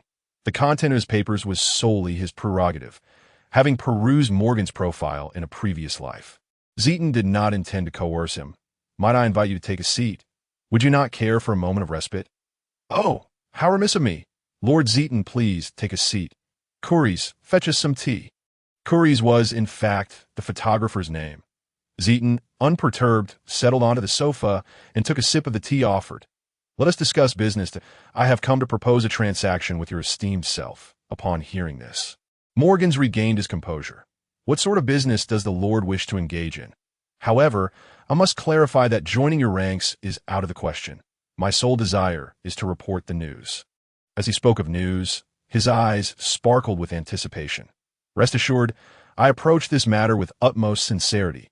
Perhaps you would care to hear my terms first?" Morgans appeared resigned, aware that he could not resist Zeton's might. "Please, do share. Firstly, I have heard that the world government is actively searching for you. Therefore, I can offer you the safest haven available. Secondly, our news agency is yet to accumulate sufficient resources, so we will provide you with an annual financial support of 1 billion berries." These words stirred Morgans, yet he maintained his composure. "Thirdly, the Dawn shall extend its hand on your behalf, regardless of the adversary, including the world government." To this proclamation, Morgans could no longer feign indifference. Zeton's promise was akin to a protective talisman. He was currently being pursued by the world government, feeling cornered and vulnerable, not knowing when the CP agents might strike. Yet with Zeton's assurance, based on his understanding of the Dawn, even if captured by the world government, he could be extricated. This was not their first endeavor of this nature. "What must I do in return for Lord Zeton? My terms are not yet fully disclosed. Would you not care to hear more?" "There's more. I had thought those 3 conditions would suffice. Fourthly, this is a request from us. Should we require intelligence for our future operations, I would need your assistance in investigation, and each time we act, the news should be entrusted to you for reporting. The 5th condition is somewhat akin to the 4th. If we require it, you must report the events we provide, naturally, all of which must be authentic." Morgans could scarcely believe his ears. These were the demands. He felt as though he had been struck by an enormous cake, as these terms were astonishingly simple for him. Moreover, the operations of the Dawn were no ordinary news stories. Would monumental news not follow in their wake? Morgans envisioned a future where superlative news stories flowed from his hands to the world. "Very well, I accept all your terms, Lord Zeton. May our collaboration be fruitful." "Indeed, a prosperous partnership," Zeton replied with a smile, producing a box and presenting it to Morgans. "This is this year's support fund, 1 billion berries. Moreover, the haven is an uninhabited floating island at an altitude of 10,000 meters. I shall provide you with its coordinates, though I trust you do not require my assistance in reaching an uninhabited floating island. Lord Zeton, your generosity is overwhelming. I am immensely grateful. This is an impeccable refuge. With this stronghold, I shall no longer fear the world government. Their relentless pursuit is quite bothersome. Now, let us fulfill our accord." Upon hearing this, Morgans assumed a serious demeanor, his face brimming with exhilaration. More monumental news awaits. The story of the celestial dragon's execution need not be reported immediately. However, we can certainly let some whispers circulate. I trust this will not pose an issue for you. "Well, it can be done, though it is a pity. This is indeed a significant news event." Morgans wore a look of regret. If the news of the celestial dragon's demise were to be released, it would undoubtedly make headlines and overshadow other competitors. Though he once feared the repercussions from the world government, now he scoffed at the thought. "You shall not be disappointed. Take this and spread the word across the seas." That Morgan's curiosity compelled him to take a glance. Yet his body stiffened, and he gazed at Tian with fervor. 2 days later, a shocking piece of news swept across the vast ocean, reigniting the fervor that had followed the liberation of slaves. A monumental event. The 4 emperors have been defeated, and a new force has emerged with formidable strength. A significant occurrence. A peerless powerhouse has appeared. The 4 emperors should tread carefully. A momentous event. The 4 emperors have been robbed and are weeping in despair. Is this a distortion of humanity or a decline in morality? As an avalanche of sensational headlines followed, Kaido remained silent, only for the echoes of furious curses and heart-wrenching sobs to frequently emanate from Onigashima. Instantly, the pirates of a new world were abuzz with discussions regarding this incident, even as whispers of celestial dragons being slain by a mysterious figure went largely unnoticed on the colossal Moby Dick. Whitebeard Edward Newgate sat in silence, holding a newspaper for a moment before raising a bowl of liquor to his lips and downing it in one go. "Wow, that brat Kaido has truly capsized. He has lost considerable face this time. Father, are you not concerned? Though the title of emperor has existed for less than a decade, it was earned through undeniable strength. Could this be the world government's ploy against us?" Marco, the head of the crew, asked with evident worry. Those scoundrels are indifferent as long as the world remains stable and profitable for them. They care not for anything else. Besides, what of it? I am Whitebeard. Gather round, lads, it's time for a feast. Wahaha! Ooh, ooh, ooh. At Whitebeard's invigorating proclamation, the entire crew erupted with excitement, save for two individuals whose eyes gleamed with cunning. On Cake Island, Perisparrow held the latest newspaper, listening intently to the latest news. As Big Mom squinted her eyes slightly, she casually picked up a transponder snail and dialed a number, only to have the call abruptly ended upon connection. Mamma mia, what a waste of a mythical Zoan fruit on that fool Kaido. Mama, could it be that Kaido has truly been defeated? What shall we do? We shall proceed as planned. Defeat is merely defeat. However, this alone does not strip him of the title of emperor, for the true circumstances remain unknown. Yes, Mama. Mamma mia. This is becoming increasingly interesting. The two remained oblivious to the glimmer of determination in a nearby guard's eyes. On an island in the New World, the inebriated red-haired Shanks was reveling with his crew. At this moment, Beckman picked up a newspaper, his face grave as he addressed Shanks that Kaido's defeat, whether true or false, is not favorable for us. What is your plan? What plan? We feast. The time for concern has not yet come. The sea remains stable. Besides, should trouble arise, I have you, my formidable first mate. Shanks replied with a carefree grin, prompting Beckman to shake his head with a slight smile, untroubled as he had already surpassed his limits. After all, they were akin to a dual emperor pirate crew. Had it not been for the limitations of their numbers, no force in the New World could rival them. Drink up. Beckman observed Shanks clinking glasses with others, his nostrils flaring. You scoundrel, you've pilfered the Erguo too again. We barely have 3 cases left, and you're drinking it dry. Will you join me? Damn it, pour me a glass. Aside from Kaido, the other emperors displayed mere caution, not allowing the matter to trouble them greatly. As wielders of Conqueror's Haki, each held immense confidence in their abilities. Yet, while they remained unperturbed, the Dawn Guild suddenly released a statement claiming responsibility for the event. Akin to a declaration from a terrorist organization, they adopted an unyielding stance in addressing any provocation or hostility. We, the Dawn Guild, take responsibility for this incident. However, as a guild, we are committed to maintaining stability in the ocean and fostering peaceful coexistence with various factions and trade. We merely seek a mutually beneficial cooperation, yet there are always those intent on undermining the harmonious order we collectively strive to uphold. Particularly, this incident arose from Pirate Jack's brazen attempt to seize our ships, goods, and even personnel, prompting us to retaliate vigorously. Mr. Kaido's thirst for vengeance is understandable, and under the warm and friendly guidance of our esteemed benefactor, he has relinquished his desire for retribution. After all, we must all continue to live, for life is not easy. Nevertheless, this incident has resulted in significant losses for U.S. In light of the Beast Pirates' unwarranted provocation, all goods prices among major factions will rise by 10%, while the Beast Pirates will increase by 15%. We look forward to collaboratively creating a favorable trading environment on the seas. Thus we declare. The leaders of various factions, upon hearing this announcement, were so taken aback that some spewed their drinks, yet they chose silence afterward. Whitebeard murmured, "My liquor has become more expensive." Big Mom mused, "A slight increase in the cost of my desserts is acceptable." Shanks remarked, "I can no longer afford my liquor." None anticipated the audacity of the Dawn Guild to openly challenge the major factions. Strangely, however, no faction, including the 4 emperors, spoke out against them. The 4 emperors thought, "What a jest! If the Dawn Guild sever our collaborations, where will we procure delightful Erguo too and various desserts? Is this a matter of life and death for us?" Previously, they may have considered the notion of annexing the Dawn Guild, but that idea had evaporated, as no one wished to risk their lives in provocation.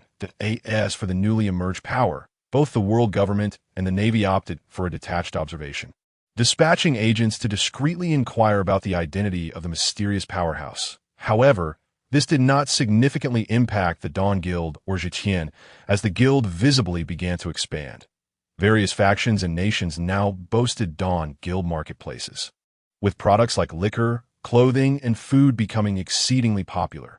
Behind the scenes, they relentlessly collected various devil fruits, renowned swords, and more.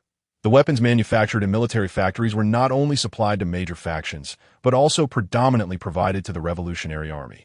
With the backing of the Dawn Guild, the Revolutionary Army rapidly grew in strength. Though they had yet to publicly initiate the liberation of nations, many countries across the Grand Line and the Four Seas had been infiltrated by their operatives. This development caught the attention of the world government, which began discreet investigations. Tian, however, remained unfazed, adhering to the established plan as they advanced into the New World. According to Oro, their next destination would be the kingdom of Dressrosa. Upon hearing this name, Tian couldn't help but think of Don Quixote da Flamingo, one of the 7 warlords of the Seed. He wondered whether da Flamingo had commenced his treachery yet, but Tian felt indifferent toward him. If fate brought them together, he would either subdue him or thrash him into submission. In any case, he would not allow him to wreak havoc again. He recalled Kazan once mentioning that da Flamingo was an extremely aberrant pirate, having personally obliterated at least 8 towns and being involved in weaponry, drug trafficking, and other illicit activities through his pirate crew and enterprises. He even had operatives, Virgo, embedded within the Navy under the jurisdiction of the world government acting as spies. Former Navy scientist Caesar Clown even claimed that influential figures in the New World's underground society were colluding with him. That it was evident that da Flamingo was a villain of the highest order. Yet Tian was not entirely averse to sparing him. After all, most villains possessed exceptional abilities, and exploiting him for his services aligned more with Tian's inclinations. Let it be, as so much has transpired recently. We shall see what unfolds. That if my mood worsens, I shall simply execute him. The voyage across the sea is invariably monotonous, and the dreary Tian has compelled Guina and Kuro to engage in combat. Under Tian's tutelage, Guina has significantly improved her physical prowess. Although she is yet to receive instruction in swordsmanship, she can no longer be deemed weak. Moreover, with Tian's generous provision of culinary delights and medicinal herbs, she has grown noticeably taller. Meanwhile, Kuro, under the guidance, or rather the robust discipline of Oro, has truly transformed into a bespectacled, refined scoundrel. The sword, Wad Ikamanji, sliced through the air towards Kuro, habitually adjusting his glasses with a flick of his palm. Kuro vanished from sight. With a missed strike, Guina swiftly redirected her attack towards her rear. Duong, she narrowly parried Kuro's ambush, yet was still sent flying by his counterattack. She adjusted her posture mid-air, gripping Wad Ikamanji tightly. Her gaze remained fixed on Kuro, wary of another impending strike. Kuro, however, chose not to advance. Instead, he leisurely donned a pair of metallic claws. Be careful, I'm about to use my weapons. His ostentatious display elicited a twitch from Oro's lips, who couldn't help but feel an itch to intervene. Tian, on the other hand, observed with keen interest. Without a moment's hesitation, the two commenced their assault. Clang, clang, clang. The sparks flew as their weapons collided, and Guina was forced to retreat, her young age proving a disadvantage. After enduring several exchanges, Wad Ikamanji was knocked from her grasp, and Guina found herself sprawled on the ground. All right, Guina's lost. Take a moment to hydrate and rest. Huff, huff. Understood. Guina retrieved Wad Ikamanji and set off to recuperate. The outcome had been anticipated by all, given that Kuro was nearly a decade her senior. Following the conclusion of the bout, Oro approached. Sir, we shall arrive at the kingdom of Dressrosa in an hour. Very well. Arrange for supplies to be purchased, and accompany me ashore for a stroll. Guina shall join us. It has time for a well-deserved break. Sure. The mere mention of shopping invigorated Guina, as it is an inherent trait among women, regardless of age. Brother, I wish to join as well. Tian did not object. But Oro, having concluded his serious business, began to chastise Kuro. Smack. How many times must I tell you not to adjust your glasses with your palm? Yet you persist. Smack. Who told you to leisurely equip your weapons during combat? Only you would indulge in such theatrics. Do you wish to hasten your demise? Smack. For someone as much older, you took far too long to win against little Guina. Whereas all your training gone. Smack. And why are you striking me? Oh, it's just become a habit. Smack. Kuro was subjected to a relentless barrage of reprimands, eliciting laughter from Tian and Guna. All right, let us proceed together and experience the charm of this tropical island. Renowned for its resort-like ambience. Yeah. Once the vessel docked, they disembarked on foot. Truly, the superpower was thriving. Despite yielding a substantial tribute of heavenly gold annually, it remained prosperous. Upon reaching the seaside port, they observed not only workers unloading cargo, but also groups of people gathered, indulging in libations and enjoying a leisurely lifestyle. Revelry took hold. Some even broke into song and dance. Brother Tian, this place is so lively, Guena exclaimed, while Oro expressed his sentiments. It's been ages since I've witnessed such a vibrant nation. Kuro, too, brimmed with anticipation that be respected in such a country must be an incredibly gratifying experience. The trio exchanged glances, realizing that Kuro was still lost in dreams of being a revered wealthy gentleman. Let us head to the royal capital. I've heard it's even more bustling there. Tian refrained from using his abilities, accompanying Guena as they strolled. They purchased items that caught their fancy, paying little heed to the cost, for Tian's wealth rendered such concerns trivial. Unlike a certain struggling author, who, in the early hours of dawn, laboriously typed away in a dimly lit room, hesitant to even turn on the air conditioning. What's more infuriating is that the computer blue-screened, and I lost some unsaved content. As they indulged in food, drink, and merriment, they soon arrived at the royal capital, which was even more prosperous than before. Young women danced alluringly amidst the fragrant blooms that adorned the island. After sampling a roadside delicacy, Guna's eyes lit up. Brother Tian, you must try this. The food here is exquisite. It has been ages since I savored something so delightful. Then let us rest here for a few days. We shall postpone our return to the ship and enjoy a proper respite. Yay! Both Oro and Kuro were equally thrilled, their faces alight with excitement. Compared to the desolation of the open sea, solid ground offered them a sense of safety and contentment. That moment, a sudden commotion erupted nearby. A beautiful woman was lunging at a handsome man, who was retreating in fright. Add to the absurdity, a fruit fork was hilariously lodged in the man's backside. Yet, none of the onlookers made a move to assist. Instead, they jeered and hurled insults. A few older women even spat at the man being pursued. This scene left Guena and her companions utterly bewildered.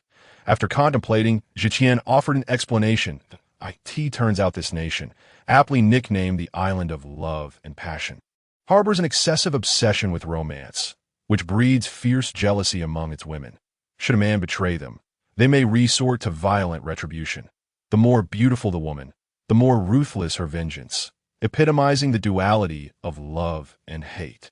Thus, emotional disputes and physical altercations are not uncommon occurrences. Upon hearing this, the group gasped in astonishment. Those women are truly remarkable, Guena exclaimed, her face alight with excitement, while the other three discreetly wiped the sweat from their brows. Of course, if you possess charm, you may even receive invitations to dinner from lovely ladies without any strings attached, Tian added, causing Oro and Kuro's eyes to sparkle as they scanned the beautiful women passing by. Brother Tian, you must not be influenced negatively, Guena flushed, casting an admonishing glare at the two men. Eventually, a bystander stepped forward to intervene, persuading the beautiful woman to cease her assault. After the man bowed his head in apology and reassured her, she tenderly embraced him and led him home. X3, this melodramatic scene left Guena and her companions utterly speechless. All right, let us find a place to stay. After we rest, we can explore further tomorrow. The group located a charming villa, the owner having agreed to their stay only due to Tian as generous payment. After a night of silence, the following morning, they prepared to enjoy breakfast before embarking on another leisurely outing. The host was exceptionally welcoming. Having prepared breakfast in advance, as Tian conversed with the host while eating, he gleaned intriguing information. Not only were the women formidable in this country, but many men were also noteworthy figures. Apart from dance, the profession of swordsman was particularly popular. The most renowned among them was a legendary swordsman from the bullfighting arena, famed for an unmatched record of 3,000 consecutive victories. He had even been personally invited by the king to lead the kingdom's army. Yet, 2 years ago, he had seemingly vanished from public consciousness. Additionally, it was noted that the long princess of Dressrosa, Scarlet, had tragically passed away due to illness 2 years prior. Upon hearing this, the group felt a sense of melancholy, while Tian merely smiled faintly. After breakfast, they set out for a stroll towards the royal heights. As Tian instinctively employed his abilities to sense the surroundings, suddenly his body swayed. A sharp pain coursed through him, causing his complexion to pale. "Brother Tian, what is wrong?" Guina inquired, concern etched across her face. Guina hurriedly supported Tian. While Oro and Klo looked on with concern, Tian steadied himself, took a moment to breathe, and a smile spread across his face. "It's all right. This is a good thing." He then refocused on his surroundings. But the feedback caused him to furrow his brow. In his perception, the once bustling street had inexplicably filled with walking toys. This scene reminded him of someone. Sugar. "Tian Gidge, are you really okay? We still have so many places to explore today. I'm perfectly fine. You all go ahead and enjoy yourselves. I just need to make a quick call. As he stepped around the corner, Tian leaned against the wall and dialed the phone bug. "Borobaru. Hello, Captain," came the excited voice of Stella from the other end. "Stella, I have something to ask you. Is Tizolo with you? He's in the office. Let me call him." "Okay." After a brief moment, Tizolo's enthusiastic voice came through. "Boss, you finally remembered me. I missed you so much. Why didn't you bring me along to beat Kaido? How exhilarating is it to take on an emperor?" Tian interjected. "Ugh, Stella, let go. My ear's about to fall off." Cough cough, that I meant to ask if you two could refrain from showing off your affection, especially during a phone call. Right, boss, please go on. Well, taking advantage of this situation, the guild needs to grow rapidly. We must intensify our efforts to find devil fruits or recruit those with their powers. Remember, spare no expense. We need to expedite the development of our forces and enhance the capabilities of our core members in a short time. Also, ensure that capable individuals occupy important positions while those lacking abilities step down to do not hesitate to reward generously. Any issue that can be solved with money is not an issue, understood? Understood, boss. I'll take care of it immediately. Stella, mobilize all personnel to search for a few individuals and items. Write these down. First, a blind individual who hasn't been located by the Revolutionary Army. Bartholomew Kuma. Let me know if he joins the Revolutionary Army. Next, Aramaki, who might possess the powers of the nature-type Mori Mori fruit. And lastly, Lafitte, Van Augur, and Poison Q. The first three are our priority. Notify me immediately upon their discovery, and inform the shadows that whoever finds them will be rewarded with a devil fruit. Additionally, seek a mythical Zoan fruit located at. Also, keep an eye on the pirate crew led by Dias Bareilles and seize the Ope fruit. Is that all clear? Clear. Captain, point one more thing. Hasn't the Dressrosa Kingdom dispatched any shadows? Let me think. I don't believe so, but I recall it being assigned during the last meeting. However, I don't remember anyone being sent over to arrange for someone to go immediately. That's all right. No need to send anyone. They likely encountered misfortune. What? It's nothing. Just ensure everything is completed within a year. Yes. X2. Nothing else, then I'll hang up. Wait, boss. When are we going to beat up an emperor again? Be sure to bring me along. Tian's lips twitched slightly as he ended the call. He let out a deep breath. It seemed he needed to check on Makino, who could hardly bear anyone else's displays of affection. Meanwhile, Guena and the others were cheerfully strolling through the capital, each laden with bags. Tian Gidge is so slow. I can hardly carry all this. Guena was burdened with local specialties, preparing to take them home. Tian had informed her that anything stored in a spatial pocket would retain its state when taken out. Thus, she bought a myriad of items at each stop. Now, the contents of Tian's spatial system were nearly piled into a small mountain. As they wandered, a sudden wailing pierced the air. Curiosity piqued, Guena approached to find a small girl, no more than a few years old, sobbing uncontrollably. Rushing forward, she picked up the little girl, offering comfort while inquiring, "Little sister, what's wrong? Where are your parents?" "Wah, they were just over there, but I wanted to chase a little flower. And now I can't see them. Can you help me find them, big sister?" The group exchanged glances. Another troublesome child.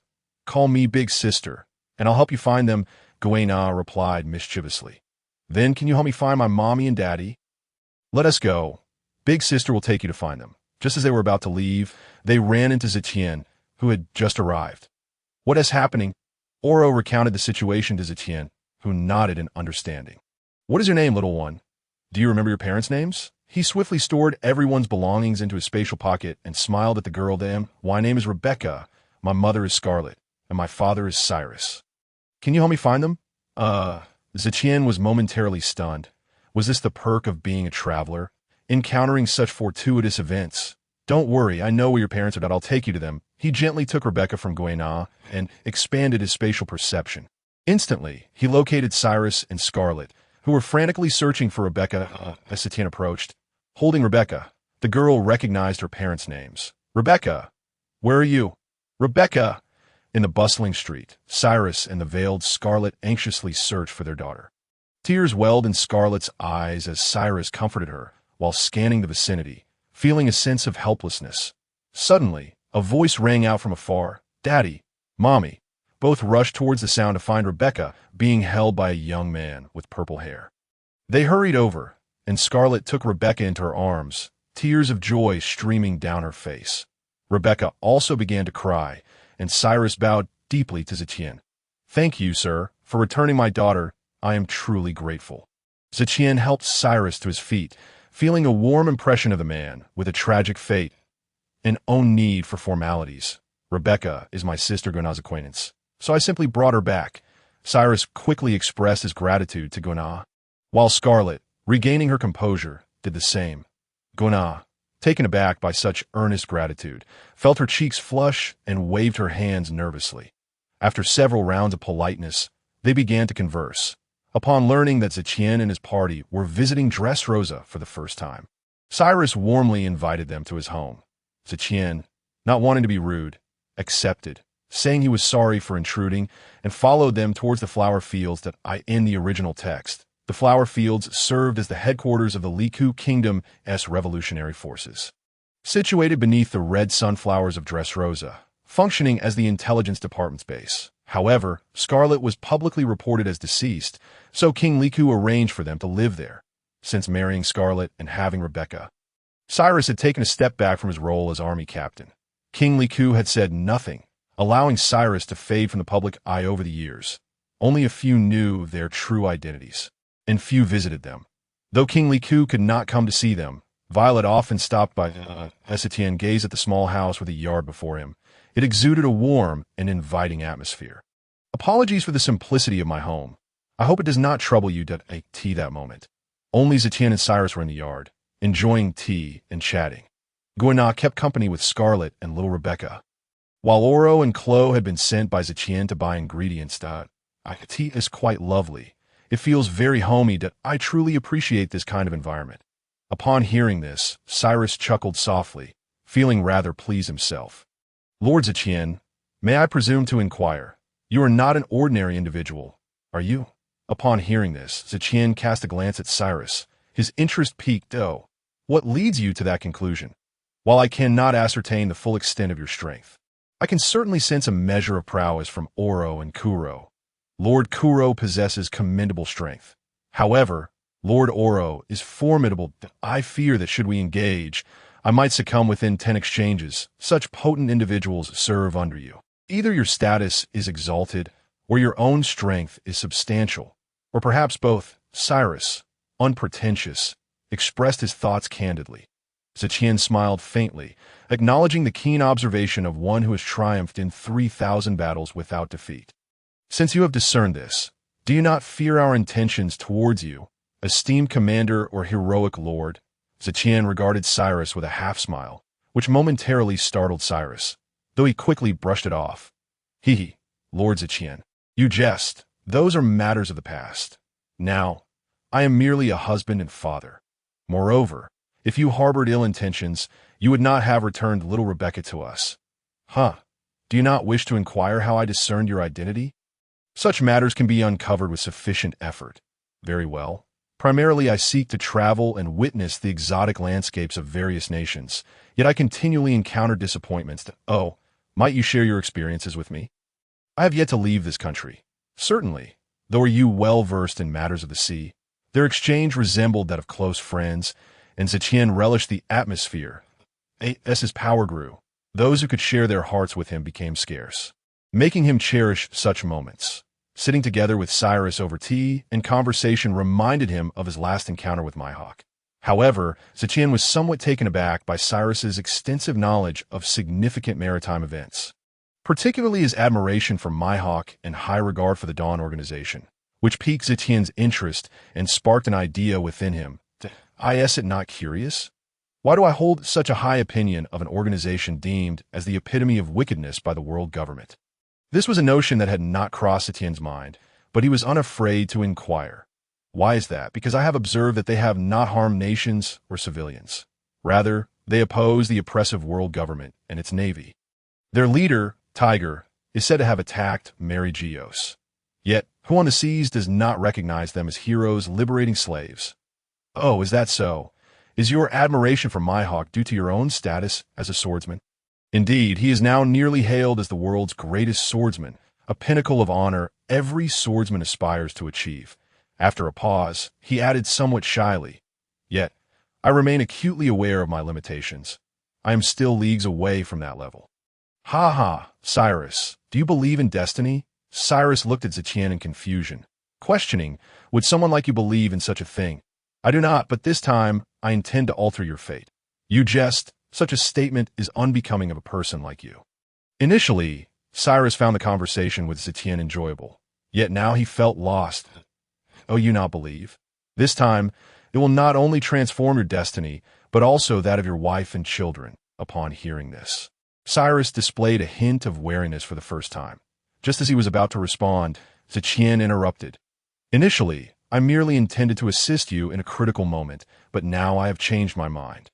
I formally invite you, Mr. Cyrus, to join us." The more Cyrus listened, the more perplexed he became, struggling to comprehend Tian's words. However, observing Tian's smiling countenance and reflecting on their previous dialogue, he suddenly rose, astonished, and gazed at Tian.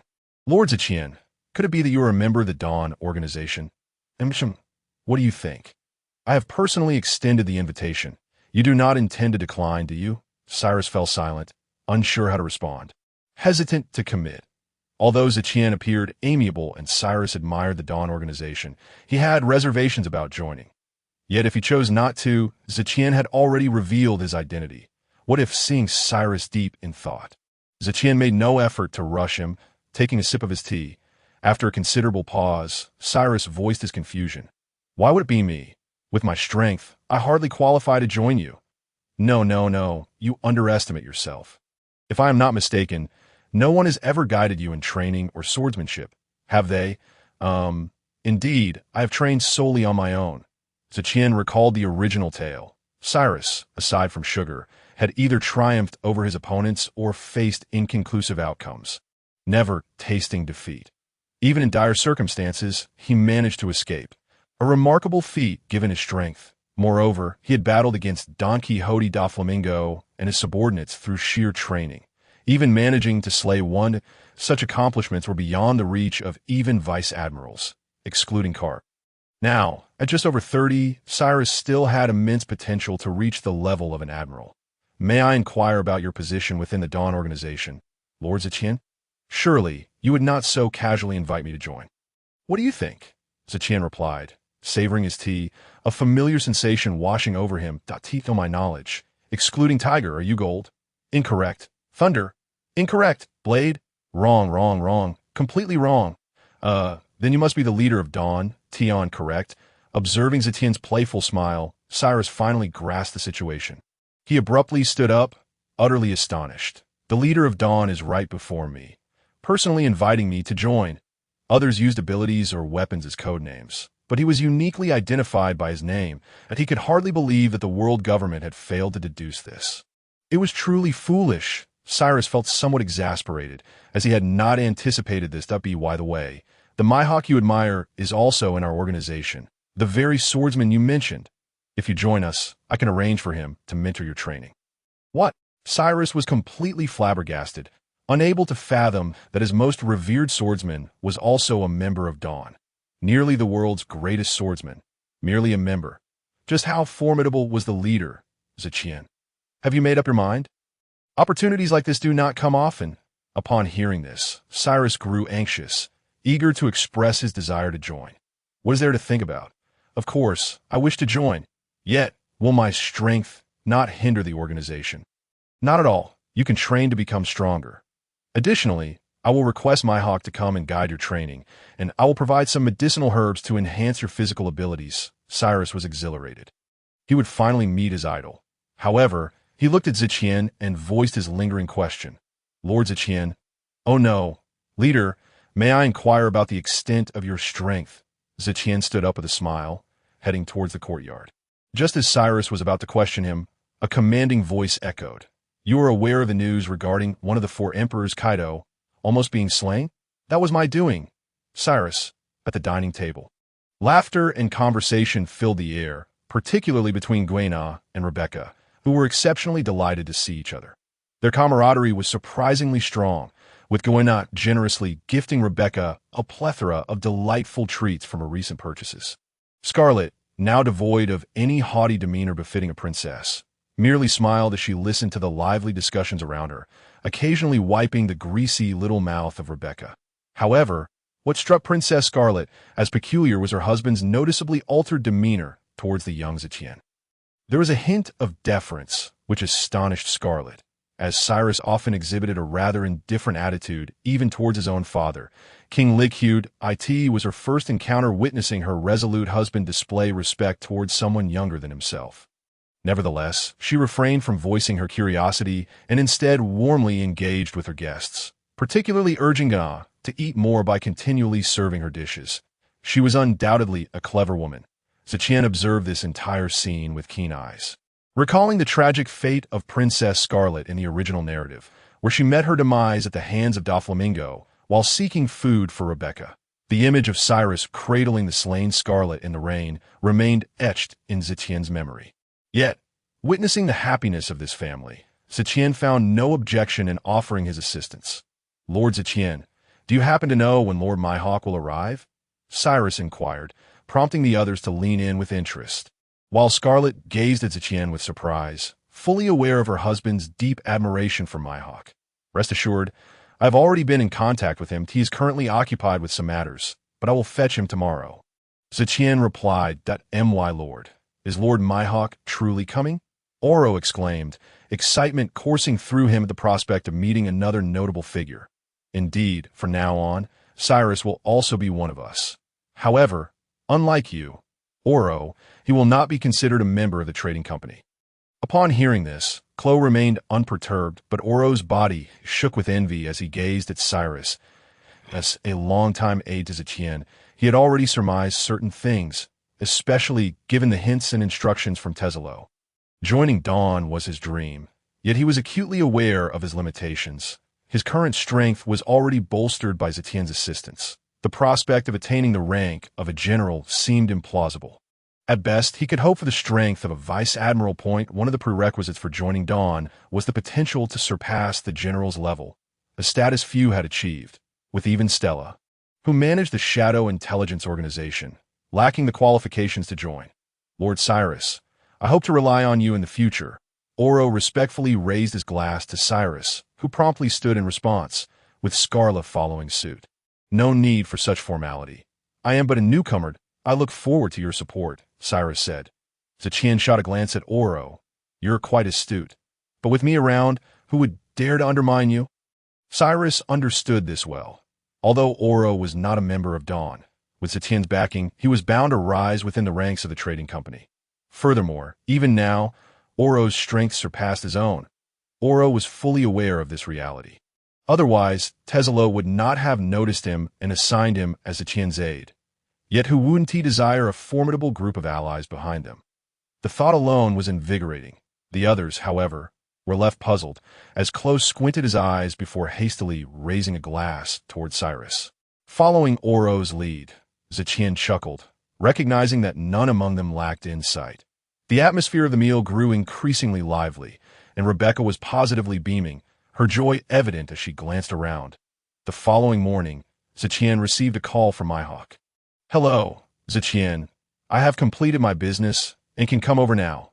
Excellent. I shall fetch you at once. The group eagerly awaited in the courtyard, where Zetian gestured to unveil a magnificent portal. Upon witnessing the spectacle, Cyrus, Scarlet, and little Rebecca were taken aback. Soon after, a man clad in a wine-red patterned shirt, a black trench coat, white trousers, and black boots emerged. Cyrus and Oro were electrified, scrutinizing their idol with great enthusiasm. His short black hair, eagle-like sharp yellow eyes, a neatly trimmed beard, and a black hat adorned with white fur. He bore a small dagger hanging from his chest and carried the world's strongest black sword. It was none other than the world-renowned swordsman. Dracul Mihawk, welcome our future greatest swordsman. Zetian greeted him with a smile. Mihawk cast a sidelong glance at Zetian. Humph. I was already deemed so yesterday, but in my eyes, there remains one person I must defeat first. Namely, Udada. Congratulations. You are aware of my situation. To you, I am not merely a swordsman. The title of the world's greatest swordsman rightfully belongs to you. It turned out that Mihawk had participated in a contest among the top swordsmen and emerged victorious, claiming the title. Interestingly, it was rumored that Kang Shiro had also participated and had only lost to Mihawk by a single strike. Who are these individuals? Upon noticing the others, Mihawk inquired, prompting Oro, Klo, and Cyrus to step forward for introductions. While Gana looked up at him in a "Is this truly the world's greatest swordsman? My aspiration. Lord Mihawk, I am Oro, Zetian's aide. Lord Mihawk, I am Klo, Zetian's subordinate and strategist, Cyrus. My lord, I am Cyrus, and beside me are my wife and child. Invited members by Lord Zetian. Mihawk nodded at Oro and Klo before turning his attention back to Cyrus. Hey Zetian, is this the reason you call me? He shows potential, but he is a bit older, and his strength requires enhancement. Upon hearing this, the robust Cyrus felt a tinge of embarrassment. Well, you will assist in training his swordsmanship. Though he may not be a swordsman, his skills should allow him to contend with one. I will arrange the rest to ensure his strength improves promptly, as he is one of our new members. Very well. It will be good to have a swordsman to practice against, but are you truly expecting me to teach him like this? It will take at least 10 years. Zetian's lips twitched, fully grasping the implication, as he extended his hand and raised a finger. Mihawk shook his head, unfazed. Zetian, now irritated, raised his middle finger. Mihawk remained unmoved, prompting Zetian to raise his ring finger. Mihawk arched an eyebrow at this. Do not push your luck. This is the maximum. With that, he quivered his pinky. I recall you mentioning that one should possess vision and not be so petty. Mihawk approached Zetian, forcefully prying open his thumb, nodding in satisfaction. The veins in Zetian's forehead throbbed in response. Now, this shows sincerity.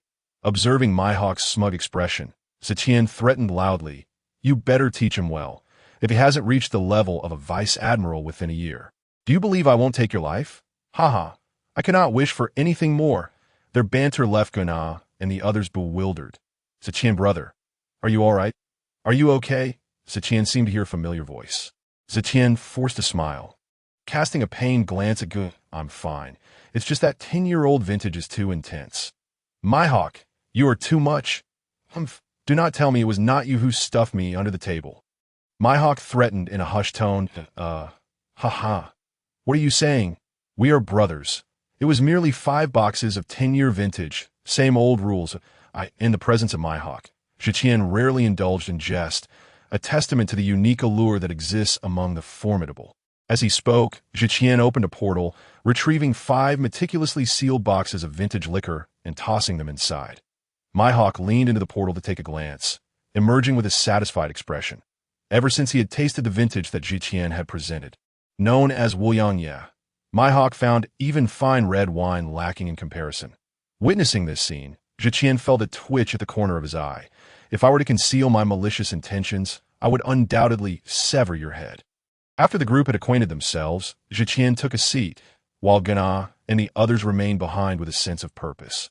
Although they were ostensibly there to instruct Cyrus, the opportunity to receive guidance from the world's greatest swordsman was too enticing to pass up. At that moment, Cyrus felt a mix of nervousness and excitement in Mihawk's presence, and even Scarlet, alongside Rebecca, shared in his apprehension. From their conversation, she discerned that her husband was no match for Mihawk.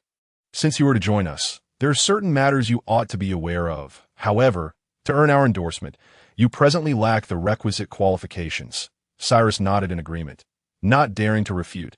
First, I must assess your strength to provide targeted instruction. Draw your sword and unleash your most powerful attack. Here? Where else? Fear not. Nothing will be damaged. Give it your all.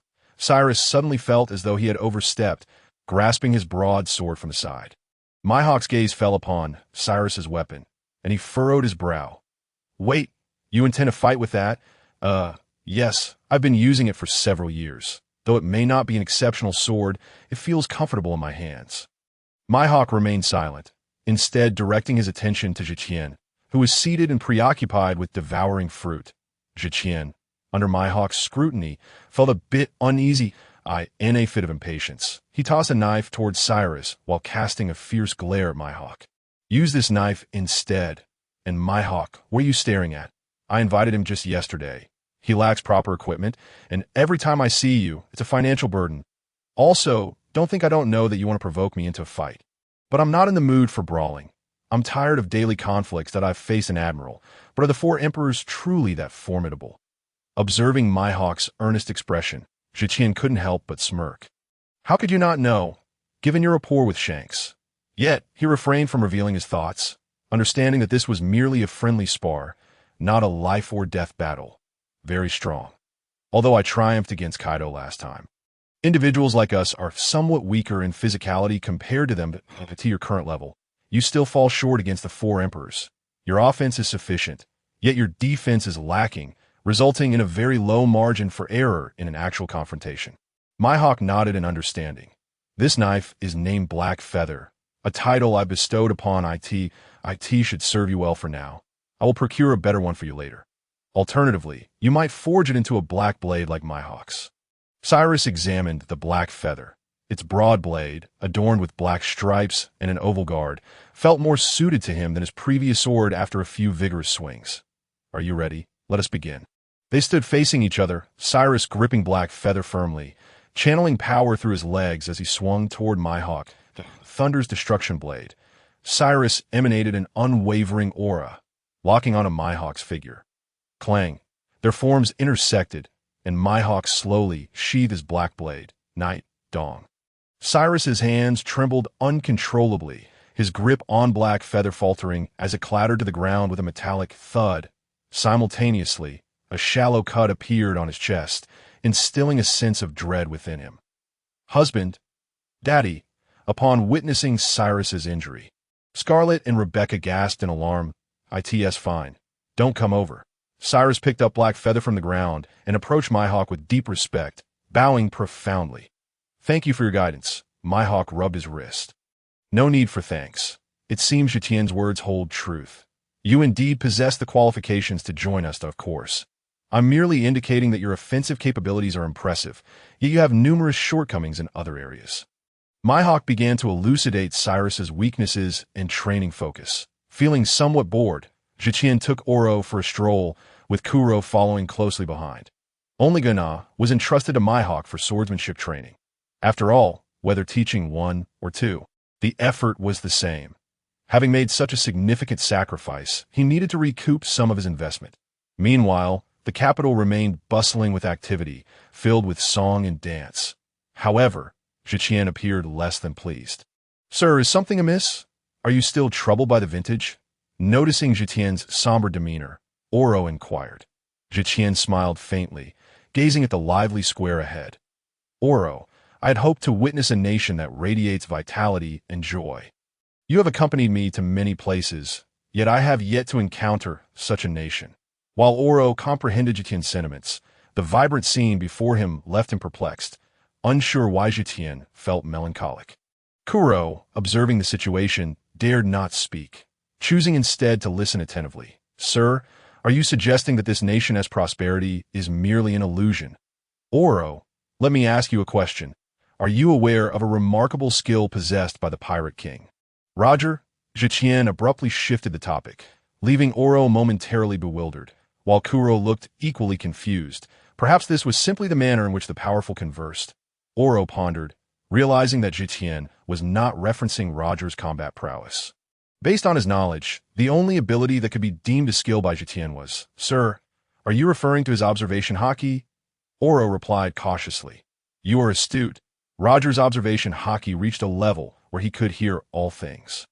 However, in this world, it strikes me as an exceedingly frustrating and infuriating skill. Oro appeared to grasp something, his expression shifting to one of astonished delight. "Sir, are you implying that you have also awakened the ability to hear all things?" "Congratulations on your breakthrough." Tian waved his hand dismissively. Perhaps due to his crossing into this world, his mental acuity had always been formidable. The growth of his observation haki had been swift. However, he often preferred to rely on his spatial perception abilities. Yet, ever since the upheaval on Red Line and his confrontation with Kaido, his observation haki had grown even stronger. Upon arriving in Dressrosa, he inadvertently discovered that his observation haki had fused with his spatial perception. Moreover, he had awakened not only the ability to hear all things but also the capacity to foresee the future. While this was initially a positive development, the first time he encountered a multitude of negative emotions. He was overwhelmed with a splitting headache that it soon became clear that many within Dressrosa had been transformed into toys. The cries of those toys evoked a sense of despair, akin to being alive, yet confined within a coffin, instilling in Tian a profound sense of empathy. However, he refrained from acting immediately, as he had not yet spotted Doflamingo. Moreover, he intended to leave this matter for Cyrus and Oro, treating it as a training exercise. Although Oro did not comprehend why Tian found the ability to hear all things distasteful, he remained silent, recognizing this might be the solitude of the powerful. "Sir, where are we headed?" "To seek out a comrade we have forgotten." "A forgotten comrade? How can one forget a partner?" As the atmosphere began to ease, Klo seized a moment to speak. Tian had no choice but to succinctly recount the events concerning Doflamingo to the two of them, particularly highlighting the capabilities of sugar. Upon hearing of such a power, both were left utterly astonished. Grappling with the unspoken sensation of being forgotten by all, they involuntarily shivered. It dawned on them why Tian had described the ability to listen to all things as both detestable and infuriating. "Let us proceed." The two hastily followed suit. Oro and Klo trailed closely behind Tian, frequently scanning their surroundings to their dismay. They stumbled upon some unsettling occurrences, toys meandering about or accompanying humans in play. Strangely, the people seemed unfazed by these animated figures, yet the sight sent chills down the spines of the two. Particularly haunting were the toys' eyes, which appeared eerily lifelike. Yet what Klo and Oro perceived was a profound sense of helpless despair. Indeed, as you mentioned, there are indeed numerous moving toys. Could they possibly be real people? And most of them are likely relatives of those they accompany. This world harbors such malevolent powers. Can these individuals ever revert to their original forms? It can be accomplished by incapacitating or eliminating the user of the ability. However, you must be cautious. If encountered, it is imperative to envelop yourselves in armament haki. Though this was merely Tian's conjecture. Given that armament haki could indeed affect natural-type users, it seemed feasible, a mere glimmer of hope. He cast a sidelong glance at KLOAS for you. It would be prudent to retreat as far as possible if alone. At present, Klo could not fully wield armament haki. He had only just awakened to it. The two then fell silent, trailing behind Tian until they halted before a warehouse, gazing at the tightly shut doors. Klo instantly enveloped his arms in armament haki and delivered a powerful punch. Clang, creak. Observing the immovable door, Klo sheepishly retracted his fist, wincing in pain. "Boss, it's an iron door, it hasn't budged." Smash! Oro stepped forward and unleashed a formidable blow. "Are you here to jest? All that training seems wasted." As he spoke, Oro advanced, likely having already alerted those within. With his own armament haki-infused punch, Oro's strength dwarfed Klo's by several magnitudes. Boom! The door was shattered, its thunderous crash reverberating throughout the warehouse. "Who are you to trespass on our territory?" A man with a hairstyle reminiscent of a Super Saiyan, wearing circular glasses and a deep blue long coat, appeared, flanked by a smoking helmet that had been blown apart. He was none other than Gladius, a member of the Don Quixote family and a user of the bomb fruit. "Klo, it's your turn. Remember, Neither Oro nor I will intervene. Clo, far from feeling fear, instead War smiled. He had long wished to prove himself. Although he had yet to display remarkable intelligence, he had been patiently awaiting this opportunity. Oro patted Clo on the shoulder. Remaining silent, for it was Tian's command, the two disregarded Gladius entirely as they ventured inside, which incited Gladius's feelings of humiliation. Damn it. If you seek death, I shall grant it to you. Explosive fist. Boom. Suddenly, a figure materialized before Gladius, a dark hand gripping his fist tightly. Though the explosion caused injuries to Clo's body, he resolutely stood his ground. Lad, your opponent is me. You shall not pass. Perish. Explosive fist. The same technique would not work on me. Shadow Wolf's Claw. Unbeknownst to them, Clo had donned a pair of alloy claws, and the two commenced their fierce battle at the entrance of the warehouse. Boom, boom, boom. Tian paid no heed to their clash. Although Oro felt some concern, he continued to closely follow Tian as they delved deeper into the warehouse. Before long, they beheld a multitude of toys laboriously transporting goods, moving like mindless zombies. The sounds of battle outside bore no impact on these toys. Are all of these? Oro queried in astonishment, estimating nearly 200 toy figures mindlessly engaged in their task. These toys seemed oblivious to the presence of the two, operating in a methodical manner. Oro even noticed some battered toys abandoned in a corner. Neglected, he casually opened a crate, revealing an assortment of weapons and pharmaceuticals. These beasts dare to act thus. What should we do, sir? At that moment, Tian remained silent, having identified their objective. His gaze hardened, and a wave of conquerors' hockey swept through the area. All but one toy, still diligently working, collapsed to the ground. Tian seized a remaining figure and placed it before him. I know you can hear me. Shadow no. 21D. Not panic. Treat this as a normal conversation. I can hear you, understood? The tool remained motionless, yet within Tian's perception, a voice distinctly echoed. Who are you? How do you know about me? You have suffered. For now, you cannot know my identity. However, I am from the shadows that you know Stella. Tian refrained from revealing his own identity, instead referencing the leader of the shadows, Stella. Are you truly one of the organization? Has the organization learned of my plight? Are you here to rescue me? The voice of Shadow number 21 was tinged with excitement, hoarse as if it belonged to someone who had not spoken in ages. Struggling to adjust. What transpired? How did you end up transformed by sugar? Tian inquired with curiosity. Sir, I'm a member of the Shadows, dispatched by Leader Stella 3 years ago to the Dressrosa Kingdom. Codename 21. Initially, I was merely tasked with gathering intelligence. However, about a year ago, I noticed the toy figures behaving oddly, moving like humans, leading me to investigate discreetly. One day, I witnessed a snot-nosed individual throw someone before a little girl. That must be the sugar you mentioned. Sugar is terrifying. Merely tapping that man caused him to transform into a toy. I remained hidden, silently documenting the events, but as I recorded, I lost track of what happened. When I glanced at my notes, I finally realized, yet I was inadvertently discovered. Someone appeared and knocked me unconscious, and when I awoke, I had become like this. Was there anything else that transpired? At this juncture, Tian received no response. Likely as Shadow number 21 was lost in thought. Sir, there is one more piece of information. Although our actions and bodies are controlled, our thoughts remain intact. The higher-ups visit this place every 3 months. I overheard them discussing it. They seemed unconcerned that we would learn of it and spoke freely. Calculating the time, they will arrive in 10 days. That I've heard that their leader and other high-ranking officials will also be present. Understood. However, you must endure a few more days. I will first escort you to a safe location, and in a few days, you shall recover. Rest assured, the organization will not forget your contributions. Upon hearing the prospect of returning to his original form, Shadow number 21 was overcome with excitement. Thank you, sir. Thank you, sir. I can finally return home. Please do not let my Cheryl marry anyone. Tian remained silent, yet conveyed his sympathy. Initially, the shadow personnel were supposed to rotate every 2 years. Yet this unfortunate individual encountered such a predicament.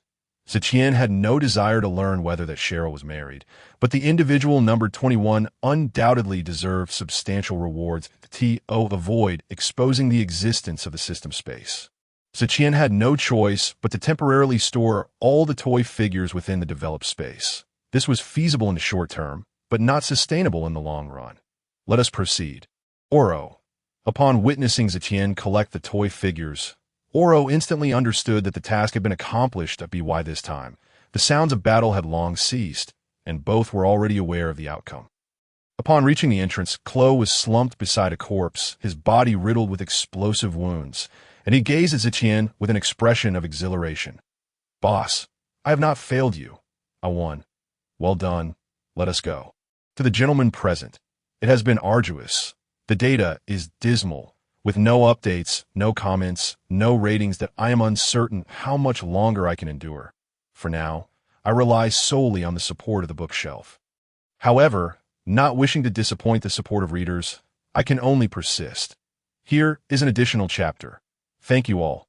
The trio swiftly returned to Cyrus's residence, where Mihawk was instructing Cyrus, meanwhile, was continuously wielding his sword, honing new techniques. Upon seeing Zetian's return, Mihawk smirked slightly.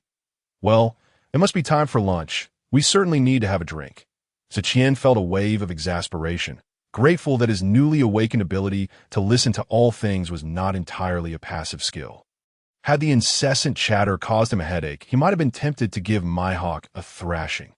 "Very well, let us consider this a celebration of your ascendance as the world's greatest swordsman." Upon hearing this, Mihawk finally revealed a smile, leaving those around him momentarily stunned. So, Mihawk can indeed smile. They thought like tea that moment. Zetian released all the toy figures, upon witnessing such a vast array of toy figures. Rebecca's eyes sparkled with excitement. Cyrus, feeling somewhat embarrassed, turned to Zetian and said, "You have gone to great lengths, but Rebecca does not require this many toys. One would suffice, Zetian." Oro, the injured Klo. "You truly are a doting father." Like tea that moment. Oro approached with a serious expression, glancing at Zetian, and upon seeing his silence, spoke up. "Cyrus, these are not toys for Rebecca. They are not toys at all." He then recounted the events that had transpired during their outing. Gazing at these toy figures, despite the clear weather, an ominous chill enveloped the group. A flicker of murderous intent crossed Mihawk's eyes as he turned to Zetian. "What do you intend to do?" Zetian smiled and looked towards Cyrus and the others. "This time, I do not plan to intervene. You two should refrain from acting. This task is entrusted to Cyrus and Oro." "Understood, my lord." Zetian observed the eager Kuna and pondered for a moment. "Kuna, you shall participate as well." "Yes, brother Zetian." The group wore solemn expressions and no need to be overly anxious. Simply perform to the best of your abilities. Mihawk and I will ensure your safety. All right, let us eat first. We can discuss specifics after the meal. Upon hearing eat, Mihawk's eyes lit up. For him, resolving this issue merely required wielding his sword. "Mihawk, temper your drinking. There are pressing matters to attend to." Zetian chided Mihawk. His penchant for alcohol was truly excessive. "Cough, cough. I shall drink less, drink less." Watching the two bicker, the group could not help but chuckle, the tense atmosphere easing. After arranging the toy figures, they enjoyed a pleasant lunch together. Although Mihawk indeed drank less, he still managed to down 2 bottles of 10-year-old Wuliangya, leaving Zetian seething with frustration. His stock was dwindling, with only a few hundred boxes remaining. "Kuna, Klo, you remain here. Oro, go gather your subordinates and let this bunch of rascals have some release." Cyrus would naturally continue training with Mihawk. "Brother Zetian, is there something you wish to discuss?" Klo inquired, his expression one of confusion. Zetian did not respond to Ka, but instead addressed Klo. "Klo, you have been with me for some time now. Do you have any regrets?" Hearing Zetian's question, Klo felt a surge of joy. Yet he gazed at Zetian with solemnity. "Boss, I have no regrets. Initially, I aspired to be a respected, wealthy gentleman. But ever since I was captured by you, since I followed you, I discovered the world's splendor." "Ha ha." Upon hearing Klo's words, Kuna burst into laughter, fully aware of how Klo had boarded the ship. Zetian shot a glare at Kuna before continuing. "Facing Doflamingo this time poses some danger for you at present. Therefore, I have prepared a devil fruit for you. Whether to consume it is your choice. I will eat it." Now, it was Zetian's turn to be at a loss for words. "Boss, I understand that with my qualifications." It is impossible to surpass that hurdle and become the strongest. However, taking a shortcut to become a strong person is still a gain for me. Besides, since you proposed it, it surely cannot be detrimental. Ha, you sly lad. Since that is the case, I shall offer you another choice. Saying this, Tian produced two devil fruits. Point one was a Zoan-type wolfman fruit, while the other was a Paramecia-type mirror fruit. The wolfman fruit allowed transformation into a werewolf form, significantly enhancing physical attributes and recovery abilities. It likely possessed specific skills, the subsequent development of which would be up to you. The mirror fruit, on the other hand, provided a slight boost to physical attributes. But during combat, it allowed for the creation of duplicates, making it a commendable ability as well. Choose one. I choose the wolfman fruit. Tian was somewhat taken aback. To be honest, he favored the mirror fruit. Moreover, the mirror fruit could lead to the development of numerous extraordinary skills. However, he overlooked that not everyone possessed his abnormal advantages. Are you certain? I actually hope you would choose the mirror fruit. I am certain that if you were to give me 10 more years, I might consider the mirror fruit. However, upon seeing the wolfman fruit, I knew it was my choice. That I am currently quite weak, my qualifications even inferior to Brother Oro's. Thus, for me at this moment, the Zoan-type fruit is more suitable. I can hone my haki in the future. Tian smiled with satisfaction, understanding Chloe's intentions. With such determination, how could he not become a strong individual? Regardless of the area, it is yours now. Remember to consume it all. Chloe excitedly expressed his gratitude before promptly taking a large bite. Ugh. Enough, go ahead and vomit. Your task here is done. Focus on digesting your abilities. Yes, ugh. Observing Chloe eating and retching, Kuina's face turned pale with fright. Brother Tian, you wouldn't have me eat a devil fruit as well, would you? I am merely a swordsman. Then let me ask you, who said that a devil fruit user cannot be a swordsman? But I only wish to be a pure swordsman. Tian did not oppose this notion, but continued at a leisurely pace. What constitutes a pure swordsman? Who says a swordsman cannot possess other abilities? Is haki, armament, observation, or even conqueror's haki not a skill? Does the Navy's 6 powers not count as a skill? Is the soaring slash of a swordsman not a skill? Why must one continue to develop techniques? Kuina was momentarily left speechless. Kuina, do you know why my hawk has always sought to compete with me? I heard you defeated him, correct? Indeed. When I first encountered him, in terms of swordsmanship, we were quite evenly matched. And he was even slightly stronger than I thought. However, when I wield the swordsmanship enhanced by my abilities, he is no match for me. Later, as I developed my powers, I simultaneously improved my physical attributes. Although my swordsmanship may be less practiced than that of my hawk, in our second duel, my skill with the sword allowed me to gain the upper hand. It is not to say that one must consume a devil fruit to succeed. But why not embellish one's strengths?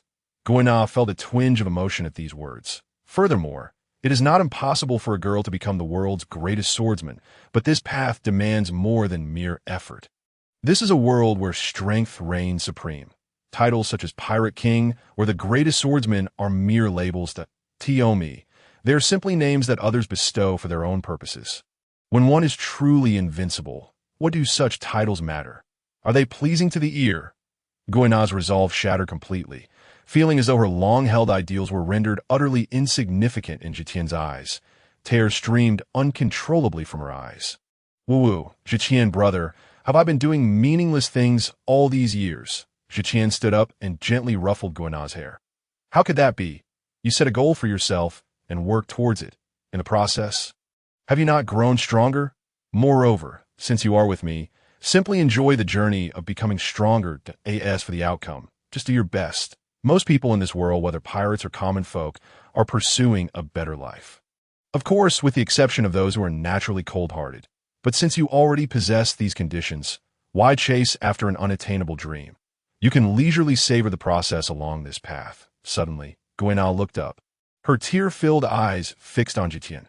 What about you, Tian brother? Are you enjoying this process as well? I am not. I did so before I turned 18, but afterward I sought results that, cough, cough. Hearing Tian's words, Kuina choked and momentarily lost her desire to cry. Yet, Tian's next statement pierced her heart with immense pain.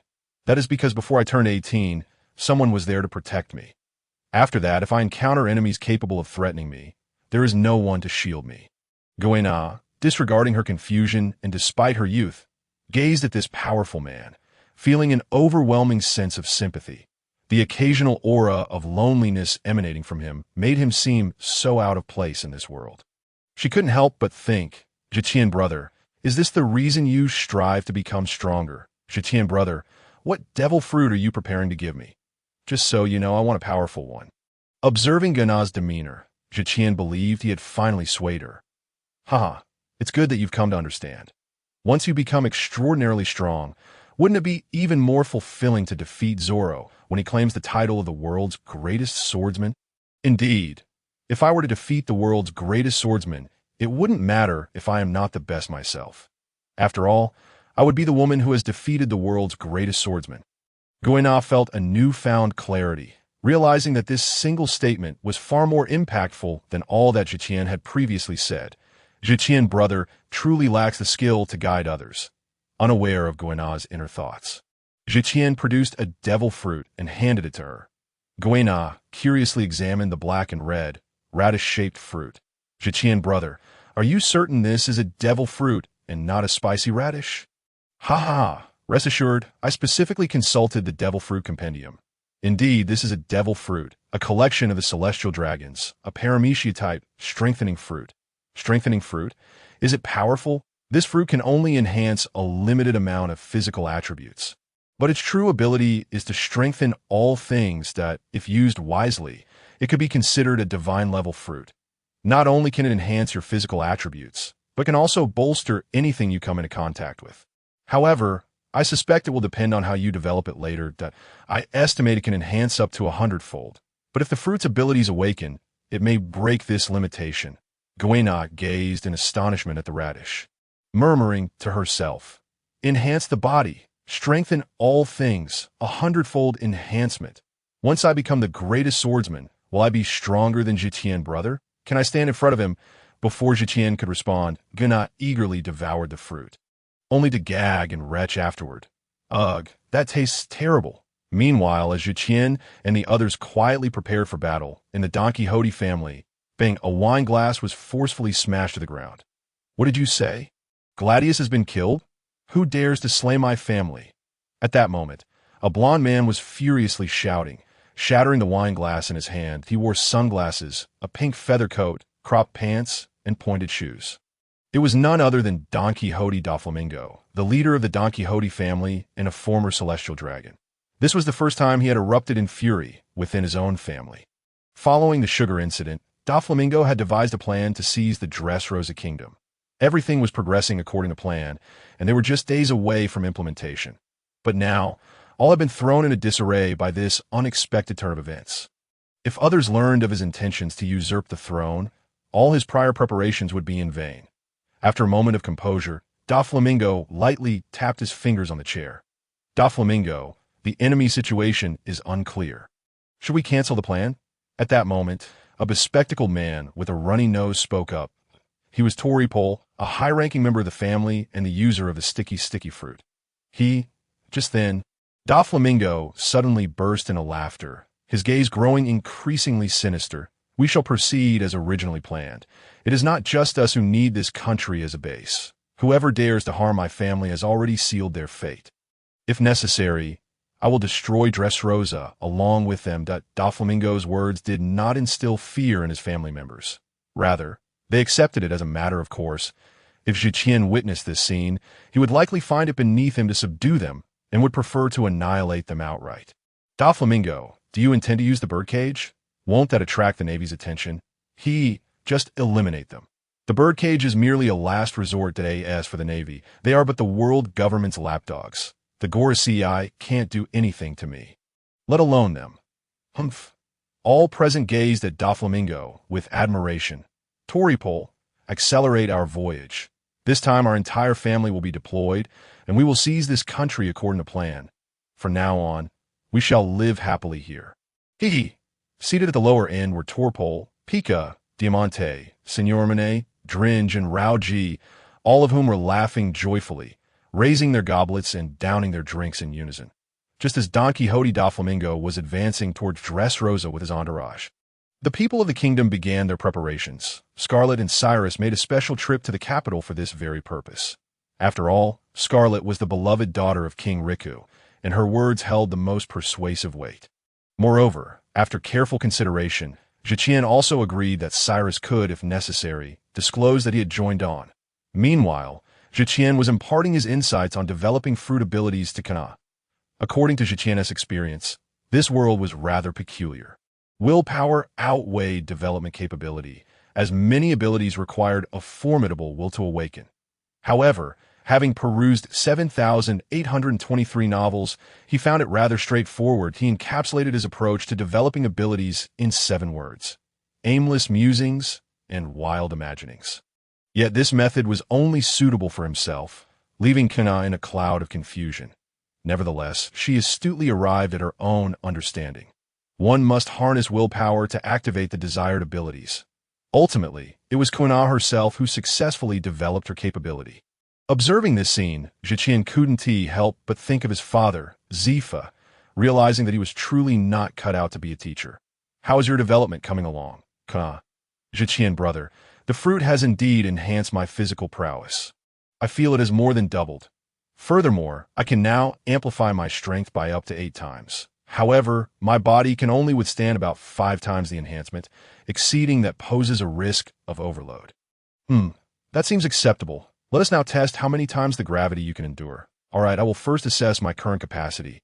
Originally, Kuina could withstand a maximum of 6 times the gravity, so Zetian began testing from that point. 7 times, 8 times, 9 times. When they reached 9 times the gravity, Kuna began to falter. Use your ability and try a 2-fold enhancement. As Kana activated her enhancement ability, she felt a significant relief, though it was short-lived as she soon found it increasingly difficult to cope. 4-fold enhancement. Kuna hurriedly activated her ability once more. It wasn't until Zetian ceased the gravitational intensity that Kuna, her face pale, slumped to the ground. "That I'm so exhausted. Zetian, brother, have we measured my strength?" Nearly. When you use the 4-fold enhancement, you could withstand approximately 16 times the gravity, which suggests you possess strength akin to a naval officer. If you were to exert yourself fully, I estimate you could reach the prowess of a lieutenant commander. Coupled with the prowess of the Daikyu sword, you might even contend with a commander. Overall, it's quite commendable. Should you encounter Kuro again, you could likely achieve a stalemate, assuming he has consumed a fruit. "Oh, does that mean I'm still rather weak?" "Kuro." Zetian lightly tapped Kuna's head, earning a fierce glare from her. "Little girl, do not be ungrateful. You are now capable of defeating 10 versions of your former self. From now on, dedicate an hour each night to developing your strength, and during the remaining time, I will personally instruct you in swordsmanship." "Zetian, brother, you're finally going to teach me swordsmanship. But are you truly qualified to teach?" Kuna initially expressed excitement, but recalling Zetian's lackluster instruction on fruit development, she cautiously inquired. Zetian playfully tapped Kuna's forehead again. "Do you take me for a fool? Do you truly believe I cannot teach?"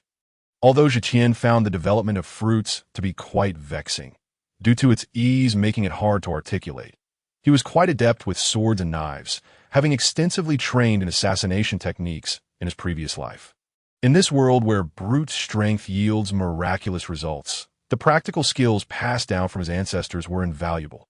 "Listen well, my swordsmanship originates from an ancient and illustrious kingdom, with techniques that are countless. My guiding principles are to shatter myriad forms with a single strike and to execute with speed, cruelty, and precision. These are the sword techniques I will impart to you." Upon hearing Zetian's words, Kuna felt a spark of inspiration, as if a door to new thoughts had opened in contrast to the swordsmanship taught by Kung Shiro, which couldn't even sever paper. Zetian's techniques captivated her. "Your enhancement ability is suited for the principle of shattering myriad forms, focusing primarily on strength. While all sword techniques require some degree of development skill, the essence of my technique, speed, cruelty, and precision are easily comprehensible. It is simply about being quick, ruthless, and accurate." As Zetian explained, he demonstrated, prompting Kuna to practice in turn. The training yielded immediate results, as Kuna's swordsmanship improved dramatically, thanks also to the foundation laid by her decade of training. In the following days, Everyone exerted themselves to enhance their abilities. Until, here, I wish everyone a joyful mid-autumn festival, filled with happiness, health, and familial unity. Today, we shall have only 2 chapters. Let us all spend more time with our families. Sir, Princess Violet has just spotted Doflamingo's ship. They will land in about an hour. Understood. Seal off the capital with King Rika's forces. No one is to set sail. We must annihilate Doflamingo and his crew at Greenbit. Greenbit, a solitary island to the north of Dressrosa, was connected to the main island by a steel suspension bridge. Originally, the local residents could traverse this bridge without issue. However, 200 years ago, ferocious schools of fighting fish began to appear in the waters surrounding the bridge, easily capsizing passing vessels. Consequently, ships could no longer approach, and even the locals refrained from crossing the bridge carelessly. This location was proposed by Kuro, as it was desolate and an excellent spot to ambush Doflamingo. Even if the battle were to rage, it would have little consequence. Tian also expressed his approval. It seemed the strategist finally had a moment of clarity. This time, King Riku, upon receiving this news, finally believed Scarlet's words. He immediately dispatched the prepared personnel and inwardly rejoiced. Thanks to the Dawn organization, the kingdom had narrowly avoided a significant crisis. It appeared that in the future, my son-in-law would become a figure I must look up to. Meanwhile, Doflamingo had no inkling that Dressrosa was already laying a grand trap in anticipation of their arrival. Tian stood atop a high point at Greenbit, surrounded by Mihawk and others, all present and accounted for. The crew members from the merchant ship, aside from the doctor and cook, had also gathered, their faces alight with excitement. Princess Violet, accompanied by Cyrus, arrived at the site, curiously observing Tian, who stood at the forefront. Brother-in-law, who is he? You mentioned the world's greatest swordsman, Mihawk, is here. Why does it seem he is the one in charge? Shortly I will introduce you to him. If you can accompany him, you shall never have to worry for the rest of your life. Violet's face flushed as she cast a furtive glance at Tian. Brother-in-law, what are you saying? How could that be possible? I'm still young. What are you thinking? I meant to say accompany him, not marry him. However, if you truly married him, I would have to pay my respects when we meet. Really? Violet's eyes sparkled with excitement. Cyrus slapped his forehead in exasperation. Forget it. Pretend I didn't say anything. I'll take you to meet him shortly. But remember to be respectful. Though Violet and Cyrus spoke in hushed tones, how could their conversation escape the keen ears of Tian and Mihawk? Both esteemed figures? At that moment, Mihawk regarded Tian with a knowing smile, while Tian's expression grew somewhat awkward. Ahem, Oro, Cyrus, Kuro, present. This operation will be led by you 3. The enemy's strength is formidable but not insurmountable. Once the battle commences, Oro aim to incapacitate several of their officers first, particularly Pika. Eliminate him directly. Subsequently, the focus should be on restraining Doflamingo. Cyrus, you will take charge of dealing with a cadre member named Diamante. Settle your scores with him. Kuro, I entrust you with Torpol. Endeavor to defeat him swiftly. Goena, select a suitable opponent for yourself, paying particular attention to Lao Ji and Dringe, as they may pose a challenge for you. Understood. The 4 of them nodded in acknowledgement, having been briefed in advance by Doflamingo's subordinate, Zetan. It was akin to an open book examination. The others will be left to you. Remember, it is imperative to encircle one individual with 5. And those injured should retreat promptly. Do not perish, understood? Yes, my lord. A cacophony of wails echoed. Zetan paid them no heed, having been stifled himself. Very well, prepare to descend. Aim for capture. Whoosh, whoosh, whoosh. Shadows darted downwards. Each member of this crew possessed formidable skills. The weakest among them adept in the Navy's 6 styles.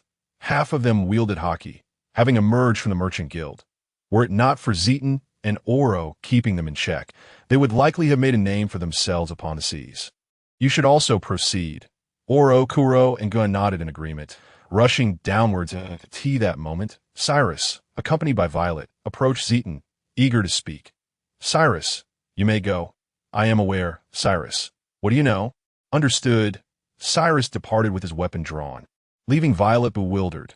Violet, would you be interested in joining my merchant guild? Zetan stated plainly. Could you provide a reason? What is your true identity? though Violet was cordial and magnanimous. Zetan's abrupt inquiry disrupted her thoughts. "Oh, your ability is quite convenient. As for who I am, do you truly wish to know?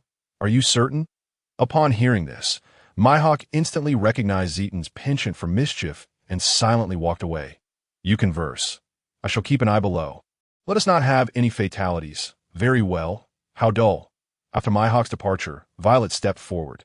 "Could you tell me who you are? Cyrus's brother-in-law won't disclose it either. I am Zetan. As for my identity, I repeat, do you truly wish to hear it? Furthermore, do not activate your abilities in my presence. You are not worthy enough to pry into my thoughts, and I fear it may frighten you."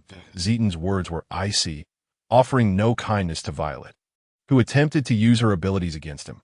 Should it have been another individual, they would have met a swift demise. This was a provocation and a sign of disrespect towards the strong.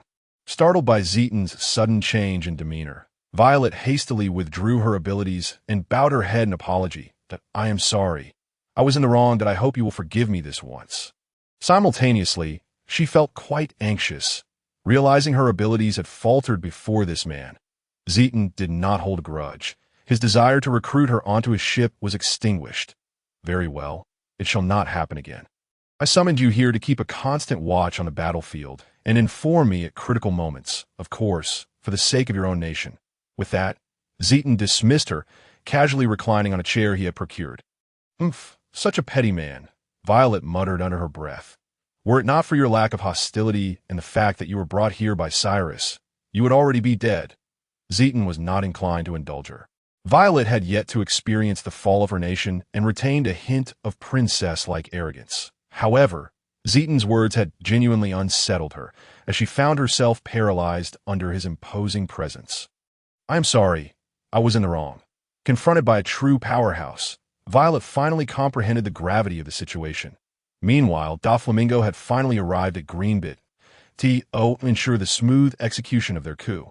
They consistently disembarked at Greenbit before proceeding to the royal capital. The fighting fish inhabiting Greenbit were of no concern to them. "Hey, it seems we have made you wait in impatience. Let us establish a kingdom belonging to the Don Quixote family." Oh, the cadre members standing behind Doflamingo, Torpole, Pika, Diamante, Senor Monet, Dringe, and Lao G, burst into hearty laughter. Bang, bang, bang, bang. Doflamingo, be cautious. Whoosh, perish. Just as Doflamingo and his cadre were jubilantly preparing for action, several rockets and gunfire suddenly rained down upon him. Accompanied by a figure charging towards him, Doflamingo's smile abruptly vanished. His expression shifting in alarm, he sensed an overwhelming aura of danger locking onto him. Spider's nest. At the moment, Doflamingo unleashed his spider's nest. All the projectiles and bullets struck him squarely. Yet the ominous presence that had alarmed him surged past him. Boom! Doflamingo had no time to sound a warning before being hit by the cannon fire, resulting in a violent explosion that engulfed him in a cloud of smoke and flames. Armed, Red Hawk. The figure responsible was none other than Oro, now possessing the strength of an elite vice admiral. Having honed his haki to an advanced level, his target was Doflamingo's subordinates. The gunfire was merely intended to restrict Doflamingo's movements. The cadre members who had just rushed towards Doflamingo all halted. "Be careful," they exclaimed in shock, but it was too late. Oro's fully powered armed Red Hawk smashed into Pika. Armed consecutive punches. Before anyone could react, Oro skillfully chained his attacks, striking Dringe and Lao G next. Bang, bang, bang. The three were sent hurtling away.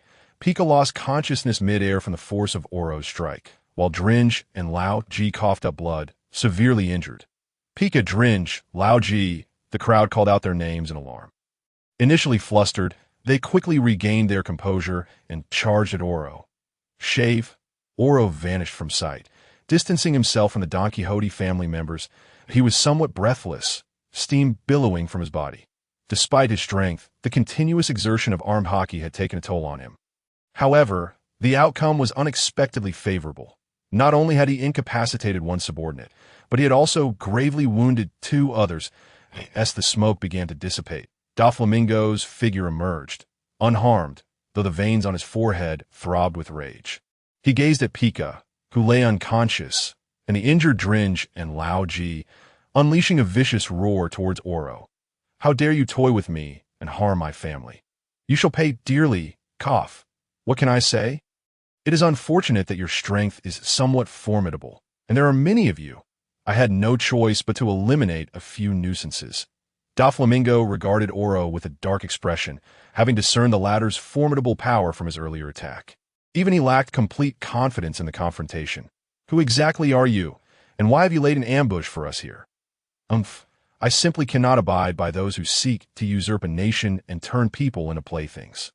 Doflamingo's countenance darkened, and the nearby cadre members wore expressions of fear. The details of the coup and the existence of sugar were known only to them. This individual appeared to know all their secrets. Doflamingo cast a glance at his cadre, then suddenly erupted into laughter. It seems you truly have extensive connections, managing to gather such thorough information about us without a sound. However, regardless of who you are, to dare harm my family is unforgivable. Oh, do you think I would come here unprepared? Doflamingo was momentarily taken aback, and then his observation haki spread outwards, sensing his surroundings. Cold sweat began to bead on his forehead. In his perception, formidable foes lay hidden all around him, encircling him completely. Hoo. Oro let out a deep breath, and then began to chuckle. It seemed the words of his superior were indeed true. Villains often meet their demise through excessive chatter. The tension had finally eased, and Doflamingo's anger surged, veins bulging on his forehead. How dare you toy with me again? Seeking death, he thought, as he activated his strings. Doflamingo raised his arm and brought it down. Each of his 5 fingers produced a nearly transparent, thin thread, which shot downwards at high speed towards Oro's head. Oro, ever vigilant with his observation haki, swiftly vanished from the spot. The 5 transparent threads pierced the ground directly. Well, so impatient, but you won't get the chance. Come out, everyone, with Oro's call. 30 to 40 figures emerged, surrounding the Don Quixote family. This sight made Mihawk, who was not far away, involuntarily twitch his lips. Was Zetan being overly cautious or simply bullying them? Regardless of Mihawk's musings, Doflamingo and his crew found themselves encircled.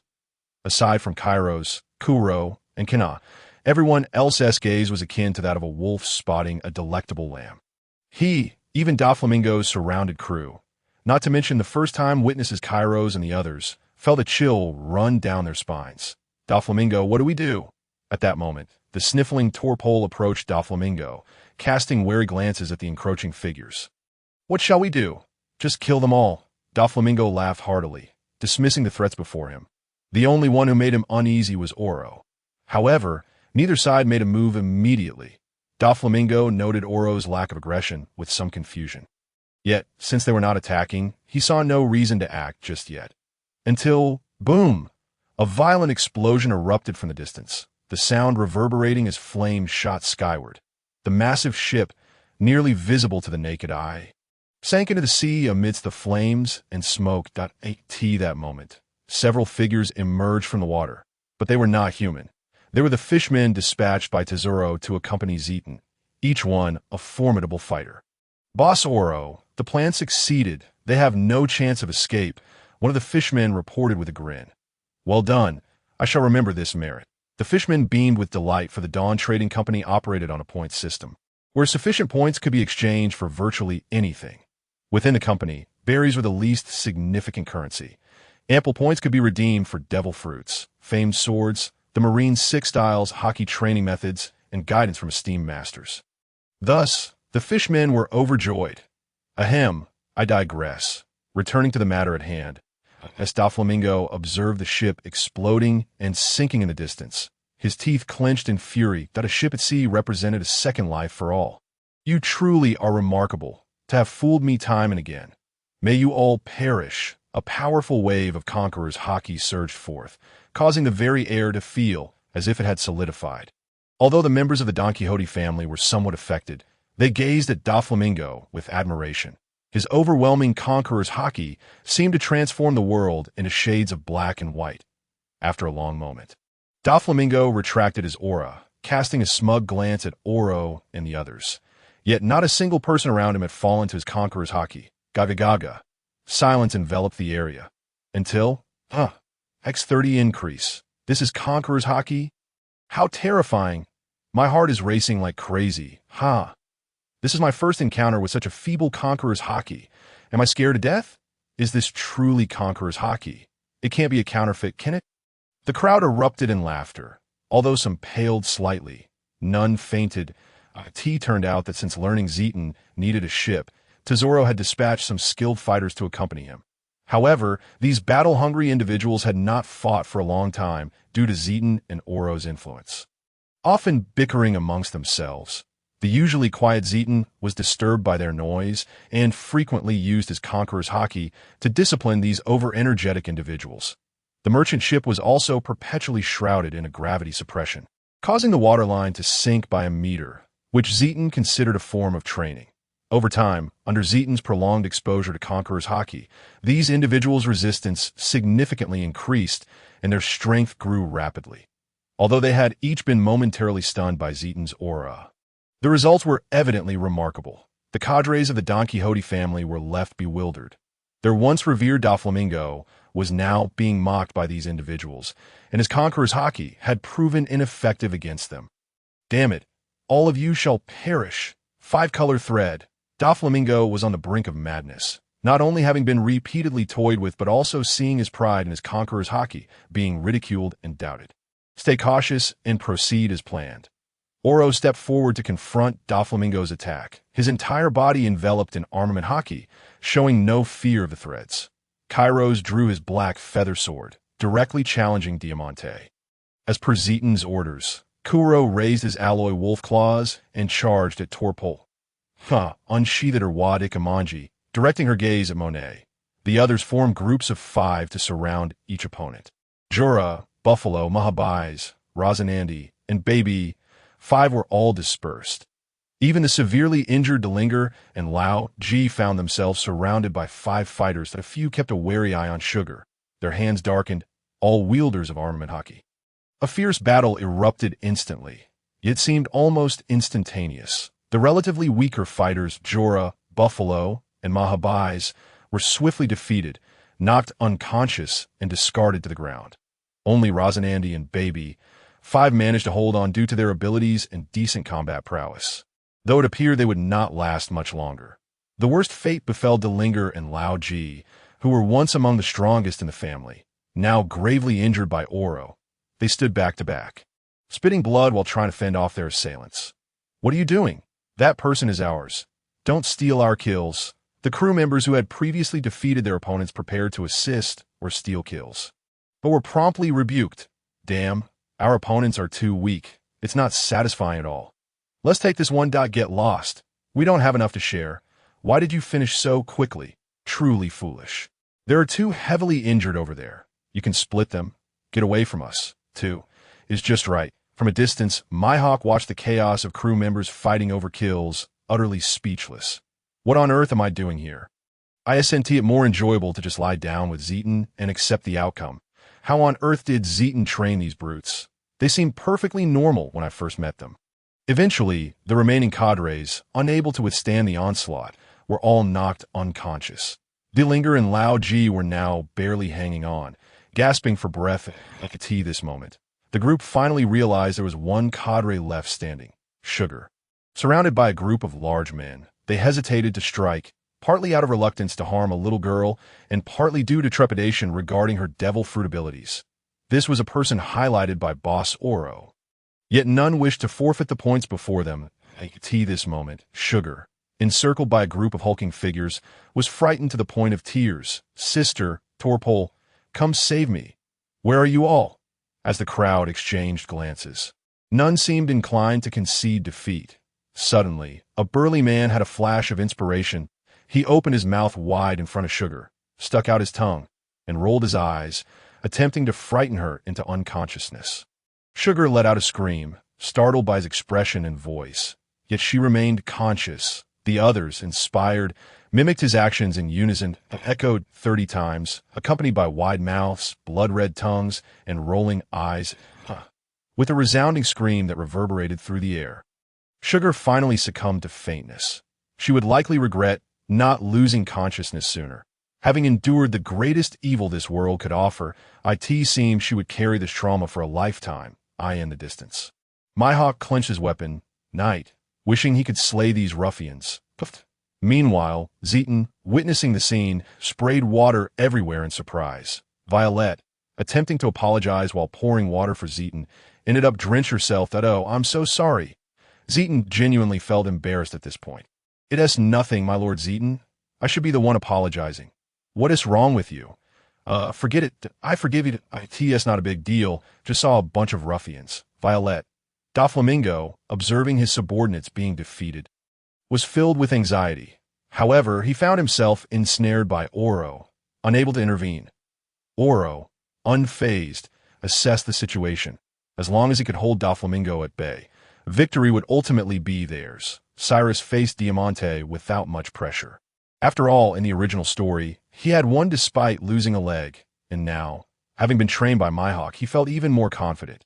Yet, for reasons unknown, he felt uncomfortable looking at Diamante, as if not killing him would mean losing something precious. Remembering Zeton's words, "Resolve your karmic ties," he assured himself that their leader must know something, leaving him free of concern. With a swift motion, Cyrus unleashed the lightning destruction blade, modified, charging directly at Diamante with unwavering resolve. What? Seeking death, Diamante raised his sword to block. Crack! The two clashed, and Cyrus sheathed his black feather, stepping aside to observe. For some reason, the tension in his heart dissipated, and he felt considerably lighter. Clang! Diamante's sword suddenly shattered into two pieces, falling to the ground with a crisp sound. Diamante, filled with resentment, exclaimed, "What kind of martial ethics is this? Who starts with their strongest move?" In an instant, he lost all vitality. Meanwhile, Kuro found himself in a precarious situation, unable to inflict any damage on Torpol. Each time his alloy steel claws made contact, they merely removed some of the disgusting mucus without drawing blood. Zeton had informed him of Torpol's abilities, yet even when he struck with armament haki, it felt akin to hitting water. His attacks simply passed through Torpol's body, frustrated by the sight of the portly Torpol. Kuro could only defend himself while searching for a weakness. Elsewhere, the 30 ruffians had dispatched Don Quixote's officers, binding them without concern for any attempts to escape. They had barely finished their fun and were eager to punish anyone daring enough to flee. All eyes were glued to Guana's battle, not daring to interfere, as this was a mission assigned by Zeton. However, his comrades aboard the same ship, they cheered for their own.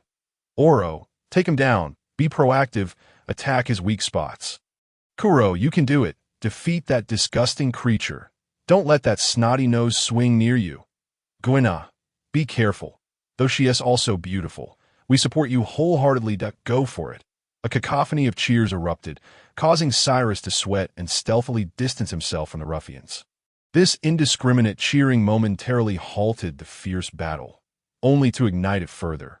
Kuro then erupted, unleashing his abilities to transform into a dire wolf. Suddenly, a towering 6-meter wolf appeared, its massive claws aiming directly at Torpol. Interestingly, unlike before, Torpol chose to evade this time. Kuro's intelligence kicked in, and he roared as he lunged at Torpol's body.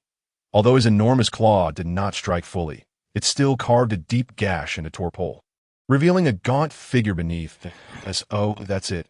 A sticky fruit user. Huh. You're finished. Taking advantage of his dire wolf form's agility, Kuro launched himself at Torpol, disregarding the pain from the sticky mucus that splattered against him. Intent on seizing him.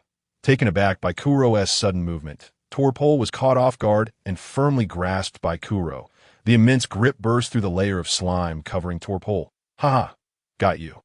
Your corpulent body was merely a ruse. How insidious." Torpol's bones creaked under the pressure, the intense pain nearly causing him to faint. Summoning all his strength, he struggled to escape Kuro's grasp, but Kuro offered him no reprieve. Clutching Torpol tightly, he lifted him high and slammed him down with all his might. Boom! With a thunderous crash, Torpol was smashed into the ground, sending dirt flying. The force knocked the wind out of him, causing him to spit blood and nearly lose consciousness. Seizing the opportunity, Kuro unleashed a series of relentless punches. Bang, bang, bang. Following a flurry of blows, Torpol was left bloodied, rolling his eyes as he succumbed to unconsciousness. With his abilities dissipating, only a frail, large-headed man remained. Kuro spat out a mouthful of blood, panting as he gazed at the unconscious Torpal. Ugh, what a repulsive ability. With Torpal's defeat, only Doflamingo and Monet persisted in their struggle. Doflamingo, filled with rage and despair, roared at the impending collapse of the Don Quixote family he had painstakingly built. He felt an overwhelming sense of helplessness, reminiscent of the time he was bullied after being expelled from Mariewa. Yet this time, he refused to experience failure again, roaring as he relentlessly attacked Oro. I have not failed yet. I am a king. Die. Oro effortlessly evaded the attack. In contrast to others, Guana's battle was exceptionally arduous, even more so than the initial struggles faced by Kuro. Monet, a user of the Snow fruit, completely countered Guana's abilities. Without the awakening of her haki, Guana found it utterly impossible to land a blow on Monet. The blizzards conjured by Monet became increasingly overwhelming, inducing waves of cold that assailed Guana. Fortunately, Monet's strength was not overwhelmingly formidable, perhaps due to her recent acquisition of the fruit. Currently, Monet remained unaltered, retaining her exquisite features of jade arms and snowy legs. However, Guana, also a woman, felt no admiration. She wielded Wad Ikamanji with fierce determination. After a relentless 30-minute clash, Guana ultimately found herself in dire straits. Even though Monet had only recently gained her powers, the nature of her abilities was undeniably grotesque. Monet continued to summon ice and snow, directing frigid gusts toward Guana. She felt her entire body succumbing to the cold, her grip on Wad Ikamanji gradually weakening. Yet, she was unwilling to surrender. Since joining Tian, she had experienced perhaps the greatest joy of her life, aside from her family's companionship. Though each training session was more grueling than those in the dojo, her strength had indeed soared at an astonishing pace. Moreover, she had witnessed countless breathtaking vistas to this moment. All she wished was to remain by Tian's side forever, until she could stand protectively before him. With gritted teeth, she continued to battle Monet, having amplified her strength fivefold.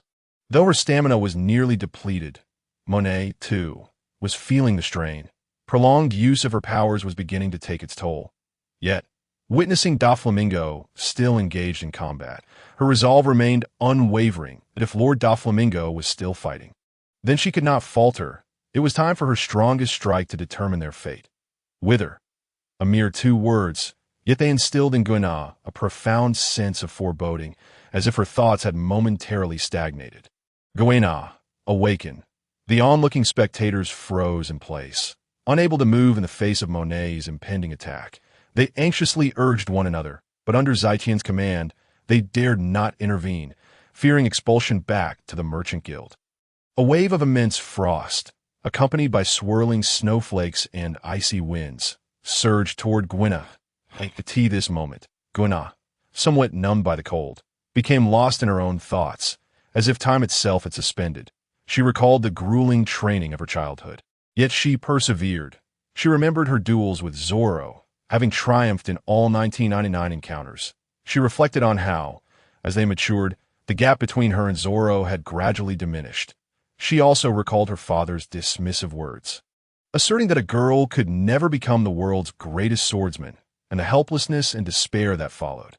Guana, do not allow others' doubts to dampen your spirit. When you succeed, look back, and you will discover the brilliance of this life. Before turning 18, there were those who could protect me. After 18, if enemies arise, no one will stand in my stead. Just then, Tian's silhouette flickered into view, the man who had pulled her back from the abyss in her moments of despair. This man, eternally solitary, bore the weight of everything alone. No, I will not give up. I must earn the right to stand before Brother Tian, even if it means taking a blow for him. I refuse to witness the loneliness in Brother Tian's heart any longer. Strengthen, eightfold. Hiss, hiss, hiss. Guana's body flushed red, steam rising from her form. Ultimate, Heart's Blade. Clasping the sword with both hands, her eightfold enhanced physique began to overload. Yet her formidable will rendered her indifferent to her body's distress. The grip on her sword gradually darkened, and with a sudden, fierce swing of Wad Ikamanji, a white sword aura swiftly cleaved through the frost and snow, hurtling directly toward Monet. Monet hastily attempted to elementalize and evade, but was struck, suffering a massive gash across her body. How could this be? Monet collapsed, unwilling to accept defeat. I could see that moment. Guenah also lost consciousness, crumpling to the ground. Guenah. Upon witnessing Guenah's unconscious state, the crowd hurriedly rushed forward, carefully shielding her. Zetien's expression shifted as he remained vigilant over the battlefield. Opening a spatial gate to summon the ship's doctor, he needed to assess Guenah's condition. After speaking, he thrust the bewildered doctor through a new portal, materializing beside Guenah, startling everyone. My word, echoed the crowd. Quickly, step aside. Let me examine Guenah's condition, the doctor urged, and the onlookers instinctively retreated, realizing that Tian had facilitated the doctor's arrival. Meanwhile, Oro, upon seeing Guenah's collapse, promptly repelled Doflamingo, halting his assault. Doflamingo narrowed his eyes at the sight. Ah, I see. Since you all are so concerned for this girl, capturing her may provide me an opportunity.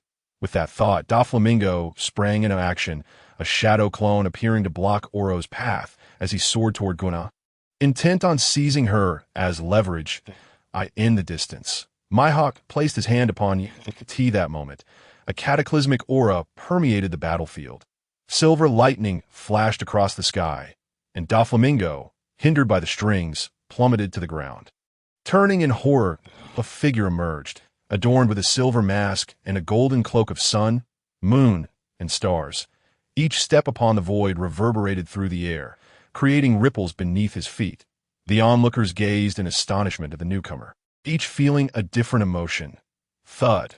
Except for Doflamingo, everyone swallowed hard, including Oro. Mihawk's demeanor grew grave. This is bad.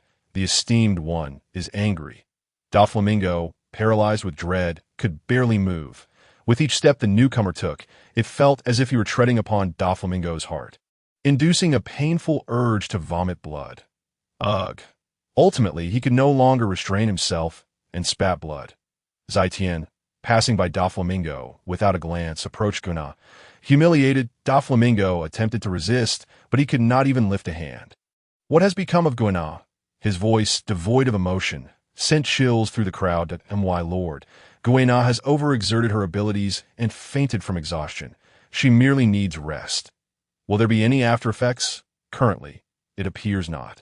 Once Guenah has recuperated, I will examine her further. Hearing this, Tian sighed in relief, his tone softening slightly. You have worked hard. I shall remember your service. Thank you, my lord, the doctor beamed, eliciting envious glances from the others. This was a rare opportunity for personal recognition from their esteemed leader. Doflamingo, grievously injured, suddenly erupted into laughter, having deduced the identity of the newcomer. It seems I have not been defeated in vain. To think the illustrious leader of Dawn has come personally to deal with a minor character such as myself. What an honor indeed. Bang! Tian abruptly appeared before Doflamingo, grasping his head and slamming it into the ground. Doflamingo nearly lost consciousness from the pain. Yet, Tian then seized him by the throat, lifting him off the ground. Who gave you the audacity to confront me? The celestial dragons? Doflamingo struggled to breathe, but Tian's words rendered him stiff with fear. You pitiful flamingo, do not presume to equate yourself with a celestial dragon that I have slain more than one of your kind. Were you laughing at in my presence? With a casual flick, Tian hurled Doflamingo to the ground. Doflamingo found himself at the mercy of Tian, feeling like a mere plaything. You actually dare to kill a celestial dragon. Ignoring his own injuries, Doflamingo stared in horror at Tian. A mere celestial dragon. Why do you make such a fuss? Tian gazed down upon Doflamingo with a disdainful tone. Were it not for your knowledge of the celestial dragon's treasure, do you truly believe the Gorosei would have spared you? Doflamingo was left reeling, his heart shattered by shock. How could you possibly know? This alone proves your inadequacy. It seems I have overestimated you. Are you aware of the one seated upon the void throne? Or the information regarding the heavenly king? Which of these do you possess knowledge of, Doflamingo? Tian's piercing gaze bore into him, as Violetta arrived and immediately activated her abilities. A minute later, as Violetta nodded towards him, Tian broke into a smile, observing the nearly despondent Doflamingo. I initially intended to eradicate you all, but but perhaps I can grant you a chance. Submit to me, or face death. Humph, submit to you? I possess the qualities of a king. I would rather perish than bow before anyone. Furthermore, the Gorosei would never allow my demise. Doflamingo erupted into maniacal laughter, his sanity fraying as he placed his hope upon the Gorosei. The qualities of a king. Is it the conqueror's haki? With a swift kick, he sent Doflamingo flying several meters. Come now, let me witness the extent of your conqueror's haki. Remember, you have but one chance. Tian imposed no conditions, yet this ignited a flicker of hope within Doflamingo. You said it, so let it be. A surge of potent conqueror's haki erupted forth, amplifying the pressure in the atmosphere, with occasional flashes of lightning. Under the looming threat of death, Doflamingo's haki finally transcended its limits. This is the sensation of breaking through. You will all regret this, birdcage. The once prostrate clones erupted in a torrent of threads, cascading like a meteor shower. Countless strands formed a massive arc-shaped birdcage, descending from the heavens to the ground. What of the Dawn Leader? I have surpassed my limits. You shall all perish here. In that moment, he felt invigorated. Tian did not impede his actions. Only when the birdcage fully enveloped Greenbit did he cast a cold gaze upon Doflamingo. Is this the extent of your meager ambition? Do you have any hidden cards left? You are utterly deluded. You have nowhere left to flee. Under my domain, all shall be obliterated. It appeared he truly had no hidden cards left. Thus, Tian resolved to let him taste the flavor of fear. Boom! A wave of overwhelming silver conqueror's haki flooded Greenbit. The skies crackling with thunder, Doflamingo's haki was crushed under the weight of the king's might. Doflamingo's spirit was utterly shattered as he gazed tremblingly at the godlike figure before him. How is this possible? How could such a powerful conqueror's haki exist? I refused to accept this, yet no matter how he struggled, he could no longer summon his haki. Before Tian, an irrepressible seed of defeat had been sown within him. This meant that at any moment, he would forever be unable to unleash his haki in Tian's presence. Though filled with dread, a flicker of defiance remained. How could there be someone as formidable as you? But if I must die, let it be together. As he activated his ability, the birdcage began to constrict. Observing Doflamingo's gradual collapse, Tian delivered a final blow, space, annihilation. The recently constricted birdcage was rent asunder by an overwhelming force. Simultaneously, he seized Doflamingo by the throat and coldly stated, "It seems you remain unyielding. I hear you hold your family in high regard. Then let them witness this." With a squeeze of his left hand, a wave of dangerous energy radiated outward. Bang! Duringe was obliterated. Bang! Lao Ji followed suit, meeting the same fate. Witnessing this, Doflamingo thrashed violently. No, stop. It appears you care little for your subordinates. Diamante and Pika soon followed in their demise. Cease, cease, you devil. He shall it be Torbol or your beloved brother next. You may choose that I end this moment. Tian fully embraced the role of a villain. Perhaps Torbol. I hear he's your first family member. Stop. I submit, I submit. Now, Doflamingo lacked even the ability to take his own life. Humph, is this all? You were quite arrogant moments ago. Truly pathetic, casually discarding him to the ground. Tian approached and scooped Khan into his arms. Take them to the flower field. Should anyone attempt to flee, kill them. The onlookers cautiously assented, for the current Tian was truly terrifying. However, in the distance, Mihawk merely scoffed that you frightened them to this extent. Who would dare to run? He then glanced at the 30-odd men and the other ruffians in the flower field. Everyone gathered together. The king of the Libercu, having received Tian's consent, also arrived at the flower field. Oro instructed the ruffians to expedite their procurement of supplies. Based on his understanding of Tian, he anticipated they would soon embark once more. Mihawk, now that you're the world's foremost swordsman, if you have no other matters, I would appreciate your guidance for Cyrus over the next year. Fearing Mihawk might refuse, Tian presented him with a cake. Rest assured, we will adhere to the Guild's regulations. Feel free to request whatever you desire. Then leave me 100 boxes of 10-year Wuliangya. After all, you discovered this talent. Tian, damn, Mihawk, do not push your luck. I possess but a limited amount of 10-year stock. Moreover, doesn't the guild send you these regularly? Who let you take the best batch? The 8 and 9-year ones will suffice. 10 years ago, Tian had instructed Tizolo to select the finest ingredients from across the sea for brewing and crafting various items. The best batch had been taken by him, yet there remained ample 8 and 9-year Wuliangya. After much haggling, Tian ultimately agreed to part with 20 boxes of 10-year and 50 boxes each of 8 and 9-year Wuliangya, much to Mihawk's satisfaction. Losing another 20 boxes from the already scant supply of 10-year stock left Tian, feeling the urge to slap himself. Look at this mouth of mine. From now on, all rewards must come from the guild. I shall give nothing to anyone. The others watched the two with smiles, knowing they were dealing with formidable figures. Cyrus gazed at Tian with gratitude. Once their conversation concluded, the king of the Libercu stepped forward to greet them. Chief, thank you for assisting us in averting this grave crisis. Here is a list of gifts to express our gratitude. The items have already been sent to your ship for your review. Oro hastily accepted it, glanced at it, and nodded towards Tian. Only then did Tian smile in satisfaction. You flatter me, king of the Libercu. This was merely happenstance, as I too despise such malevolence. Chief, were it not for you, our nation might have been obliterated. Should you require anything in the future, do not hesitate to command.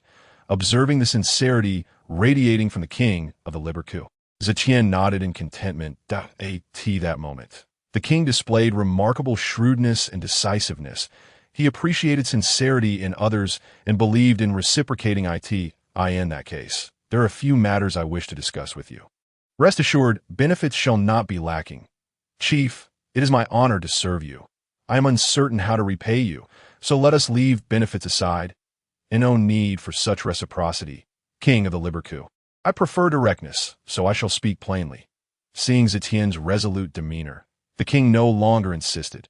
First, henceforth, send people to seek out more devil fruits and cultivate a cadre of capable individuals to protect the nation. However, when I require it, you must dispatch troops at once.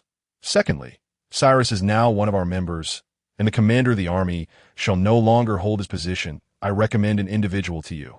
Say, or pick, who resides in the royal capital. You may seek him out yourself. His wife is unwell, and I shall dispatch someone to attend to her.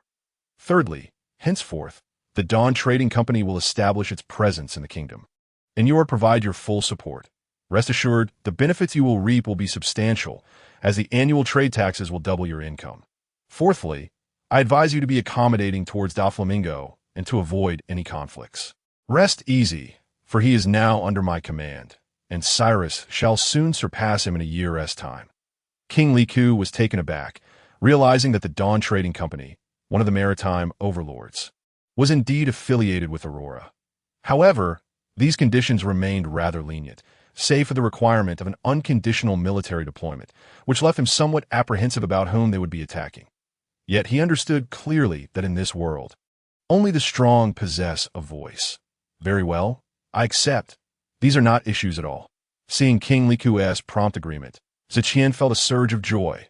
Very well then, I shall grant you 10 quotas for participation in the Trading Company's point system. Remember, you must select the most trusted and qualified individuals for these positions. Although King Liku was unaware of what this point system entailed, it sounded like a rare reward bestowed by Tian, and he readily acquiesced. Just when he thought there was nothing more to discuss, Tian pondered for a moment before speaking again. Additionally, Violet has learned my true identity, and I intend to take her away. But she will be returned within 10 years at the most. King Liku was struck with horror, thankful that Violet had not revealed Tian's true identity to him. Otherwise, it would have been more than mere treason. Tian, too, decided to forgive her solely because she had not disclosed his identity. Otherwise, the consequences would have been dire. I shall entrust that young lady to your care. Now, please wait a moment. Oro, bring Doflamingo over here. Mihawk, please endure a little longer. With that, Tian extended his hand and enveloped Mihawk in a spatial chamber. Though he remained in place, he was rendered invisible to all present. Shortly thereafter, Doflamingo and a few remaining individuals arrived before Tian. Except for Doflamingo, the others appeared somewhat apprehensive, particularly Sugar, who nervously glanced around, seemingly fearful of the livestock nearby. Tian furrowed his brow slightly, causing Doflamingo to tremble and kneel on one knee in despair. The other subordinates, though reluctant, followed suit and bowed their heads. Only Razanani's gaze flickered momentarily. Doflamingo, do you harbor any resentment? None. It is my honor to serve you, my lord. Tian did not believe his words. Yet Doflamingo's overwhelming strength dissuaded any thoughts of rebellion. Rising to his feet, Tian grasped Doflamingo's shoulder, causing sweat to bead on the foreheads of the others. He then proceeded towards a spatial gate, and the two vanished in an instant. The others, however, dared not move an inch. Once the two traversed through the space, Tian casually released Doflamingo. Look around. Where are we? Doflamingo lifted his head and surveyed his surroundings, his face instantly displaying astonishment. How could this be? We are in Mariewa. Just moments ago, we were in a new world. Gazing at Tian in shock, he now perceived him as an enigma beyond comprehension. Indeed, we are in Marie Joy's, and while last visit here was quite fruitful, and I even took down a few of those so-called celestial dragons you hold in high regard. Although Doflamingo had heard Tian speak of it before, he remained skeptical until this moment, when he was utterly convinced. Why have you brought me here? This is your home. Do you not wish to come? Home. It has long ceased to be, so did I only desire to obliterate everything here. Ha. Follow me, and I shall bring you here openly in the future to fulfill your wishes. Doflamingo's eyes reflected disbelief as he finally grasped the madness of the man before him. You are truly a madman. You intend to overthrow the celestial dragon's dominion. Slap. Tian delivered a sharp blow to Doflamingo's head. From now on, suppress that repugnant laughter in my presence. Can you not behave normally? Doflamingo forced a sheepish smile, but dared not speak. Regaining his composure, he solemnly knelt once more. As long as you can lead me to overthrow this place, I will vow to follow you unto death. A wise decision. Let us proceed. Doflamingo glanced back at the distant Mariewa one last time, preparing to follow Tian back, when Tian suddenly halted. Wait, since we are here, let us collect a few things before we depart. Doflamingo then witnessed something that would astonish him for a lifetime. The leader of the Aurora, a world-class powerhouse, brought him instantaneously to a celestial dragon's treasury. He nonchalantly eliminated a celestial dragon and a group of guards, swiftly gathering all the treasures. Then he vanished from Mariewa in mere minutes. It was not until much later that panic and fury erupted throughout Mariewa. The five elders ordered a thorough investigation of the entire area. Upon returning to Hanamachi, everyone maintained their previous positions. Upon seeing Tian and Doflamingo return, they fell into a heavy silence, though a few noticed Doflamingo gazing at Tian with fervent eyes. My lord, what just transpired? Oro inquired, the only one daring to ask. Nothing much. I merely took Doflamingo on a brief excursion to Mariewa to procure some items and conveniently dispatched a celestial dragon. Good heavens! The others trembled internally, for at that moment, Tian appeared to them as a divine being. Even Mihawk was left in shock. King Liku, Doflamingo is now my subordinate. I propose we establish a temporary stronghold here. King Liku's mouth twitched. After all, this was someone who had once sought to kill him. Nevertheless, he nodded in agreement. Oh, not worry. They will no longer pose a threat to you, and with their presence, your kingdom will be even safer. You might even find a reduction in taxes. Doflamingo, please express your intentions. King Liku, I apologize for any past offenses, but thankfully, no great losses were incurred, and I hope for your continued favor in the future. Not at all. I hope for your guidance as well. Doflamingo, following their amicable exchange, King Liku took his leave, escorting Scarlet and Rebecca with him. From this point forward, Hanamachi would become Doflamingo's stronghold. Doflamingo, you should train diligently. You possess excellent potential, and you may yet reach the level of a general. Do not dwell solely on violence. Strength is paramount. Yes, my lord, at this moment, Doflamingo was utterly subservient. Additionally, after my departure, someone will contact you. You shall henceforth manage the arms trade, but refrain from engaging in the slave business. However, should any foolish individuals arise, do not hesitate to send them for reformation as slaves. I shall take Sugar and Monet with me. I have use for them, Do not worry. I will ensure their return if they so desire. Understood. The nearby Monet and Sugar trembled, uncertain of their forthcoming fate. Tian left a mark on each of them before stretching his limbs that I believe I have delegated enough. Oro, we shall depart this afternoon. Very well, my lord. Waving his hand to signal everyone to return to their tasks, Tian reclined once more. Observing the departing crowd, he suddenly paused. Oh dear, I nearly forgot about a loose end. Doflamingo, have your brother. Rosinante, stay behind. Upon hearing those words, Rosinante's body trembled, while Doflamingo remained unperturbed, merely issuing a command before departing. Left behind were only Tian and Rosinante, along with Mihawk, who was confined in a small dark room. Rosinante anxiously gazed at Tian, uncertain of the purpose behind his presence. How long has Mitsai been calling Sengoku his godfather? Tian's words nearly prompted Rosinante to draw his weapon, yet upon contemplating Tian's formidable power, he resignedly withdrew his hand, staring at Tian in shock. How could you possibly know? There are few things in this world that escape my knowledge. How is Rosinante faring? Another bombshell. Rosinante could no longer maintain his composure, drawing his pistol and aiming it at Tian. Who on earth are you to know of Rosinante's existence? What do you desire? With a snap of his fingers, Tian rendered Rosinante immobile, present. I have no inclination to engage in conflict with the Navy. Otherwise, your actions would lead to your demise. That I offer you a choice. Bring Rosinante to me, and I possess the means to cure his ailment. Can you truly heal Rosinante's affliction? There is no need for deception. It is merely the plumbum disease. But why? I do not comprehend.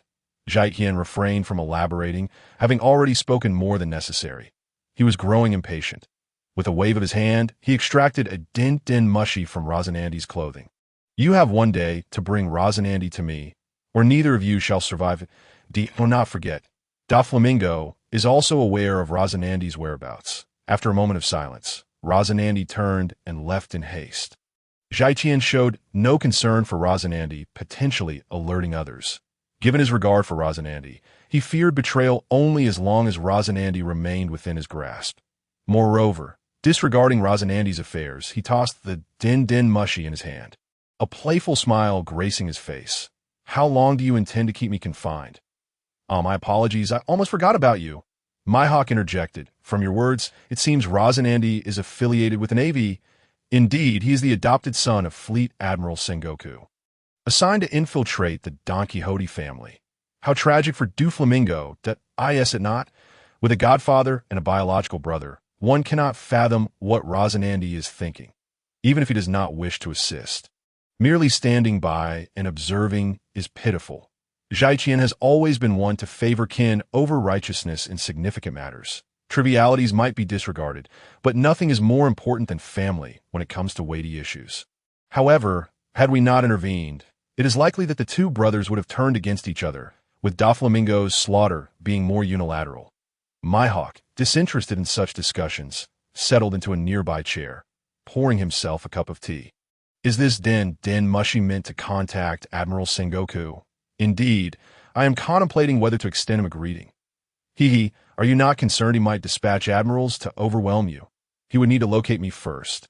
While I might need to flee from 3 admirals, with your assistance, we could certainly put up a fight. The combative Mihawk appeared somewhat intrigued by this notion. Hey, I was merely jesting. You truly wish to engage the admirals in battle? It is not entirely out of the question. Tian was speechless, truly a warmonger. Now is not the time, and besides, the Navy may not necessarily be our foes. Mihawk refrained from inquiring further as to why.